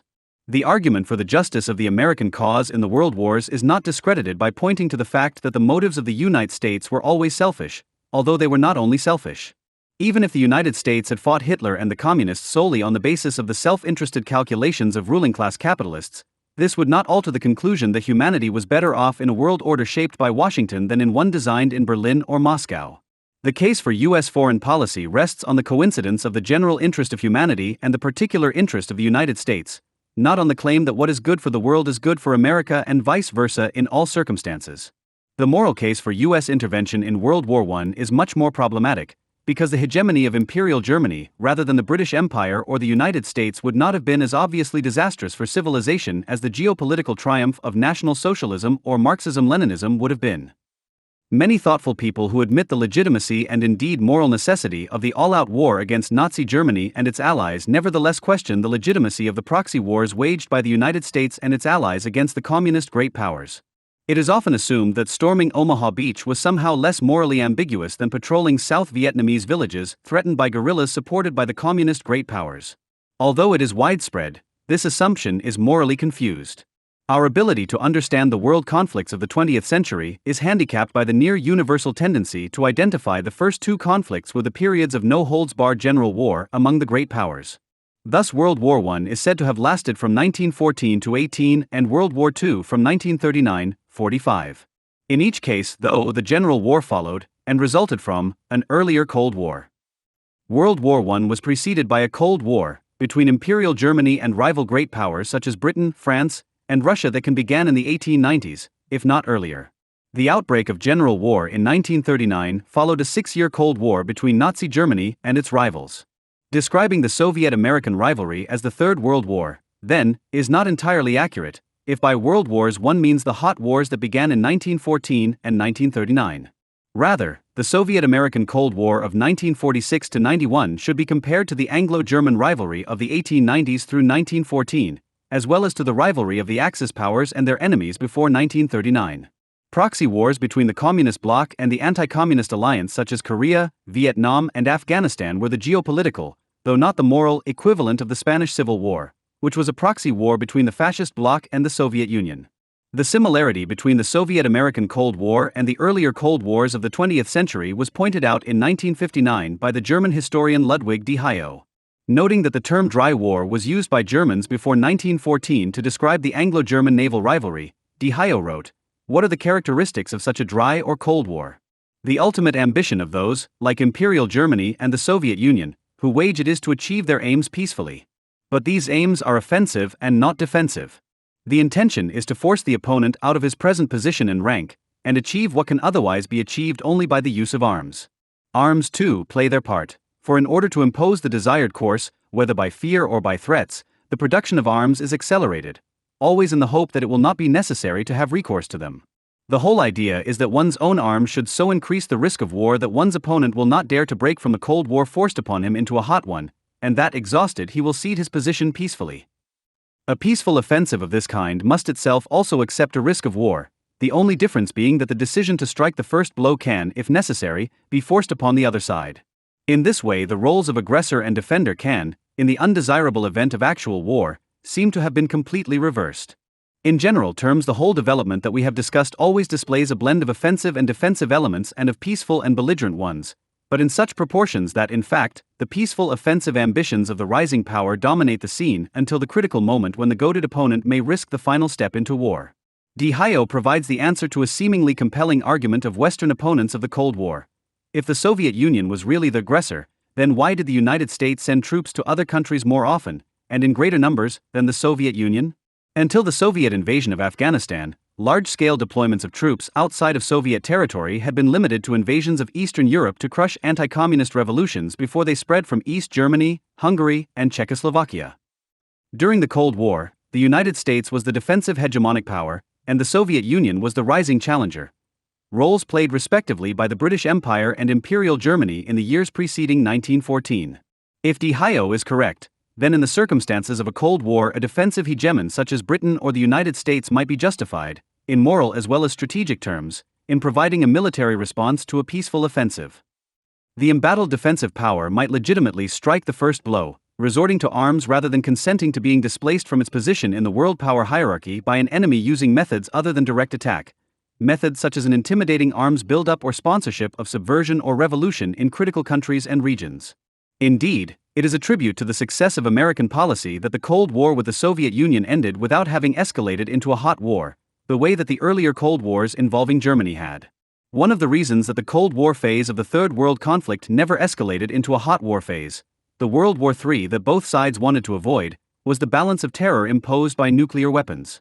If one assumes that the great powers in the 1930s had possessed nuclear weapons, and if one also assumes, a big assumption, that Hitler would not have used them, for fear of the consequences for Germany, then the rivalry between the Axis powers, the Soviet Union, and the liberal democracies might have taken a form more like that of the post-1946 Cold War. Unable to invade one another's homelands, the rival blocs might have fought protracted, low-level proxy wars in places such as North Africa, the Middle East, Latin America, and Southeast Asia. The history of the Second Global Conflict might have included episodes called the Nicaraguan Civil War and the Manchurian Intervention.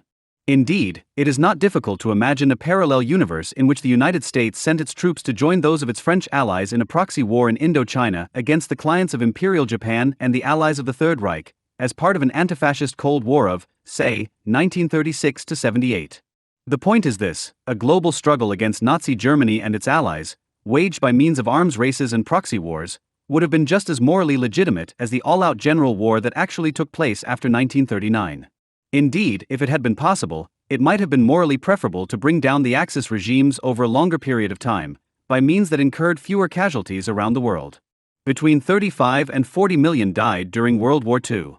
Even counting the millions who died in the Korean, Vietnamese, and Afghan wars, the combat death toll of the Cold War was far lower. Civil wars as proxy wars on humanitarian grounds. Then, one should prefer world wars that take the form of limited proxy wars and arms races to those that erupt into all-out fighting among the great powers and end with the occupation of the homelands of one or more of the major combatants. But what about the hapless residents of countries and regions whose territories are chosen as arenas for tests of strength between rival superpowers and alliances? Is it not immoral for great powers to prolong civil wars by intervening in them, even if the goal of intervention is the ultimate and indirect defeat of a power like Nazi Germany or the Soviet Union? If morality forbids the prolongation of civil wars by great powers that turn them into proxy wars, then the liberal great powers are deprived of one of the chief means, if not the chief means, of preventing anti-liberal superpowers from achieving world domination by methods short of direct conquest. The most violent wars since 1945 have been the Korean War, 1950-53, the Nigerian Civil War, 1967-70, the Third Indochina War in Cambodia, pitting the Vietnamese conquerors and their Cambodian allies against anti-Vietnamese Cambodians, 1975-89, the Second Indochina or Vietnam War, 1959-75, the Ethiopian War, 1962-91, and the Afghan War, 1979-89. With the exception of the Nigerian Civil War, all of these conflicts were not only civil wars but also proxy wars in which the United States and the Soviet Union and/or China were involved. Each of these conflicts was prolonged because one or more superpowers supplied one of the factions with arms and economic aid or sent its own troops to help with logistics or take part in combat. The Vietnam War dramatizes what had happened to the state system. The political scientist Charles Tilly writes of the mutation of international politics after 1945. An increasing share of all major wars occurred within constituted states as one or more of the great powers intervened directly or indirectly on behalf of local parties to a civil war. Tilly notes that the contest rarely concerned the territory to be occupied by a given state. Instead, the combatants fought over what groups were to control the existing state within its established boundaries. Largely as a result of the substitution of proxy wars for direct wars between the great powers, the percentage of deaths in civil wars as opposed to interstate wars rose from 1948 to 58 to 15.9%, from 1959 to 69 to 59.4%, and from 1970 to 80 to 89%. The moral problem this poses should not be minimized. Most of the 3 million Koreans who died in the Korean War would have lived if the United States had chosen not to contest the Soviet and Chinese-assisted North Korean conquest of South Korea. In the Afghan War, the last of the 3 major proxy wars in Asia between the United States and the Soviet bloc, an estimated 1.5 million Afghans died, beginning in 1979. If the United States is to be condemned for prolonging the Vietnam War by coming to the aid of the South Vietnamese government as well as U.S. allies in Laos and Cambodia, then consistency requires that the United States and its allies be condemned for prolonging the Afghan War by arming and subsidizing the Afghan resistance. While world wars fought by proxy take the lives of millions of inhabitants of weak countries, world wars in which the great powers attack one another's homelands cause collateral death and destruction to peripheral nations on an even greater scale. In the Cold War, Koreans, Vietnamese, Afghans, and Cubans found themselves swept up in limited wars between the superpower blocs. But then in World War II, Chinese, Egyptians, Norwegians, and Greeks were unable to escape being drawn into the maelstrom of general war among the great powers. Most of the tens of millions of victims of World War II, though not the victims of Hitler's Holocaust, would not have died if the United States and its allies had made peace with Nazi Germany and the other Axis powers in the early 1940s. If a bad peace is preferable to a just war because the loss of life is lower, then Nazi hegemony in Europe and the world would have been morally preferable to the prolongation of World War II that resulted from America's entry on the side of the British Empire and the Soviet Union. Without minimizing the suffering of individuals or even whole nations, one may reasonably conclude that the goals of preventing Nazi or Soviet world domination were important enough to justify enormous human costs. The US and the Vietnamese Civil War, Intervention or Invasion. In his influential book Just and Unjust Wars, 1977, The philosopher Michael Walzer attempts to define a morality of international politics by translating conceptions from international law and diplomatic practice, chiefly the quasi-sacred status of sovereignty, into the realm of morality, with little modification. The effort is misconceived, for two reasons. First, morality and law, to say nothing of diplomatic practice, are different things. And second, the conventions of old-fashioned international law and diplomacy to which Walzer looks for guidance were obsolete in a century of ideological warfare among superpower blocs, even if a certain amount of lip service was still paid to them after 1945. According to Walzer, it is legitimate for a country to engage in counterintervention, to help an ally that has been invaded, but it is not legitimate for a country to intervene to rescue an allied government from being overthrown from within. Under this theory, it was legitimate for the United States to go to war in Korea to rescue South Korea from a cross-border invasion by North Korea, but it was morally wrong for the United States to go to war to prevent the regime of South Vietnam from falling to a South Vietnamese insurgency. The Korean War might look very different than it does if the Northerners had not marched in strength across the 38th parallel, but had made covert contact instead with a Southern rebellion. Walzer concludes with a comparison of the U.S. effort to defend non-communist regimes in South Vietnam, Cambodia, and Laos against incorporation into the communist bloc and the Nazi conquests of Czechoslovakia, Poland, Denmark, Belgium, and Holland. The influence of this general line of reasoning, if not of Walzer's shocking and vicious comparison of the United States to Nazi Germany, can be inferred from the fact that both supporters and opponents of the Vietnam War devoted so much effort to proving that the conflict was really an insurgency or really an invasion. The facts can be manipulated to support either side. Before the Tet Offensive, the war in South Vietnam was predominantly an insurgency, and most of the Viet Cong were residents of the South, rather than infiltrees from the North. The war between 1965 and 1968, then, was really a Southern insurgency, not an invasion. Defenders of the war can reply that the insurgency in the South was controlled from the beginning by the North Vietnamese dictatorship. This was denied at the time by the Western left. For example, in the Indochina Story, 1970, the Committee of Concerned Asian Scholars had this to say: from somewhere in Nam Bo, Cochin, China, in December 1960, close to 100 persons announced the creation of the National Liberation Front of South Vietnam. They called for a nationwide uprising against the Saigon regime. Despite a certain reluctance, Hanoi had little choice but to sanction the Southern Initiative or lose whatever moral influence it had south of the demilitarized zone. In the United States and Vietnam, another book relied upon as a source of scholarly authority by the anti-war left, George McTernan Kaheen and John W. Lewis wrote, in sum, the insurrection is Southern-rooted. It arose at Southern initiative in response to Southern demands. According to these influential American academics, South Vietnamese dissidents lost patience with the Communist North and finally took matters into their own hands. Ho Chi Minh's regime only gradually and reluctantly came around to supporting the independent Southern Rebellion. By September 1960, when the Northern government at last publicly sanctioned the insurrection in the South, the strength and potential of that insurgency had become so manifest that if Hanoi had not proclaimed its approval, it might well have lost any influence over the future course of events below the 17th parallel. Kaheen and Lewis write of Hanoi's continued unwillingness to encourage armed resistance to Diem's regime and conclude, there is no evidence to assert, as does the U.S. White Paper of 1965, that the Liberation Front for South Vietnam was formed at Hanoi's order. In reality, the U.S. White Paper's assertion was completely correct. The Liberation Front is Hanoi's creation, it is neither independent nor Southern, and what it seeks is not liberation but subjugation of the South. It is true that many Southern members of the Viet Cong, unaware of Hanoi's control of the inner circle of the insurgency, sincerely believed that the NLF and its political branch, the Provisional Revolutionary Government, were independent Southern organizations. During the war against the French, Ho Chi Minh had deceived the Vietnamese people by disguising the Communist Party's control of the Viet Minh Patriotic Front in exactly the same way.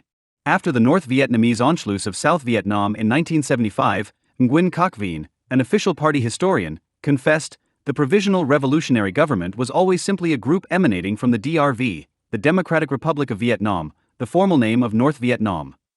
If we, the DRV, had pretended otherwise for such a long period, it was only because during the war we were not obliged to unveil our cards. An insurgency in one state, controlled by the government in another state, arguably has more in common with an invasion by the outside state than with a spontaneous and purely domestic insurgency. At any rate, the distinction between insurgency and invasion in Vietnam collapsed after 1968.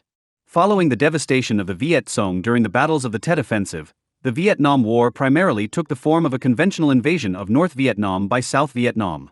The failed North Vietnamese invasion of 1972 and the successful invasion of 1974 to 75 were no different in kind from the North Korean invasion of South Korea in the summer of 1950. If the United States was morally justified in going to war in response to the cross-border invasion of South Korea in 1950, then by the same logic the United States had every moral right to defend South Vietnam against a similar cross-border invasion, after 1968, if not earlier. Indeed, in both Korea and Vietnam, a conventional invasion followed the failure of a communist insurgency in the southern, non-communist section of a divided nation. The North Korean invasion of 1950 was preceded by a guerrilla war between 1945 and 1950 in which an estimated 100,000 Koreans were killed. The communist insurgency in South Korea between 1945 and 1950 never got as far as the Viet Cong insurgency did between 1959 and 1965. But suppose that it had? Suppose that in 1950 Syngman Rhee's regime in South Korea had been on the verge of losing to a largely southern insurgency directed by Stalin's client and proxy Kim Il-sung? The Truman administration would have faced a situation similar to that which confronted the Johnson administration in 1965.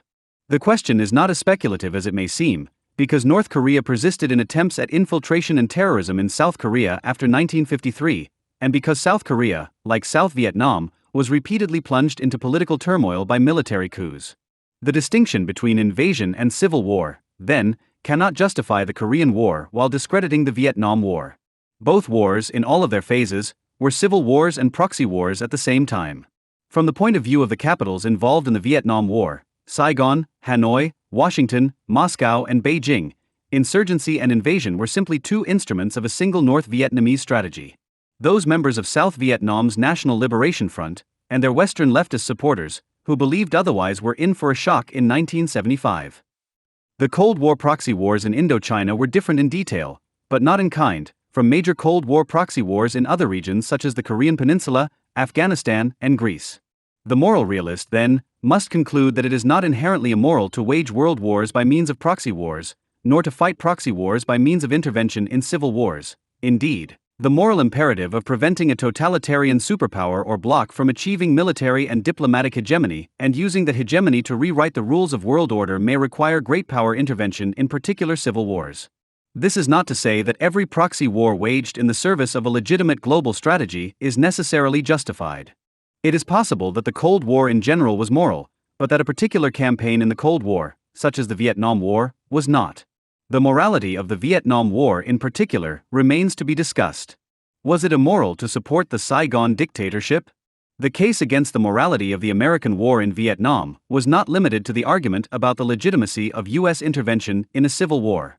Many critics of the war argued that the South Vietnamese regime that the United States was attempting to rescue was so evil that it did not deserve American support.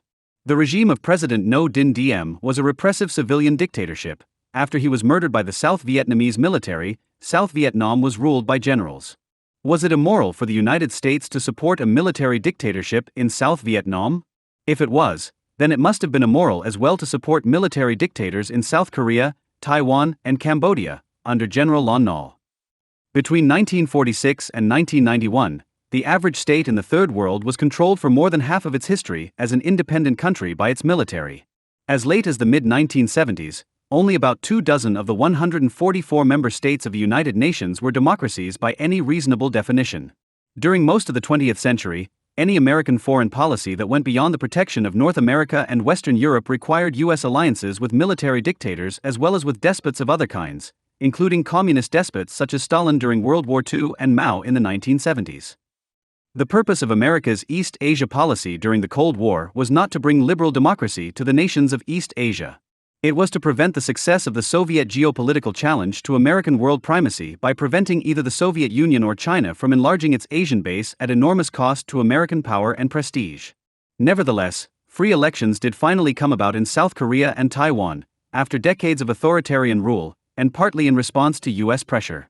It is possible that if South Vietnam had survived, its government might have evolved in the direction of liberal democracy, like those of South Korea and Taiwan. However, as long as the Communist Party remains in power, democracy will be out of the question in Vietnam. The anti-war movement denounced what Richard Falk called the abhorrent policies and practices of Saigon's military dictators. Neither they nor their victim Diem were models of virtue or competence, by the standards of North Atlantic liberal democracies.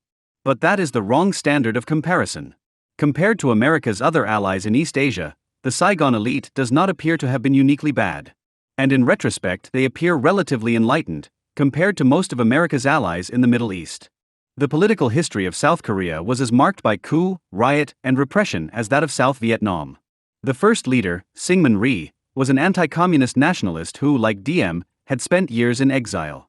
The United States lost 56,000 troops in the war to restore Rhee to power. A student-led rebellion forced Rhee out in 1960. In 1961, the successor regime was ousted in a military coup led by Park Chung-hee, an officer trained by the Japanese. After 18 years of increasingly despotic rule, Park was murdered in 1979 by the head of the Korean CIA. Among his other atrocities, Park had the leading dissident Kim Dae-jung kidnapped in Tokyo, and would have ordered his murder if the United States had not intervened. Kim was elected president of South Korea in 1998. After a period of turmoil following Park's assassination, power was consolidated by a general named Chun Doo-hwan. Chun imposed martial law and cracked down on dissent, arresting Kim Dae-jung among others. More than 200 citizens were massacred by the military in its repression of a protest in Gwangju. Chun's designation of his hand-picked successor, another general named Roh Tae-woo, as the ruling party's presidential candidate set off countrywide demonstrations. Because the liberal opposition split its vote, Roh won the presidency in a free election with only 36% of the popular vote in 1987, as the Cold War drew to a close. The successive Korean dictatorships were as vicious as those in South Vietnam. The brutality of the South Vietnamese authorities who tortured dissidents and prisoners of war and confined them in the infamous tiger cages was matched in South Korea. At the hands of KCIA torturers under President Park, opponents of the regime were subjected to torture by immersion in water or strung up and spread-eagled over flame, a torture known as Korean barbecue. If South Vietnam's dictators were no worse than South Korea's, they were not as bad as some of the despots in the Middle East whom the United States has aided in the service of its global grand strategy. Many of the Muslim mujahideen in Afghanistan, whom the United States helped in their struggle against the Soviet Union in the 1980s, are now taking part in a murderous jihad or holy war against America and the West. The regime of the anti-communist Taliban in Afghanistan makes South Vietnam look enlightened by comparison. In the Gulf War, the United States sent its armies into battle to restore a feudal monarch, the Emir of Kuwait, to the throne of a country carved out of Iraq's Basra province in 1921 by Sir Percy Cox of the British Foreign Office. The New York Times described Kuwait as less a country than a family-owned oil company with a flag. Following the restoration of its rule by the United States and Allied military forces, the emirate was accused of having engaged in summary executions, torture, deportation, and many other abuses. Notwithstanding this, the New York Times, which had demanded that Diem be driven from office in Saigon and denounced the immorality of the American war in Indochina, declared that if any war could be called just, the Gulf War qualified. In retrospect, then, the South Vietnamese regime appears to have been no worse than other dictatorships and monarchies that the United States has supported as part of its foreign policy. The Saigon dictators look even better when they are compared with the communist elites in North Vietnam and the United Communist Vietnam founded in 1975-76. Like most post-colonial regimes in the developing world, the South Vietnamese regime was extremely corrupt.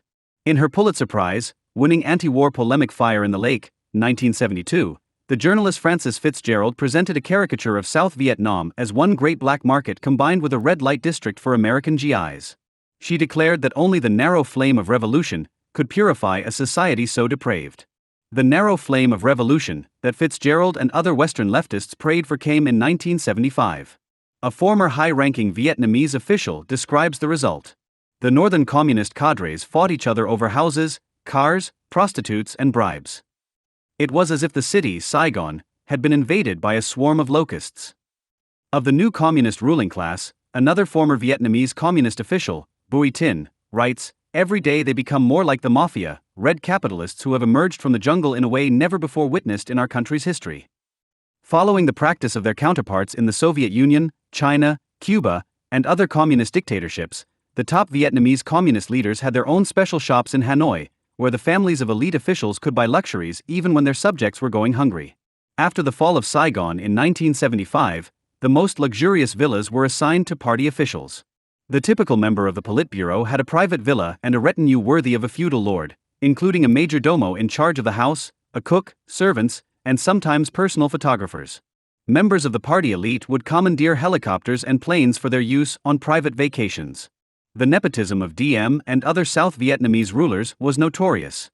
The communist rulers of United Vietnam were just as guilty of abusing their power on behalf of their relatives. According to Bui Tin, a high-ranking Vietnamese defector, after unification the Politburo member Lưu Duc Tho arranged to have his sister manage the private shops of the party elite, while his brother Dinh Duc Tien was put in charge, in succession, of a steel factory, of military supplies, and of the oil and gas industry, despite the fact that he was unqualified for any of these posts. Another one of Lưu Duc Tho's brothers, with no experience of administration, became chairman of the Ho Chi Minh City People's Committee. Just as America's affluent white overclass relied on college deferments and the National Guard to keep its college-educated sons from fighting in Southeast Asia during the Vietnam War, so the communist oligarchs of post-1975 Vietnam used their connections to ensure that their sons did not fight during the Vietnamese occupation of Cambodia. Almost all of the 52,000 who died in the Vietnamese conquest and occupation of Cambodia were children of the Vietnamese poor and working class. The Vietnamese communists, then, were at least as corrupt as Diem and the Saigon generals, and they were far more repressive. Following the North Vietnamese Anschluss of South Vietnam in 1975, the brutality of the Vietnamese version of Marxism-Leninism could no longer be denied.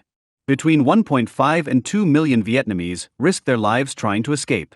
Many of the boat people and road people were robbed and raped, enormous numbers drowned or were otherwise killed trying to escape from the vast prison camp that Vietnam had become.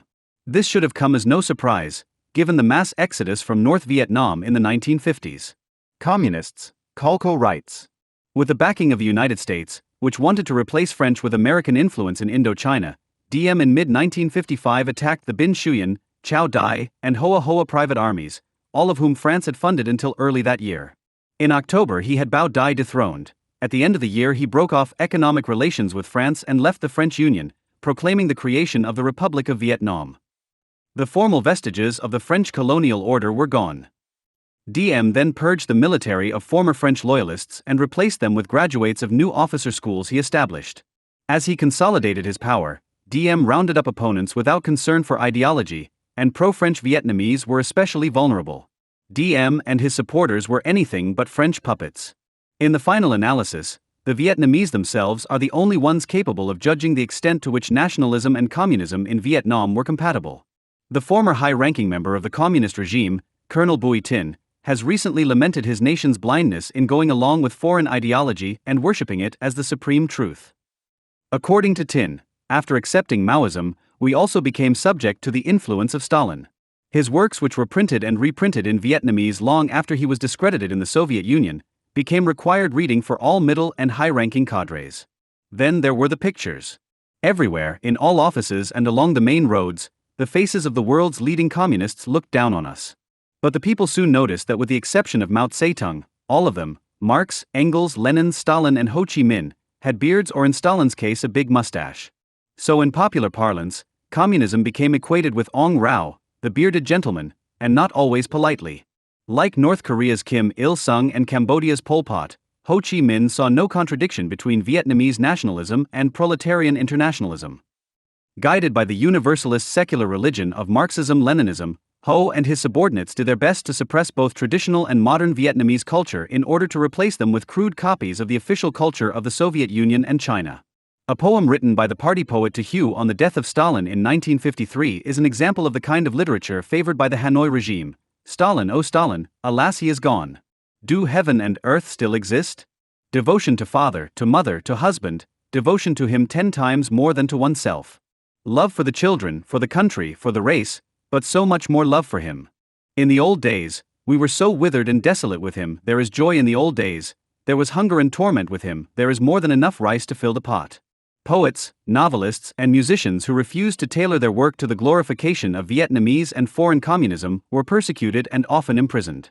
The poet Nguyen Chi Tien, one of a number of North Vietnamese members of the dissident writers' movement of 1956 who was confined for decades to re-education camps, managed to smuggle a sheaf of handwritten poems entitled Flowers from Hell to British diplomats in Hanoi in 1980.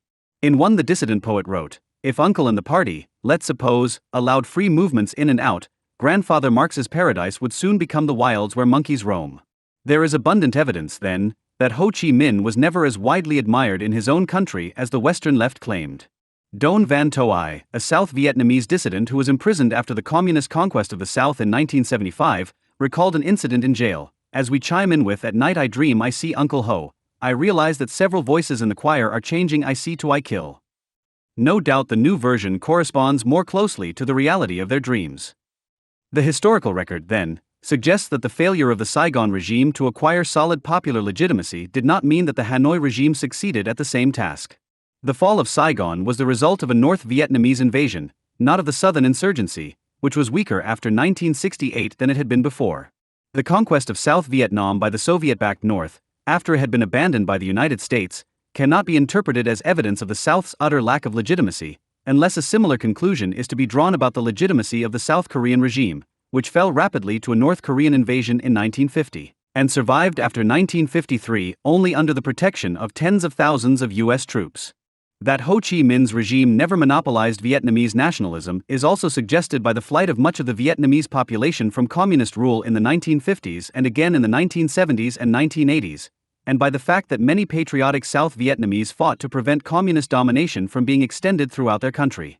Indeed, the legitimacy of the Communist Party in North Vietnam was evidently so weak from the beginning that Ho and his successors, to this day, have refused to permit free elections and have brutally snuffed out dissent.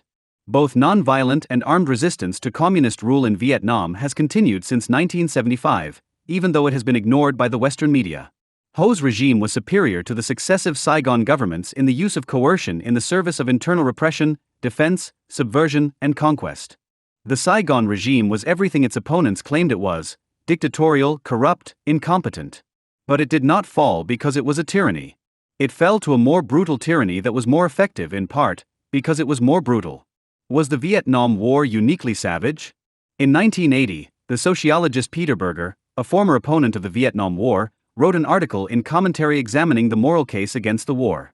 Berger admitted that the communist takeovers in Indochina were a human catastrophe of monumental dimensions and that as a result of the U.S. retreat from Southeast Asia, totalitarianism has grown stronger. Nevertheless, he wrote, I continue to believe that the war was marked by a distinctive brutality which cannot be subsumed by some statement that all war is hell. This perception that the Vietnam War was uniquely brutal is widely shared, even among Americans who were not opposed in general to the Cold War.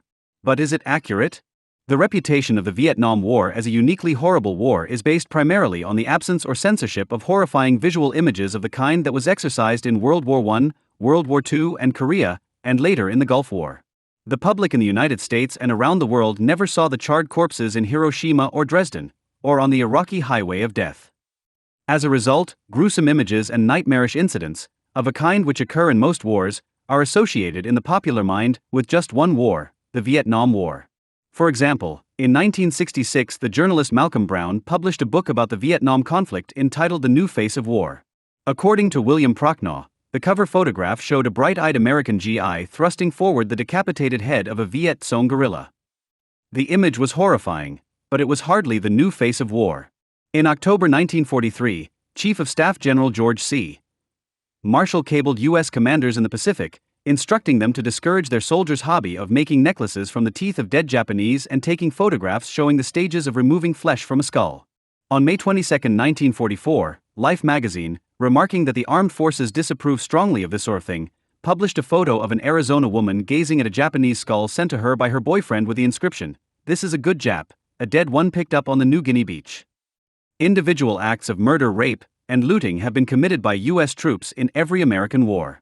The claim that the infamous massacre of hundreds of unarmed civilians on March 16, 1968, at My Lai indicated that American soldiers and units were more likely to engage in atrocities in Vietnam than American soldiers in previous wars was an illusion, produced by the relative absence of censorship during the Vietnam War. During World War II, the journalist Eric Severide complained that U.S. troops often shot German soldiers and Italian civilians to avoid having to provide for them. As weeks went by and this experience was repeated many times, Severide wrote, I ceased even to be surprised, only I could never again bring myself to write or speak with indignation of the Germans' violations of the rules of warfare. Notwithstanding such incidents, the journalist and historian Philip Knightley was unable to find any report in the Allied press of a single atrocity committed by an Allied soldier during World War II. In the Vietnam War, by contrast, such atrocities were widely reported, but only after the public and elite had already turned against the war because of its cost. Even so, a Time magazine poll in May 1970 showed that a majority of Americans correctly believed that incidents such as My Lai took place in all wars. Even Peter Arnett, the anti-war journalist who in 1998 falsely reported on CNN that U.S. soldiers had used nerve gas in Vietnam, admitted that during his time as a reporter during the war he never saw any U.S. soldiers murder civilians. They didn't even think of it. Every unit I was with, the GIs, went out of their way to be kind and decent with the people. The moral critique of U.S. military methods in Vietnam was not limited to criticism of crimes by individual soldiers. Many critics of the war claimed that the tactics used by the United States were unjust in themselves. Indeed, some American tactics can be plausibly criticized, on moral grounds. However, a dispassionate comparison of the methods used by the United States in Vietnam and comparable wars provides no support for the claim that the Vietnam War was a uniquely horrible atrocity.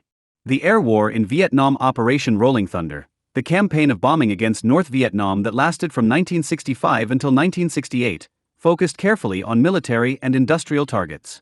Only 8 of North Vietnam's 91 dikes were bombed, and these supported canals that transported military goods. Inevitably, others were hit accidentally. Almost all of the targets of U.S. bombing were remote from centers of population. One study notes that the risks to population centers were low, Hanoi's propaganda again notwithstanding. Civilians actually became less vulnerable to attack as the war progressed. The evacuation of the major cities and towns after 1965 minimized casualties. The statistics about the amount of U.S. bombing, to be put into proper perspective, must be accompanied by mention of the sophisticated air defense system that North Vietnam installed and operated with Soviet and Chinese help. With 250 interceptor aircraft, more than 8,000 anti-aircraft guns, and 25 surface-to-air missile battalions, North Vietnam had an air defense network matched only by that of Nazi Germany in World War II. Compared to North Vietnam, North Korea during the Korean War, Iraq during the Gulf War, and Serbia during the Kosovo War were practically defenseless against U.S. bombing. More than 50,000 North Vietnamese civilians are estimated to have died as a result of American bombing. As a percentage of population, the 0.3% of North Vietnam's 1965 population that was killed in the Rolling Thunder campaign was a fraction of the 3% of the Japanese population and the 1.6% of the German population killed in Allied bombing raids during World War II. In bombing North Vietnam, the Johnson administration rejected the kind of large-scale terror bombing of civilians that had been U.S. policy not only in World War II but in the Korean War. In 1952, after interdiction bombing had failed to persuade the Chinese and North Koreans to agree to UN terms, emphasis shifted to attacks on civilian morale. In the spring and summer of 1952, the United States attacked civilian hydroelectric plants. On July 11 and 29, 1952, as part of an operation of incendiary bombing entitled Pressure Pump, the U.S. Air Force dropped thousands of tons of napalm on alleged military targets. A planned operation labeled Strike, which was to have used incendiary and delayed fuse bombs from B-52s to obliterate 78 towns and villages, was halted after 2 towns had been incinerated because of objections from the State Department. Indeed, allies such as Britain and neutrals such as India criticized the U.S. bombing campaigns in Korea in 1952 and 1953. New bombing aimed at civilian morale followed in May 1953, when the North Korean food supply was targeted by means of the destruction of dams. Major General Emmett O'Donnell of the Strategic Air Command wanted the United States to go to work burning 5 major cities in North Korea to the ground, and to destroy completely every one of about 18 major targets. In the event, however, the United States did not carry out a policy of creating firestorms in Korean cities, as the Allies had in Japan and Germany during World War II. One of the most controversial episodes in the Vietnam War was Linebacker II, the bombing campaign against North Vietnam that Richard Nixon ordered in December 1972 to force the North Vietnamese to resume peace negotiations. Dubbed the Christmas bombing by anti-war journalists who sought to make it sound particularly inhumane, Linebacker II was denounced by many liberals in the press and Congress as an atrocity of Hitlerian proportions. On December 26, Tom Wicker announced that we have loosed the Holocaust. On the same day, George McGovern told NBC, "It's a policy of mass murder that's being carried on in the name of the American people." McGovern described Linebacker II as the most murderous aerial bombardment in the history of the world, and the most immoral action that this nation has ever committed in its national history. Columnist Anthony Lewis claimed that Linebacker II was a policy that many must know history will judge a crime against humanity. According to Lewis, the bombing of Hanoi was the most terrible destruction in the history of man. Ironically, the North Vietnamese dictatorship was much more restrained in its response than American leftists and anti-war liberals. According to the Hanoi regime, 1,624 civilians died in 2 cities during the Linebacker II campaign. This is comparable to the upper range of the estimated Iraqi deaths that occurred during President Clinton's week-long bombing of Iraq in December 1998. The U.S. government estimated that between 600 and 2,000 Iraqis had been killed. In contrast, almost 84,000 people died in one night of U.S. bombing of Tokyo in March 1945. The contrast makes George McGovern's claim that Linebacker 2 was the most murderous aerial bombardment in the history of the world, and Anthony Lewis's assertion that it was the most terrible destruction in the history of man seem peculiar, to say the least. Telford Taylor, a former prosecutor in the Nuremberg trials and a critic of the Vietnam War, was present in Hanoi during the bombing. Despite the enormous weight of bombs that were dropped, Taylor wrote, I rapidly became convinced that we were making no effort to destroy Hanoi. The city remained largely intact, and it seemed quite apparent that if there were an effort to destroy Hanoi, it could have been done very readily in 2 or 3 nights. In both Operation Rolling Thunder and the Linebacker campaigns, the attempts of the United States to limit collateral damage were constrained by the technology available at the time. In the bombing of Germany and Japan, the average error ranged from thousands of feet to miles. During the Gulf War, 85% of the smart bombs landed within 10 feet of their targets. The average error of laser-guided munitions was only 1 or 2 feet. Thanks to this extraordinary degree of precision, the massive bombardment of Iraq during the Gulf War resulted in an estimated 1,500 to 2,000 Iraqi civilian deaths.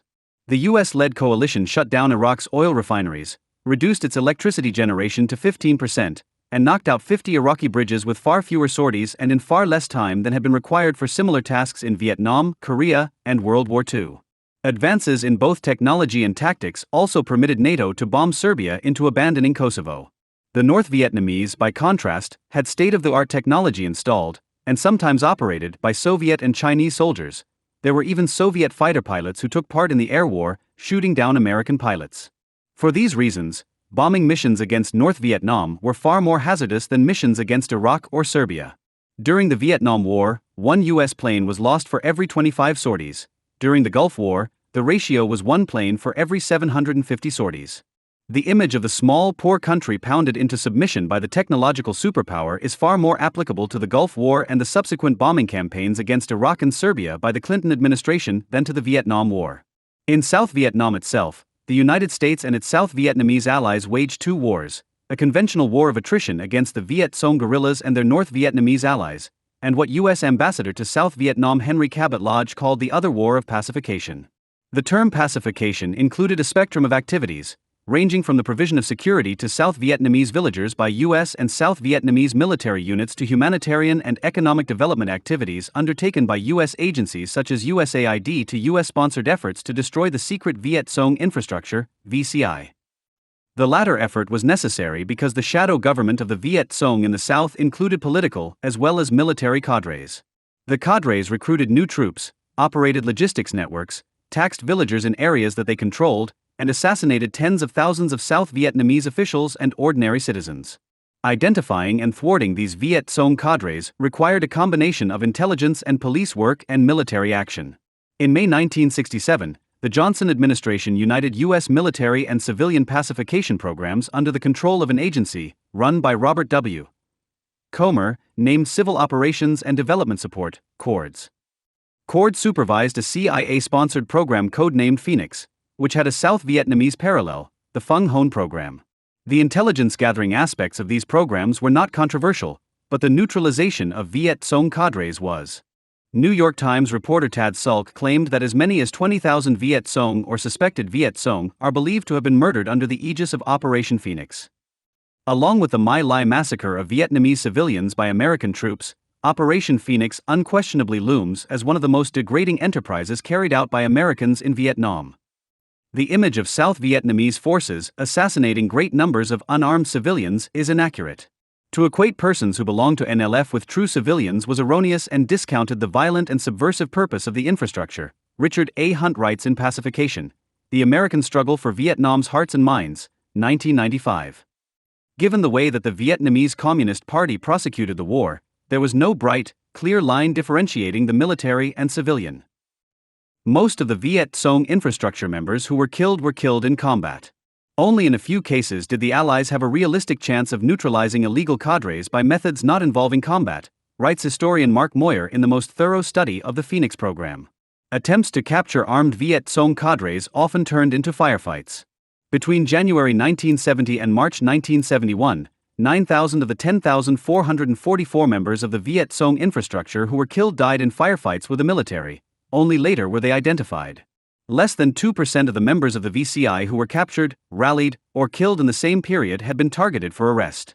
The fact that U.S. personnel were merely advisors to South Vietnamese military and police forces limited their ability to prevent them from engaging in murder, torture, and extortion. Even so, U.S. advisors created incentives for pacification forces to capture Viet Cong personnel rather than to kill them. It would be unreasonable to hold the Saigon regime to higher standards in a civil war than comparable Third World governments fighting insurgencies, such as Peru or Turkey.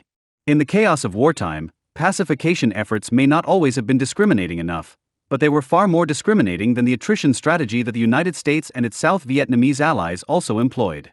The war could not have been won without the identification and destruction of the secret Viet Cong political network.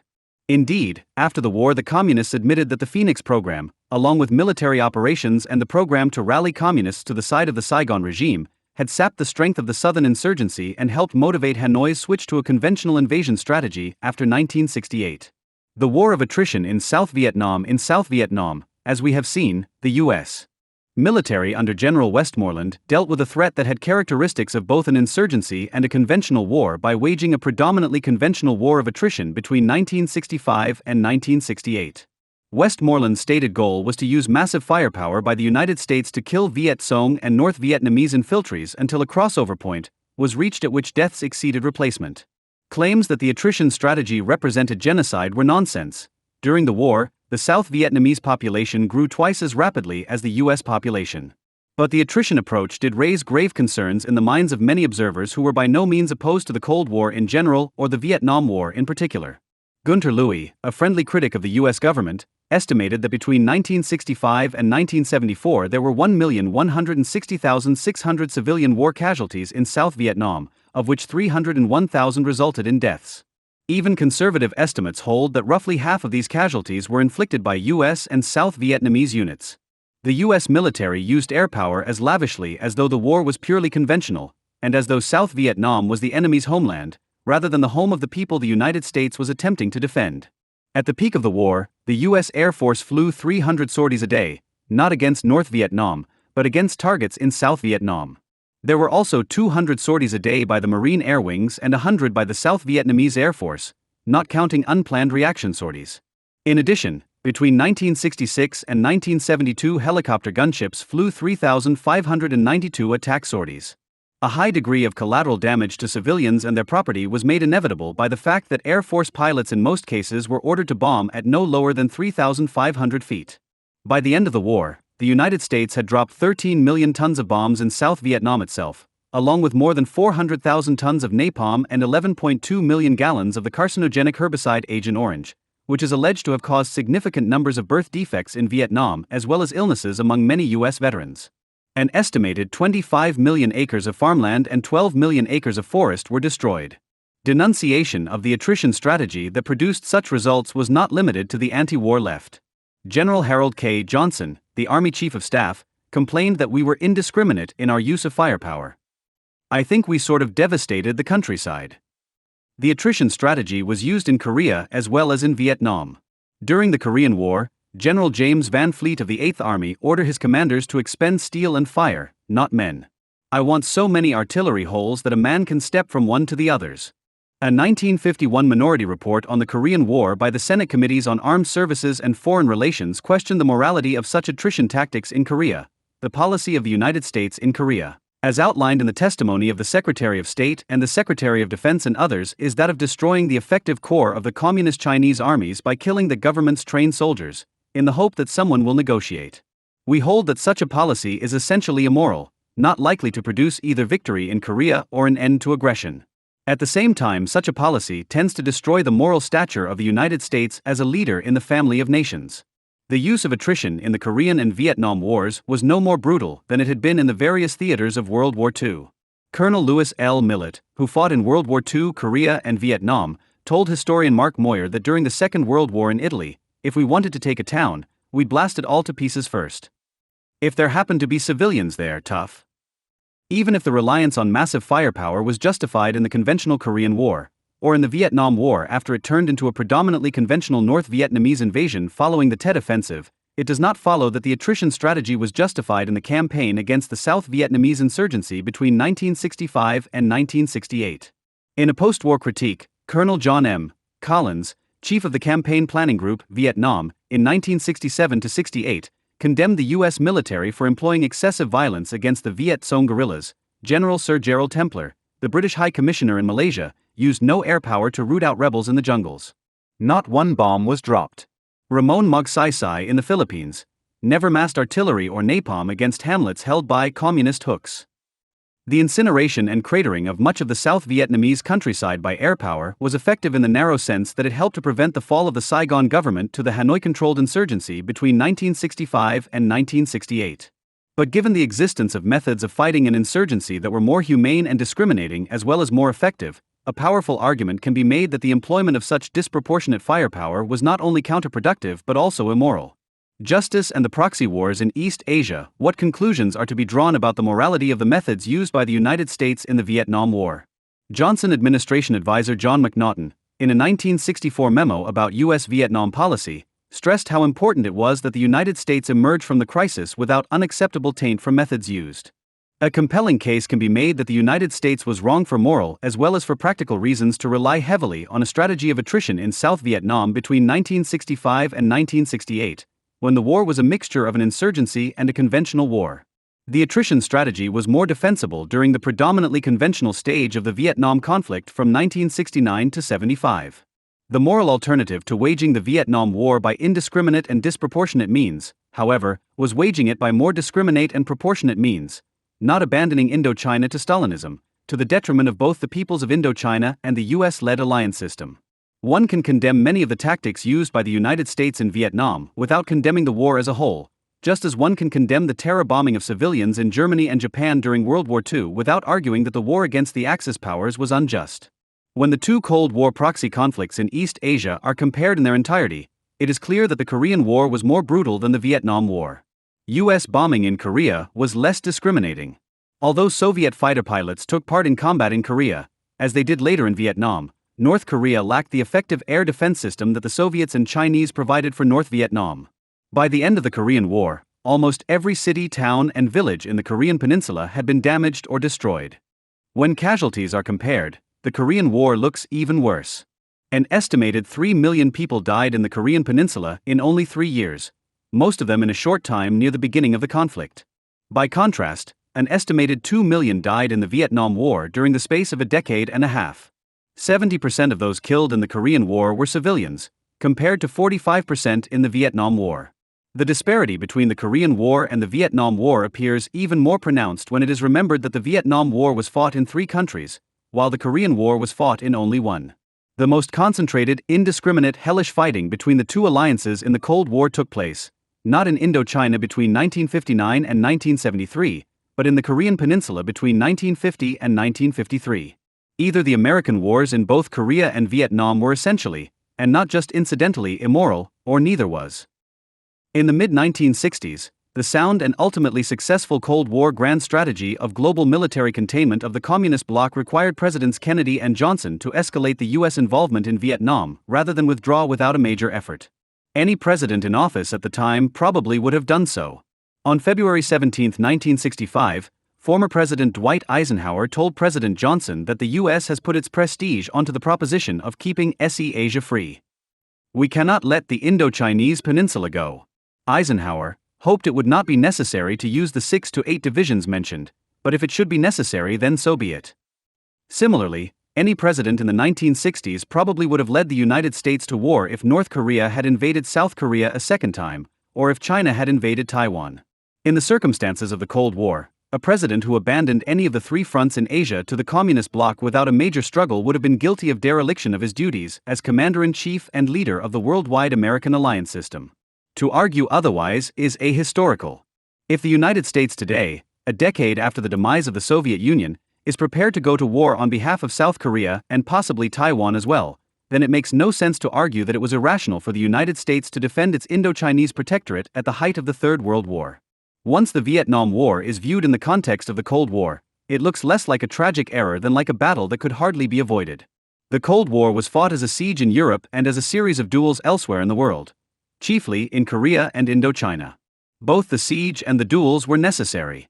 Power in world politics is perceived power, and perceived power is a vector that results from perceived military capability and perceived political will. The U.S. forces stationed in West Germany and Japan demonstrated the capability of the United States to defend its most important allies. U.S. efforts on behalf of minor allies in peripheral regions such as South Korea and South Vietnam and Laos proved that the United States possessed the will to be a reliable ally. Had the United States repeatedly refused to take part in proxy war duels with the Soviet Union, and with China during its anti-American phase, it seems likely that there would have been a dramatic pro-Soviet realignment in world politics, no matter how many missiles rusted in their silos in the American West and no matter how many U.S. troops remained stationed in West Germany. Most of the major duels between the American bloc and the Communist bloc took place in countries that were peripheral, so that proxy wars between the superpowers would be unlikely to escalate into all-out global war, and symbolic, because they were divided between communist and non-communist states. Along with China, which was divided between the communist mainland and nationalist Taiwan, and partitioned Korea, Vietnam was one of a handful of frontline countries. The argument that the United States should have chosen its battles more carefully and avoided peripheral regions in which its allies were at a disadvantage posits a false alternative. It would have been foolish for Moscow or Beijing to risk general war by attacking major U.S. allies, or to sponsor military challenges to the U.S. alliance system in places where the United States and its allies had a clear military and political advantage. The United States, then, was fated to forfeit the Cold War, or to fight in difficult conditions in battlefields that its enemies chose. While the need to preserve a surplus of American credibility required the United States to escalate its involvement in Indochina by going to war, the need to preserve a surplus of American public support for the Cold War in its entirety required the U.S. government to avoid escalating the war in Indochina too much. Presidents Johnson and Nixon defended America's Cold War credibility, at the cost of eroding America's Cold War consensus. The high costs of the Vietnam War between 1965 and 1968 destroyed U.S. public support for an open-ended commitment to the defense of the non-communist states of Indochina, while the additional costs of the prolonged withdrawal between 1968 and 1973 endangered public support for the Cold War on any front. In the United States, the domestic result of the Vietnam War was a neo-isolationist consensus in the 1970s. Disaffected moderate supporters of the Cold War teamed up with a permanent anti-interventionist made up of mostly northern progressive isolationists and Marx-influenced leftists. The neo-isolationism of the U.S. Congress and the Carter administration in its first years permitted and encouraged the Soviet Union, with the assistance of its Vietnamese and Cuban auxiliaries, to engage in empire building in the Third World without fear of American reprisal. The perception of rising Soviet power and American retreat inspired European appeasement of Moscow in the mid-70s and also inspired bandwagoning with Moscow on the part of Third World states in the UN General Assembly. Only the Second Cold War of 1979-89, orchestrated in the face of significant leftist and neutralist opposition by Ronald Reagan, Margaret Thatcher, Helmut Kohl, François Mitterrand, and other Western democratic leaders, reversed the pro-Soviet trend in world politics and drove the Soviet Union into bankruptcy by raising the costs of its bid for world military primacy. Far from having no effect in world politics, the U.S. defeat in Indochina inaugurated a period in which the relative power, influence, and ambition of the Soviet Empire peaked. What should the U.S. have done in Indochina? With this outline of the Vietnam War and its aftermath in mind, it is possible to speculate about an alternate American policy that might have mitigated the effects of the debacle in Indochina on both American external credibility and American internal consensus. During the Eisenhower and Kennedy administrations, the U.S. military failed to adapt to the demands of low-intensity Cold War conflicts.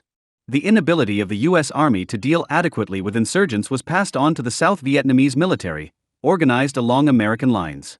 The failure and the ineffectiveness of the ARVN, Marine Colonel William R. Corson wrote in 1968, is the failure of our own military establishment to understand and fashion a workable response to the challenge posed by a war of national liberation. Further damage was done by the Kennedy administration's support for the coup against Diem, which gave the Communists an unexpected opportunity by plunging the South Vietnamese government into chaos. Inheriting the disastrous situation created by Eisenhower and Kennedy, Lyndon Johnson made the appropriate strategic decisions. He was right to reject withdrawal in 1964-65, because of the effects that a retreat at that moment would have had on America's global military and diplomatic reputation. He was also right to reject the phony alternative of neutralization. At the same time, Johnson was right to reject the strategic alternatives of an invasion of North Vietnam, which probably would have led to a Sino-American war and an incursion into Laos and Cambodia, which could be deferred until the insurgency in South Vietnam was defeated. Although his basic strategic decisions were sound, Johnson, influenced by his own desire for a quick, decisive war rather than a long-term low-intensity conflict, made a disastrous error in acceding to General Westmoreland's plan for a massive high-tech war of attrition against the Hanoi-controlled insurgency in South Vietnam. By 1967, Johnson and his advisors belatedly began to emphasize pacification, but by then the human and financial costs of Westmoreland's conventional war tactics were spiraling out of control. On the basis of the most persuasive critiques of U.S. military policy in Vietnam, it is possible to argue that the United States should have planned its military involvement in Vietnam in terms of three stages: inkblot, incursion, and attrition. During the first stage, the United States should have concentrated on pacifying South Vietnam. The control of the Saigon regime over the country should have been extended according to the inkblot strategy, in which small U.S. and South Vietnamese units acted as a slowly expanding cordon cutting off the Viet Cong from an ever-growing number of the villages on which they depended for recruits and supplies. The big unit war would have been limited to defending the pacification effort from large-scale Viet Cong attacks. A pacification-oriented strategy might have had the best chance for success if control over both American and South Vietnamese forces had been given to a single U.S. official in South Vietnam, preferably a Marine general experienced in low-intensity warfare, rather than an Army general such as William Westmoreland. It might have been worthwhile to try something along the lines of Marine Colonel William R. Corson's proposal in 1968 for merging and placing the South Vietnamese regional and popular forces under direct U.S. command to form a massive combined action program with a U.S. contribution of approximately 60,000 troops. Cut off from the populous coastal region of South Vietnam, the Viet Cong and North Vietnamese infiltrators would have become more dependent on recruits and supplies from North Vietnam. In the second stage of the war, with the government in Saigon in control of most of South Vietnam's population, if not all of its territory, the United States and its allies could have afforded to launch an incursion to sever the Ho Chi Minh Trail in Laos and Cambodia and to create a demilitarized zone from the Vietnamese coast to the Thai border. With the South Vietnamese insurgents cut off from both their sources of supply, Hanoi would have had no choice but to abandon its policy or to launch a conventional invasion that would have been highly vulnerable to attrition by U.S. bombing. If that in turn had succeeded, then, in the third stage, tens of thousands of U.S. troops had to be permanently stationed in South Vietnam, and possibly parts of Laos, Cambodia, and Thailand as well, in order to deter a conventional invasion of South Vietnam by North Vietnam. When the Johnson administration in 1965 correctly decided to escalate the U.S. military commitment to Indochina, its members should have realized that even success in the Vietnam War would have required that the United States garrison Indochina indefinitely in the way that it had garrisoned South Korea since 1953. This outcome might have required the construction, at some point, of a militarized frontier across Vietnam and the Laotian Panhandle to the border of Thailand. The war to restore the control of the South Vietnamese government over its own territory therefore had to be seen as a prelude to a wider Indo-Chinese war in which the Ho Chi Minh Trail would be severed and the North Vietnamese military sanctuaries in Laos and Cambodia would be annihilated. Any thought that the United States would be able to depart after restoring the status quo in South Vietnam in 2 or 3 years should have been dismissed as wishful thinking. This was a 10 or 20-year project. The United States had to do all of this within the limits of a budget in American resources and, more important, American lives. The United States needed to lose, at the most, far fewer than the 56,000 soldiers it had lost in the Korean War, which had created a backlash in the United States against Cold War proxy wars for a decade, a backlash which contributed to the unwillingness of American leaders and the American public to intervene in Indochina in 1954, as well as in the early 1960s. If the three-stage approach discussed above had been followed, then most of the U.S. casualties could have been expected to occur in the second phase, in which U.S. forces based in a secured South Vietnam engaged in conventional warfare with units of North Vietnamese regulars in Cambodia and Laos. If the United States suffered too many losses in the first phase of counterinsurgency, then it would have been necessary to abandon the entire project rather than endanger public support for similar small wars on other Cold War fronts in the 1970s and 1980s. Because the United States had put up a fight on behalf of a dependent ally in a symbolic frontline state, withdrawal after failure in the first stage, although still humiliating, would have been less harmful to America's credibility than a panic bug-out from Indochina in 1965 would have been. Having withdrawn, however, the United States would have needed to compensate for its defeat in the Indochina theater by increasing pressure on the Soviet Empire on other fronts and in other dimensions of the superpower competition. Even as it was withdrawing from Vietnam, the United States should have launched an arms buildup, comparable to the one that began in the late Carter administration, in order to counter the growing military power of the Soviet Union. At the same time, the the United States should have responded swiftly and forcefully by shows of force short of war to Soviet and Cuban intervention in Angola and Ethiopia, proving that the defeat in Indochina had not undermined America's resistance to Soviet bloc expansion elsewhere in the world. However, the ability of the United States to redouble its efforts in the Cold War in the aftermath of a reluctant forfeiture of Indochina would have depended on the existence of a reserve of public support for an anti-Soviet foreign policy, a reserve that too high an American body count in Indochina would have depleted. The key variable in the strategic/political equation that the United States had to control was U.S. casualties. The South Vietnamese people, however, were not the center of gravity of the war, as we had erroneously believed, Colonel Harry Summers has written. The center of gravity was the North Vietnamese Army. To the contrary, the center of gravity in the Vietnam War was neither the South Vietnamese population nor the North Vietnamese Army but American public opinion. The Johnson administration's major error was to acquiesce in General Westmoreland's attrition-oriented strategy, which led to greater losses in American life than an alternate strategy emphasizing pacification might have done. And the major mistake of the Nixon administration was to pursue a prolonged withdrawal of U.S. combat forces from Vietnam that resulted in an additional 21,000 American deaths in the war zone. For want of a nail, the shoe was lost. For want of a shoe, the horse was lost. For want of a horse, the rider was lost. For want of a rider, the battle was lost. The chain reaction dynamic illustrated by this proverb is illustrated as well by the disastrous chain of events in U.S. domestic politics and foreign policy that followed from America's misconceived military strategy in Vietnam. The cause of the dangerous pro-Soviet bandwagoning in world politics in the 1970s was the impressive expansion of the Soviet bloc. The precondition for successful Soviet bloc expansion in the 1970s was the neo-isolationist consensus in U.S. domestic politics. The neo-isolationist consensus, in turn, was a response to the costs of the war in Vietnam. And the costs of the war in Vietnam were greater than they need have been because of General Westmoreland's misguided decision to wage an expensive war of attrition to defeat what before 1968 was primarily, though not exclusively, an externally controlled insurgency in South Vietnam. For want of appropriate military tactics, the First Cold War was forfeited by the United States.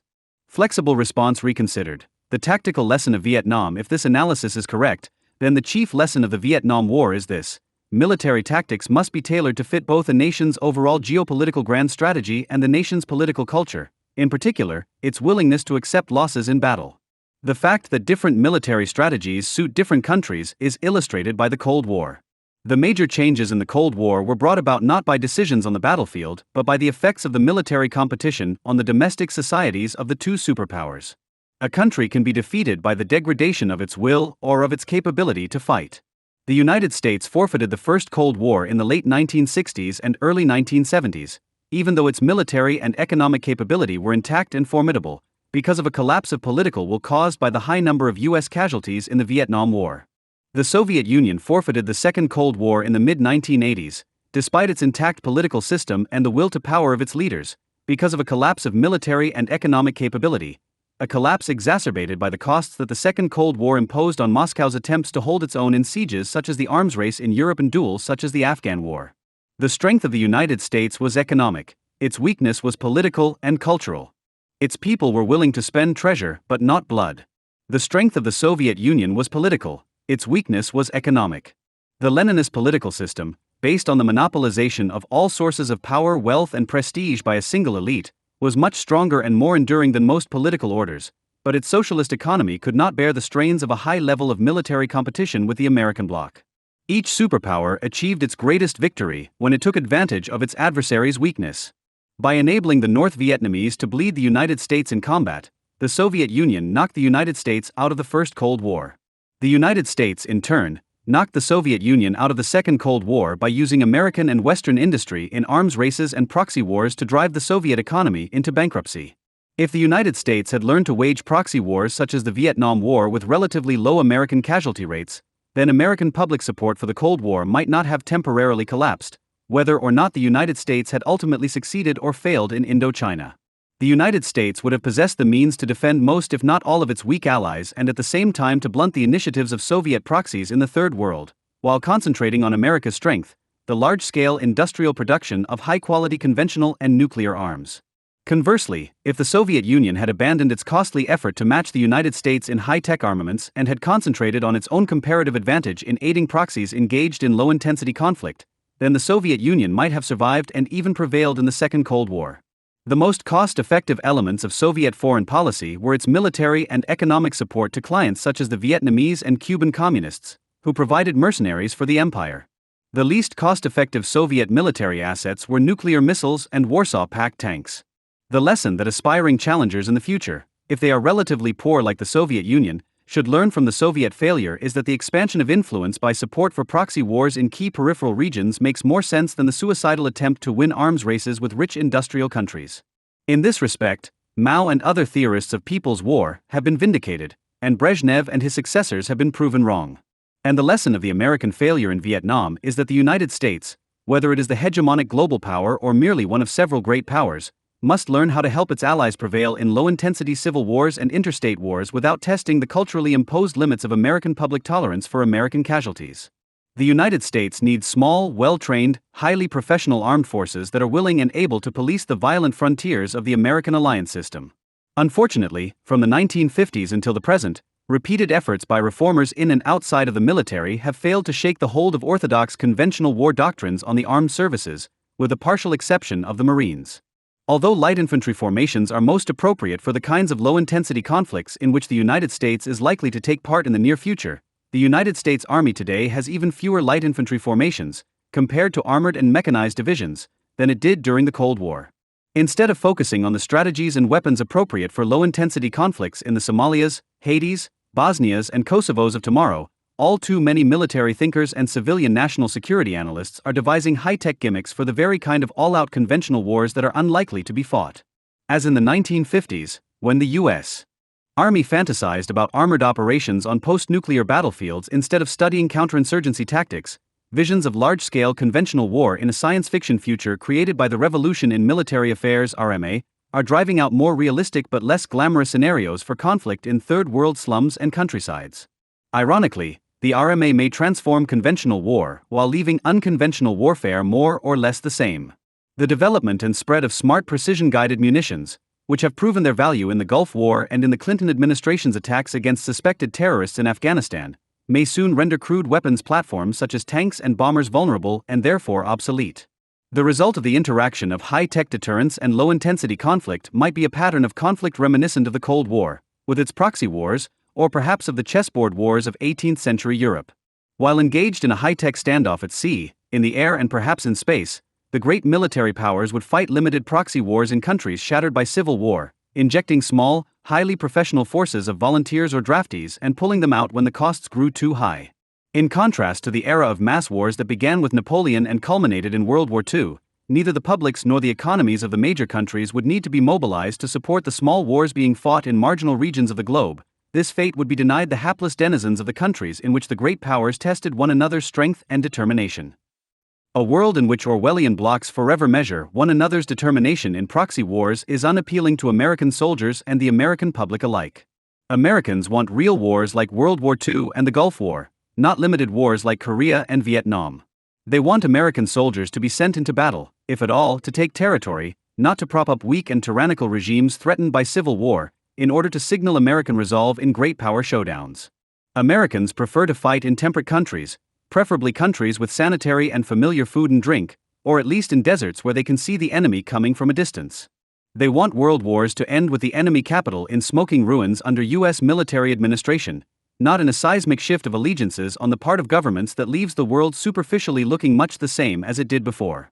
Above all, Americans do not like quagmires like the half-century conflict in Indochina. Unfortunately, if the characteristics of a quagmire are low-intensity conflict, political chaos and moral ambiguity, then avoiding quagmires means avoiding intervention in most wars in which the world order interests of the United States and its allies are likely to be at stake in the 21st century. And avoiding those wars means sooner or later ceding world leadership to a nation, liberal or more likely illiberal, whose political culture does not paralyze its military policy. If the United States is to continue to be the dominant world power, or even one of several great military powers, then American soldiers must learn to swim in quagmires. The strategic lesson of Vietnam, a favorable imbalance of power in addition to vindicating the advocates of flexible response, history has vindicated the maximal realists of the Cold War era, and discredited the minimal realists who argued that the United States could safely retreat behind an imaginary line encircling North America, Western Europe and Japan. In light of what we know now about the Cold War, Many of the prescriptions for U.S. strategy by leading minimal realists such as George Kennan, Walter Lippmann, and George Ball appear to have been extremely unwise. It would have been disastrous if the U.S. government had followed Walter Lippmann's advice in the early Cold War to break Germany up into small states and neutralize Central Europe, or Kennan's advice in the 1970s to limit its military commitments to Western Europe and Japan, or George Ball's advice, also in the 1970s, that the United States could blithely ignore Soviet and Cuban efforts to bring allies to power in the Caribbean and Central America. The end of the Cold War produced the outcome predicted by maximal realism, worldwide bandwagoning with the United States, not balancing against the United States, the outcome predicted by minimal realism. The victory of the United States in the Gulf War produced an equally striking example of bandwagoning, as the governments of the region, with the exceptions of Iraq, Iran, and Libya, bandwagoned with Washington out of a mixture of respect for American military might and fear of American wrath. When these examples of bandwagoning are considered along with the bandwagon effect that made Hitler master of Europe and almost master of the world, it is no longer possible to deny that maximal realism has been confirmed as a rough description of the way the world really works. Nor is it possible any longer to argue that U.S. Cold War policymakers were misled by the lesson of Munich. If that lesson is defined as the danger that adversaries will interpret restraint as a sign of lack of capability or will or both, then the lesson of Munich receives much confirmation from the history of the Cold War. Stalin probably would not have authorized the North Korean invasion of South Korea if he had expected the United States to intervene, and Mao might not have encouraged and supported the subversion of South Vietnam by North Vietnam if he had not believed that the United States was bluffing about going to war in Vietnam. The concern of the Munich generation of U.S. policymakers that the appearance of weakness could encourage assertiveness by enemies and make war necessary in response was grounded in an understanding of world politics far superior to that of their minimal realist critics in the professoriate and the press. If minimal realism is discredited, then so are proposed grand strategies for the United States after the Cold War that are justified by minimal realist logic. One such grand strategy is complete U.S. isolationism. Another is a global balance of power strategy in which the United States would play the role of offshore balancer, ending its military alliances with Europe and Japan and South Korea, while remaining determined to intervene to tip the balance should the equivalent of Hitler or Stalin threaten to achieve hegemony in Europe or Asia. Minimal realists who advocate this American strategy repeat the mistake made by their precursors in the Solvency School and World Order Liberal School of the 1970s, who wrongly predicted the emergence in the 1980s and 1990s of a multipolar world with a Japanese superpower and a militarily independent Western Europe. The mistake then and now has been to assume that the pattern of world politics must resemble an idealized version of the balance of power system that existed in Europe for only a brief time in historical terms. The maximal realist understanding of world politics is much more accurate. In this view, the typical international order is a hierarchical order, in which the entire system is dominated by a single military power, a hegemon, empire, or bloc, and in which lesser states adapt by specializing in particular functions. The specialization of states in a hegemonic order works in favor of the hegemon, inasmuch as it ensures that not all potential challengers will actually undertake a bid for hegemony. The United States before 1945 did not plot to destroy the British position in the world, and present-day Germany and Japan are likely to continue to specialize as civilian commercial powers as long as they are confident of American military protection. A hegemonic power can lose its position at the top of a regional or global hierarchy in one of two ways. The dominant state can be replaced gradually, as a result of the slow diffusion of military power and economic capability to another state or states, or it can be displaced abruptly against its will by a hegemonic challenger. Germany, under the Kaiser and Hitler, sought to forcibly displace Britain as the dominant world power. After the United States, with Britain's consent, replaced Britain, the Soviet Union sought to displace the United States. History reveals that hegemonic displacers have been more common than hegemonic replacers. Among the most militarily powerful nations of history, the majority have been half-civilized, warlike peoples who specialized in borrowing the military technology of wealthier but weaker nations, in order to subjugate them or intimidate them into appeasement. Examples include the ancient Chinese state of Qin, the Macedonian monarchy, the Romans, the Arabs, the Ottoman Turks, the Spanish, and the Russians. Only a minority of leading powers have been both economically advanced and powerful, such as the Athenians, the Venetians, the Dutch, the British, the French, the Germans, and the Americans. In the generations to come, the pre-modern dichotomy between large, poor, powerful, and militaristic empires and tiny, rich, weak city-states may re-emerge in the form of a dichotomy between huge and well-armed but relatively poor countries, such as China and India, and medium-sized or small rich nation-states, such as Japan and the countries of Europe, including post-imperial Russia, which has only slightly more people than Japan. The United States, with a population estimated to grow to between 300 and 600 million in the next century, will be the only advanced industrial democracy that also has a continental scale and a population comparable to that of semi-developed giant nations such as China and India. The tendency toward bandwagoning in world politics means that it is possible for a nation with only a fraction of the world's resources and population to dominate the world. It is not necessary to be all-powerful in order to be most powerful. It is necessary only to dominate one of the world's industrial regions, while pitting the other industrial centers against one another.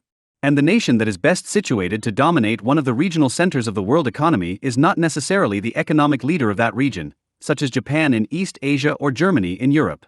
A well-armed, relatively poor nation such as China, India, or Russia may be able to intimidate more advanced states from a secure location on the geographic periphery, facing only weak, backward neighbors on its other flanks. In combining population and scale with moderate but not desperate poverty, future hegemonic challengers may resemble the Soviet Union. Future aspirants to global hegemony, however, are unlikely to repeat the mistakes of the Soviet leadership. For one thing, their leaders are likely to derive their legitimacy from nationalism, or from secular ideologies or supernatural religions that do not commit them to a particular set of economic arrangements that can be discredited by poor performance. In addition to sacrificing their economy to their ideology, the Soviets were remarkably maladroit when it came to alliance diplomacy. By the time of the Second Cold War of 1979-89, the Soviet Union found itself without any great power allies. A revisionist challenger with powerful allies might present the United States and its allies with an even greater threat than the Soviet bloc did. Furthermore, a hegemonic challenger determined to avoid repeating Moscow's mistakes would be wise to avoid competing in the realm of high-tech armaments in which the United States has a comparative advantage. The Soviet Empire was bankrupted by the arms race, not by overextension in the Third World, where Soviet efforts were cost-effective and frequently quite successful. Finally, a future hegemonic rival would be wise to challenge American military primacy without threatening the global economic order over which the United States presides. The Soviet Union was unique in being both a revisionist great power, that is, one concerned with revising the global distribution of power and prestige in its favor, and a revolutionary great power, the holy land of a messianic political religion with adherents in many countries, including many of the states opposed to it such as the United States. In the foreseeable future, however, it seems likely that revision and revolution, which were united in Soviet imperialism, will have different addresses. A rival great power or great power coalition that seeks to displace the United States at the apex of the global power hierarchy in the 21st century might find the task much easier if its leaders promise to respect the values and institutions of the nations that now find shelter under the American security umbrella. For example, a moderate, authoritarian China that accepts the international economic order and respects the constitutions and borders of other countries would be more successful in challenging American primacy in the Asia-Pacific region and perhaps in the world than a neo-Maoist China frightening other countries with radical rhetoric. To minimize this danger, the United States should define its global role as the provision of public goods such as freedom of the seas and the lender of last resort in an integrated global economy, which can come in liberal as well as conservative versions. Beyond insisting on a minimum of legality and morality, the United States should not try to dictate the political or economic arrangements of other countries. American hegemony is more likely to be accepted by other nations if the United States acts as the global village's sheriff and not as its preacher. The desire of a revisionist power to avoid sharing the spoils of victory should lead it to gain as many allies as necessary to win, and no more. The logic governing defense of a given international order by a hegemonic power such as the United States is quite different. For obvious reasons, the political scientist Randall Schweller writes, large, overpowering alliances best serve the purposes of deterrence and defense against would-be aggressors. The larger the alliance, the less likely the status quo will be challenged and the less cost to each member of balancing the threat. This observation indicates the fallacy underlying the argument that there could never have been a genuine Soviet threat because the United States always had more allies than the Soviet Union. The United States, as the incumbent hegemon defending the international order, needed far more allies than the Soviet Union, the revisionist challenger. American global military primacy will not last forever, for that matter, neither will the United States. But U.S. military hegemony might be prolonged for decades, if not generations, even if some other entity such as the European Union were to surpass the United States in overall economic leverage. The United States should pursue, not a balance of power policy, but an imbalance of power policy. Washington should seek to replace its outmoded Cold War alliance system with a new hegemonic concert or peacetime bloc. The more overwhelming the power controlled by the American-led concert, the more effectively potential challengers will be deterred from seeking to change the international status quo without the consent of the United States and its major allies. As we have seen, the assertion that such a policy will inevitably, or automatically lead the states of the world to band together against American hegemony is based on a misreading of early modern European diplomatic history. Even if the United States were a medium power like Britain or France or a minor power like Australia or Canada, it would need to be concerned about its military credibility in the interest of proving its Bündnisfähigkeit or alliance worthiness. As the hegemonic leader of a global concert, the United States must be especially concerned about its reputation for power plus determination. However, in a unipolar world centered on an American-led concert, U.S. credibility is not as important as it was in the bipolar world order of the Cold War. During the Cold War, every loss by the United States was the geopolitical gain of the Soviet Union, if only indirectly. In the absence of a challenger comparable to the Soviet Union, however, the United States can carry out retreats or suffer defeats in peripheral areas with consequences somewhat less severe than those that would have followed from similar setbacks between 1946 and 1991. The domestic politics of American foreign policy, the military lesson of Vietnam, then, is the continuing importance of a military tailored for flexible response, while the strategic lesson of the Cold War as a whole is the desirability of an imbalance of power policy that preserves U.S. global military and diplomatic primacy and deters potential hegemonic challengers. If the Vietnam War holds a lesson for domestic politics, it is the importance of preserving American public support for both grand strategy and military tactics. The difficulty of creating and maintaining a public consensus in favor of a grand strategy of U.S. global military primacy is exacerbated by the deep divisions over all things military in the American body politic. These divisions are less partisan or ideological than they are regional and cultural. The most important and most enduring is the regional division between the anti-military, anti-interventionist old stock whites of Greater New England and the pro-military, interventionist white Southerners. The contrast between the abhorrence of the military by the former and the martial values of the latter is paralleled by the gap between Northern and Southern attitudes toward the death penalty, gun control, and the legitimacy of violence in response to insults. The United States is a representative democracy, not a direct or plebiscitary democracy. The American people vote for representatives whom they trust to make decisions on their behalf, decisions that, in some cases, should be made secretly. The voters can judge their representatives on the basis of the results they achieve in foreign policy. They do not need to know the details of foreign policy, to which only a tiny and unrepresentative minority of the public pays attention in any case. As the economist Joseph Schumpeter once observed, normally, the great political questions take their place in the psychic economy of the typical citizen with those leisure hour interests that have not attained the rank of hobbies and with the subjects of irresponsible conversation. In some cases, of course, too much secrecy can backfire. Senator Daniel Patrick Moynihan has argued that the attempts of the federal government to hide the degree of Soviet espionage in the United States in the 1930s and 1940s only encouraged conspiracy theories and demagogues such as Senator Joe McCarthy. A case can be made that the Johnson and Nixon administrations should have revealed the extent of Chinese and Soviet participation in the Vietnam War to discredit central claims of the anti-war movement. At the price of compromising FBI penetration of the Communist Party USA, the government might have revealed what it knew about Soviet control and funding of this major institution of the American radical left while the Cold War was still raging, rather than waiting until the conflict was over. But such decisions are, and should be, political judgments. If the government is justified in imposing censorship in wartime and punishing the publication of classified material during and after a war, then it is certainly justified in prosecuting American citizens whose actions bring them under the constitutional prohibition of providing aid and comfort to the enemy. An administration may decide for political reasons that prosecuting traitors whose actions do little or no harm would have no effect except to make the U.S. government look like a bully. On the other hand, ordinary people assume that if behavior is tolerated by law, then it must not be very bad. If it is legitimate to jail an American citizen for refusing to answer questions before a grand jury, it is difficult to understand why the government should refrain from prosecuting an American citizen who, during wartime, collaborates with an enemy regime killing or torturing American soldiers. If the interests of the American Republic are worth defending from enemies without, they are worth defending from enemies within. In conclusion, then, the 21st century United States should reject the anachronistic balance of power panaceas of the minimal realists. Instead, the United States should pursue an imbalance of power strategy promoting American global military primacy by means of flexible response. To this end, the United States should improve its capabilities to engage in unconventional, low-intensity conflict in wars, including civil wars, in cases where the outcome is important for American global strategy. For the foreseeable future, political support for such a strategy of American global primacy will probably require reliance on Southern and Western representatives and senators in the U.S. Congress. In domestic policy, other alliances may be preferable. Finally, a new modus vivendi needs to be worked out between Congress and the President, to avoid both congressionally mandated isolationism, like that of the 1930s and 1970s, and presidential war-making like that of Harry Truman and Bill Clinton. Conditional declarations of war like the Southeast Asia Resolution and its predecessors, the Formosa and Middle East resolutions, can give the president leverage in coercive diplomacy by authorizing him to wage war without requiring him to do so.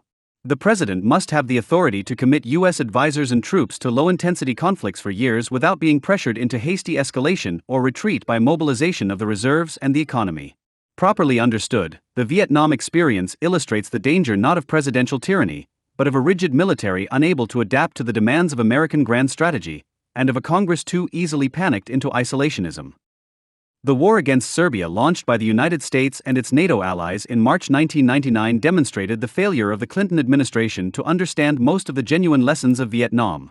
The tragedy was tinged with irony, because Clinton, who had denounced the Vietnam War, avoided the draft, and campaigned for the anti-war candidacy of George McGovern in 1972, found himself forced to choose between options almost as bad as those faced by his predecessors John F.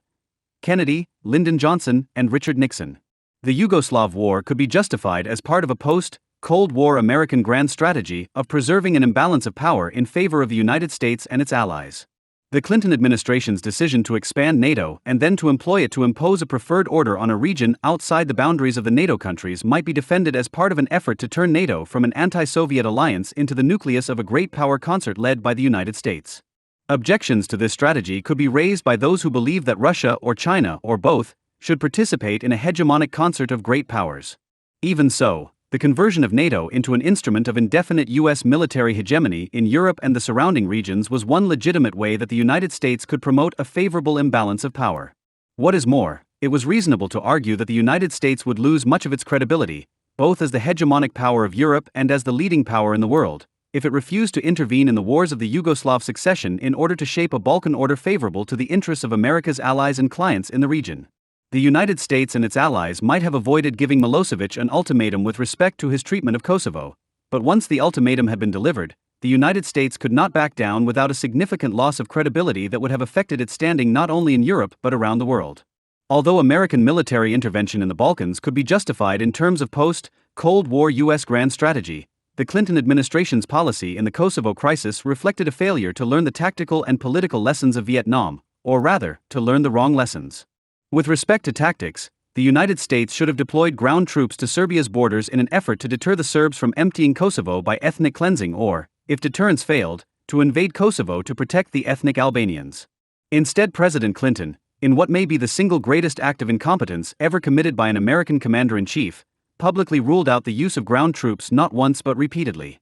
This permitted the Serbs to engage in the most brutal campaign of ethnic cleansing that Europe had seen since the aftermath of World War II. Even as NATO bombs and missiles rained with little effect on Yugoslavia, Serb military, police, and paramilitary forces used terror in the form of mass executions and mass rapes to force hundreds of thousands of Kosovar civilians to flee into neighboring countries. The mismatch between U.S. goals and U.S. military tactics was even greater in the Balkans than it had been in Vietnam. In both cases, a reluctance to commit U.S. ground troops who might be killed and wounded in large numbers led U.S. officials to hope that an air war would force an offending regime to submit to the demands of the United States and its regional allies. Clinton's domestic political tactics were as misguided as the military tactics he approved. Unlike Johnson and Bush, Clinton did not seek congressional authorization of the war in advance. Instead, he followed the example of Harry Truman and claimed that authorization of the war by an international organization, in this case NATO, made a congressional declaration of war unnecessary. The result was a humiliating defeat for the president, when a measure to endorse the war failed in the House of Representatives on April 28, 1999.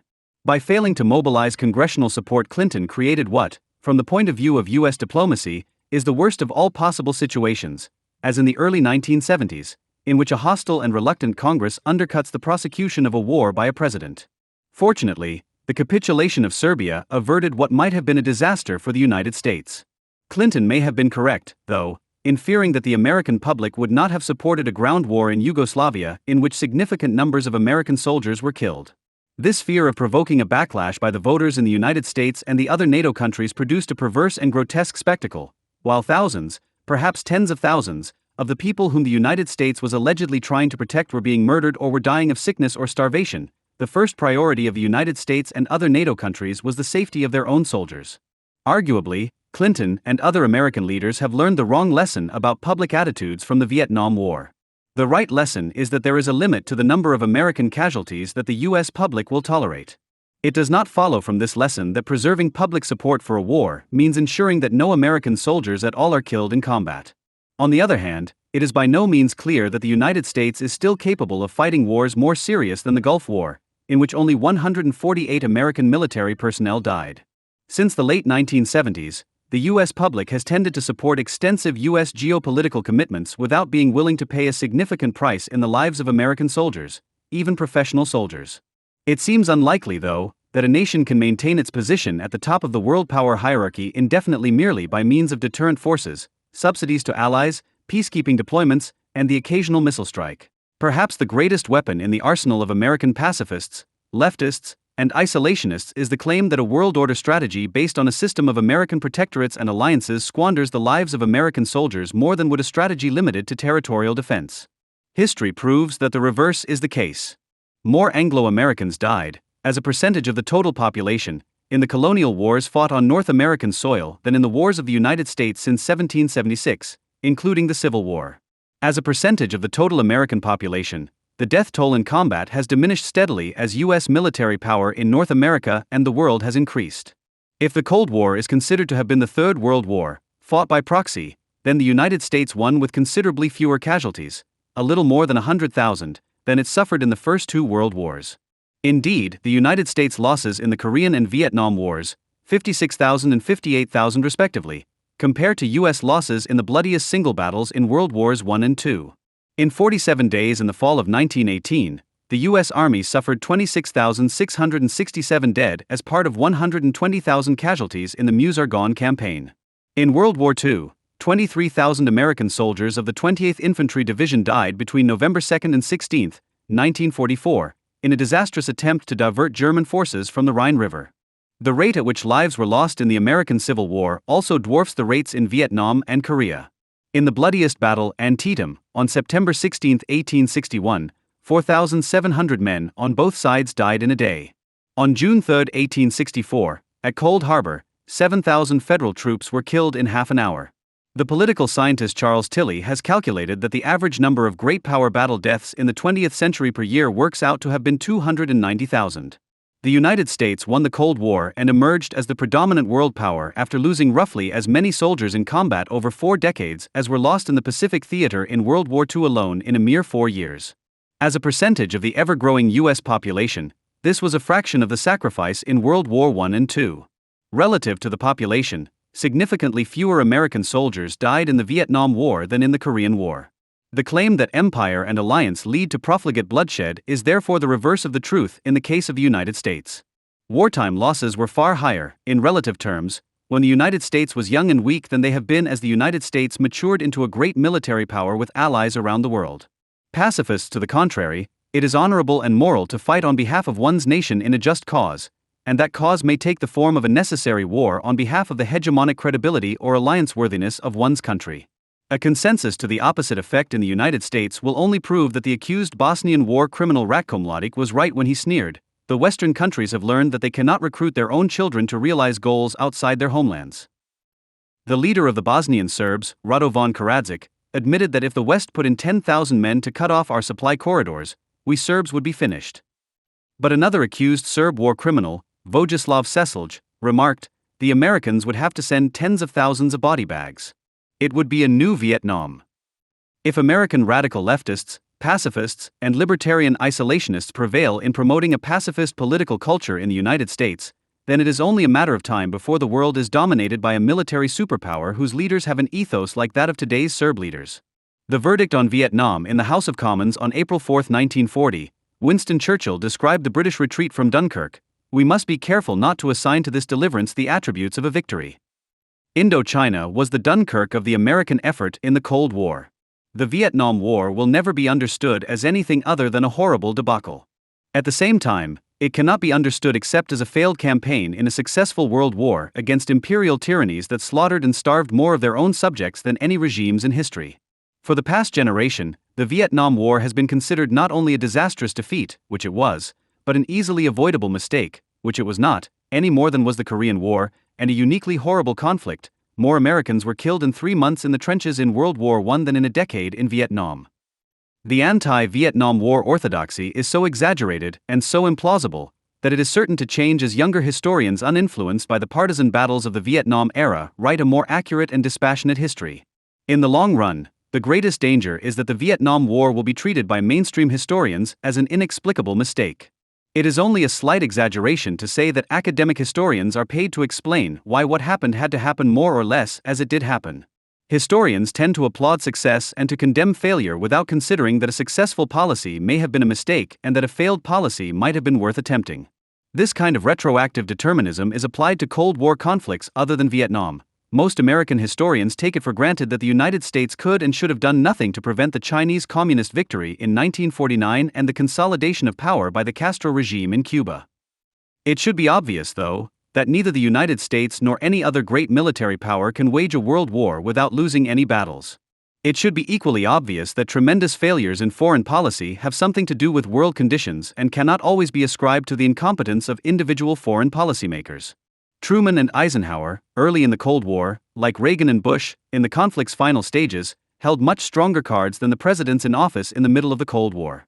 Kennedy, Johnson, and Nixon had to face a Soviet Union that had recovered from the devastation of World War II, that was growing in military power and diplomatic prestige, and that was far from being bankrupted by military competition with the West. To make matters worse, Kennedy and Johnson had to deal with Mao at a time when he was engaged in a last spasm of revolutionary radicalism. Harry Truman is remembered today as a great president only because Eisenhower managed to end the Korean War in a stalemate.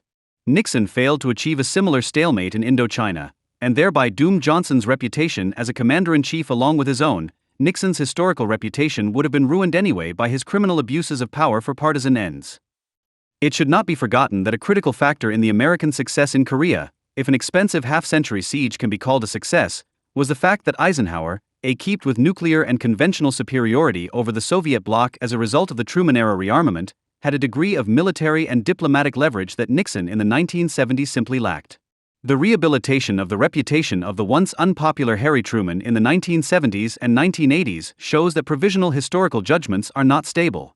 Indeed, the American public's retrospective view of individual wars has often fluctuated wildly, usually in response to later events in world politics. History shows a tendency for wars that were later considered to have been good or just wars to have been extremely unpopular in the decade or generation that followed them. For example, in January 1937, 64% of those in one poll believed that the United States made a mistake in entering World War I. Only 28% thought that United States participation had been a good idea. In December 1941, after Pearl Harbor, the percentage of those who thought that World War I had been a mistake plunged to 21%, and 61% now thought that America had been right to enter the First World War. For many years after it ended, the Korean War was as unpopular as World War I had been, and as the Vietnam War would be in the generation that followed it. Only in 1956 did a majority agree that South Korea had been worth fighting for. By 1967, however, only 16% of the public agreed with the statement that the United States had made a mistake in fighting in Korea. How will the Vietnam War be considered a generation or two from now? It seems likely that historians free from the biases of Marxist leftism, liberal isolationism, and minimal realism will consider the Korean and Vietnam Wars to have been comparable Cold War proxy battles between the United States and the Soviet Union and China. It will be taken for granted that the United States was able to bring about a stalemate in the Korean War in large part because the enemy was vulnerable to American conventional forces backed by nuclear threats. The United States won a Pyrrhic victory in Indochina and withdrew because the U.S. military's misguided conventional war approach to combating what, in the early years, was predominantly an insurgency piled up American casualties too quickly and destroyed American public support, first for the U.S. commitment to Indochina and then, temporarily, for the Cold War in general. Disinterested historians of the 21st century will also take it for granted that similar coalitions of progressive isolationists, Marxist radicals, and pacifists opposed U.S. intervention in World War I, World War II, the major and minor conflicts of the Cold War, the Gulf War, and no doubt wars yet to come. The continuities in the ethnic and regional influences on isolationists and interventionists in the American population will be understood just as well. Here, then, is a provisional verdict. The Vietnam War was a just, constitutional and necessary proxy war in the Third World War that was waged by methods that were often counterproductive and sometimes arguably immoral.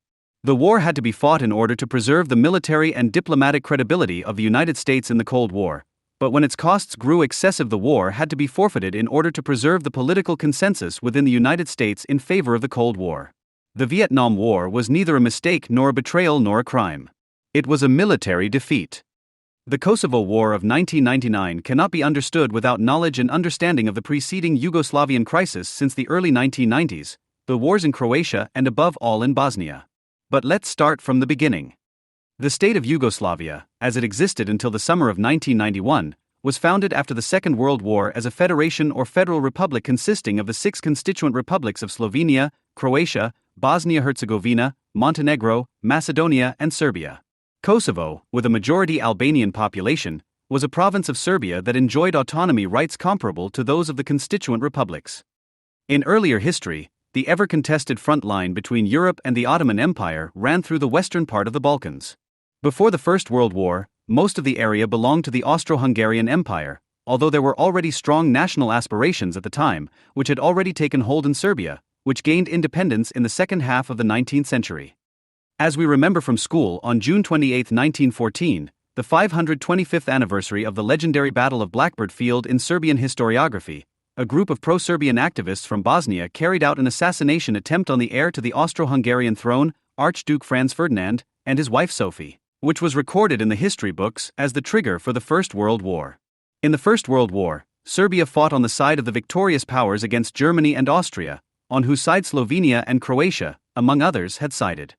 Yugoslavia was founded after the war as a kingdom uniting the regional opponents and existed in this form until the Second World War. On April 6, 1941, the Wehrmacht began its Balkan campaign with a devastating air raid on Belgrade and once again smashed Yugoslavia into its individual components. According to Raoul Hilberg, Croatia became a satellite par excellence for the Germans. As in Austria, the Nazis were received with exuberant enthusiasm in Croatia. The Croatian elite and population immediately set about implementing the Germans' extermination program with an overzealousness that gave rise to concerns in Berlin that the unbridled drive of their faithful ally could lead to unforeseen political problems, e.g., drawing international attention to the Germans' extermination campaign too soon. Hardly a single Jew survived the Croatian Holocaust, while the number of Serbs killed with axes or drowned in wells far exceeded the number of people murdered by any other victim group, to which the Gypsies were added. In Bosnia and Kosovo, Muslim SS commandos were formed under the tutelage of the Grand Mufti of Jerusalem, Palestinian leader Hajj Muhammad Amin al-Husseini, who had fled to Berlin to escape the advancing British in the Middle East. Meanwhile, Serbian nationalists and communists, joined by communists, Jews and other persecuted people from the other republics, waged an effective partisan war against the German occupiers, whose most famous commander was the Croatian communist Josip Broz Tito, who later became president of the re-established Yugoslavia after the war. Knowledge of this historical background was decisive in ensuring that the anti-Germans did not have to think long about what to make of the renewed attacks by Croats, Bosnians, Albanians and Germans against Serbia and Yugoslavia at the beginning of the crisis in the early 1990s, which took place in the immediate aftermath of German reunification. The fear that history could repeat itself not as a farce, but as a tragedy, was reinforced by two elements that came to light in the anti-Serbian/anti-Yugoslav propaganda that was rampant in Germany at the time.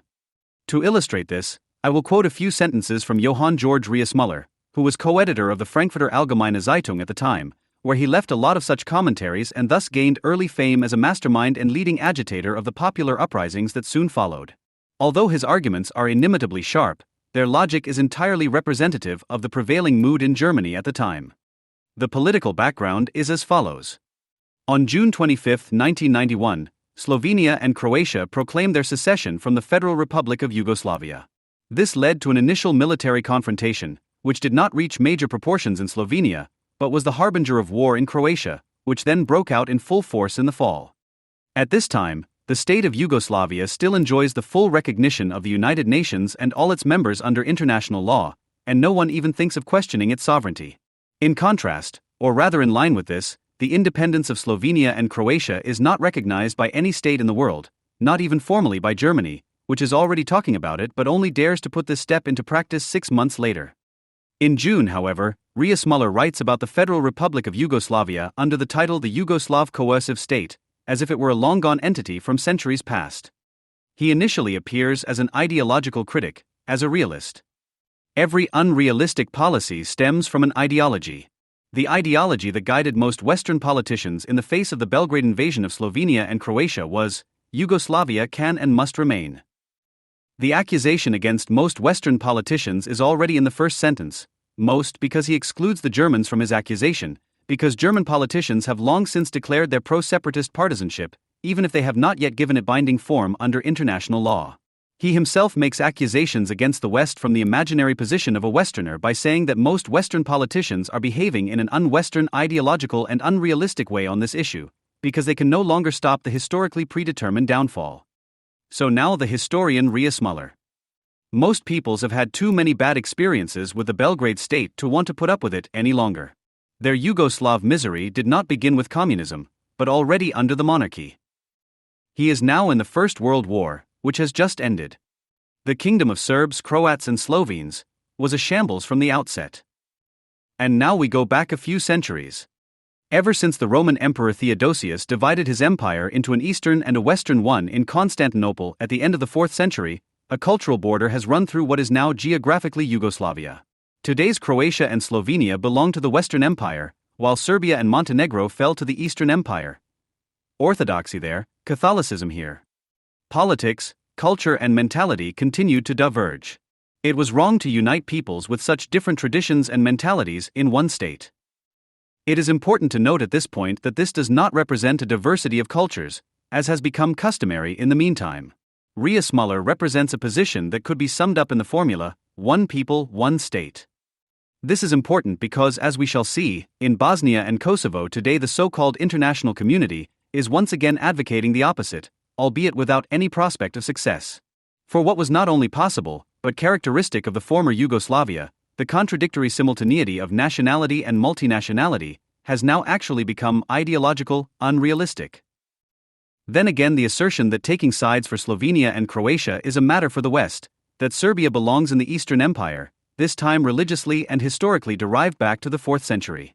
The history of the world wars is conspicuously ignored in this distribution of camps, especially the Second World War, which is mentioned by Ria Smuller.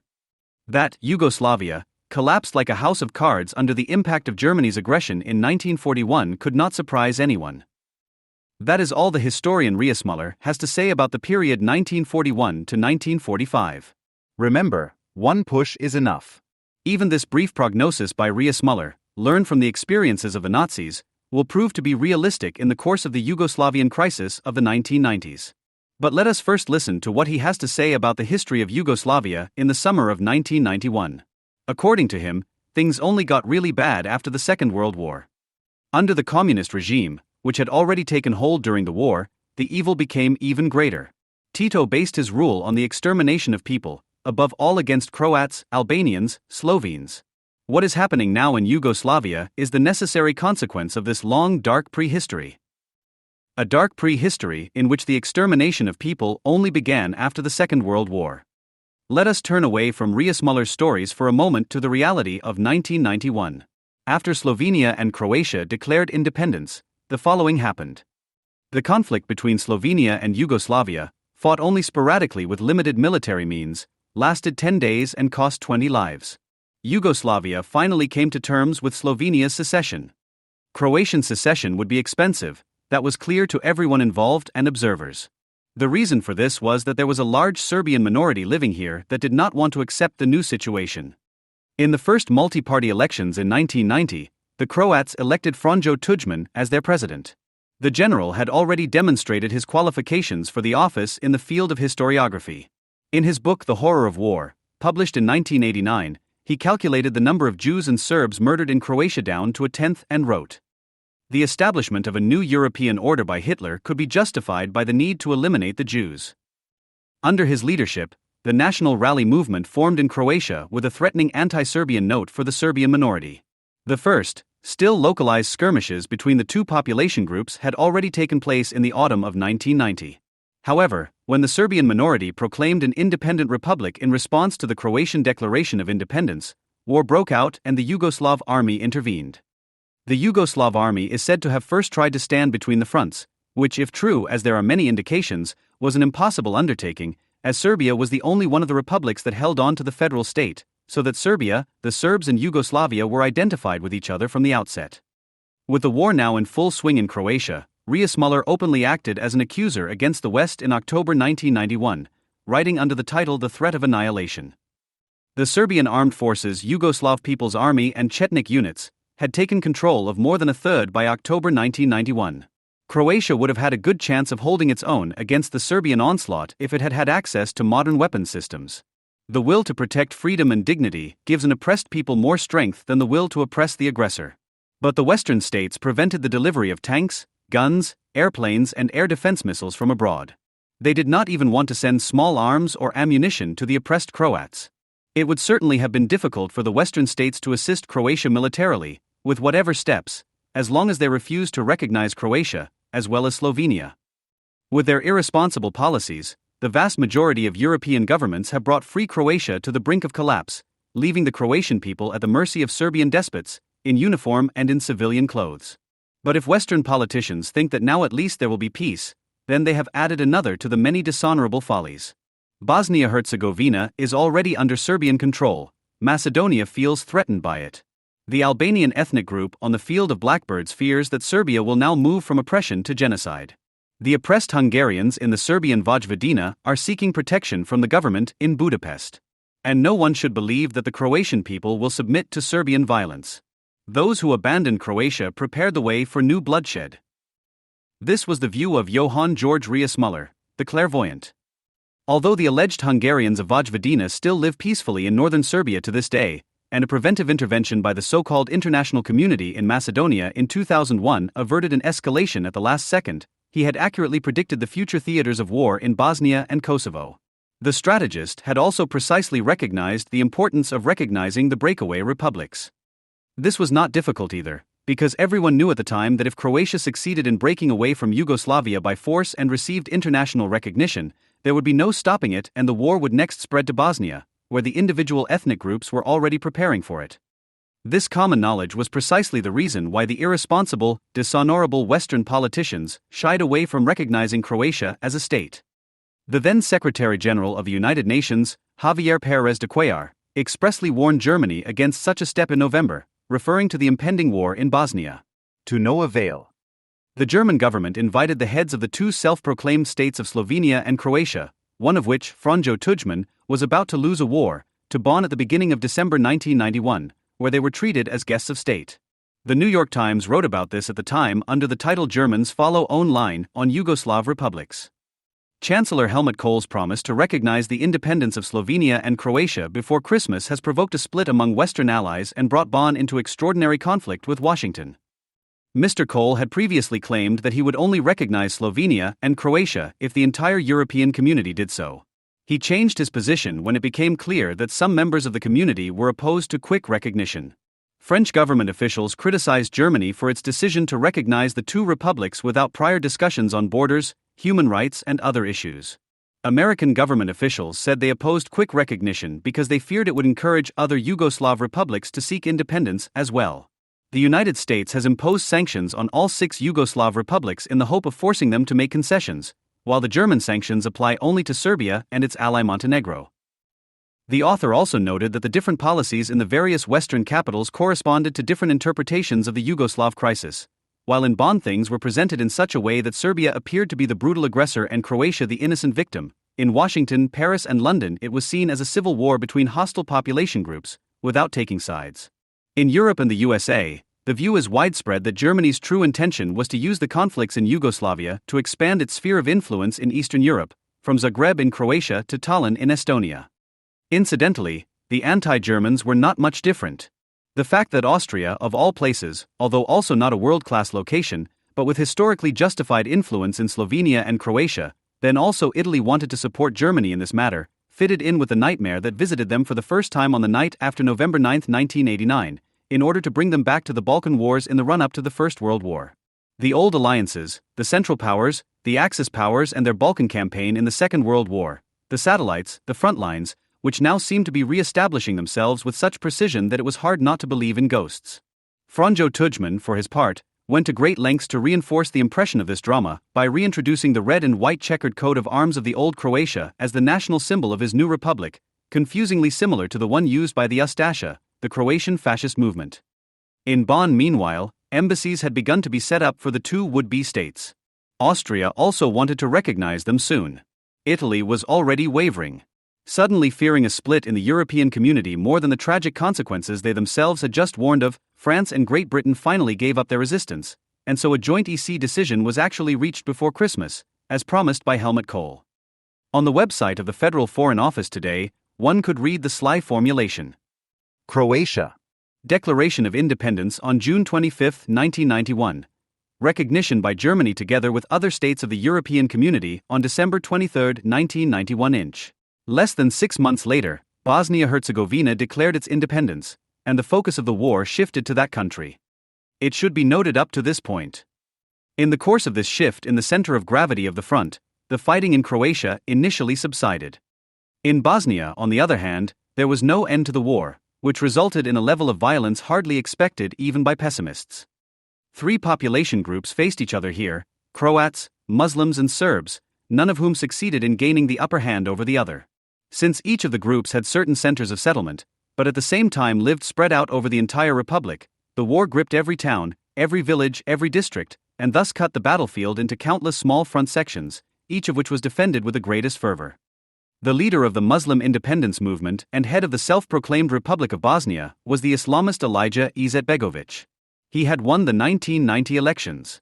In earlier writings, he justified the need for a Sharia state, but later denied that he had actually pursued this program for Bosnia.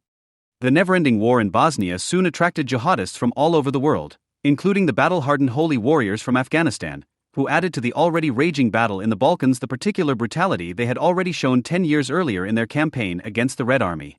Saudi Arabia financed the slaughter, Iran sent its Islamic Revolutionary Guards and Al-Qaeda its terror commandos to the theater of war. Although their presence increased the intensity of the war once again, they were unable to break the stalemate between the warring parties. A peacekeeping force led by France and Great Britain under the banner of the United Nations, in which a Dutch contingent also took part, attempted to place itself between the fronts, primarily intent on not helping either side, true to the policy of neutrality towards the civil war parties that had been practiced by most Western states before the German recognition policy marched through. However, this position had long since become unrealistic. The impossibility of an impartial and, moreover, demonstratively inadmissibly armed military operation became completely apparent in July 1995 in Srebrenica, a Muslim enclave on Serbian-controlled territory, an area that the United Nations had defined as a protection zone. 400 Dutch blue helmets were supposed to provide this protection. They were completely helpless in the face of the superior Serb forces active there, who invaded the protection zone and murdered thousands of Muslims. That summer, however, other developments brought the decisive turning point. In the meantime, Croatia had rearmed itself militarily. Presumably, despite the international arms embargo, it received large deliveries of military equipment from the remaining stocks of the former GDR's National People's Army, which had been disbanded after German reunification. At the time, isolated reports claimed that such deliveries were secretly handled via third countries in Eastern Europe. I don't know whether there is any solid evidence for this, but in any case the Croatian army was unexpectedly well equipped in the spring of 1995 and struck in May with an offensive in the Croatian Krajina, where the majority of the Serbian minority lived. Within a few days, hundreds of thousands of Serbs were driven out of the area. In August, a second offensive followed the same pattern in Croatian eastern Slavonia, aimed at expelling the remaining Serbs. Croatia no longer had a Serbian minority and had won the war. Because of these two blitzkriegs, as he called them, Franjo Tudjman was later threatened with a lawsuit before the International War Crimes Tribunal in The Hague, had he not died beforehand. 2 factors were responsible for the turning point in the Bosnian War, which were essentially linked to discussions in Washington initiated by Bill Clinton's administration, which had been in office since 1993. On the initiative of the USA, the Croatian and Muslim population groups, who had long been at war with each other, concluded a military pact. Meanwhile, the American government gave its secret approval for the Croatian Muslim coalition to be armed by Saudi Arabia and Iran, despite continuing international arms embargoes, as a group of Republicans in the Senate later uncovered and criticized. This stopped the Serbian armed forces from gaining ground in the long term and once again consolidated the military stalemate. The decisive turning point came with the U.S. military intervention on behalf of the Croat Muslim coalition against the Bosnian Serbs in the autumn of 1995. The intervention forced a ceasefire and a treaty between the two or three warring parties, the Dayton Agreement, which still stands today. The key content of the agreement is that Bosnia should remain a multinational state with a government with equal representation from the three population groups. Since then, i.e. for almost 15 years, the implementation of the agreement has been monitored by NATO troops. If NATO were to withdraw its troops tomorrow, Bosnia would immediately fall apart into three pieces and the civil war would most likely flare up again. This development surprises us. At the beginning of the war in 1991, we had the following international constellation. In all Western countries, except Germany, the war in Yugoslavia was interpreted as a civil war in which no government, except the German one, wanted to take sides. Now the USA is taking sides, and not just politically, but militarily, just as the prosecutor, strategist and clairvoyant Johann George Reismuller had demanded and foreseen. One thrust, he had said, was enough. The Croatian Declaration of Independence and its recognition by Germany, which the so-called international community joined, however reluctantly, brought about the collapse of Yugoslavia, which Reismuller had said had been a malformation from the outset. In the meantime, the USA seems to have taken over the German position. And we seem to have missed something. So we have to go back to see what led to the change of mood in the USA. First of all, the situation in Yugoslavia itself changed dramatically. In 1995, we were no longer dealing with a limited conflict that needed to be prevented from spreading. Instead, the feared escalation had already taken place, on a scale that was difficult to imagine beforehand and without the slightest prospect of an end. The number of victims of the Bosnian War is estimated at almost 200,000. As part of a UN mission, France and Great Britain had once again attempted to contain the war in the spirit of the original impartiality by placing themselves between the fronts, an impossible undertaking, as tragically proved in Srebrenica. The change of government in January 1993 also played a decisive role in the change of mood in the USA. The refusal of the USA to take sides at the beginning of the war in Yugoslavia can hardly be explained by the fact that the American government at the time favored a policy of appeasement, as was the accusation from Germany. Richard Cheney was the U.S. Secretary of Defense from March 1989 to January 1993. The war in Yugoslavia began with Croatia's declaration of independence in June 1991. The war in Bosnia began with Bosnia's declaration of independence in March 1992. Dick Cheney was U.S. Secretary of Defense for about 1.5 years after the start of the war in Croatia, and for almost 1 year after the start of the war in Bosnia, but resisted intervention. It was only later that a passionate debate took place within the Republican Party, to which he belongs. That the reason for this reluctance could not have been a fundamental tendency towards appeasement on his part or on the part of George Bush, the President of the USA at the time, is clear from this alone. When Saddam Hussein allowed Iraqi troops to invade Kuwait on August 1, 1990, 1 year before the start of the Yugoslavian War, in order to take possession of the country, the American government reacted promptly. 6 months later, in January 1991, a force of 500,000 American soldiers, including war equipment, stood ready in Saudi Arabia to attack Iraq and recapture Kuwait. 2 days later, the American Air Force began its attacks, followed by a ground offensive, and Iraq surrendered 1 month after the start of the attack. Even later, between 2001 and 2009, as Vice President of George W. Bush, Dick Cheney did not make a name for himself as a politician of appeasement. On the contrary, he is rather regarded as the government politician of the time who seems to have believed to the end that it was necessary to extend the war on terror to the nascent nuclear power Iran. Before that, however, during the 2000 election campaign, he had called for the withdrawal of American troops from Bosnia and Kosovo, arguing that the problems there did not affect the strategic security interests of the USA and that the Europeans should take care of them themselves. The position of the American government only changed with Bill Clinton's presidency from 1993 onwards. In addition to the situation in Bosnia itself, the untenability of which increasingly called for external intervention, overriding strategic considerations played a role, namely the priority of the alliance with Europe, which is characteristic of the Democratic Party's foreign policy and in which the alliance with Germany, as the leading European power, is of crucial importance. The Clinton administration therefore adopted the German position in the war in Yugoslavia unquestioningly, i.e. without developing an independent position, but also without making it its own. Because, for a proper understanding of the American intervention in Bosnia, it must therefore be emphasized that this intervention These limitations should be borne in mind when talking about the Clinton administration adopting the German position.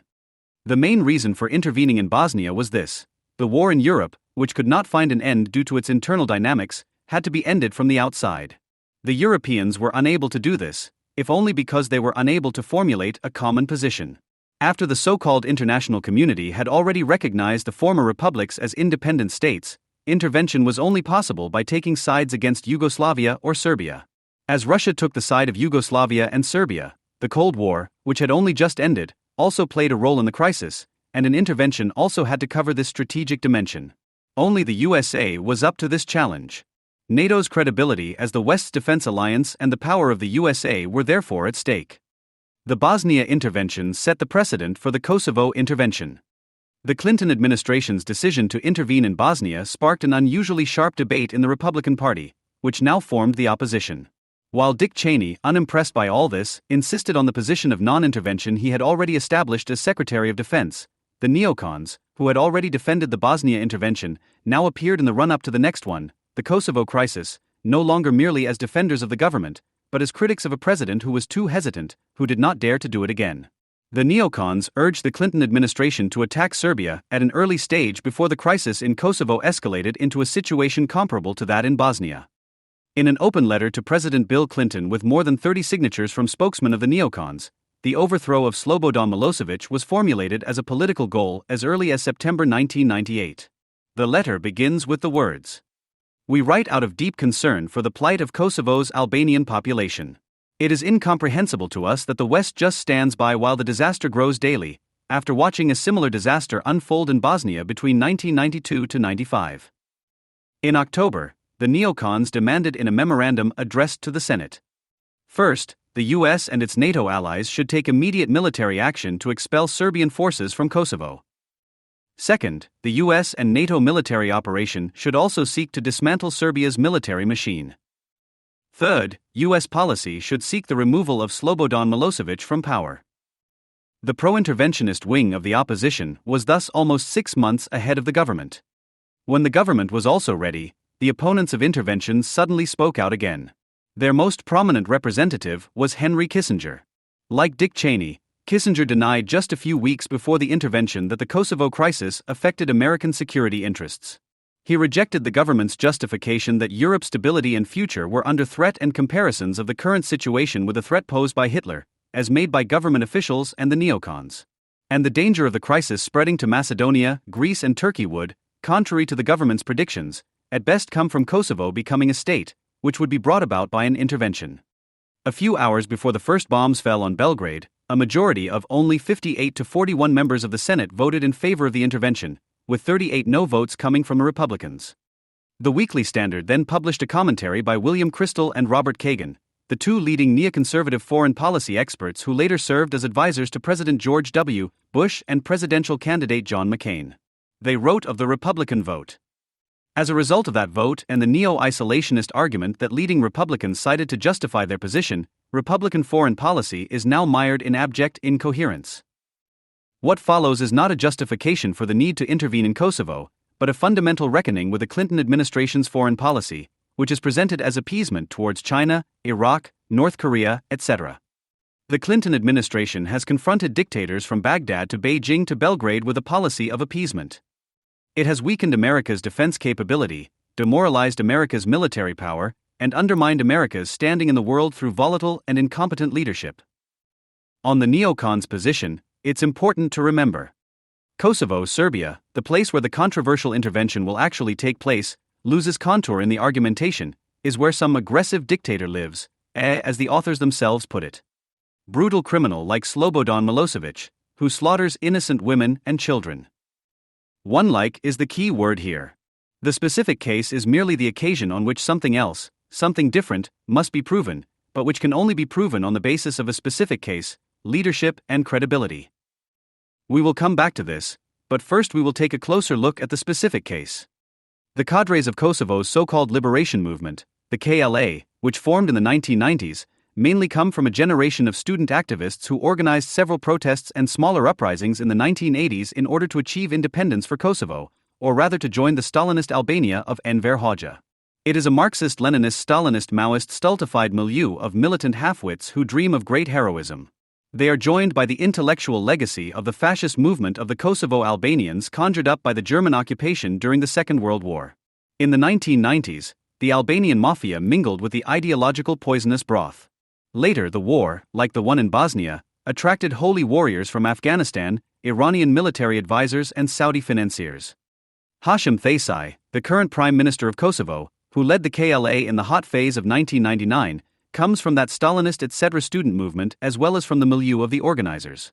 Student movement and the organized crime milieu that is active in the Balkans and in Western Europe, where a strong exile community of Kosovo Albanians had gained a foothold, with a focus on Germany, Austria, and Switzerland. These circles played a decisive role in the organization of the popular uprising, especially in financial terms. Hashim Thaçi lived in Switzerland for a long time and is still one of the strong men in this mafia today. The independence movement was also a popular movement that was dominated by a more political, i.e. less militant, wing in the first half of the 1990s. This part of the movement operated a parallel state in Kosovo at the time, including a shadow cabinet, under the leadership of the Gondi apologist Ibrahim Rugova, with the aim of undermining the Serbian state authorities through a kind of civil disobedience. Serbia largely tolerated the hoax. However, this non-militant part of the movement was soon overrun by the events that followed. In 1996, the KLA carried out its first terrorist attacks against camps housing Serbs who had fled Croatia and Bosnia. This was followed by attacks on Serbian police facilities in Kosovo, in which dozens of officers were killed. In spring 1997, the hitherto only sparsely armed terrorist group experienced an unexpected boost as a result of the political chaos in neighboring Albania, where the fall of the government left large areas of the country to anarchy for months. During this time, a number of Albanian police and army weapons depots were looted. At first, one could only guess where the stolen goods disappeared to. At the time, I was working temporarily at the daily newspaper Junge Welt, when it was not yet in the hands of anti-Zionists, as an editor in the Office for Special Tasks. One of these special tasks in the spring of 1997 was to interview a man named Bujar Bukoshi, the finance minister of the shadow cabinet still in office in Kosovo. A CDU member of the European Parliament, Doris Pack, had put me in touch with him. The so-called finance minister was living in Bonn at the time, and the work of his office consisted mainly of collecting money for the liberation struggle among the Albanian exile community in Germany. After I had provoked him a little, "Your popular uprising is just a farce so far," he replied, "You'll be surprised, our struggle will soon take on other forms, ask me again in a year's time, we have plenty of weapons now." I was therefore not surprised when I read reports during the course of the year that the frequency of attacks in Kosovo was steadily increasing until the spring of 1998, when they turned into outright guerrilla warfare. The attacks served to provoke the Serbian police into counteraction. The guerrilla war eventually challenged the Serbian army. By the summer of 1998, the fighting had already reached the intensity of a civil war. It was not until September that the Serbian armed forces succeeded in defeating the KLA and pushing them across the border into northern Albania. This is the time when the neocons begin their campaign for military intervention. Even during this first phase of the popular uprising, war crimes were committed by the Kosovo Albanians. An example of how the Albanian side deliberately encouraged the escalation of violence is provided by the war against the civilian population in the Dukagjin operational zone in western Kosovo, a region along the borders with Montenegro and Albania. The commander of this area, Ramush Haradinaj, was in command of 8 KLA brigades and other subordinate units, including the Special Commando Black Eagles, which became known for its unrestrained use of violence.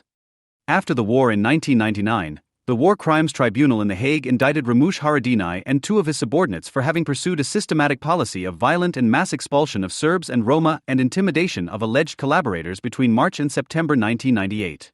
He had ordered the troops under his command to systematically beat, rape, torture and murder, and had personally participated in such acts. His victims were Albanians, Serbs and Gypsies, and his motives were political and racist, according to the indictment. Ramush Haradinaj was born in the village from which he later unleashed his tyranny. His first power base was his clan, his first headquarters his family home. He first brought his relatives under his control, then his neighbors, the village, the surrounding villages, until he finally became one of the most powerful men in the KLA. In 2004, he was temporarily Prime Minister of Kosovo.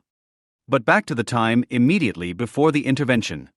At the beginning of 1999, the KLA, now equipped with new and better weapons, repeated the uprising that the Serbian armed forces had repelled the previous year. In January, the so-called Rakic massacre attracted the attention of the international public. Serbian soldiers had allegedly executed almost 50 Albanian civilians in cold blood. Serbia, on the other hand, claimed that the dead were KLA soldiers killed in action and that the massacre had been staged by the Albanians. The Serbian account of the events in Rakic, which have not yet been fully clarified, proved to be the more likely after the war, but by spring 1999 the verdict had long since been reached. The KLA uprising failed again, but now the violence used by both sides against the civilian population became the subject of world public opinion, already prejudiced against Serbia, then the subject of a UN conference, and finally, in March, the reason for the intervention of the USA and NATO. The Republicans in the Senate, who had voted against the intervention, published a report on March 31, 1 week after the start of the intervention, in which they recalled that the American government had itself considered the KLA to be a terrorist organization just a few months previously. Regarding the KLA's strategy, the report states, "The initially sporadic attacks by the KLA and the often exaggerated and indiscriminate Serbian reactions to them have now turned into a full-blown guerrilla war. This development seems to confirm the KLA's strategy of pushing the escalation of violence to a point where external intervention becomes a clear possibility. Given the military imbalance, there are good reasons to believe that the KLA, which is now calling for the deployment of NATO ground troops in Kosovo, has always speculated that it is less likely to achieve its goals through its own chances of military success than through outside intervention. Or as one KLA fighter put it, in June 1998, we hope that NATO will intervene to help us, like in Bosnia." Looking at this policy in retrospect from the perspective of American foreign policy after September 11, one immediately recognizes its strategic significance. Faced with an adversary such as international Islamic terrorism, Al-Qaeda, Taliban, Iran, Hezbollah, Hamas, it is clear that the policy of appeasement that the neoconservatives were targeting at the time must indeed be the central object of criticism. One only has to consider the fatalism of European diplomacy in recent years or the new American administration's relapse into a policy of appeasement. However, an aggressive foreign policy of the USA as the leading power of the West, which is aimed at defending and enforcing freedom and democracy and rejects the policy of appeasement towards the enemies of freedom, such a policy of strength, regardless of who it finds to be friend or foe in the respective place at the respective time, would also be fatal. Then any obscurantist could come along, provoke a crisis, play the victim, in the sure hope that America would soon rush to his aid. After all, the Kosovo Albanians have already shown how this works and have been able to cite Bosnia as a precedent. Finally, let us briefly ask ourselves whether there might have been an alternative to this policy. Let us assume that at a certain point in the development of violence in Bosnia, and then in Kosovo, the American government faced the dilemma of either. There would quite obviously have been a way out of this dilemma. Instead of Serbia, the KLA, previously Tudjman, Izetbegovic, should have been identified as the aggressor in order to intervene in Serbia's favor if necessary. In the spring of 1999, however, perhaps not even the political self-confidence of David Ben-Gurion would have been enough to dare such an undertaking against all world opinion. Bill Clinton had already decided against it by intervening in Bosnia in 1995, and to a certain extent George Bush and Dick Cheney had already set the course at the beginning of the Balkan crisis in such a way that there was no way out later, by doing nothing. When Croatia was still at stake and the American government criticized the German recognition policy, but did not seriously oppose it, history inexorably took its course. What would have become of Yugoslavia if the American government had made it unmistakably clear to Tudjman, Izetbegovic, Thesai, and above all, the peoples who were sent to war by these gang leaders that they could not count on America's help, and that if they thought of taking up arms to enforce their anti-Western policy, they would have to reckon with the military power of the United States of America opposing them. The war in Ukraine has forced Germany to think seriously about its position in the world and its national interests, leaving behind the evasive pragmatism of the Merkel era. The Russian invasion of Ukraine compelled Germany on short notice to cut its trade relations with Russia and provide military support to Ukraine, following American and NATO policy. After a period of indecision, the German government, prodded by the United States, chose to seek a leading role in the Western European war effort, and in Western Europe generally. Its hope is that this will enable it to influence American and NATO strategic decisions, in particular to prevent any direct involvement of NATO in the war. As an aspiring leader of the European Union, Germany is faced with a deep split between the new member states bordering Russia and the Western European states, including Germany itself, that hope for a negotiated settlement with Russia rather than a military victory. There are also profound differences within Western Europe with respect to the future role of the EU and its relationship both to its member states and to NATO. A severe additional challenge in the future will be how Germany, and the EU under its leadership, will position themselves in the building conflict between the United States and China, both major trading partners of German industry. A related question will be how to respond to American efforts to involve NATO in a potential war with China in the North Pacific. Angela Merkel retired less than 2 years ago, in December 2021, after 16 years as German Chancellor. By the end of her tenure, she was also, effectively, the unofficial president of the European Union. Yet hardly anything is now remembered, let alone repeated, of the tributes paid to her at the time, celebrating her as one of the great political figures of the still young 21st century. Her party, the Christian Democratic Union (CDU), whose undisputed leader she had been for so long, no longer invites her to meetings, preferring not to talk about her, for fear of causing divisions in its ranks. When her successor as Chancellor, her longtime finance minister and deputy, Olaf Scholz, a social democrat, let it be known that he sometimes speaks to her on the phone to seek her advice, this was considered bizarre by the mainstream media. The Merkel era, there can be no doubt, has ended. Its legacy, at least for the time being, has disappeared from the record. A long era is being erased from memory, and here as everywhere else after the Zeitenwende, the term Scholz used for the turning point marked by the Ukraine invasion, things are no longer as they once were. What has Merkel done or not done to deserve such a fate? And what more may come when the memory of the panegyric proclamations delivered by her party and her coalition partners, not to mention her legions of devoted mainstream journalists, has faded further? According to the know-it-alls of today, many of them until recently passionate Merkelians, Merkel failed to face the challenges of a Manichaean world in which a good empire must forever eliminate new evil empires if it does not want to be eliminated itself, in which it is necessary to take a stand and show it, to close the Western ranks under the leadership of the United States of America, and to establish not only peace but also justice, if necessary with arms. It will be interesting to watch how Merkel will defend herself against the now dominant anti-Merkel narrative.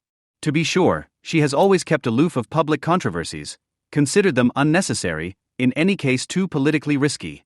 This was possible in a society that, unlike France or the United States, is not given to strategic discussions of its political destiny, at least not to controversial ones. The ultimate reason for this may be that the necessary anchor point of any such discussion, a concept of a national interest, and the best way to pursue it, was and still is absent in Germany. Ideology is considered obsolete, too. What counts is pragmatism, and under Merkel what pragmatism required from case to case was best left to the great pragmatist in office. Looking at Merkel's political legacy, one feels reminded of Max Weber's 1918 critique of Bismarck, the founder of the German state whom he otherwise admired. Bismarck, according to Weber, had left behind a nation without any political will of its own, accustomed to the idea that the great statesman at the helm would make the necessary political decisions. A nation accustomed to fatalistic sufferance of all decisions made on its behalf. Furthermore, wrote Weber, with remarkable parallels to today, the great statesman did not leave behind any political tradition. He neither attracted nor even suffered independent political minds, not to speak of strong political personalities. A completely powerless parliament was the purely negative result of his enormous prestige. This powerlessness of parliament also meant that its intellectual level was greatly depressed. The level of parliament depends on whether it does not merely discuss great issues but decisively influences them. In other words, its quality depends on whether what happens there matters, or whether parliament is nothing but the unwillingly tolerated rubber stamp of a ruling bureaucracy. How Germany got into the condition from which it has now been so rudely awakened can be illustrated by looking at three issues: energy, Europe, and national security. With regard to energy, the determination with which Merkel, as chancellor of a coalition with a liberal FDP, 2009-13, pursued her first Energiewende energy turnaround, is all but forgotten today, a turn away from the nuclear phase-out in 2000 under Schroeder and the Greens and back to nuclear power, which Merkel, invoking her authority as a physicist, declared safe. Then, in March 2011, when a tsunami swamped one of the nuclear reactors at Japan's Fukushima power plant, at a time when it had become likely that the pleasantly small FDP would not survive the coalition and Merkel might in the next legislative period have to rely again on the uncomfortably large SPD, she ordered the shutdown of all German nuclear reactors within a few days, resulting in essentially the same nuclear phase-out as pushed through by the Schroeder government. Merkel's second nuclear energy turn opened the door for a first political turn to the Greens, who by then promised to become large enough, but not too large, for a neo-bourgeois centrist coalition led by the CDU. This would exclude the SPD, which Merkel's party traditionally considered unreliable in both domestic and foreign policy. A short time later, Merkel agreed to phase out coal as well, again accommodating the Greens, without, however, being able to provide for a compensating expansion of renewable energy. Thus was born Germany's dependence, and by extension the dependence of parts of Western Europe, universally lamented post, February 2022, on Russian oil and natural gas, which the Christian Democrats and the Greens to this day somehow managed to blame on sentimental Russophilia on the part of the SPD. In the years following her second Energiewende, whenever Merkel's foreign policy conflicted with Ukraine's, especially with respect to the construction of Nord Stream 2, her overriding concern became the security of German gas supplies. As long as the pipelines went through Ukraine, they were always at risk of being interrupted by disputes over both the price of gas supplied by Russia to Ukraine and Ukrainian demands for higher transit fees for the Russian gas to Western Europe, as happened, for example, in 2006. With Nord Stream 2 expected to begin operation in the near future, there seemed to be no need for a precise assessment of when German renewable electricity production would meet the anticipated increase in electricity demand, even if the transition to battery-powered automobiles progressed as quickly as the German government was planning. Second, regarding Europe and the EU, since the turn of the century German policy had been firmly focused on European Monetary Union, EMU, ideologically held up as an example of equal economic benefit for all, but in fact a bonanza for Germany and a losing proposition for the Mediterranean countries in particular. In the 1980s, Italy and France had found themselves under pressure to follow Germany's anti-inflationary monetary policy, as the Deutschmark, in an increasingly internationalized financial system, had de facto become the common currency of Europe. Since this severely constrained the growth of their national economies, they hoped to replace the European national currencies with a single currency for Europe as a whole, one that would be more political and softer. This failed because in the European treaties of the 1990s, Germany managed to push through a German-style common currency, the euro, der Euro, Hart wie die Mark. Subsequently, Germany sought to defend by all means the monetary union and the euro in their original form, regardless of the damage they were causing in the southern member states. Rather than allowing the relevant treaties to be reopened for EMU to be renegotiated, German European policy centered on short-term concessions to the political elites of the Mediterranean countries, designed to enable them to convince their voters to stay in the monetary union, regardless of its adverse institutional conditions. For Germany, as Europe's economic hegemon, it was important that its concessions to its southern partners were inconspicuous enough for German voters not to notice them, while at the same time allowing the pro-European governments of member states on the southern periphery to present them to their publics as lasting improvements achieved through political pressure on rich Germany. This could not have gone on forever, and one can assume that on the inside everyone was aware of this. Given the de facto impossibility of a fundamental reform of EMU, European governments had already before the war relied on jointly cultivated hopes that the deluge would be long enough in coming that dealing with it would be left to their successors. The so-called Corona Recovery Fund, launched extra legem under the label Next Generation EU, NGU, and celebrated as a final act of salvation for Europe, soon proved to be no more than another emergency bandage. Merkel's last trump card before her departure was the installation of the monetary technician Mario Draghi as Italian Prime Minister and German European Viceroy. Draghi was supposed to keep Italy quiet for a few more years with the help of creatively borrowed pan-European debt, but his administration lasted only briefly. A little over a year after taking power, Draghi threw in, leaving the farm to an outsider seen by the right thinking as post-fascist. The increasingly real possibility that what was needed to save monetary union would be too much for Germany, while what Germany could afford would be too little for Italy, was never considered in Angela Merkel's Germany and its pro-European political discourse. National security is a third key issue, and offers a preview of what is in store for Germany following the Ukraine war. During her time as Chancellor, Merkel managed to almost completely avoid discussions on this topic. This was in keeping with the fact that post-war Germany's armed forces have always been firmly in the hands of NATO, and thus of the United States, beginning with the westernization of the Federal Republic under its first Chancellor, Konrad Adenauer, 1949-63. One expression of the country's lack of sovereignty in national security matters is that to this day it does not have anything like a general staff or, for that matter, a National Security Council. Planning for its military, which is fully integrated into the NATO command structure, is outsourced to NATO headquarters in Brussels. Moreover, Merkel had inherited from Kohl and Schroeder a state on whose soil the United States maintains one of its largest foreign bases. Germany does not have nuclear weapons of its own, although it is geostrategically sandwiched between four nuclear powers: Russia, France, Britain, and the United States, the latter maintaining an unknown number of nuclear warheads on its German base. For decades, Germany had to be careful not to anger the United States on the one hand or France on the other by aligning itself too closely with one of the two, or giving that impression. Also part of Merkel's inheritance was German participation in the bombing of Serbia, for 78 days in 1999, the global expansion of NATO's area of operations, formally agreed in 1999, the war in Afghanistan, begun in 2001, and the American invasion of Iraq, 2003. During this period, the construction of the American New World Order at the end of history merged with a historically unprecedented rearmament in the context of America's war on terror, accompanied by urgent requests that its European allies, especially Germany, increase their military spending to 2% of their respective national product by 2024. As Chancellor, Merkel never opposed the 2% target, not within NATO councils, as far as one knows, and certainly not in public. Nor, at the same time, did she do anything to achieve this target, perhaps hoping that later American administrations would somehow forget about it. France also pushed for higher German arms spending, probably because the French nuclear force is so expensive to maintain and modernize that the French military's conventional capabilities suffer from atrophy. Particularly for the European strategic sovereignty France is seeking for itself, not least in Africa, it would prefer to have its nuclear force supplemented by conventional German forces.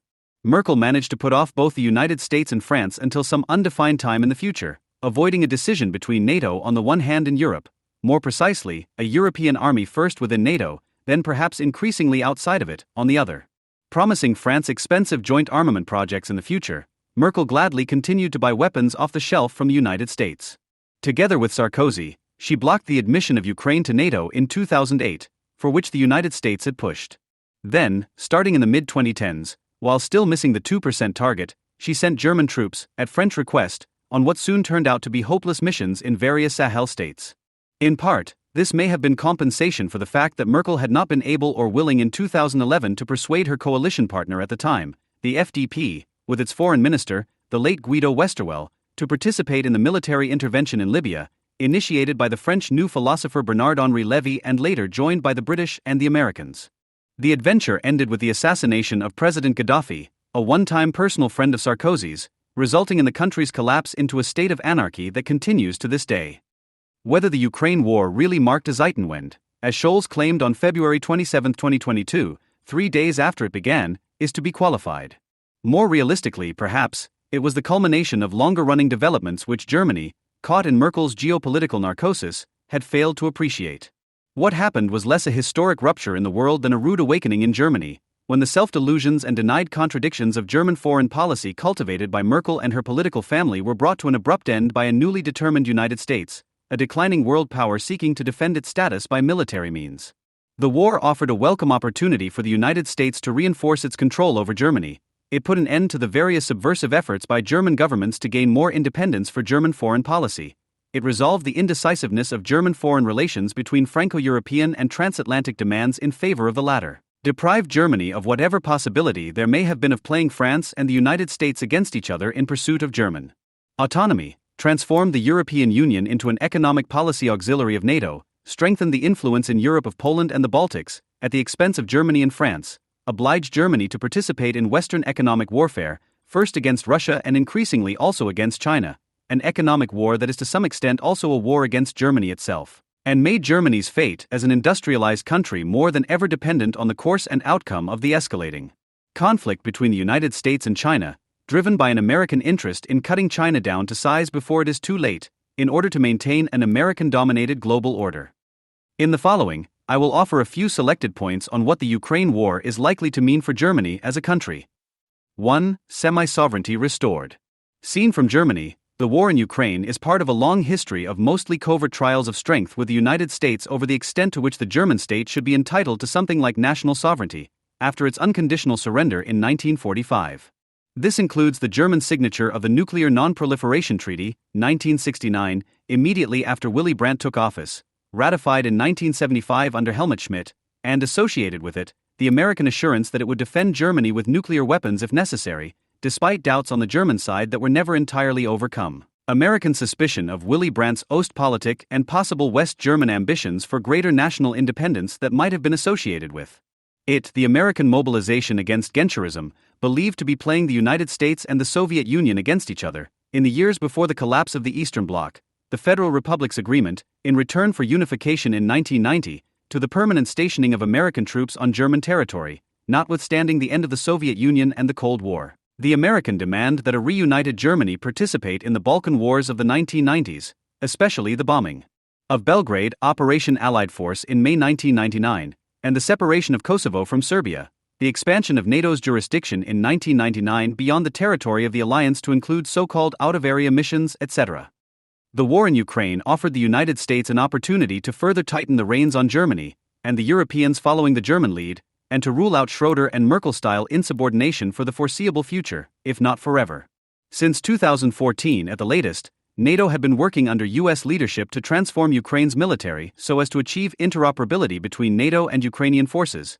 In 2020, Ukraine officially became an associate member of NATO's multilateral interoperability program. What weapons in particular Germany was to supply to Ukraine, whose military had been upgraded by the United States faster than any other countries in the years leading up to 2021, and for what purpose, was determined not by the initially reluctant German government, but by the United States. The fact that the gradual transition to so-called heavy weapons, which took place in the course of 2022, was conspicuously not the idea of the SPD, the party of Chancellor Scholz, demonstrated that the United States, working with the Greens and the FDP, was calling the shots in German defense policy. The SPD, in particular, had long been suspected of a lingering post-war pacifism. And as the Ukraine war continued, party leaders found themselves under apparently irresistible pressure to undertake an unending series of public confessions of mea culpa, mea maxima culpa, to make forgotten their collaboration with Merkel's silent sabotage of the 2% of GDP defense spending target and of the extension of NATO to Ukraine. 2. Germany and the United States. The American departure from end-of-history globalism came as a surprise to Germany, which in its wishful thinking had, for much longer than the United States itself, believed in the rule-based elimination of nation-state interests and power politics. For some time, Russia and China had been uncomfortable with the status assigned to them by the United States after 1990. When in the following decade, after years of economic growth, they felt sufficiently well endowed to pursue something like strategic political autonomy, the price of their subordination to US hegemony became too high for them to bear. As for Germany, as a non-nuclear power, it was too small to claim a say at the global level. It also had been a major beneficiary of borderless markets under US law and with US money. German industry prospered by buying cheap inputs in China for expensive final products sold there, while buying from Russia a good part of the energy needed for their production. This had long attracted the displeasure of American mercantilists, which Germany was increasingly made to feel as US industry declined and tensions with the two breakaways from the American New World Order, Russia and China, grew. In addition, the United States had realized that, under the conditions of global economic and financial interdependence that had grown in the neoliberal era, economic sanctions could be an effective first use of force between states. This was true especially for a country of continental size like the United States, for which something like economic autarky is in many respects within the realm of possibility. If sanctions are to be effective, however, they require the participation of other states, which must be persuaded or forced to join. Critical to this is Germany, with its uniquely extensive and diverse foreign trade. Germany, though, necessarily expects to be harmed by the fracturing of the borderless economic world of neoliberalism into geopolitical alliances. While from the American point of view, this would simply be collateral damage, and indeed with positive side effects for the American balance of trade, seen from Germany it could amount to nothing less than the end of its business model. In this respect, the Ukraine war introduces acute economic strains between the United States and Germany, and possibly puts an end to the German mode of production and prosperity, forced by political disruption of global supply chains, energy sources, and export markets. For a few years during Trump's presidency, it had looked as though the United States would leave Europe to itself in the slipstream of world history. To some in Germany, America first read as a slogan for an American isolationism that would allow their country to continue to ride the gravy train of American capitalism for free, Merkel style, at the price of occasional pro-American lip service. Even under Trump, however, there was no real reason for such hopes. To be sure, Trump attempted an end of hostilities with Russia and, to the horror of his country's military-political complex, refused to understand why NATO was still needed after the end of the Soviet Union, let alone why Ukraine had to be a NATO member. But this obviously did not affect the long-term strategic planning in the depths of the U.S. national security apparatus, with Ukraine as the linchpin of a policy of complete NATOization of Europe west of the Russian border. On the contrary, American Democrats succeeded in poisoning Trump's détente with Russia with the claim that he owed his 2016 election victory over Hillary Clinton to Russian interference in the campaign, a stolen election narrative that preceded the one Trump spread 4 years later. In any case, apart from Russia, Trump had his own axe to grind with Germany, which he repeatedly accused of not fulfilling its 2% obligation and free riding on the United States. Nord Stream 2 also played a role early on, insofar as the U.S. Senate, but also the White House under Trump and then Biden, continued to demand that the pipeline not be put into operation. In this they were supported in Germany by the green carbon and nuclear opponents and by the Friends of America and Ukraine in the CDU.19 here, 2. Political imperial and private economic American interests were indistinguishable. The fact that the invention of fracking and its widespread application toward the end of Obama's presidency made the United States self-sufficient in energy, and potentially even an energy exporter, may have played a role in the background. Contrary to what Merkel may have hoped, the Biden administration did not forego exploiting the strategic opportunities that arose here. For Biden, the states of Europe, especially Germany, are allies to be strategically reactivated and kept on a short leash. They, in particular, have to understand that the U.S. withdrawal from Afghanistan in the summer of 2021 was not a Trump-like farewell to world politics but rather a global front-straightening in the service of an overwhelmingly more important goal, to be pursued jointly but all the more resolutely, the restoration of U.S. power before it is too late. In the informal negotiations between Russia and the United States over Ukraine that followed in the fall of that year, Germany and the European Union played no role whatsoever. Biden and his Secretary of State, Antony Blinken, held their cards close to their well-armored chests. Shortly before, and even more so after, the outbreak of war, this was followed by demands for unconditional German and European allegiance to the Western war aims as determined by the United States and Ukraine, and no one else. Next was a long line of ever-new symbolic humiliations of Germany by both countries, in a highly visible way by the Ukrainian ambassador to Germany, who spouted insults of leading German politicians via Twitter. The response was a stream of German self-flagellation for having been wrong about Putin and failing, at the latest after the Russian occupation of Crimea, to prepare the Bundeswehr for the liberation of Ukraine from Russia. To make amends, the Chancellor announced on the third day of the war, in a dramatic Sunday morning address to the Bundestag, a debt-financed special fund, outside of the federal budget, of €100 billion to upgrade the Bundeswehr. A boost in defense spending that, however, will take time to make itself felt on the battlefield, very likely more time than the Ukrainian war. Indeed, its practical implementation very soon stalled, much to the chagrin of the arms lobbyists. The United States also did its part to publicly announce the restoration of alliance discipline. In early February 2022, 3 weeks before the beginning of the war, Biden let it be known, in a now famous joint press conference with Scholz in Washington, that the United States knew how to deal with Nord Stream 2. If Russia invades, then there will be no longer Nord Stream 2. We will bring an end to it. I promise you we will be able to do it. Weeks later, the U.S. Secretary of Defense invited a posse of some 40 Ukraine-supporting countries, not to Washington or to NATO headquarters in Brussels, but to Ramstein, the giant American air base in Rhineland-Palatinate, to organize under his chairmanship and in front of the American flag the arming of Ukraine. Several more such meetings followed. A few months later came the explosion of the Nord Stream 1 and 2 pipelines in the Baltic Sea.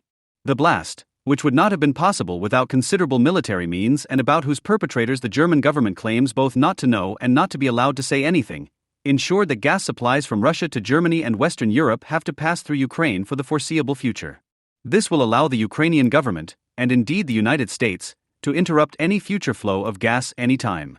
As a result, Germany, which has switched off its nuclear power plants, has to secure for itself a reliable long-term supply of liquefied natural gas, which the United States is of course happy to provide. 3. Germany and France.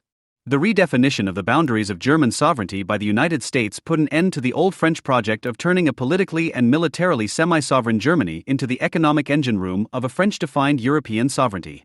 The question of whether what was left of Germany after 1945 should be primarily a transatlantic dependency of the United States or a junior partner of an independent French world power had been the subject of disputes in West Germany from early on, between two conflicting foreign policy schools of thought, Atlanticists and Gaullists. The outcome, however, was never really in doubt. Only the United States and, under its command, NATO could offer Germany something like a reasonably reliable nuclear umbrella.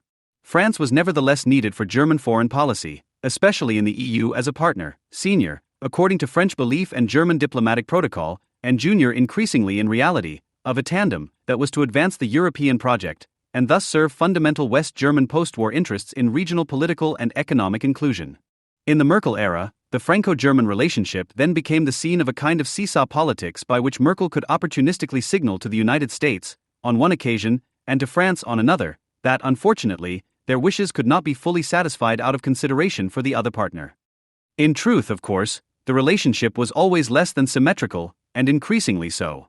While France was pacified with ever-new declarations of friendship such as the Treaty of Aachen, the United States used its German military bases at will for its expeditions in the Middle East, drawing on rights dating back to the unconditional surrender and the occupation of 1945. Also standing in the way of French hopes for a privileged dual hegemonic relationship with Germany was the fact that France was and is not willing to Europeanize, i.e. share with Germany, both its nuclear weapons and its permanent seat on the United Nations Security Council, post-Brexit France having become the only EU member state with nuclear arms and permanent Security Council membership. As a consequence, France really has nothing to offer that might persuade Germany to break away from American tutelage. This leaves the French with no more than consolation prizes, as German diplomacy develops a certain routine of thinking up ever-new symbolic gifts to appease its tandem partner, while Macron's grand speeches on a Franco-German refoundation of Europe are being received with polite silence. The war in Ukraine and the return of the US hegemon to Western Europe have more than ever transatlanticized German foreign policy and put an end to Merkel-style games of confusion. One result is that Macron finds himself forced, if he wants to avoid being left behind on the diplomatic battlefield, to forget his original demand that the West avoid defeating Russia and allow Putin to save face. As the war drags on, Macron's public positions have turned increasingly Atlanticist, punctuated by occasional outbreaks of discontent, such as his earlier diagnosis of NATO as brain dead. Given the renewed Babylonian captivity of German foreign policy in Washington, France's European policy, aimed at Franco-European strategic sovereignty, will have to be reformulated one way or another. Berlin, in order to mitigate the disappointment, after years of foot-dragging, in November 2022 quickly opened the way for German participation in the controversial French-German-Spanish FCS fighter aircraft project, easily the most expensive weapons system in human history, which is being pushed by France and its aircraft manufacturer Dassault in alliance with Airbus. For Germany and the European Union. The disciplining of Germany by the United States within the framework of NATO and the accompanying strategic weakening of France are affecting deep changes in the politics of the European Union. German leadership, played down under Merkel, is now openly claimed as part of Scholz's Zeitenwende, even though, or perhaps because, under the new conditions it can only be exercised with American authority. The EU of the future will for a long time be shaped by the tasks assigned to it by the United States and NATO in the Ukraine war.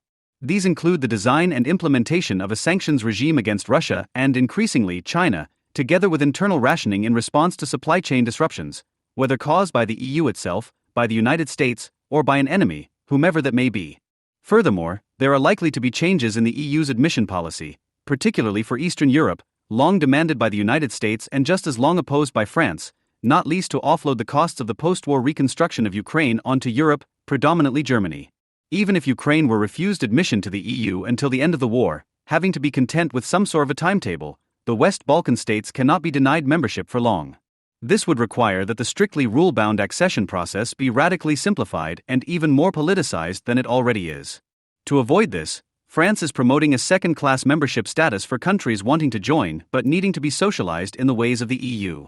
Germany, at the same time, is proposing to make the admission of new members conditional on the introduction of majority rule for the European Council in foreign policy, apparently in order to be able, together with France, to deny countries like Poland and, later, Ukraine a veto on foreign policy matters. Still, there will be a clear shift of the EU's center of gravity to the east, especially in favor of the American favorites, Poland and the Baltics, and not only as a result of the coming wave of admissions. After the war, the EU will be strictly demarcated from Russia, by both continuing economic sanctions and the coordinated rearmament of EU member states on Russia's western border under NATO guidance and supervision. Within the EU, Poland, the Baltic states and Ukraine in particular will be careful to ensure that whatever tendencies there may be in Germany toward a new Ostpolitik will not call into question the EU's geostrategic ties to the West. As far as the future character of the Union is concerned, in the eyes of its newly powerful Eastern member states, it will primarily be an alliance of convenience for the economic and, under the leadership of NATO, military support of the countries bordering Russia. For them, the EU is decidedly not a vehicle for the supranational dismantling of national statehood or for the replacement of national currencies by the euro. Nor is it seen by them as an institution for political education to spread liberal democracy and a libertarian way of life in culturally backward Eastern societies. In this context, the European Commission is likely to find ways to settle in the not-too-distant future the legal proceedings initiated primarily under German Green pressure that aim to cut EU financial support to countries such as Poland, as punishment for violations of Western-defined democratic principles, European values, or the rule of law, provided that, unlike Hungary, they remain aligned with the foreign and national security policies of NATO and the European Commission. Germany in particular will be faced with the problem of preserving the European Monetary Union. To a much greater extent than before, it will have to provide material support to Ukraine and the Union's eastern frontline states.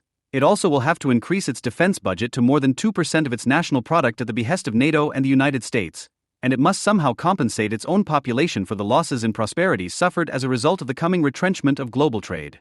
So far, a country like Italy has been kept loyal to the European project by, probably illusory, prospects of economic improvement in some not-too-distant future, through European side payments under programs such as the NGU Corona Recovery Fund. This, however, may become more difficult if the electorate in Germany, and other northwestern European countries, begins to feel overtaxed by the combined weight of their European obligations. It would then be predominantly up to Germany, in its newly assumed leadership role, to take on the steeply rising costs of holding the European Union state system together, by fiscal or monetary means, using either the EU budget or the ECB's bag of tricks, or both. Whether it will have the capacity to do so, given the impending crisis of its production model, seems doubtful. 5. Germany, the United States, and China. Much will depend on how China acts in the Russian-American conflict over Ukraine and what this means for the looming American-Chinese conflict.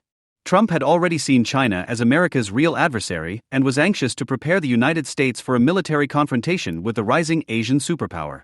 Biden's line differs from Trump's and that of the Republicans aligned with him only in that it considers European assistance in the upcoming global conflict as desirable. The Ukraine war serves in this respect as an opportunity to bring the Western Europeans up to speed as a geopolitical auxiliary of the United States.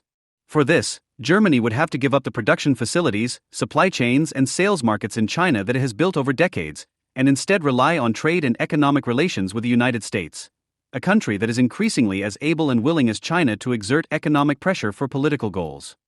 The political dynamics unfolding between the United States, China, and Germany in the context of the Ukrainian war appear of fundamental importance for the future of the global political economy as well as for the interaction between the three contemporary varieties of capitalism: liberal democratic, communist nationalist, and authoritarian oligarchic. At the level of interstate relations, China seems to be offering face-saving assistance to the United States should it develop an interest in freezing or settling, rather than victoriously ending, the conflict in Ukraine. Repeated statements by the Chinese head of state to the effect that China would not approve the use of nuclear weapons, no matter by whom, point in this direction, as does China's policy of not providing arms to countries at war, including Russia. It cannot be ruled out that in return for China sticking to this position, the United States promised, one way or another, not to equip Ukraine with weapons so superior to Russia's that, limited to conventional means, Russia would have to fight the Ukrainian army on Russian soil or even face being defeated. In that case, recourse to tactical nuclear arms would be inevitable. Germany must have an interest, and not only an economic one, in a cooling off of the conflict between the United States and China. Scholz's relief after a brief visit to Beijing, at the end of which President Xi once again publicly condemned the use of nuclear weapons, points in this direction. China, and likely nobody else, would have the means to restrain Russia. Its foreign policy being as unideological as it is oriented toward the long term, a discreet agreement between China and the United States is conceivable to help the United States extricate itself from Ukraine, should it ever feel the need to do so. In return, the United States could refrain from imposing further export controls and other economic restrictions on China. This would pave the way for a continuation, presumably more selective than in the past, of German-Chinese economic relations. A war with the United States would come early for China, probably too early. That is precisely why there are factions in the United States that want such a war now. Among those in U.S. politics and in the American deep state who would like to attack China sooner rather than later, the lesson of Thucydides from the Peloponnesian War appears to resonate, according to which a sitting hegemon facing a rising rival should strike first as long as it can still win a war with some degree of certainty. Wars, of course, are always unpredictable, and on Clausewitz's foggy battlefields, like in court and on the high seas, one is in God's hands. Athens struck too late against Sparta, and for that it was punished by history. The situation may incidentally have been similar for Putin, who seems to have missed the moment when he could have defeated Ukraine by taking its capital, before the United States had upgraded the Ukrainian military. A Western stereotype has it that China has longer time horizons than the historically younger European world. Thus, Xi's motto today might be the same as that of his great predecessor Deng Xiaoping: keep a cool head and maintain a low profile.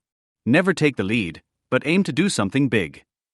If, in view of the shambles they left behind in Iraq, Libya, Syria, Afghanistan, and perhaps soon Ukraine, the Americans were to go for a settlement with China after all, and if China wanted to buy time to grow unassailable, Germany and Europe might gain a breathing space.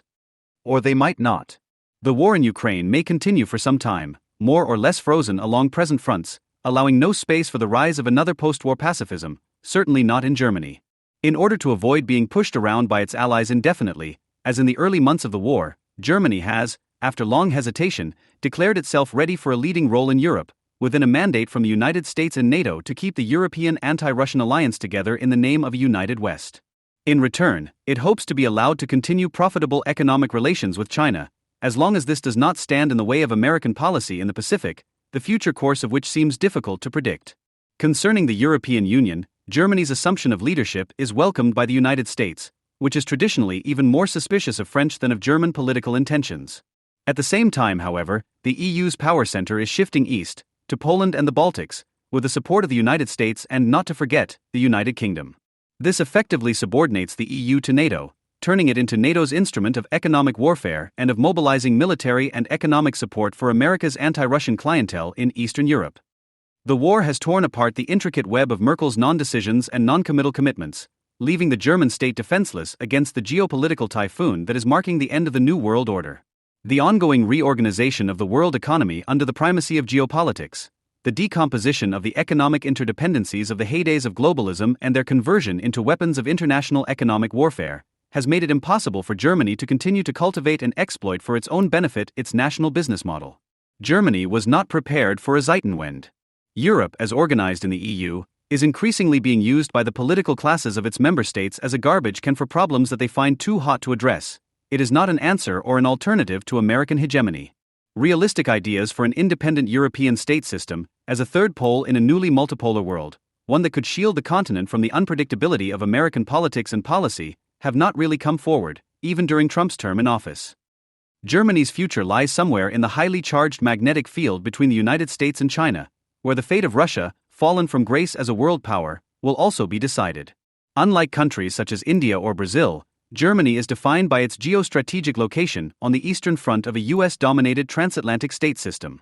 For this reason, it will find it difficult to identify a position amid American-Chinese bipolarity where it could establish, alone or within a bloc of European states, something like equidistance between the two big power centers of an emerging new world order. Apparently, the social democratic majority of the present German government hopes to ingratiate their country with the United States by helping it contain its proxy war with Russia and avoid a third world war, keeping Russia at bay without either defeating or making peace with it. If, ultimately, the United States will honor such help is a different matter. In return, it is hoped that Germany will be allowed to maintain its economic relations with China in part, as long as they are deemed compatible with US strategic needs in its confrontation with China. This does not look like much space for maneuver, and wouldn't be even for a virtuoso of political ambivalence like Angela Merkel. The Philippines has long occupied a strategically vital position in its region, first as Spain's Asian outpost for more than 3 centuries and then, fatefully, as America's gateway to the East in the early 20th century. Under the Stars and Stripes, a tutelary government fostered the adoption of the English language and American-inspired political institutions on the islands. Filipinos and Americans had the shared experience of resisting Japanese aggression in World War II. After its formal independence in 1946, the country continued to play a pivotal role in America's overseas power projection capabilities, hosting key U.S. military installations at Clark Air Base and Subic Bay throughout the Cold War. It was also a close partner to Washington in the early 21st century, amid the heyday of the American-led global war on terror. And as a legacy of this long and complex relationship with its former colonial hegemon, it is the only state in the region with a Mutual Defense Treaty, MDT, with the United States. But what makes the Philippines truly consequential nowadays is how it lies at the confluence of 2 major conflict areas in the Indo-Pacific. The archipelagic nation now stands at the front lines due to its criticality in any plan to resist a Chinese invasion of Taiwan and its active involvement in South China Sea disputes. Philippine maritime forces and ordinary fishermen have been resisting Chinese gray zone intimidation tactics almost daily. As a result, the Philippines has become a pivotal element of America's integrated deterrence strategy, which aims to mobilize a robust network of regional allies and partners to check China's worst instincts and revanchist ambitions. Against the backdrop of Sino-American tensions, the Philippines is also confronting a brewing civil war between the country's 2 most powerful political dynasties. Since the return of the Marcoses to the Malacanang Palace in May 2022, they have wasted no time in rehabilitating their political image both at home and abroad, in building new political coalitions, including with more liberal and progressive elements, and in revitalizing frayed ties with Western partners, most notably the United States. But Ferdinand Marcos Jr.'s attempt at projecting a more reformist image, and his decision to reverse some of the most authoritarian policies of his immediate predecessor, Rodrigo Duterte, have set him on a collision course with the Dutertes. After all, the the Duterte dynasty had expected a significant element of policy continuity as well as outsized influence in its uni-team coalition composed of President Marcos and Vice President Sara Duterte. What has particularly enraged the former president's family, however, is Marcos's decision to double down on defense cooperation with the West and, crucially, adopt a more assertive and critical stance towards China, the de facto patron of the Dutertes. Thus, the Philippines is confronting what might be called a double Cold War, one between Beijing and Washington and another between the Marcoses and Dutertes. It amounts to an unprecedented political conflict, one that's expected to dominate the upcoming midterm elections in May 2025, which will serve as a referendum on the incumbent. This showdown has clear geopolitical dimensions that will be of great interest to the Trump administration as it develops its regional strategy. China has stepped up its local influence operations, raising the stakes for the major powers. But as the saying goes, serious crises should not go to waste. This intersection of geopolitical and domestic crises can, at the same time, serve as a springboard for accelerating the Philippines' emergence as a full-fledged middle power. And this should be a welcome development for Washington and like-minded allies, who, as this essay will show, would have an interest in helping to boost the Philippines' political resilience, economic momentum, and military modernization. As well as aiding the internal development of the Philippines, it would strengthen the rules-based order in the Indo-Pacific that Washington has pledged to uphold. The Southeast Asian nation could also become a central player in any U.S.-directed Indo-Pacific de-risking strategy by serving as a key component of a Taiwan +1 semiconductor production scenario, as well as a prime supplier of critical minerals such as nickel. The Philippines, therefore, is in a prime position to transform into a bulwark against an aggressive China, as well as a key supplier of critical minerals, semiconductors, and other strategically vital goods. In July 2024, Vice President Sara Duterte tendered her resignation from Marcos Jr.'s cabinet. Hitherto, she had overseen the most well-funded agency in the government, the Department of Education, DOE.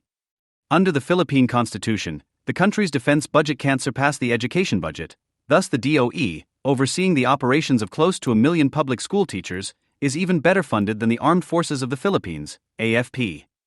Even more interestingly, she had enjoyed access to Special Discretionary Confidential Funds, CF, with little legislative oversight.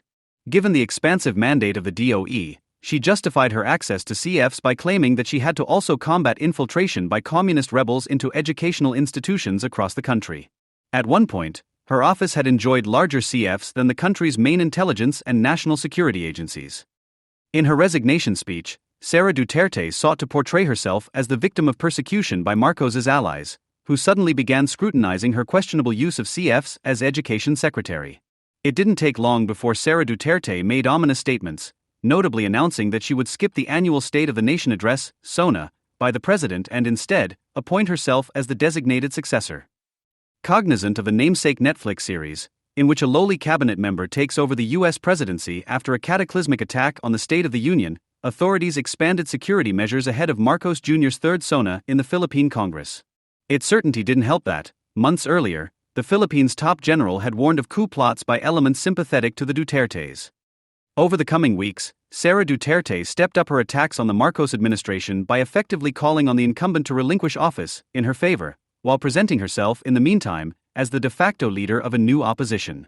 Not long after, she publicly accused Marcos allies, including the Speaker of the House and the President's cousin, Martin Romualdez, of orchestrating her impeachment from the office of the vice presidency, which she had tightly clung onto despite resigning from the cabinet. Losing the vice presidency is not a big deal to me. They are talking about impeaching me. Even if they deny it, the members of the House of Representatives are talking about it, she declared following contentious exchanges with members of the Philippine Congress during budget hearings. In a series of defiant speeches and interviews, she made it clear that her family was now facing nothing less than an existential threat.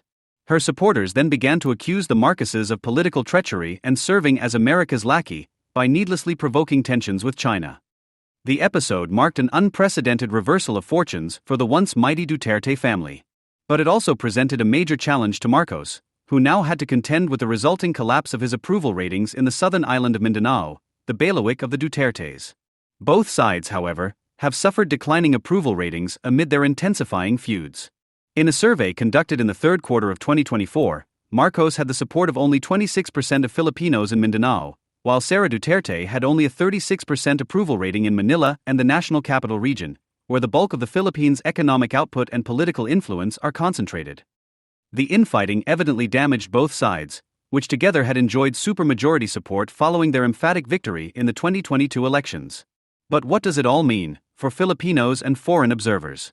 To fully understand the domestic and geopolitical implications of this dynastic conflict, it would be useful to briefly revisit the presidential career of Sara's father, Rodrigo, whose maverick policies may foreshadow the direction of the Philippines' political and strategic orientation should the Dutertes prevail over the Marcoses. In the 2016 Philippine presidential election, the populist Rodrigo Duterte seized control of an already divided and polarized political landscape. He did so by adopting the most outrageous policy positions, including the threat to shut down the Philippine legislature and summarily shoot down criminals, which won over less than 40% of the voters, yet enough to win by plurality. Had his main rivals united under a single appealing candidate, they would likely have prevented Duterte's takeover of the Philippine state. Over the next 6 years, Duterte, a long-time provincial mayor with no relevant experience in national politics, upended the country's domestic political landscape as well as foreign policy orientation. At home, he oversaw a bloody drug war, which claimed the lives of tens of thousands of suspected drug dealers. He also launched lawfare campaigns against key opposition figures, culminating in the imprisonment of Senator and former Human Rights Commissioner Leila de Lima, unseating of Supreme Court Chief Justice Maria Lourdes Sereno, and partial exile of renowned journalist Maria Ressa. Meanwhile, Vice President Leonor Robredo, who hailed from the opposition Liberal Party, repeatedly faced the threat of impeachment. Eventually, Duterte orchestrated the shutdown of the country's largest independent media outlet, ABS-CBN, in tandem with legislative allies. Increasingly, heavy-handed policies at home coincided with a foreign policy lurch toward the authoritarian superpowers of China and Russia, which wholeheartedly backed Duterte and his illiberal agenda in the Philippines. In exchange, a grateful Duterte sought closer defense and strategic ties with both Beijing and Moscow, while repeatedly threatening to sever defense ties with traditional partners, especially Manila's ties to Washington. Amid bilateral disagreements over his human rights record, Duterte went so far as temporarily abrogating the Philippine-U.S. Visiting Forces Agreement, which has long served as the legal anchor for large-scale annual joint exercises and close military cooperation between the armed forces of the Philippines and the Pentagon. Duterte upended the Philippine political landscape with astonishing alacrity. The bulk of the Philippine elite appeared ready to acquiesce to his wishes, while the few remaining bastions of independence were marginalized through a cocktail of legal harassment and death threats. He also exploited the COVID-19 pandemic to impose draconian restrictions, weaponize libel laws against his critics in the name of public health safety, and appropriate huge chunks of the national budget with limited oversight by an emasculated and pliant Congress. Nevertheless, Duterte failed to fulfill his ultimate objective, namely, changing the Philippine constitution in ways that would entrench his power. The biggest obstacle to his agenda was the Philippine defense establishment, which historically has been close to the West.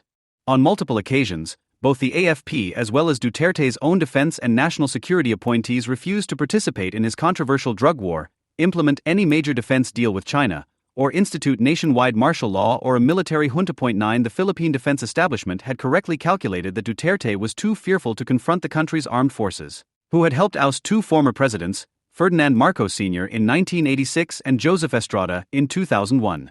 None other than Duterte himself repeatedly admitted that he feared alienating the military since they would likely topple him for crossing their red lines.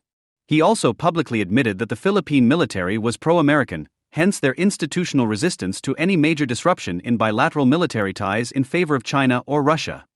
By 2021, Duterte found himself in a quandary. Constitutionally confined to a single 6-year term in office, he scrambled for ways to perpetuate himself in power. Inspired by his favorite hero, Russian President Vladimir Putin, Duterte sought to engineer a self-serving succession plan, which would both circumvent the constitution while maintaining his grip on power. Just as Putin decided to temporarily serve as a prime minister to his protege, Dmitry Medvedev, to circumvent constitutional restrictions, Duterte hoped to become the power behind the throne by pushing his longtime assistant, Christopher Go, to run as the president in the 2022 elections. But two problems immediately emerged, namely Go's hopelessly low polling numbers in pre-election presidential surveys and the emergence of Duterte's daughter, Sara, as an early favorite in the race. But the then outgoing president prevaricated, insisting on Go's succession while trying to convince his daughter to consider either teaming up with his longtime assistant or a separate run as a vice presidential candidate. Sensing a historic opening, the Marcoses made a bold bid for the Malacanang Palace by successfully negotiating a supposed power-sharing deal, whereby Marcos, who had narrowly lost the 2016 vice presidential race, would run for the top office in tandem with Sara Duterte, who would govern as something like a co-president. Sarah, now reeling from a lack of support from her father, found the prospect of a formidable alliance with the Marcoses too enticing to ignore. She treated her vice presidential bid as a stepping stone to the highest office in the next election cycle. Or, at least, that's what the Marcoses managed to convince her into believing. But her father, the outgoing president, remained deeply skeptical, since he viewed the Marcoses as opportunistic allies who would ultimately outsmart his daughter. He went so far as to call Marcos a brat and a prodigal son of the late Philippine dictator. At one point, the outgoing president implied that his potential successor was a drug addict, a particularly ominous insinuation given the suspicious and violent massacre of thousands of suspected drug users across the country under Duterte's administration. The proposed Marcos Duterte ticket seemed like a big gamble, but it eventually paid off. Sarah's decision to defy her skeptical father would turn out to be a stroke of political genius. Or so it initially appeared. The Uni team secured the largest share of votes in contemporary Philippine elections. Marcos Jr. became the first president elected by a majority since his father's election more than half a century earlier. While the Marcoses brought the solid north base of northern Luzon provinces to the table, the Dutertes added the solid south of Mindanao-based and Visayan-speaking voters to the ticket's electoral calculus. Meanwhile, the liberal-progressive opposition was effectively decimated. Former Vice President Robredo secured a respectable 15 million votes, but that was barely half of the 31 million votes for the Uni team candidates. Only a single member of the opposition, Senator Risa Hontiveros, managed to win a national post. Suddenly, the Marcos Duterte axis seemed like an unstoppable force, one destined to rule in perpetuity. Upon closer examination, however, the tactical alliance was bound for an ugly divorce, thanks to a complete lack of ideological coherence and the centrality of self-interest to each side's calculations. Paradoxically, the weakness of the opposition helped accelerate the disintegration of the inherently fragile Uni team. After all, the major factor behind their electoral coalition was to forestall the potential return of an energized liberal opposition, especially as Robredo managed to inspire million-strong rallies and a broader pink movement across the country. Both the Marcoses and Dutertes were worried about facing accountability should Robredo take over the Malacanang Palace. Both ahead of the 2016 elections, where she narrowly defeated Marcos Jr. for the number 2 spot, and the 2022 elections, where she made an 11th-hour decision to run for office, Robredo made it clear that her raison d'etre was to forestall the impending return of the Marcoses to power. A Robredo administration, therefore, could mean the prosecution of both Marcoses and Dutertes. In fact, the Marcoses faced decades-old court cases in the United States for their corruption and human rights violations during the dictatorship era, while President Rodrigo Duterte had faced the prospect of prosecution by the International Criminal Court, ICC, for crimes against humanity. The formation of the Uni team, therefore, was also about shielding the two notorious dynasties from the prospect of facing justice for their alleged crimes in office. Bizarrely, Robredo and the broader opposition movement demobilized as soon as elections were over. With much of the nation rallying behind the new administration, Marcos wasted no time in consolidating power. In his first major act as president, he walked back an earlier promise to appoint Sara Duterte as his defense minister. The move proved extremely controversial, prompting Duterte supporters to publicly criticize the president for seemingly betraying a major campaign promise. But more disappointments were in store for the Dutertes, as Marcos eschewed the Uni team's supposed policy priorities once in office.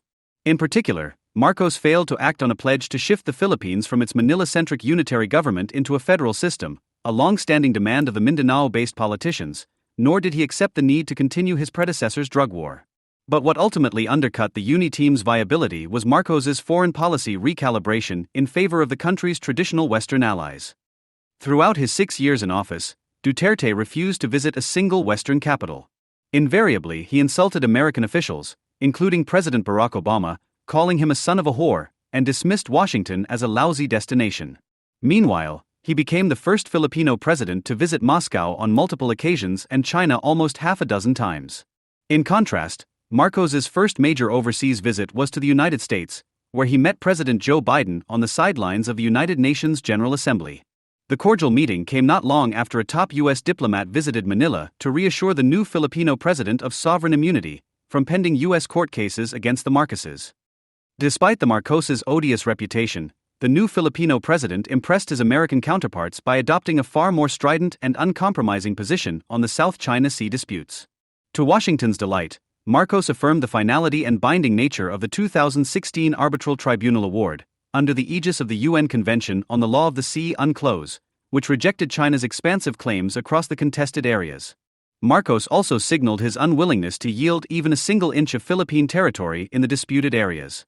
In contrast, Duterte had earlier rejected the arbitral award as a worthless piece of paper, warned his countrymen against suicidal conflict with China, and repeatedly pushed for resource sharing in disputed waters in defiance of both UNCLOS and the Philippines' own constitution. Barely 6 months into office, Marcos not only met Biden, but also hosted top U.S. officials, including Secretary of State Antony Blinken as well as Vice President Kamala Harris. To underscore a new era of revitalized strategic relations, Harris personally visited the western island province of Palawan aboard a Philippine Coast Guard vessel in a strong message of solidarity with Manila amid China's constant harassment of Philippine vessels and fishermen in the South China Sea. But Marcos managed to appease his pro-Beijing his allies at home by welcoming, at least rhetorically, a new golden age of bilateral relations with China. On multiple occasions early in his presidency, he indulged in diplomatic flattery, going so far as to praise China as the Philippines' most special friend and a key partner for economic development. But Marcos's early 2023 visit to China proved a singular disaster and set the stage for a major recalibration in Philippine foreign policy over the succeeding months. Failing to recognize the shifting sands in Philippine politics, China mistakenly assumed that it could impress the new Filipino president with empty pledges of investments as it did during the Duterte presidency. But the Marcoses were no Dutertes, who were relative neophytes in high-stakes geopolitics. From a very young age, Marcos, as the heir apparent to his father, was exposed to global politics unlike any other Filipino leader. In fact, he had accompanied his mother, Imelda, to Beijing in the mid-1970s in order to help normalize bilateral relations between Manila and Maoist China. Despite promising $24 billion in investments during the Duterte presidency, China barely implemented a single big-ticket infrastructure project. Instead of a debt trap, the Philippines grappled with China's pledge trap, in which Beijing offered seemingly lucrative but dubious investment pledges in exchange for immediate geopolitical concessions. Unlike Duterte, however, Marcos has never been beholden to China. There is no indication that Beijing and its proxies played any serious role in Marcos's seamless rise to the presidency. Marcos quickly emerged as a much more results-oriented president than his immediate predecessor. Duterte seemed only too happy to emphasize China's empty promises while welcoming large numbers of Chinese online casino businesses, who bribed top Philippine officials en masse, even allegedly compromising the president's inner circle. In contrast, the Marcos administration quickly swept out these corrupt actors and renegotiated multiple Chinese investment projects, which failed to take off during Duterte's term. Accompanied by hundreds of businessmen, Marcos expected to finalize the status of major Chinese infrastructure projects and, crucially, secure meaningful concessions in the South China Sea. To his astonishment, however, China refused to offer anything concrete, hoping that the new Filipino president would, similar to Duterte, remain satisfied with the vaguest initiatives. Realizing that Beijing was not in a mood for any compromise or actual big-ticket investments, Marcos recalibrated his foreign policy. Just weeks after visiting Beijing, the Filipino president openly complained about his country's maritime disputes with China during a panel conversation at the World Economic Forum in Davos, Switzerland. Not long after, he shocked both China and the Dutertes by deciding to expand the parameters of the Enhanced Defense Cooperation Agreement, EDCA, namely granting the Pentagon access to 4 new military facilities in the northern provinces of the country. In the meantime, Marcos also publicly advocated for a trilateral Japan-Philippines JAFAS security cooperation framework ahead of his trip to Tokyo. He also welcomed top defense officials from Canberra and expressed his openness to expanding defense cooperation with Australia. He greenlit a much-vaunted transparency initiative in the South China Sea, which empowered the PCG and Philippine Navy to document and publicize China's aggressive maneuvers and intimidating tactics in the disputed waters. By mid-2023, the Dutertes were up in arms, with the former president openly accusing his successor of serving as America's vassal, risking an apocalyptic nuclear war with China, and endangering the Philippines' sovereignty by hosting an ever larger American military presence in Philippine facilities. In a brazen act of effrontery, the former Philippine president unilaterally visited Beijing and met President Xi Jinping without any prior coordination with either the Philippine Department of Foreign Affairs or the Malacanang Palace. By then, it had become clear that Beijing was leaning on the Dutertes to openly defy the Marcos administration's foreign policy. Despite several attempts by Marcos to downplay the incident, and going so far as deferentially hosting his predecessor at the Malacanang shortly after the Beijing trip, the rupture was by then complete. It was now just a question of who would try to draw the first blood. The answer came in January 2024, when the former president gave a fiery speech in his hometown of Davao and went so far as personally attacking his successor. Bongbong Marcos was high back then. Now that he's the president, he's still high. "We have a drug addict for a president. That son of a whore," declared Duterte, now directly questioning the fitness as well as the mandate of his successor. Worse, Duterte threatened a people power revolution, akin to the one that toppled Marcos Sr. in 1986, and called on the Philippine military to challenge its commander-in-chief. Then, he effectively incited rebellion by calling on his home island of Mindanao to secede from the rest of the country, sparking condemnation from the country's defense establishment, including former generals who served in his administration. Secession is not the answer to Mindanao's concerns. It would violate the fundamental tenets of our Constitution. It would destroy the territorial integrity of the Philippines, and disrupt decades of painstaking effort to build a stronger union among all our peoples and ethnicities, warned National Security Advisor Eduardo Ano, who served as the AFP chief and interior secretary under Duterte. Any attempt to secede will be met by the government with resolute force. Instead of recalibrating, however, the Dutertes doubled down on their attacks on Marcos, with Davao City Mayor and Rodrigo's son Sebastian Duterte repeatedly calling for the president's resignation. But the episode failed to achieve its intended results, partly due to the Dutertes' shrinking support base and increasingly limited resources. The Philippine Congress, now led by Marcos loyalists, steadily clipped the fiscal wings of the Dutertes by, inter alia, removing both Sara Duterte's confidential funds as well as pork barrel allocations to Davao City, represented by Congressman Paulo Duterte, another son of the former president. The more crucial factor, however, was Marcos's knack for avoiding open conflict, a cautious temperament likely born out of the traumatic circumstances surrounding his father's abrupt downfall. Realizing the perils of political adventurism, Marcos gradually clawed his way back to power after returning to the country from exile in the early 1990s, restoring his family's political credibility along the way. Throughout Duterte's years in office, Marcos largely avoided any self-aggrandizing moves. This was especially the case when Duterte refused to lean on a relatively pliant Supreme Court to assist Marcos's direct electoral recount challenge to Vice President Leni Robredo. Nevertheless, Marcos kept his cool in the face of this apparent political snub and continued to court the Duterte's favor until he secured the decisive Uni-Team alliance, which paved the way for the Marcoses' return to the Malacanang Palace. If anything, he insisted on the supposed integrity and continuity of his alliance with the Dutertes for the first 2 years of his presidency by retaining Sara Duterte in his cabinet for so long. But the floodgates were opened when Marcos's feisty and outspoken wife, Liza Araneta Marcos, herself the scion of another Story dynasty, publicly chastised Sara Duterte. Referring to how Sara sat in the audience at her father's rally and visibly laughed as he insulted Marcos, the First Lady was indignant. "You're supposed to be the alter ego of the president. We are there protecting him, and then you'll do that. That's wrong. You crossed the line." Her intervention proved to be the clincher. Not long after, Sara Duterte resigned, paving the way for a clash between the Philippines' two most powerful families. The pivot state. The festering domestic political upheaval in the Philippines holds significant geostrategic implications for the region.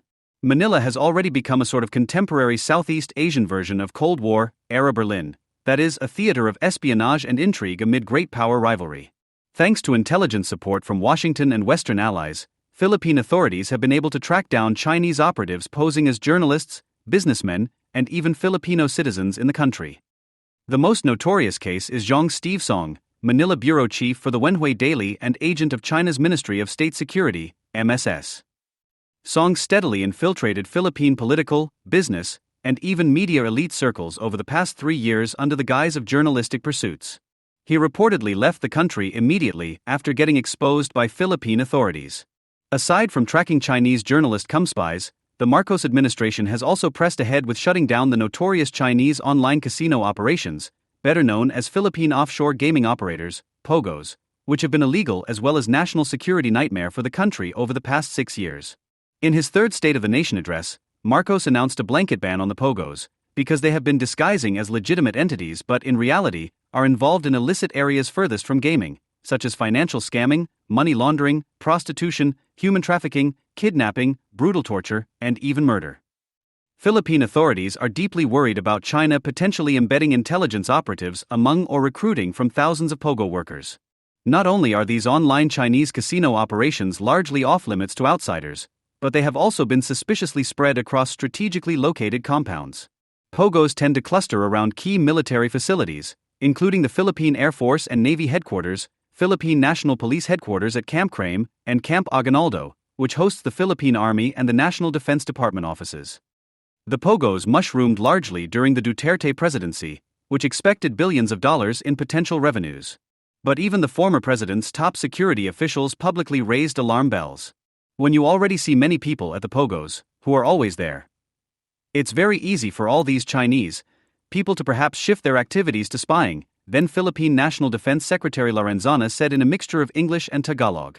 They are near military facilities. On his part, then Philippine National Security Advisor Hermogenes Esperon warned, you'd also start getting worried when a whole building, condominium, tower is occupied by only one nationality where you would not be able to guard all their activities. You will see something like a rotation of every 8 hours of people going in and out of buildings in Pogo areas, then you would begin to wonder what they are doing. Despite growing pressure, the Duterte administration continued to welcome the influx of more than 100,000 Pogo workers. Most dramatically, a Chinese citizen involved in Pogo operations managed to become a local government official. Alice Guo, whose real name is Guo Huaping, was elected as mayor of Bamban City, not far from major military facilities, including Clark Air Base, formerly America's largest overseas airbase, and the Basa Air Base, which is undergoing major upgrades and currently hosts EDCA facilities. Guo's true identity was exposed following a series of sensational hearings in the Philippine Senate, where the true depth of the Philippines' infiltration by Chinese criminal groups and intelligence operatives was laid bare. Not only was her illegally obtained Philippine passport eventually cancelled, but now Guo also faces multiple criminal charges, including for trafficking and other serious crimes. She temporarily escaped to neighboring Indonesia, but she was eventually apprehended by local authorities and extradited back to Manila. According to Chinese businessman Shi Zhejiang, who has confessed to serving as an agent of China's Ministry of State Security, MSS, and is currently detained in Bangkok, Guo has also been serving as an intelligence asset for Beijing. Other major causes for concern include China-backed disinformation campaigns, which favor proxies like the Dutertes while directly targeting key officials in the government. In fact, Marcos was himself a victim of deepfake operations, including AI-generated content that tried to portray the Filipino leader as a drug addict as well as a warmonger. A network of coordinated inauthentic accounts across X and YouTube, found to be amplifying the video, were very likely linked to the Chinese government, an assessment by the Australian Strategic Policy Institute concluded. Confronting a multi-front challenge from China, the Marcos administration has embraced, together with key allies, a de-risking strategy. Aside from tightening visa restrictions on Chinese nationals and instituting a ban on Pogos, the Philippines has also effectively pulled out of the Belt and Road Initiative, BRI, and crucially is assessing the Chinese footprint in its critical infrastructure. Especially concerning is the National Grid Corporation of the Philippines, NGCP, which is responsible for transmitting electricity in the economic and political center of the country yet run by Chinese engineers. The State Grid Corporation of China has a 40% stake in the NGCP and is allegedly responsible for the entire operational and technical know-how undergirding this vital public utility. The Marcos administration is considering the need for a takeover of the NGCP to protect national security. The Philippine government also regards Chinese telecommunication investments with suspicion and an eye toward rolling back the presence of Huawei and China Telecom. In the past, the United States warned that any allies' reliance on Chinese 5G telecommunication technology could jeopardize intelligence sharing. The Philippines is not playing a defensive game alone, however. The Southeast Asian nation is actively positioning itself as a pivot state, which could determine the course of great power competition as well as the fate of a rules-based order in the Indo-Pacific. Geography is clearly a major factor. Practically all of the newly opened EDCA facilities, namely in the northern provinces of Cagayan and Isabela, have a clear strategic orientation towards the Taiwan theater. The Pentagon has been in conversation with authorities in the northernmost province of Baton's for the construction of a port facility. The Philippines also has a newly refurbished naval outpost in the island of Mavulis, 88 miles from the southern tip of Taiwan. Despite stiff opposition from China, the Philippines has also become pivotal to an emerging game of missiles in the region. In 2024, the Pentagon deployed, for the first time, the vaunted Typhoon missile system to the Philippines ahead of the annual joint exercise Balikatan between Philippine and American troops, based on simulated war games in adjacent waters with China in mind. Initially, Manila and Washington equivocated on the precise purpose of the deployment, suggesting that the missile system was deployed for purely logistical exercises. Over the succeeding months, however, Philippine authorities began to sing to a different tune. Philippine military chief Romeo Brawner recently quipped about hosting the weapons system forever, while another senior defense official bluntly told the media that it relished giving China sleepless nights over the issue. The medium-range capability Typhoon is a newly developed missile system capable of launching missiles, such as SM-6 missiles and Tomahawks, over 1,600 kilometers, 994 miles, thus placing much of southern China within its range. The expansion of EAD-CA within Typhoon deployment to the Philippines is consistent with the U.S. Distributed Maritime Operations (DMO) operating concept, since, as one defense analyst put it, the U.S. can spread Typhoon sensors and weapons across multiple EAD-CA sites, employ longer-range and unmanned systems, and use resilient communication links to maintain coordination and adaptability in a contested environment. With China preparing for a possible invasion of Taiwan and placing its carrier-killer missile systems across its southern provinces, close to the Taiwan Straits, the EAD-CA bases and sophisticated missile systems stationed in the Philippines are crucial elements of both America's deterrent strategy and planning for potential intervention in the event of conflict. The episode mirrors South Korea's diplomatic tensions with China over hosting America's Terminal High Altitude Area Defense (THAAD) system, which affected the regional balance of military force in Beijing's eyes. Like Seoul, Manila is holding its ground on the issue. Over the next decade, the Philippine government is expected to spend $35 billion on acquiring new weapon systems, focusing on naval and aerial platforms. The amount may be sustainable since the Southeast Asian nation, already boasting $500 billion gross domestic product, is already the fastest-growing economy in the region and expected to feature among the 20 largest economies in the coming decades. Manila also aims to transition away from an age-old defense doctrine centered on domestic counterinsurgency and counterterrorism operations to one that is oriented toward external threats, particularly China. Accordingly, the Philippines has adopted the Comprehensive Archipelagic Defense Concept, CADC. This strategic blueprint aims to enhance the country's domain awareness and maritime defense capabilities across all its adjacent waters, particularly in the South China Sea and the Philippine Sea, which respectively fall into the so-called first and second island chains of contestation between the superpowers. The U.S. remains a key partner, particularly with Washington offering a multi-billion-dollar defense package over the next few years, following the fourth iteration of 2+2 meeting between senior American and Philippine defense and foreign policy officials, held in Manila in 2024. Hosting advanced American weapons systems remains a trump card for the Philippines, since it gives Manila tremendous leverage in its relations with Beijing. After all, the Marcos administration can credibly threaten to further expand the parameters of EAD-CA and host even more Typhoon missile systems in the future should China seek to forcibly take over Philippine-claimed land features in the South China Sea, most notably the Second Thomas Shoal, which has been the site of increasingly aggressive gray zone actions by China in the past year. For example, Chinese Coast Guard vessels routinely harass Philippine sailors attempting to resupply the crew of a decrepit warship that the Philippine Navy ran aground on the shoal in 1999 to assert its claim. Even as the Philippines aligns more closely with the United States, its government seeks to avoid sole dependence on its treaty ally through partnerships with other U.S. allies. It has cultivated a diverse network of defense partnerships, including with Japan, Australia, South Korea, India, New Zealand, Poland, France, and Germany. In the past decade, South Korea has been a supplier of fighter jets and warships, while India has provided supersonic missile defense systems. Over the coming years, the Philippines seeks to acquire submarines, multi-role fighter jets, drones, and frigates to beef up its defensive capabilities. For the Philippines, however, simply purchasing weapon systems from overseas won't cut it. Accordingly, President Marcos recently signed into law the Self-Reliant Defense Posture Program, SRDPP, with the goal of boosting the country's domestic arms industry and enhance prospects for joint development of modern military systems with aligned powers. This means developing systems and strategies that are reactive and predictive, allowing us to stay a step ahead of those who wish harm to the Philippines, the Filipino leader said after signing the SRDPP into law. The Marcos administration has also adopted a more proactive de-risking strategy, which goes beyond purely defense-related matters.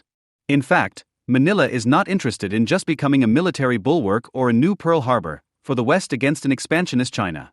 The Philippines also aims to attract high-quality investments from Western, Japanese, and South Korean partners in vital industries.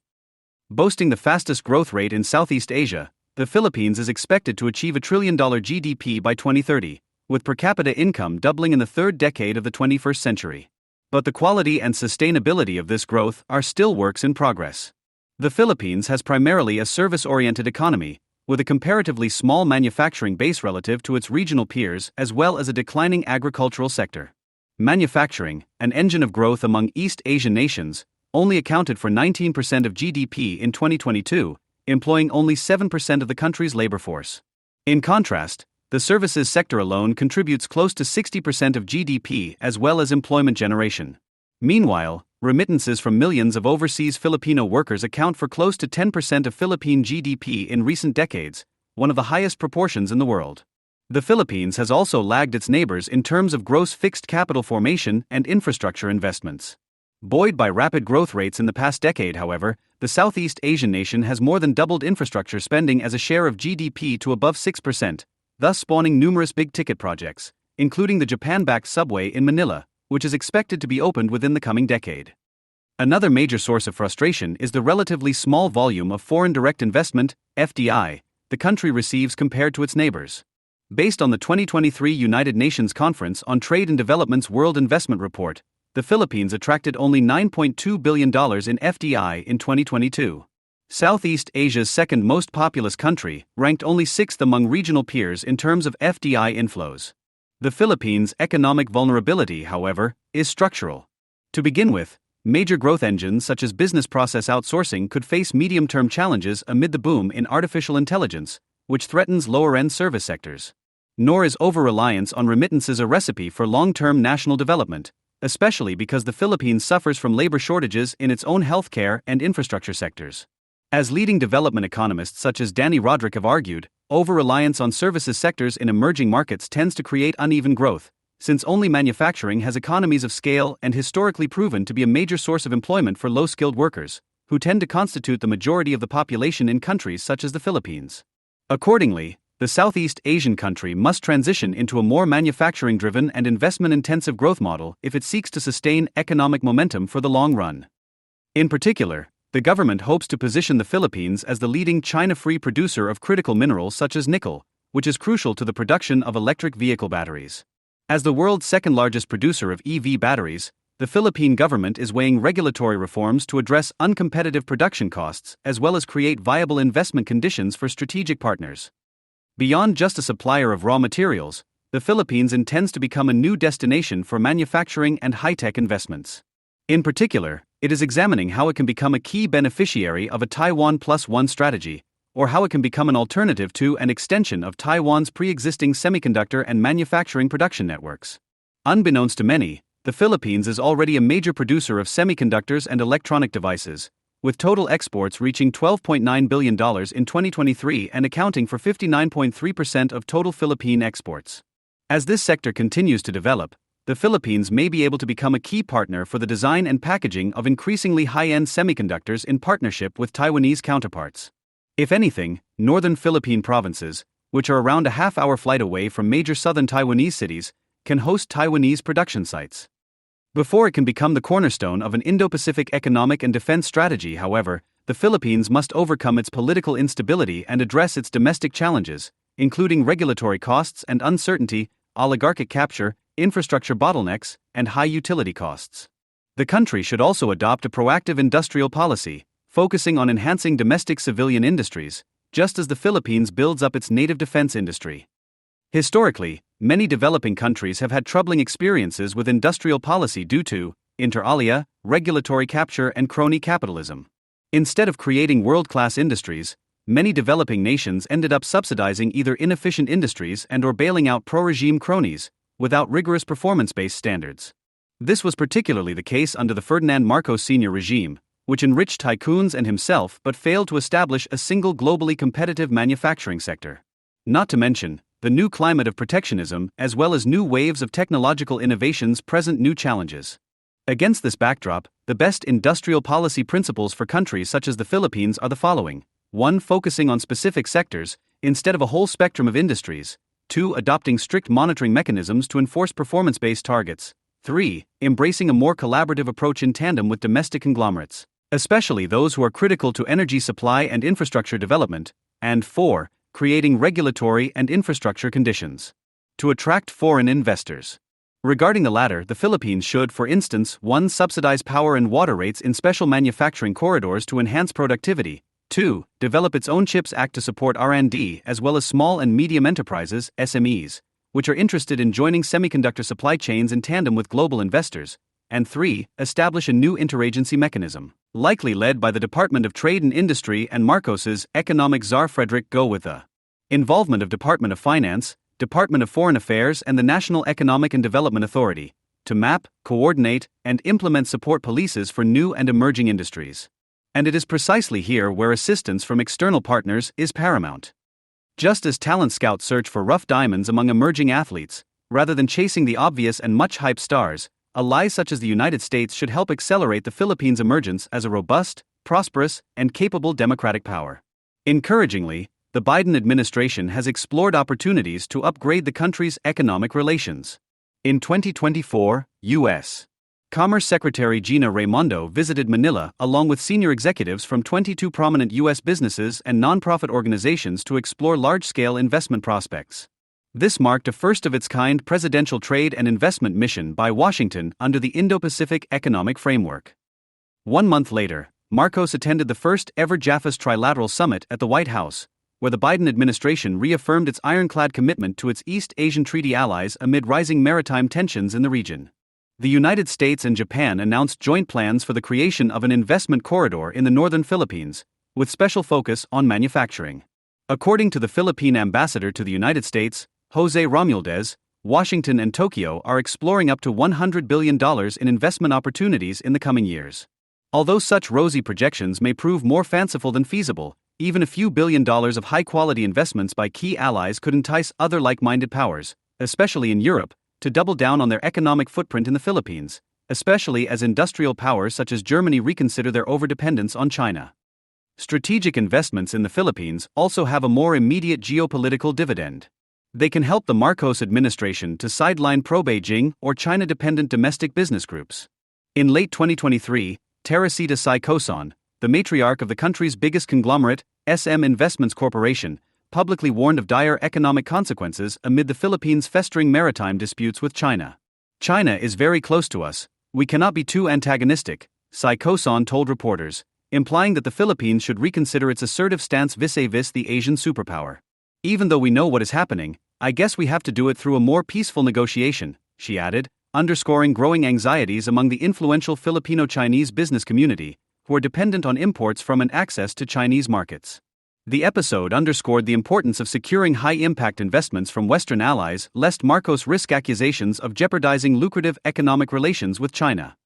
The Philippines' geography and its stance against Chinese expansionism in the South China Sea have made it a crucial actor in upholding the stability of the wider region. It is modernizing its armed forces while achieving exceptionally rapid economic growth, putting the country on the path to achieving upper-middle-income status next year. Neither a marginal geopolitical player nor an underdeveloped nation, the Philippines is facing its middle power moment.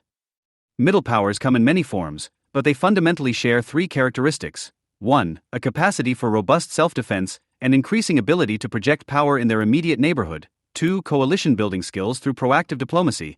And 3. Credible participation in the maintenance of regional and international security. According to think tanks such as the Lowy Institute of Australia and Hague Center for Strategic Studies in the Netherlands, the Philippines is already a middle power, thanks to the size of its economy, modernizing military, and critical role in global diplomacy. In that final respect, the Philippines' most notable achievement was obtaining the unprecedented arbitration proceeding on the South China Sea that culminated in a binding verdict by a court at The Hague under the auspices of the UNCLOS. The Philippines has, therefore, been able to conduct multilateral diplomacy in the interests of its own security as well as regional stability. But it clearly has a long way to go before realizing its full potential. The second Trump administration, therefore, should continue to support both the Philippines' military modernization as well as economic development. On the security front, Washington will have to expedite the transfer of modern warships and fighter jets to boost Philippine military modernization. In the face of China's constant gray zone attacks, the United States will also have to provide both indirect and, if needed, direct support for the Philippines' resupply and patrol missions across the South China Sea. One option is joint resupply missions, especially to the Second Thomas Shoal where the Philippines has a de facto military base, as well as the regular presence of American drones and warships over the horizon across hotly disputed areas, including the Scarborough Shoal and the Spratly Islands. Strong diplomatic signals coupled with robust presence on the ground could deter against Chinese aggression. Given the Southeast Asian nation's limited reliance on Chinese investments, it can serve as a vital and reliable element of a US-led de-risking strategy against Beijing. Together with neighboring Taiwan, as well as Japan, South Korea, and the Netherlands, the Philippines could also serve as a crucial node in a China-free supply chain for critical industries such as semiconductors, which have vital national security implications. As U.S. Secretary of State Marco Rubio has argued in the past, the Philippine Islands host the world's largest digital signal processing chips factory. They are also among the world's greatest producers of cobalt and nickel, critical minerals for 21st century supply chains. Our ability to maintain great power status would be severely diminished were they to fall under communist control. A capable and prosperous Philippines will not only be a reliable ally for the United States, but also a pillar of a rules-based order in the Indo-Pacific. The ongoing feud between the houses of Marcos and Duterte is, therefore, a struggle for the soul of one of the most promising and strategically vital nations on the globe today. And key partners, especially the United States, have a huge stake in the success of forces that conduce to strategic and institutional stability within the Philippines as well as in the steady emergence of the Southeast Asian nation as a capable partner and a full-fledged middle power at the heart of the Indo-Pacific. April 2023 marked the emergence of a new Washington consensus, according to President Biden's National Security Advisor, Jake Sullivan, who coined the term in a much-discussed speech at the Brookings Institution. His argument in brief: events have forced proponents of the original Washington consensus, which he defined as the U.S.-led order that served as the global economy's foundation since the Second World War, to re-examine its underlying policy assumptions. Recent years, Sullivan suggested, revealed cracks in those foundations, particularly the global financial crisis, the COVID-19 pandemic, climate disasters, and the Russian invasion of Ukraine. The nascent new consensus being championed by the Biden administration, Sullivan continued, represents a rethinking of the failure of four premises of the old order: deindustrialization and supply chain fragility, which arose due to excessive faith in oversimplified market efficiency, the re-emergence of great power competition, particularly with China, which has undermined expectations that free trade would lead to political liberalization, the global climate crisis, which was worsened by the notion that green energy required trade-offs with economic growth, and historically high rates of income inequality, which have been exacerbated by overcommitment to trickle-down economic policies. This fracturing geoeconomic environment, Sullivan concluded, requires a modern American industrial strategy as the core of a foreign policy for the middle class. These concepts found practical form in the administration's legislative agenda, the flagship being the Inflation Reduction Act (IRA), which aims to channel over $500 billion in financing and incentives toward domestic renewable energy projects, especially initiatives related to electric vehicles, leveraging the comparative demand-side strength of the dollar to reorient green supply chains toward the U.S. market. Critics in the Democratic Party's progressive wing immediately recognized that the IRA had more, or at least as much, to do with geopolitical supremacy than climate policy. Those committed to multilateral carbon reduction efforts voiced concerns that the IRA represented the latest turn of a one-way ratchet toward armed confrontation between the United States and China. This sentiment was not confined to the tweety pages of the New Left Review. Even The Atlantic ran a piece comparing Sullivan's message to Donald Trump's, calling his program something like the antithesis of that old paradigm. Sullivan said that ever greater global interdependence is no longer desirable. Attempting to clearly differentiate between the Biden and Trump approaches, Sullivan took pains to underscore that the new Washington consensus was not somehow America alone, or America and the West to the exclusion of others. This strategy will build a fairer, more durable global economic order, for the benefit of ourselves and for people everywhere. But if the specific mechanics of how Sullivan's new global order would function were less than clear, then that was in some sense the point. Pressed after the address for more detail on how Bidenomics would strengthen global ties, Sullivan responded that it will be built a lot more like Frank Gehry than with the kind of Parthenon-style clear pillars of its post-war predecessor. 9 The plan, so to speak, would be a mini-lateral muddling through. Had it gone to press just a year later, Martin Daunton's The Economic Government of the World, 1933 to 2023 almost certainly would have included the above episode as its epilogue, and not only as a matter of historical record. Sullivan's new consensus embodies not only Daunton's diagnostic view of the global economy's last century, but also his normative view of where it should go next. Over the course of 1,000 pages, Daunton argues that the structure of what became known as the original Washington Consensus was never as rationally conceived as it seems in popular historical imagination. In other words, the Parthenon-style clear pillars to which Sullivan referred, Bretton Woods, the World Bank, IMF, GATT and the WTO among others, always more resembled Gehry's style, improvised, non-geometric, ad hoc, a kind of messy multilateralism. By the end, one is encouraged to read an implied question mark into the title, The Economic Government of the World? As Daunton suggested during his book tour, Sullivan's clear recognition of this version of history is commendable, as is the transformation of a diagnosis into a prescription, a pragmatic, post-structural global liberalism. Assessed as a painstakingly assembled accounting of the last century's economic events, both large and small, Daunton's effort is extremely impressive. It will justly deserve its status as a shortlisted research guide for future economic historians. But given its relatively narrow analytic framing, one can speculate as to whether it will be similarly celebrated as a fixture of course syllabi. Readers left dissatisfied by the book's focus on implementation, contestation, and adaptation, as the prime motor of events, might be forgiven for wishing for more of a takeaway than that political actors must act and react within their political constraints. Given the fungibility of that formula, it hardly seems the most useful lens through which to understand the 20th century, and almost certainly does not adequately justify a new economic order for the 21st. This, in turn, casts some doubt on the durability of any new Washington consensus today. Daunton's methodological commitment to individuals as the key actors of his narrative, chiefly government ministers, central bankers, and economists, lies at the root of the book's analytic weaknesses. He explicitly does not consider directly the role of the press, public opinion, and interest groups which, according to Daunton, would have required another book with a different methodology. Implicit in this framing is the notion that political actors can be understood not only as analytically distinct from, but also as uninfluenced by, interest groups. In that sense, this is a history of, by, and for elite technocrats, which at its most extreme points of detachment, can read like a version of the West Wing adapted for global diplomats. Here, skilled, altruistic, and politically empowered debaters navigate the offstage, abstracted, and meddlesome constraints of public opinion and biased constituencies. The passive voice often does a considerable amount of work in integrating these constraints into the action. At last, a new sense of realism was emerging in Washington.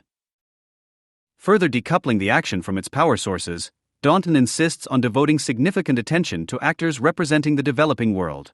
While it may be desirable to include these narratives, it is not made clear why they merit historical treatment over, say, the interest groups Daunton suggests would require a different book altogether. Within this stubbornly individual-centric analysis, Daunton can provide distilled, personal portraits of particular events and exchanges, but at the expense of repeatedly falling back on his somewhat shallow analytic theme, the role that contingency and trade-offs play in shaping events. These analytic commitments inform the book's normative recommendations, which amount to the now fairly standardized center-left call to address a polycrisis, emphasizing the interrelatedness of climate change, income inequality, democratic political recession, and slowing global development.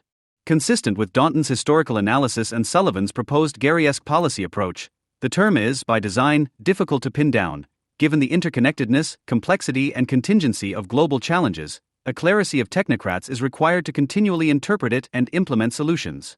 Although they may intermittently simplify their rationale for public consumption as needed, the technocrats themselves are always imagined to matter most, weighing, debating, deciding, implementing, contesting, adapting. Indeed, Adam Tooze, the historian most responsible for popularizing the polycrisis concept, glowingly reviewed the economic government of the world for the Financial Times, praising it for being post-heroic and disillusioned. A history for our times. Daunton actively embraced Tooze's distillation, not only decorating the book's dust jacket with the quote, but publicly affiliating himself with Tooze's views while on tour. While it's hard to imagine two adjectives less tailored to earn the support of the American public for a new global economic consensus, their cachet with a fundamentally elite readership underscores how formidably the Western center-left political class is united behind a climate-driven polycrisis as the rationalizing heuristic for their agenda. Indeed, despite analytic frames that are markedly different from Daunton's, two other recent major histories examining the decline of the old Washington consensus come to the same normative conclusions about the West's future direction.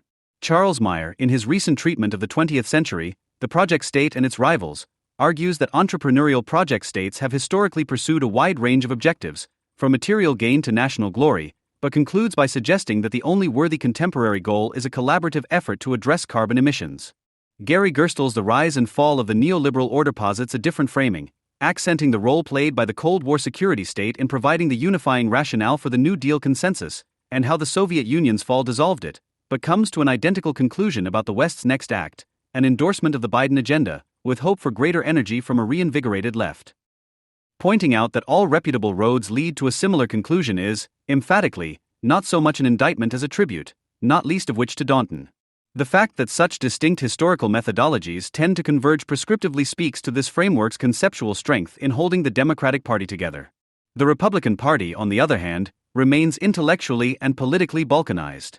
But it is worth exploring whether these center-left diagnostic frameworks, particularly Gerstl's, might lead to alternative, and perhaps even more compelling, prescriptive conclusions on the right. Even as Gerstl settles for some indeterminate version of Bidenomics as neoliberalism's successor, his focus on the role of national security-based interest groups in understanding the transition between the New Deal and neoliberal versions of the Washington Consensus provides a helpful point of departure for understanding options available to 21st-century American political economy. Readers dissatisfied with Gerstl's conclusions might profitably turn to other histories that invert Daunton's methodology, ones which foreground interest groups over their individual exponents.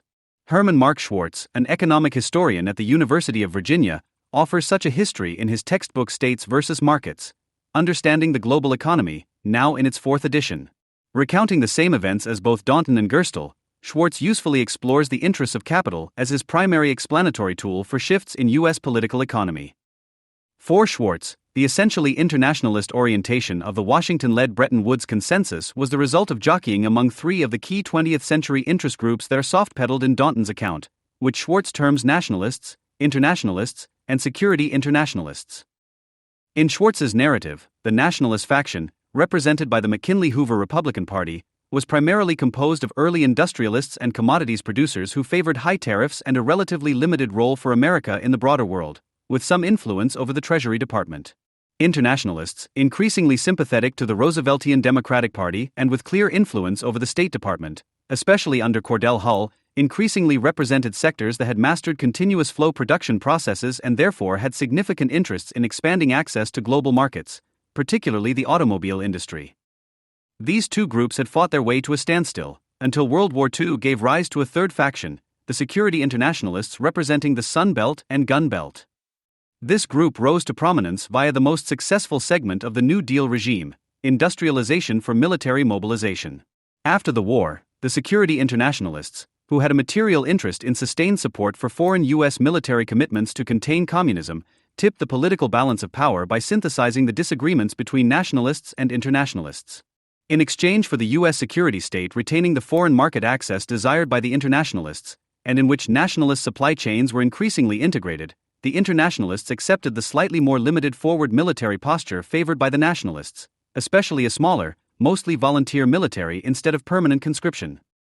Doubtless, Schwartz's narrative oversimplifies many of the complexities that Daunton traces, but it also usefully, though perhaps unintentionally, highlights a structural fact about the American system of government that applies beyond the 20th century. Historically, the constitutional separation of powers at the heart of the American system stifles, by design, the organic emergence of what Meyer calls a project state. Certainly, entrepreneurial regimes have occasionally emerged within the American political system, often under the watchword of the war on. But the sorts of project states that have endured share one crucial and distinct characteristic. In the American context, every project state is chiefly, and almost exclusively, a security state. It has been nearly impossible to assemble an effective, durable political corporate coalition in the United States unless a critical corporate mass of the reigning political economic mix is threatened by some external actor. Even in the colonial period, until the British Crown's proclamation of rebellion in August 1775, which directly threatened the leading colonists' property rights, the majority of the Second Continental Congress refused to consider declaring formal independence, properly funding the Continental Army, or seriously courting international support on the colony's behalf. The Articles of Confederation, similarly, were scuttled primarily in response to Shays's rebellion, which exposed the federal government's lack of a monopoly on force. The new Constitution would permit America's major stakeholders to both adequately pay for the Revolutionary War and, if necessary, fund the next one.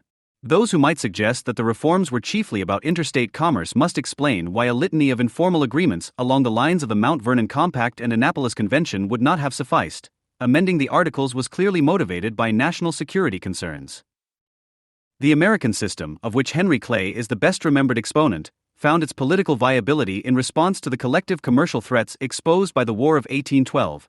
The administrative Coast Guard initially assembled by Alexander Hamilton would not have grown into the Great White Fleet without the burning of the White House. Abraham Lincoln, the former riverboat man, railroad lawyer and consummate Clay acolyte, would never have accomplished the Whig Party's domestic infrastructure ambitions, or, for that matter, have been elected president, without the looming inevitability of civil war.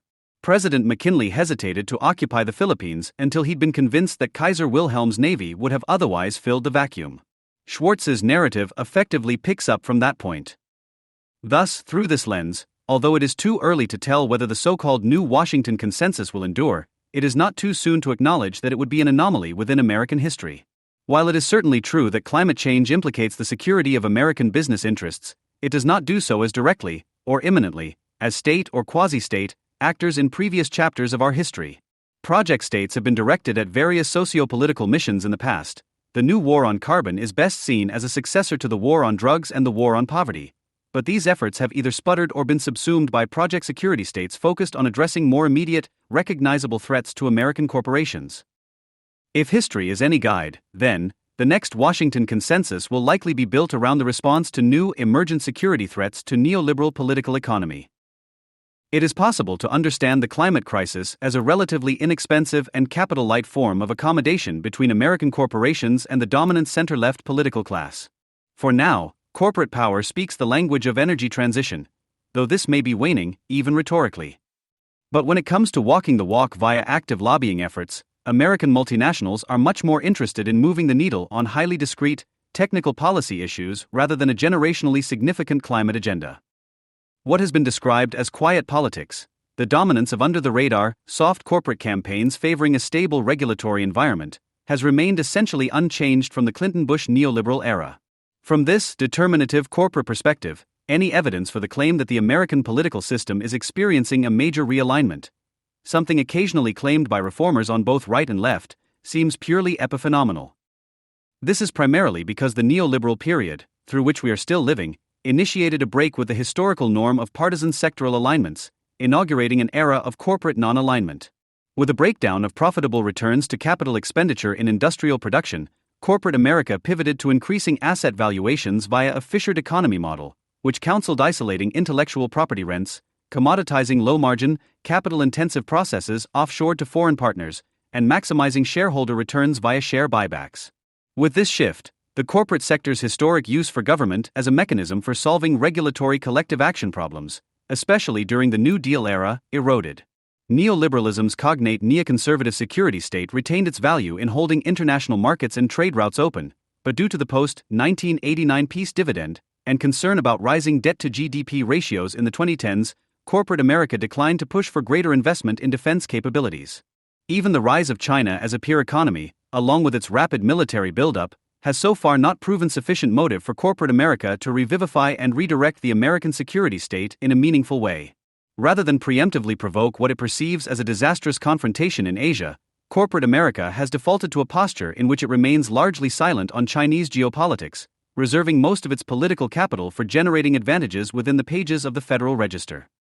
The American center-left, which for now remains at least rhetorically, but probably also practically, open to Chinese collaboration on its chosen agenda, the climate change project state, probably will not deviate from its current trajectory for the foreseeable future. In all likelihood, this faction will only adapt the post-Cold War security state to renewed great power competition within the framework of green technology, along with the enforcement of a so-called small yard, high fence policy, which largely keeps inter-Pacific trade open with the exception, theoretically, of sensitive national security technologies like advanced semiconductors.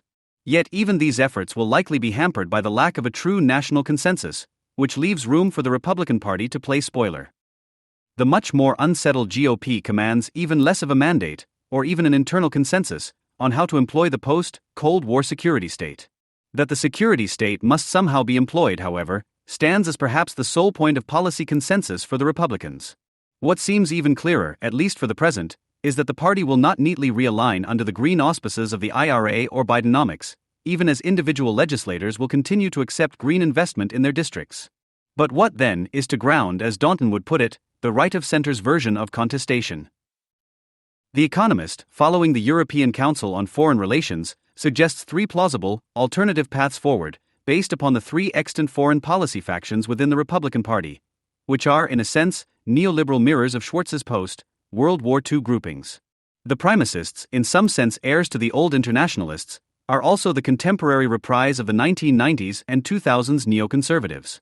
They are, in a word, committed to perpetual American hegemony, largely in the service of American tech multinationals and the finance industry. While some may occasionally gripe about the center-left's commitment to carbon reduction, largely on fiscal grounds, they remain committed to defending, and indeed expanding, the post-Cold War American defense perimeter.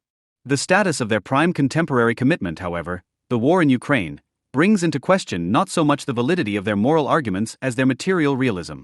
Unless these global hawks depart significantly from their commitment to fiscal conservatism and engage in a massive expansion of the defense industrial base, it seems difficult to see a clear path forward. On the other extreme are the restrainers, whom The Economist equates with historical isolationists. This faction does not have a definitive political economy position and, consequently, represents no discernible corporate coalition. To the extent they articulate a path forward, it usually amounts to hard decoupling from the global economy and retreating behind high tariff walls in an attempt to reindustrialize. Even if they enjoy occasional electoral success on thin margins, however, they will find it extremely difficult to govern. Notably, this group is largely in favor of a rollback of the current American security state, leaving it currently, though not indefinitely, the furthest away from commanding a new American political economy consensus. This scenario remains well outside the Overton window and is completely unpalatable to corporate America. Straddling these two groups are the prioritizers, the closest analog to the old security internationalists, who wish to shift the American military force posture from Europe and the Middle East to Asia, which represents over 50% and growing of global GDP. Thus, under conditions of scarce security resources, this group counsels prioritizing this region as the focus and future of American political economy.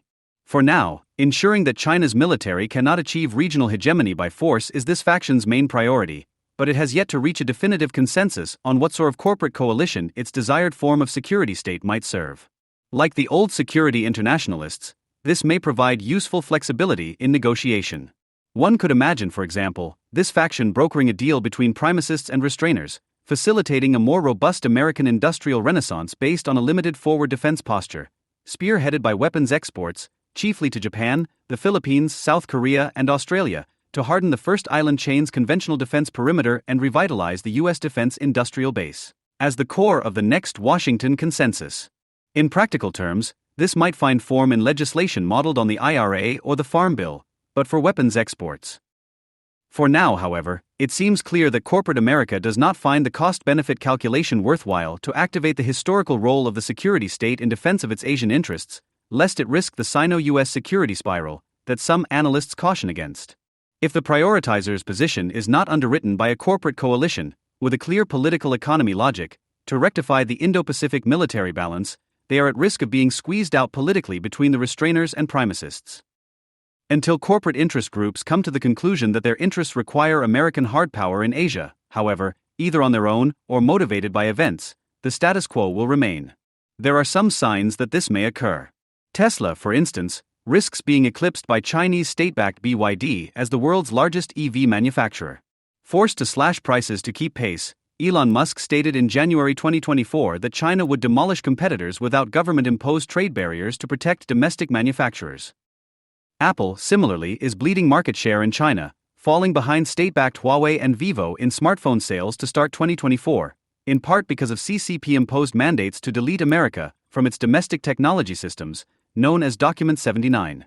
Further, NVIDIA's Fables model relies on uninterrupted production by TSMC, which operates under the shadow of a Taiwan contingency, and the global network effects buttressing American big tech valuations would be immediately threatened by Chinese hegemony over Asia. But these risks are for now too disparate to motivate collective corporate action. Should that stance endure, Daunton's preferred framing of history, and its normative implications, will prevail.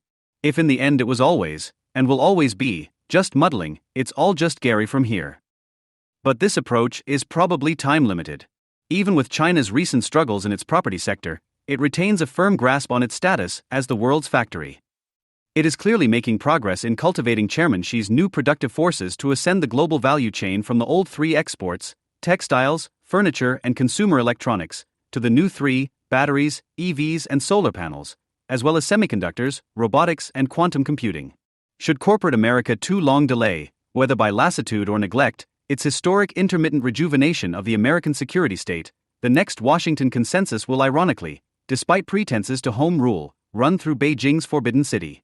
Since at least the onset of Russia's invasion of Ukraine in 2022, accelerated by the resurgence of Iran-backed proxies in the Middle East and shadowed by the prospect of conflict with China over Taiwan, Washington has been consumed by debates over the relative strategic importance of these three theaters, and how to resource U.S. defense posture accordingly.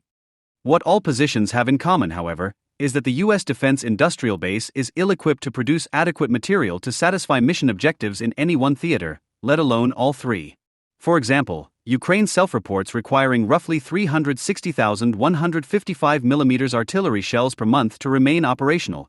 Even though the United States has doubled ammunition production since December 2022, it could produce only 30,000 rounds per month as of March 2024.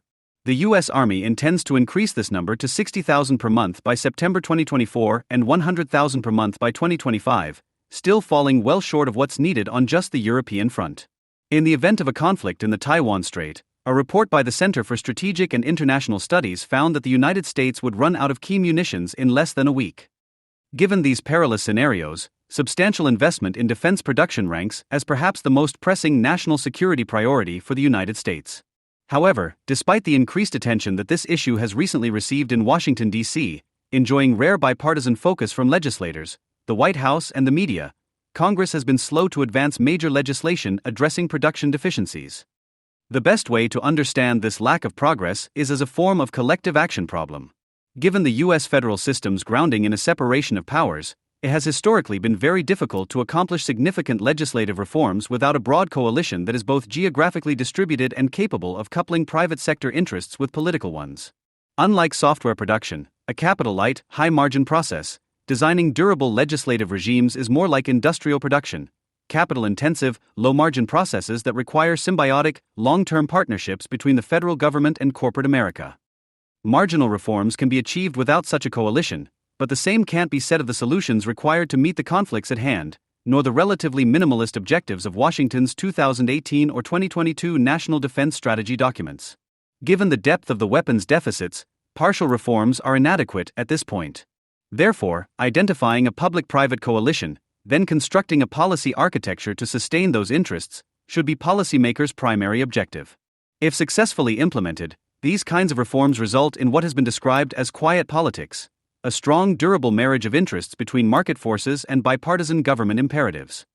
Policymakers continue to underrate the need to design policy prescriptions that link a critical mass of interests to a reform agenda, undermining their odds of success on Capitol Hill. Such a coalition does not presently exist for several reasons, but one looms largest.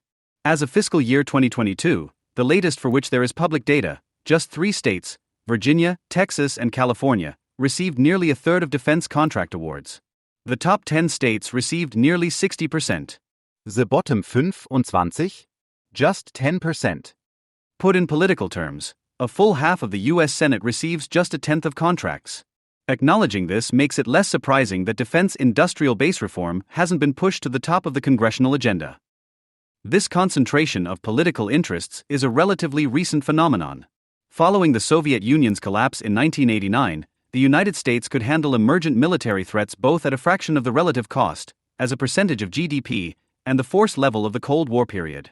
That geopolitical reality enabled the so-called peace dividend, wherein military spending could go instead to tax cuts or social spending, resulting in defense budget cuts and the famed 1993 Last Supper, the dinner meeting at which then-Deputy Defense Secretary William Perry set a course toward a significant consolidation of the Pentagon's network of prime defense contractors. Those that work directly with the government, from 50 primes in the early 1990s down to roughly 5 at present. Before this point, the defense industrial base represented just one among many business lines for the United States' powerful, vertically integrated manufacturing sector. Only afterward did the defense sector, companies whose primary revenue source is defense contracts, emerge as a specialized, standalone entity. This had significant implications for what might be called that sector's political base. Where there was once a wide coalition of constituents and their representatives with interest in continued investment, only a fraction remained across an increasingly small number of states. For 3 decades, these political dynamics could be ignored. During the unipolar moment, interest in defense industrial base policy was a curiosity confined to relatively niche circles within the military and foreign policy elite.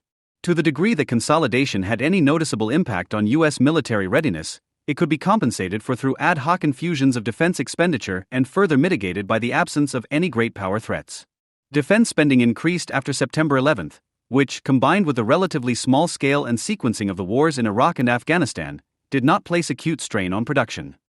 Further minimizing the impact of any supply chain inefficiencies and disruptions, defense planners could rely on strategies of iron mountains, the use of massive, gradual logistics and munitions stockpiling behind forward-deployed forces to overwhelm opponents, accommodating longer lead times for suppliers.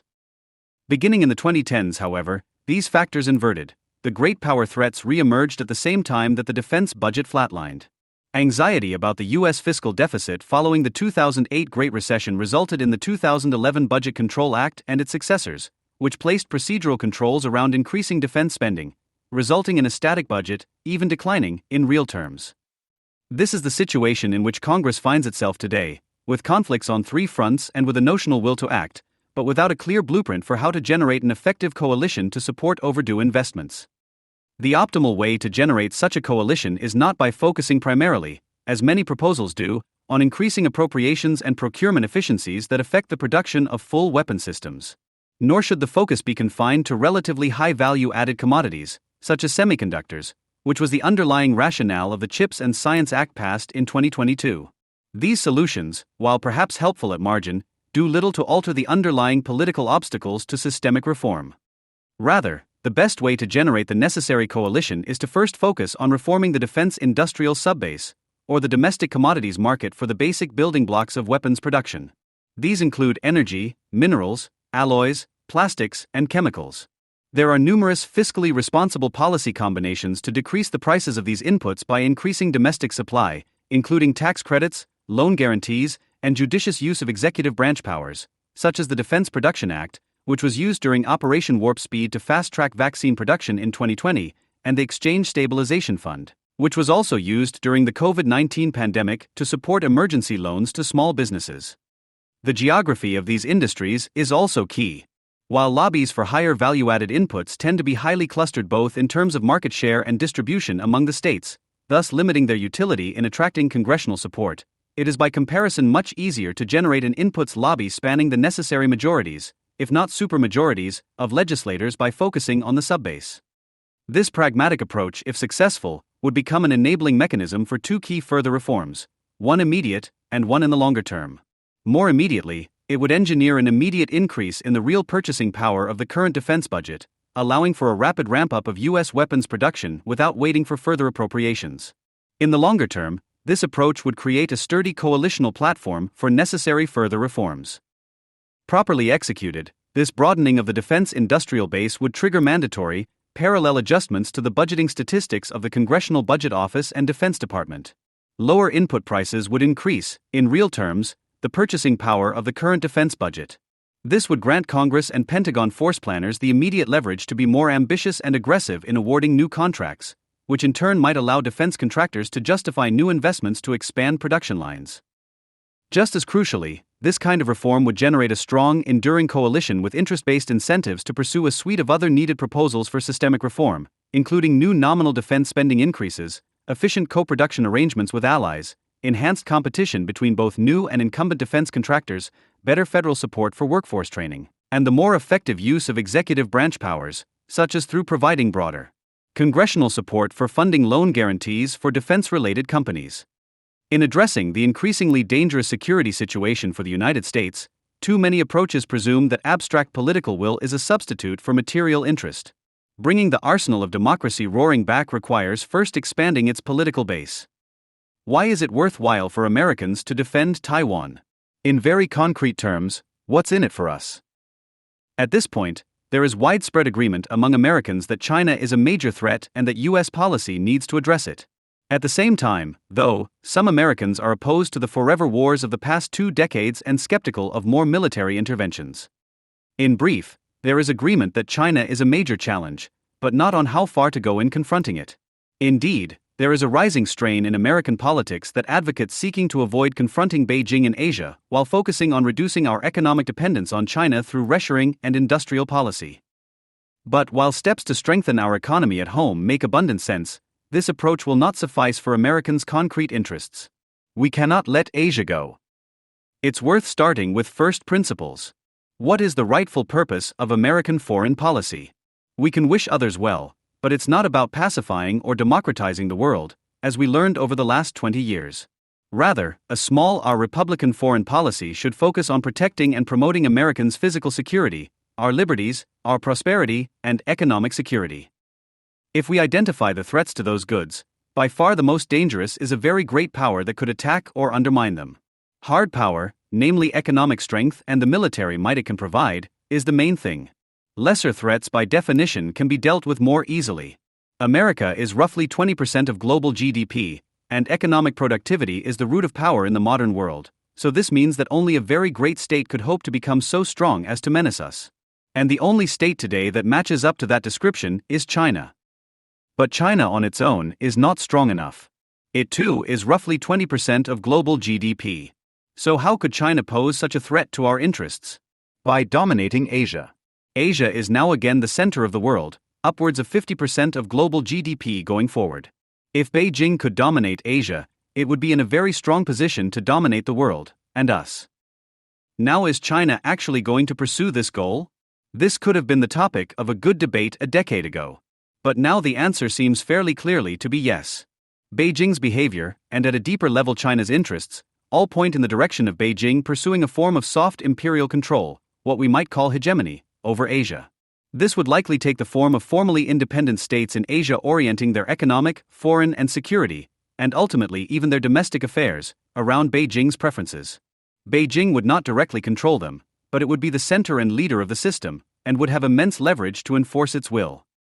If China becomes dominant in such a way over Asia, it will have a controlling influence over roughly half of the global economy. With this power, it will undoubtedly ensure that it is the center, the prime beneficiary, and effectively the director of the global economy. And why not? In this context, Beijing could ensure that China is the richest, most economically secure, and most influential country in the world. In such a scenario, global trade and commercial flows will gravitate toward and around China. China will have a scale and power to ensure that its companies are the world leaders, that its universities are the best, that its standards are met, and that its rules are followed. It will be the gatekeeper to the world's largest market area, with unmatched scale, which is of course key to economic development.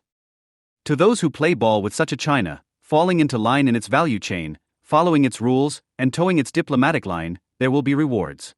But for those who resist, there will be penalties, exclusion from access, tariffs, and sanctions. Think of the economic power America can now wield against Russia in Beijing's hands, and at even greater scale. In this world, American autarky just will not work.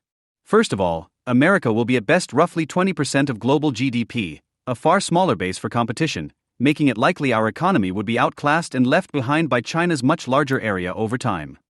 Even more, though, China will very likely seek to diminish the US. This is just basic power politics. America is the only country that can possibly stand up to China. So, to secure its ascendancy, China will seek to weaken and by extension impoverish us. And Beijing will have many instruments to use against the US. Meantime, we will be unable to count on our allies. The Asian ones will have fallen under Beijing's dominance. Fractious and economically anemic Europe will likely cut a deal. In this world, Americans might be physically secure, given our 2 oceans and our nuclear arsenal, but we would be much less prosperous and economically secure, and thus also much less free. Most Americans would effectively be working for Chinese companies or their subsidiaries in one way or another, answer to Chinese regulators, and read and consume information curated in Beijing. We'd all be compelled to dance to Beijing's tune. To make it concrete, many if not most Americans agree that there are huge problems with our social media companies and the way they are regulated today. But we are all assuming that Americans have the power to remedy the problem. But if Beijing is dominant over the world economy, that will not be the case. The social media companies will ultimately be answerable to Beijing, and the situation will be even worse. The fact is, though, that we do not need to speculate. Beijing is already showing us what this world will look like. Observe the way China wields economic sanctions not only against their neighbors but even far off Canada and Lithuania. And as for the nature of their rule, observe Hong Kong, and bear in mind that China is a famously nationalist country and that is how it treats its own people. We have little reason to expect we would get better treatment. These are the stakes, then. The reader might notice perhaps that neither Taiwan nor China's military has yet come up. That is not an accident. The stakes here are economic and political, about who has power in the future world economy. And, as has again become increasingly clear in recent years, political power, especially geopolitical power, matters a very great deal for economics. Free and fair markets do not just spontaneously emerge. They are created, sustained, and shaped by politics, and thus by power. But the means that China will need to use to achieve its ascendancy over Asia are military. And Taiwan occupies a central position along Beijing's path to this goal. This is because countries are unlikely to accept Chinese hegemony just due to economic sanctions and suasion. Witness the difficulties Beijing is facing with its Belt and Road Initiative, and how even Australia, dependent on China's imports for its economy, has stood up to China's daunting economic pressure over the last year. Beijing appears to agree with this assessment, as it is embarking on an historic military buildup of both its conventional and nuclear forces. This is clearly a military buildup designed not only to resolve the Taiwan issue but to project power throughout the region and ultimately the globe. Meantime, they are actively preparing for a conflict with us. In this context, America's goal should be to prevent China from dominating Asia without a war. That is the optimal aim, a decent peace without war. But the only prudent way to achieve that goal is to be prepared to fight in a way that shows Beijing it just will not gain if it starts a conflict. This is a cliché: if you want peace, prepare for war. But the reason it is so cliched is that it is deeply rooted common sense. The key to achieving this goal, of blocking China from dominating Asia, is a coalition. The need for this coalition is not rooted in anything about sacred alliances or the rules-based international order. It is practical reality necessary to achieve this aim. The US needs a coalition because it is neither realistic nor fair for Americans to take on the enormous task of blunting Beijing's ambitions alone. Fortunately, there are many countries in Asia that have the will and the way to help stand up to China, like India, Japan, Australia, and Taiwan itself. The key, though, is to make sure this coalition works, that it stands up and holds together in the face of Chinese pressure and, if necessary, aggression. But we cannot take that for granted. Countries in Asia are quite reasonably wondering whether it is prudent to stand up to China. Most do not want to live under Beijing's thumb, but if the alternative is disaster and exclusion from all the goods Beijing has to offer, they are much more likely to cut a deal. Thus, the key to making this coalition work is the conviction that it is prudent, that the coalition, by necessity led by a strong and purposeful America, is powerful and resolute enough to hold together and stand strong in the face of Chinese pressure or aggression. It's in this hard-nosed context that Taiwan takes on such importance. We might admire its democracy and entrepreneurial spirit, but Taiwan is important to Americans for two reasons: because it is militarily critical and because it is a bellwether. First, Taiwan is vital to the defense of Japan, South Korea, and the Philippines.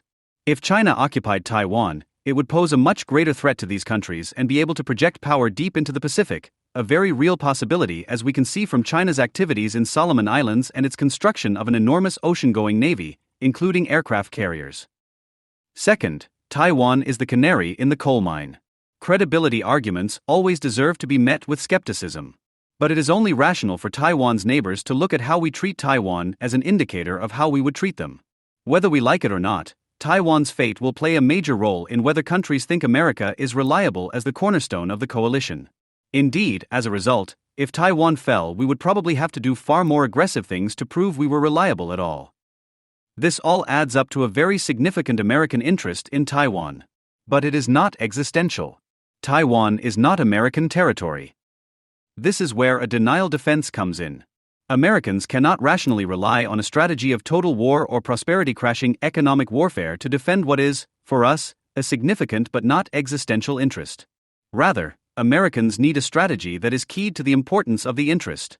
This is what a denial defense does. It focuses on defeating a Chinese invasion of an ally, ensuring Beijing cannot seize and hold their key territory. If that can be done, as Ukraine has commendably shown, then the aggressor basically cannot bring it to heel.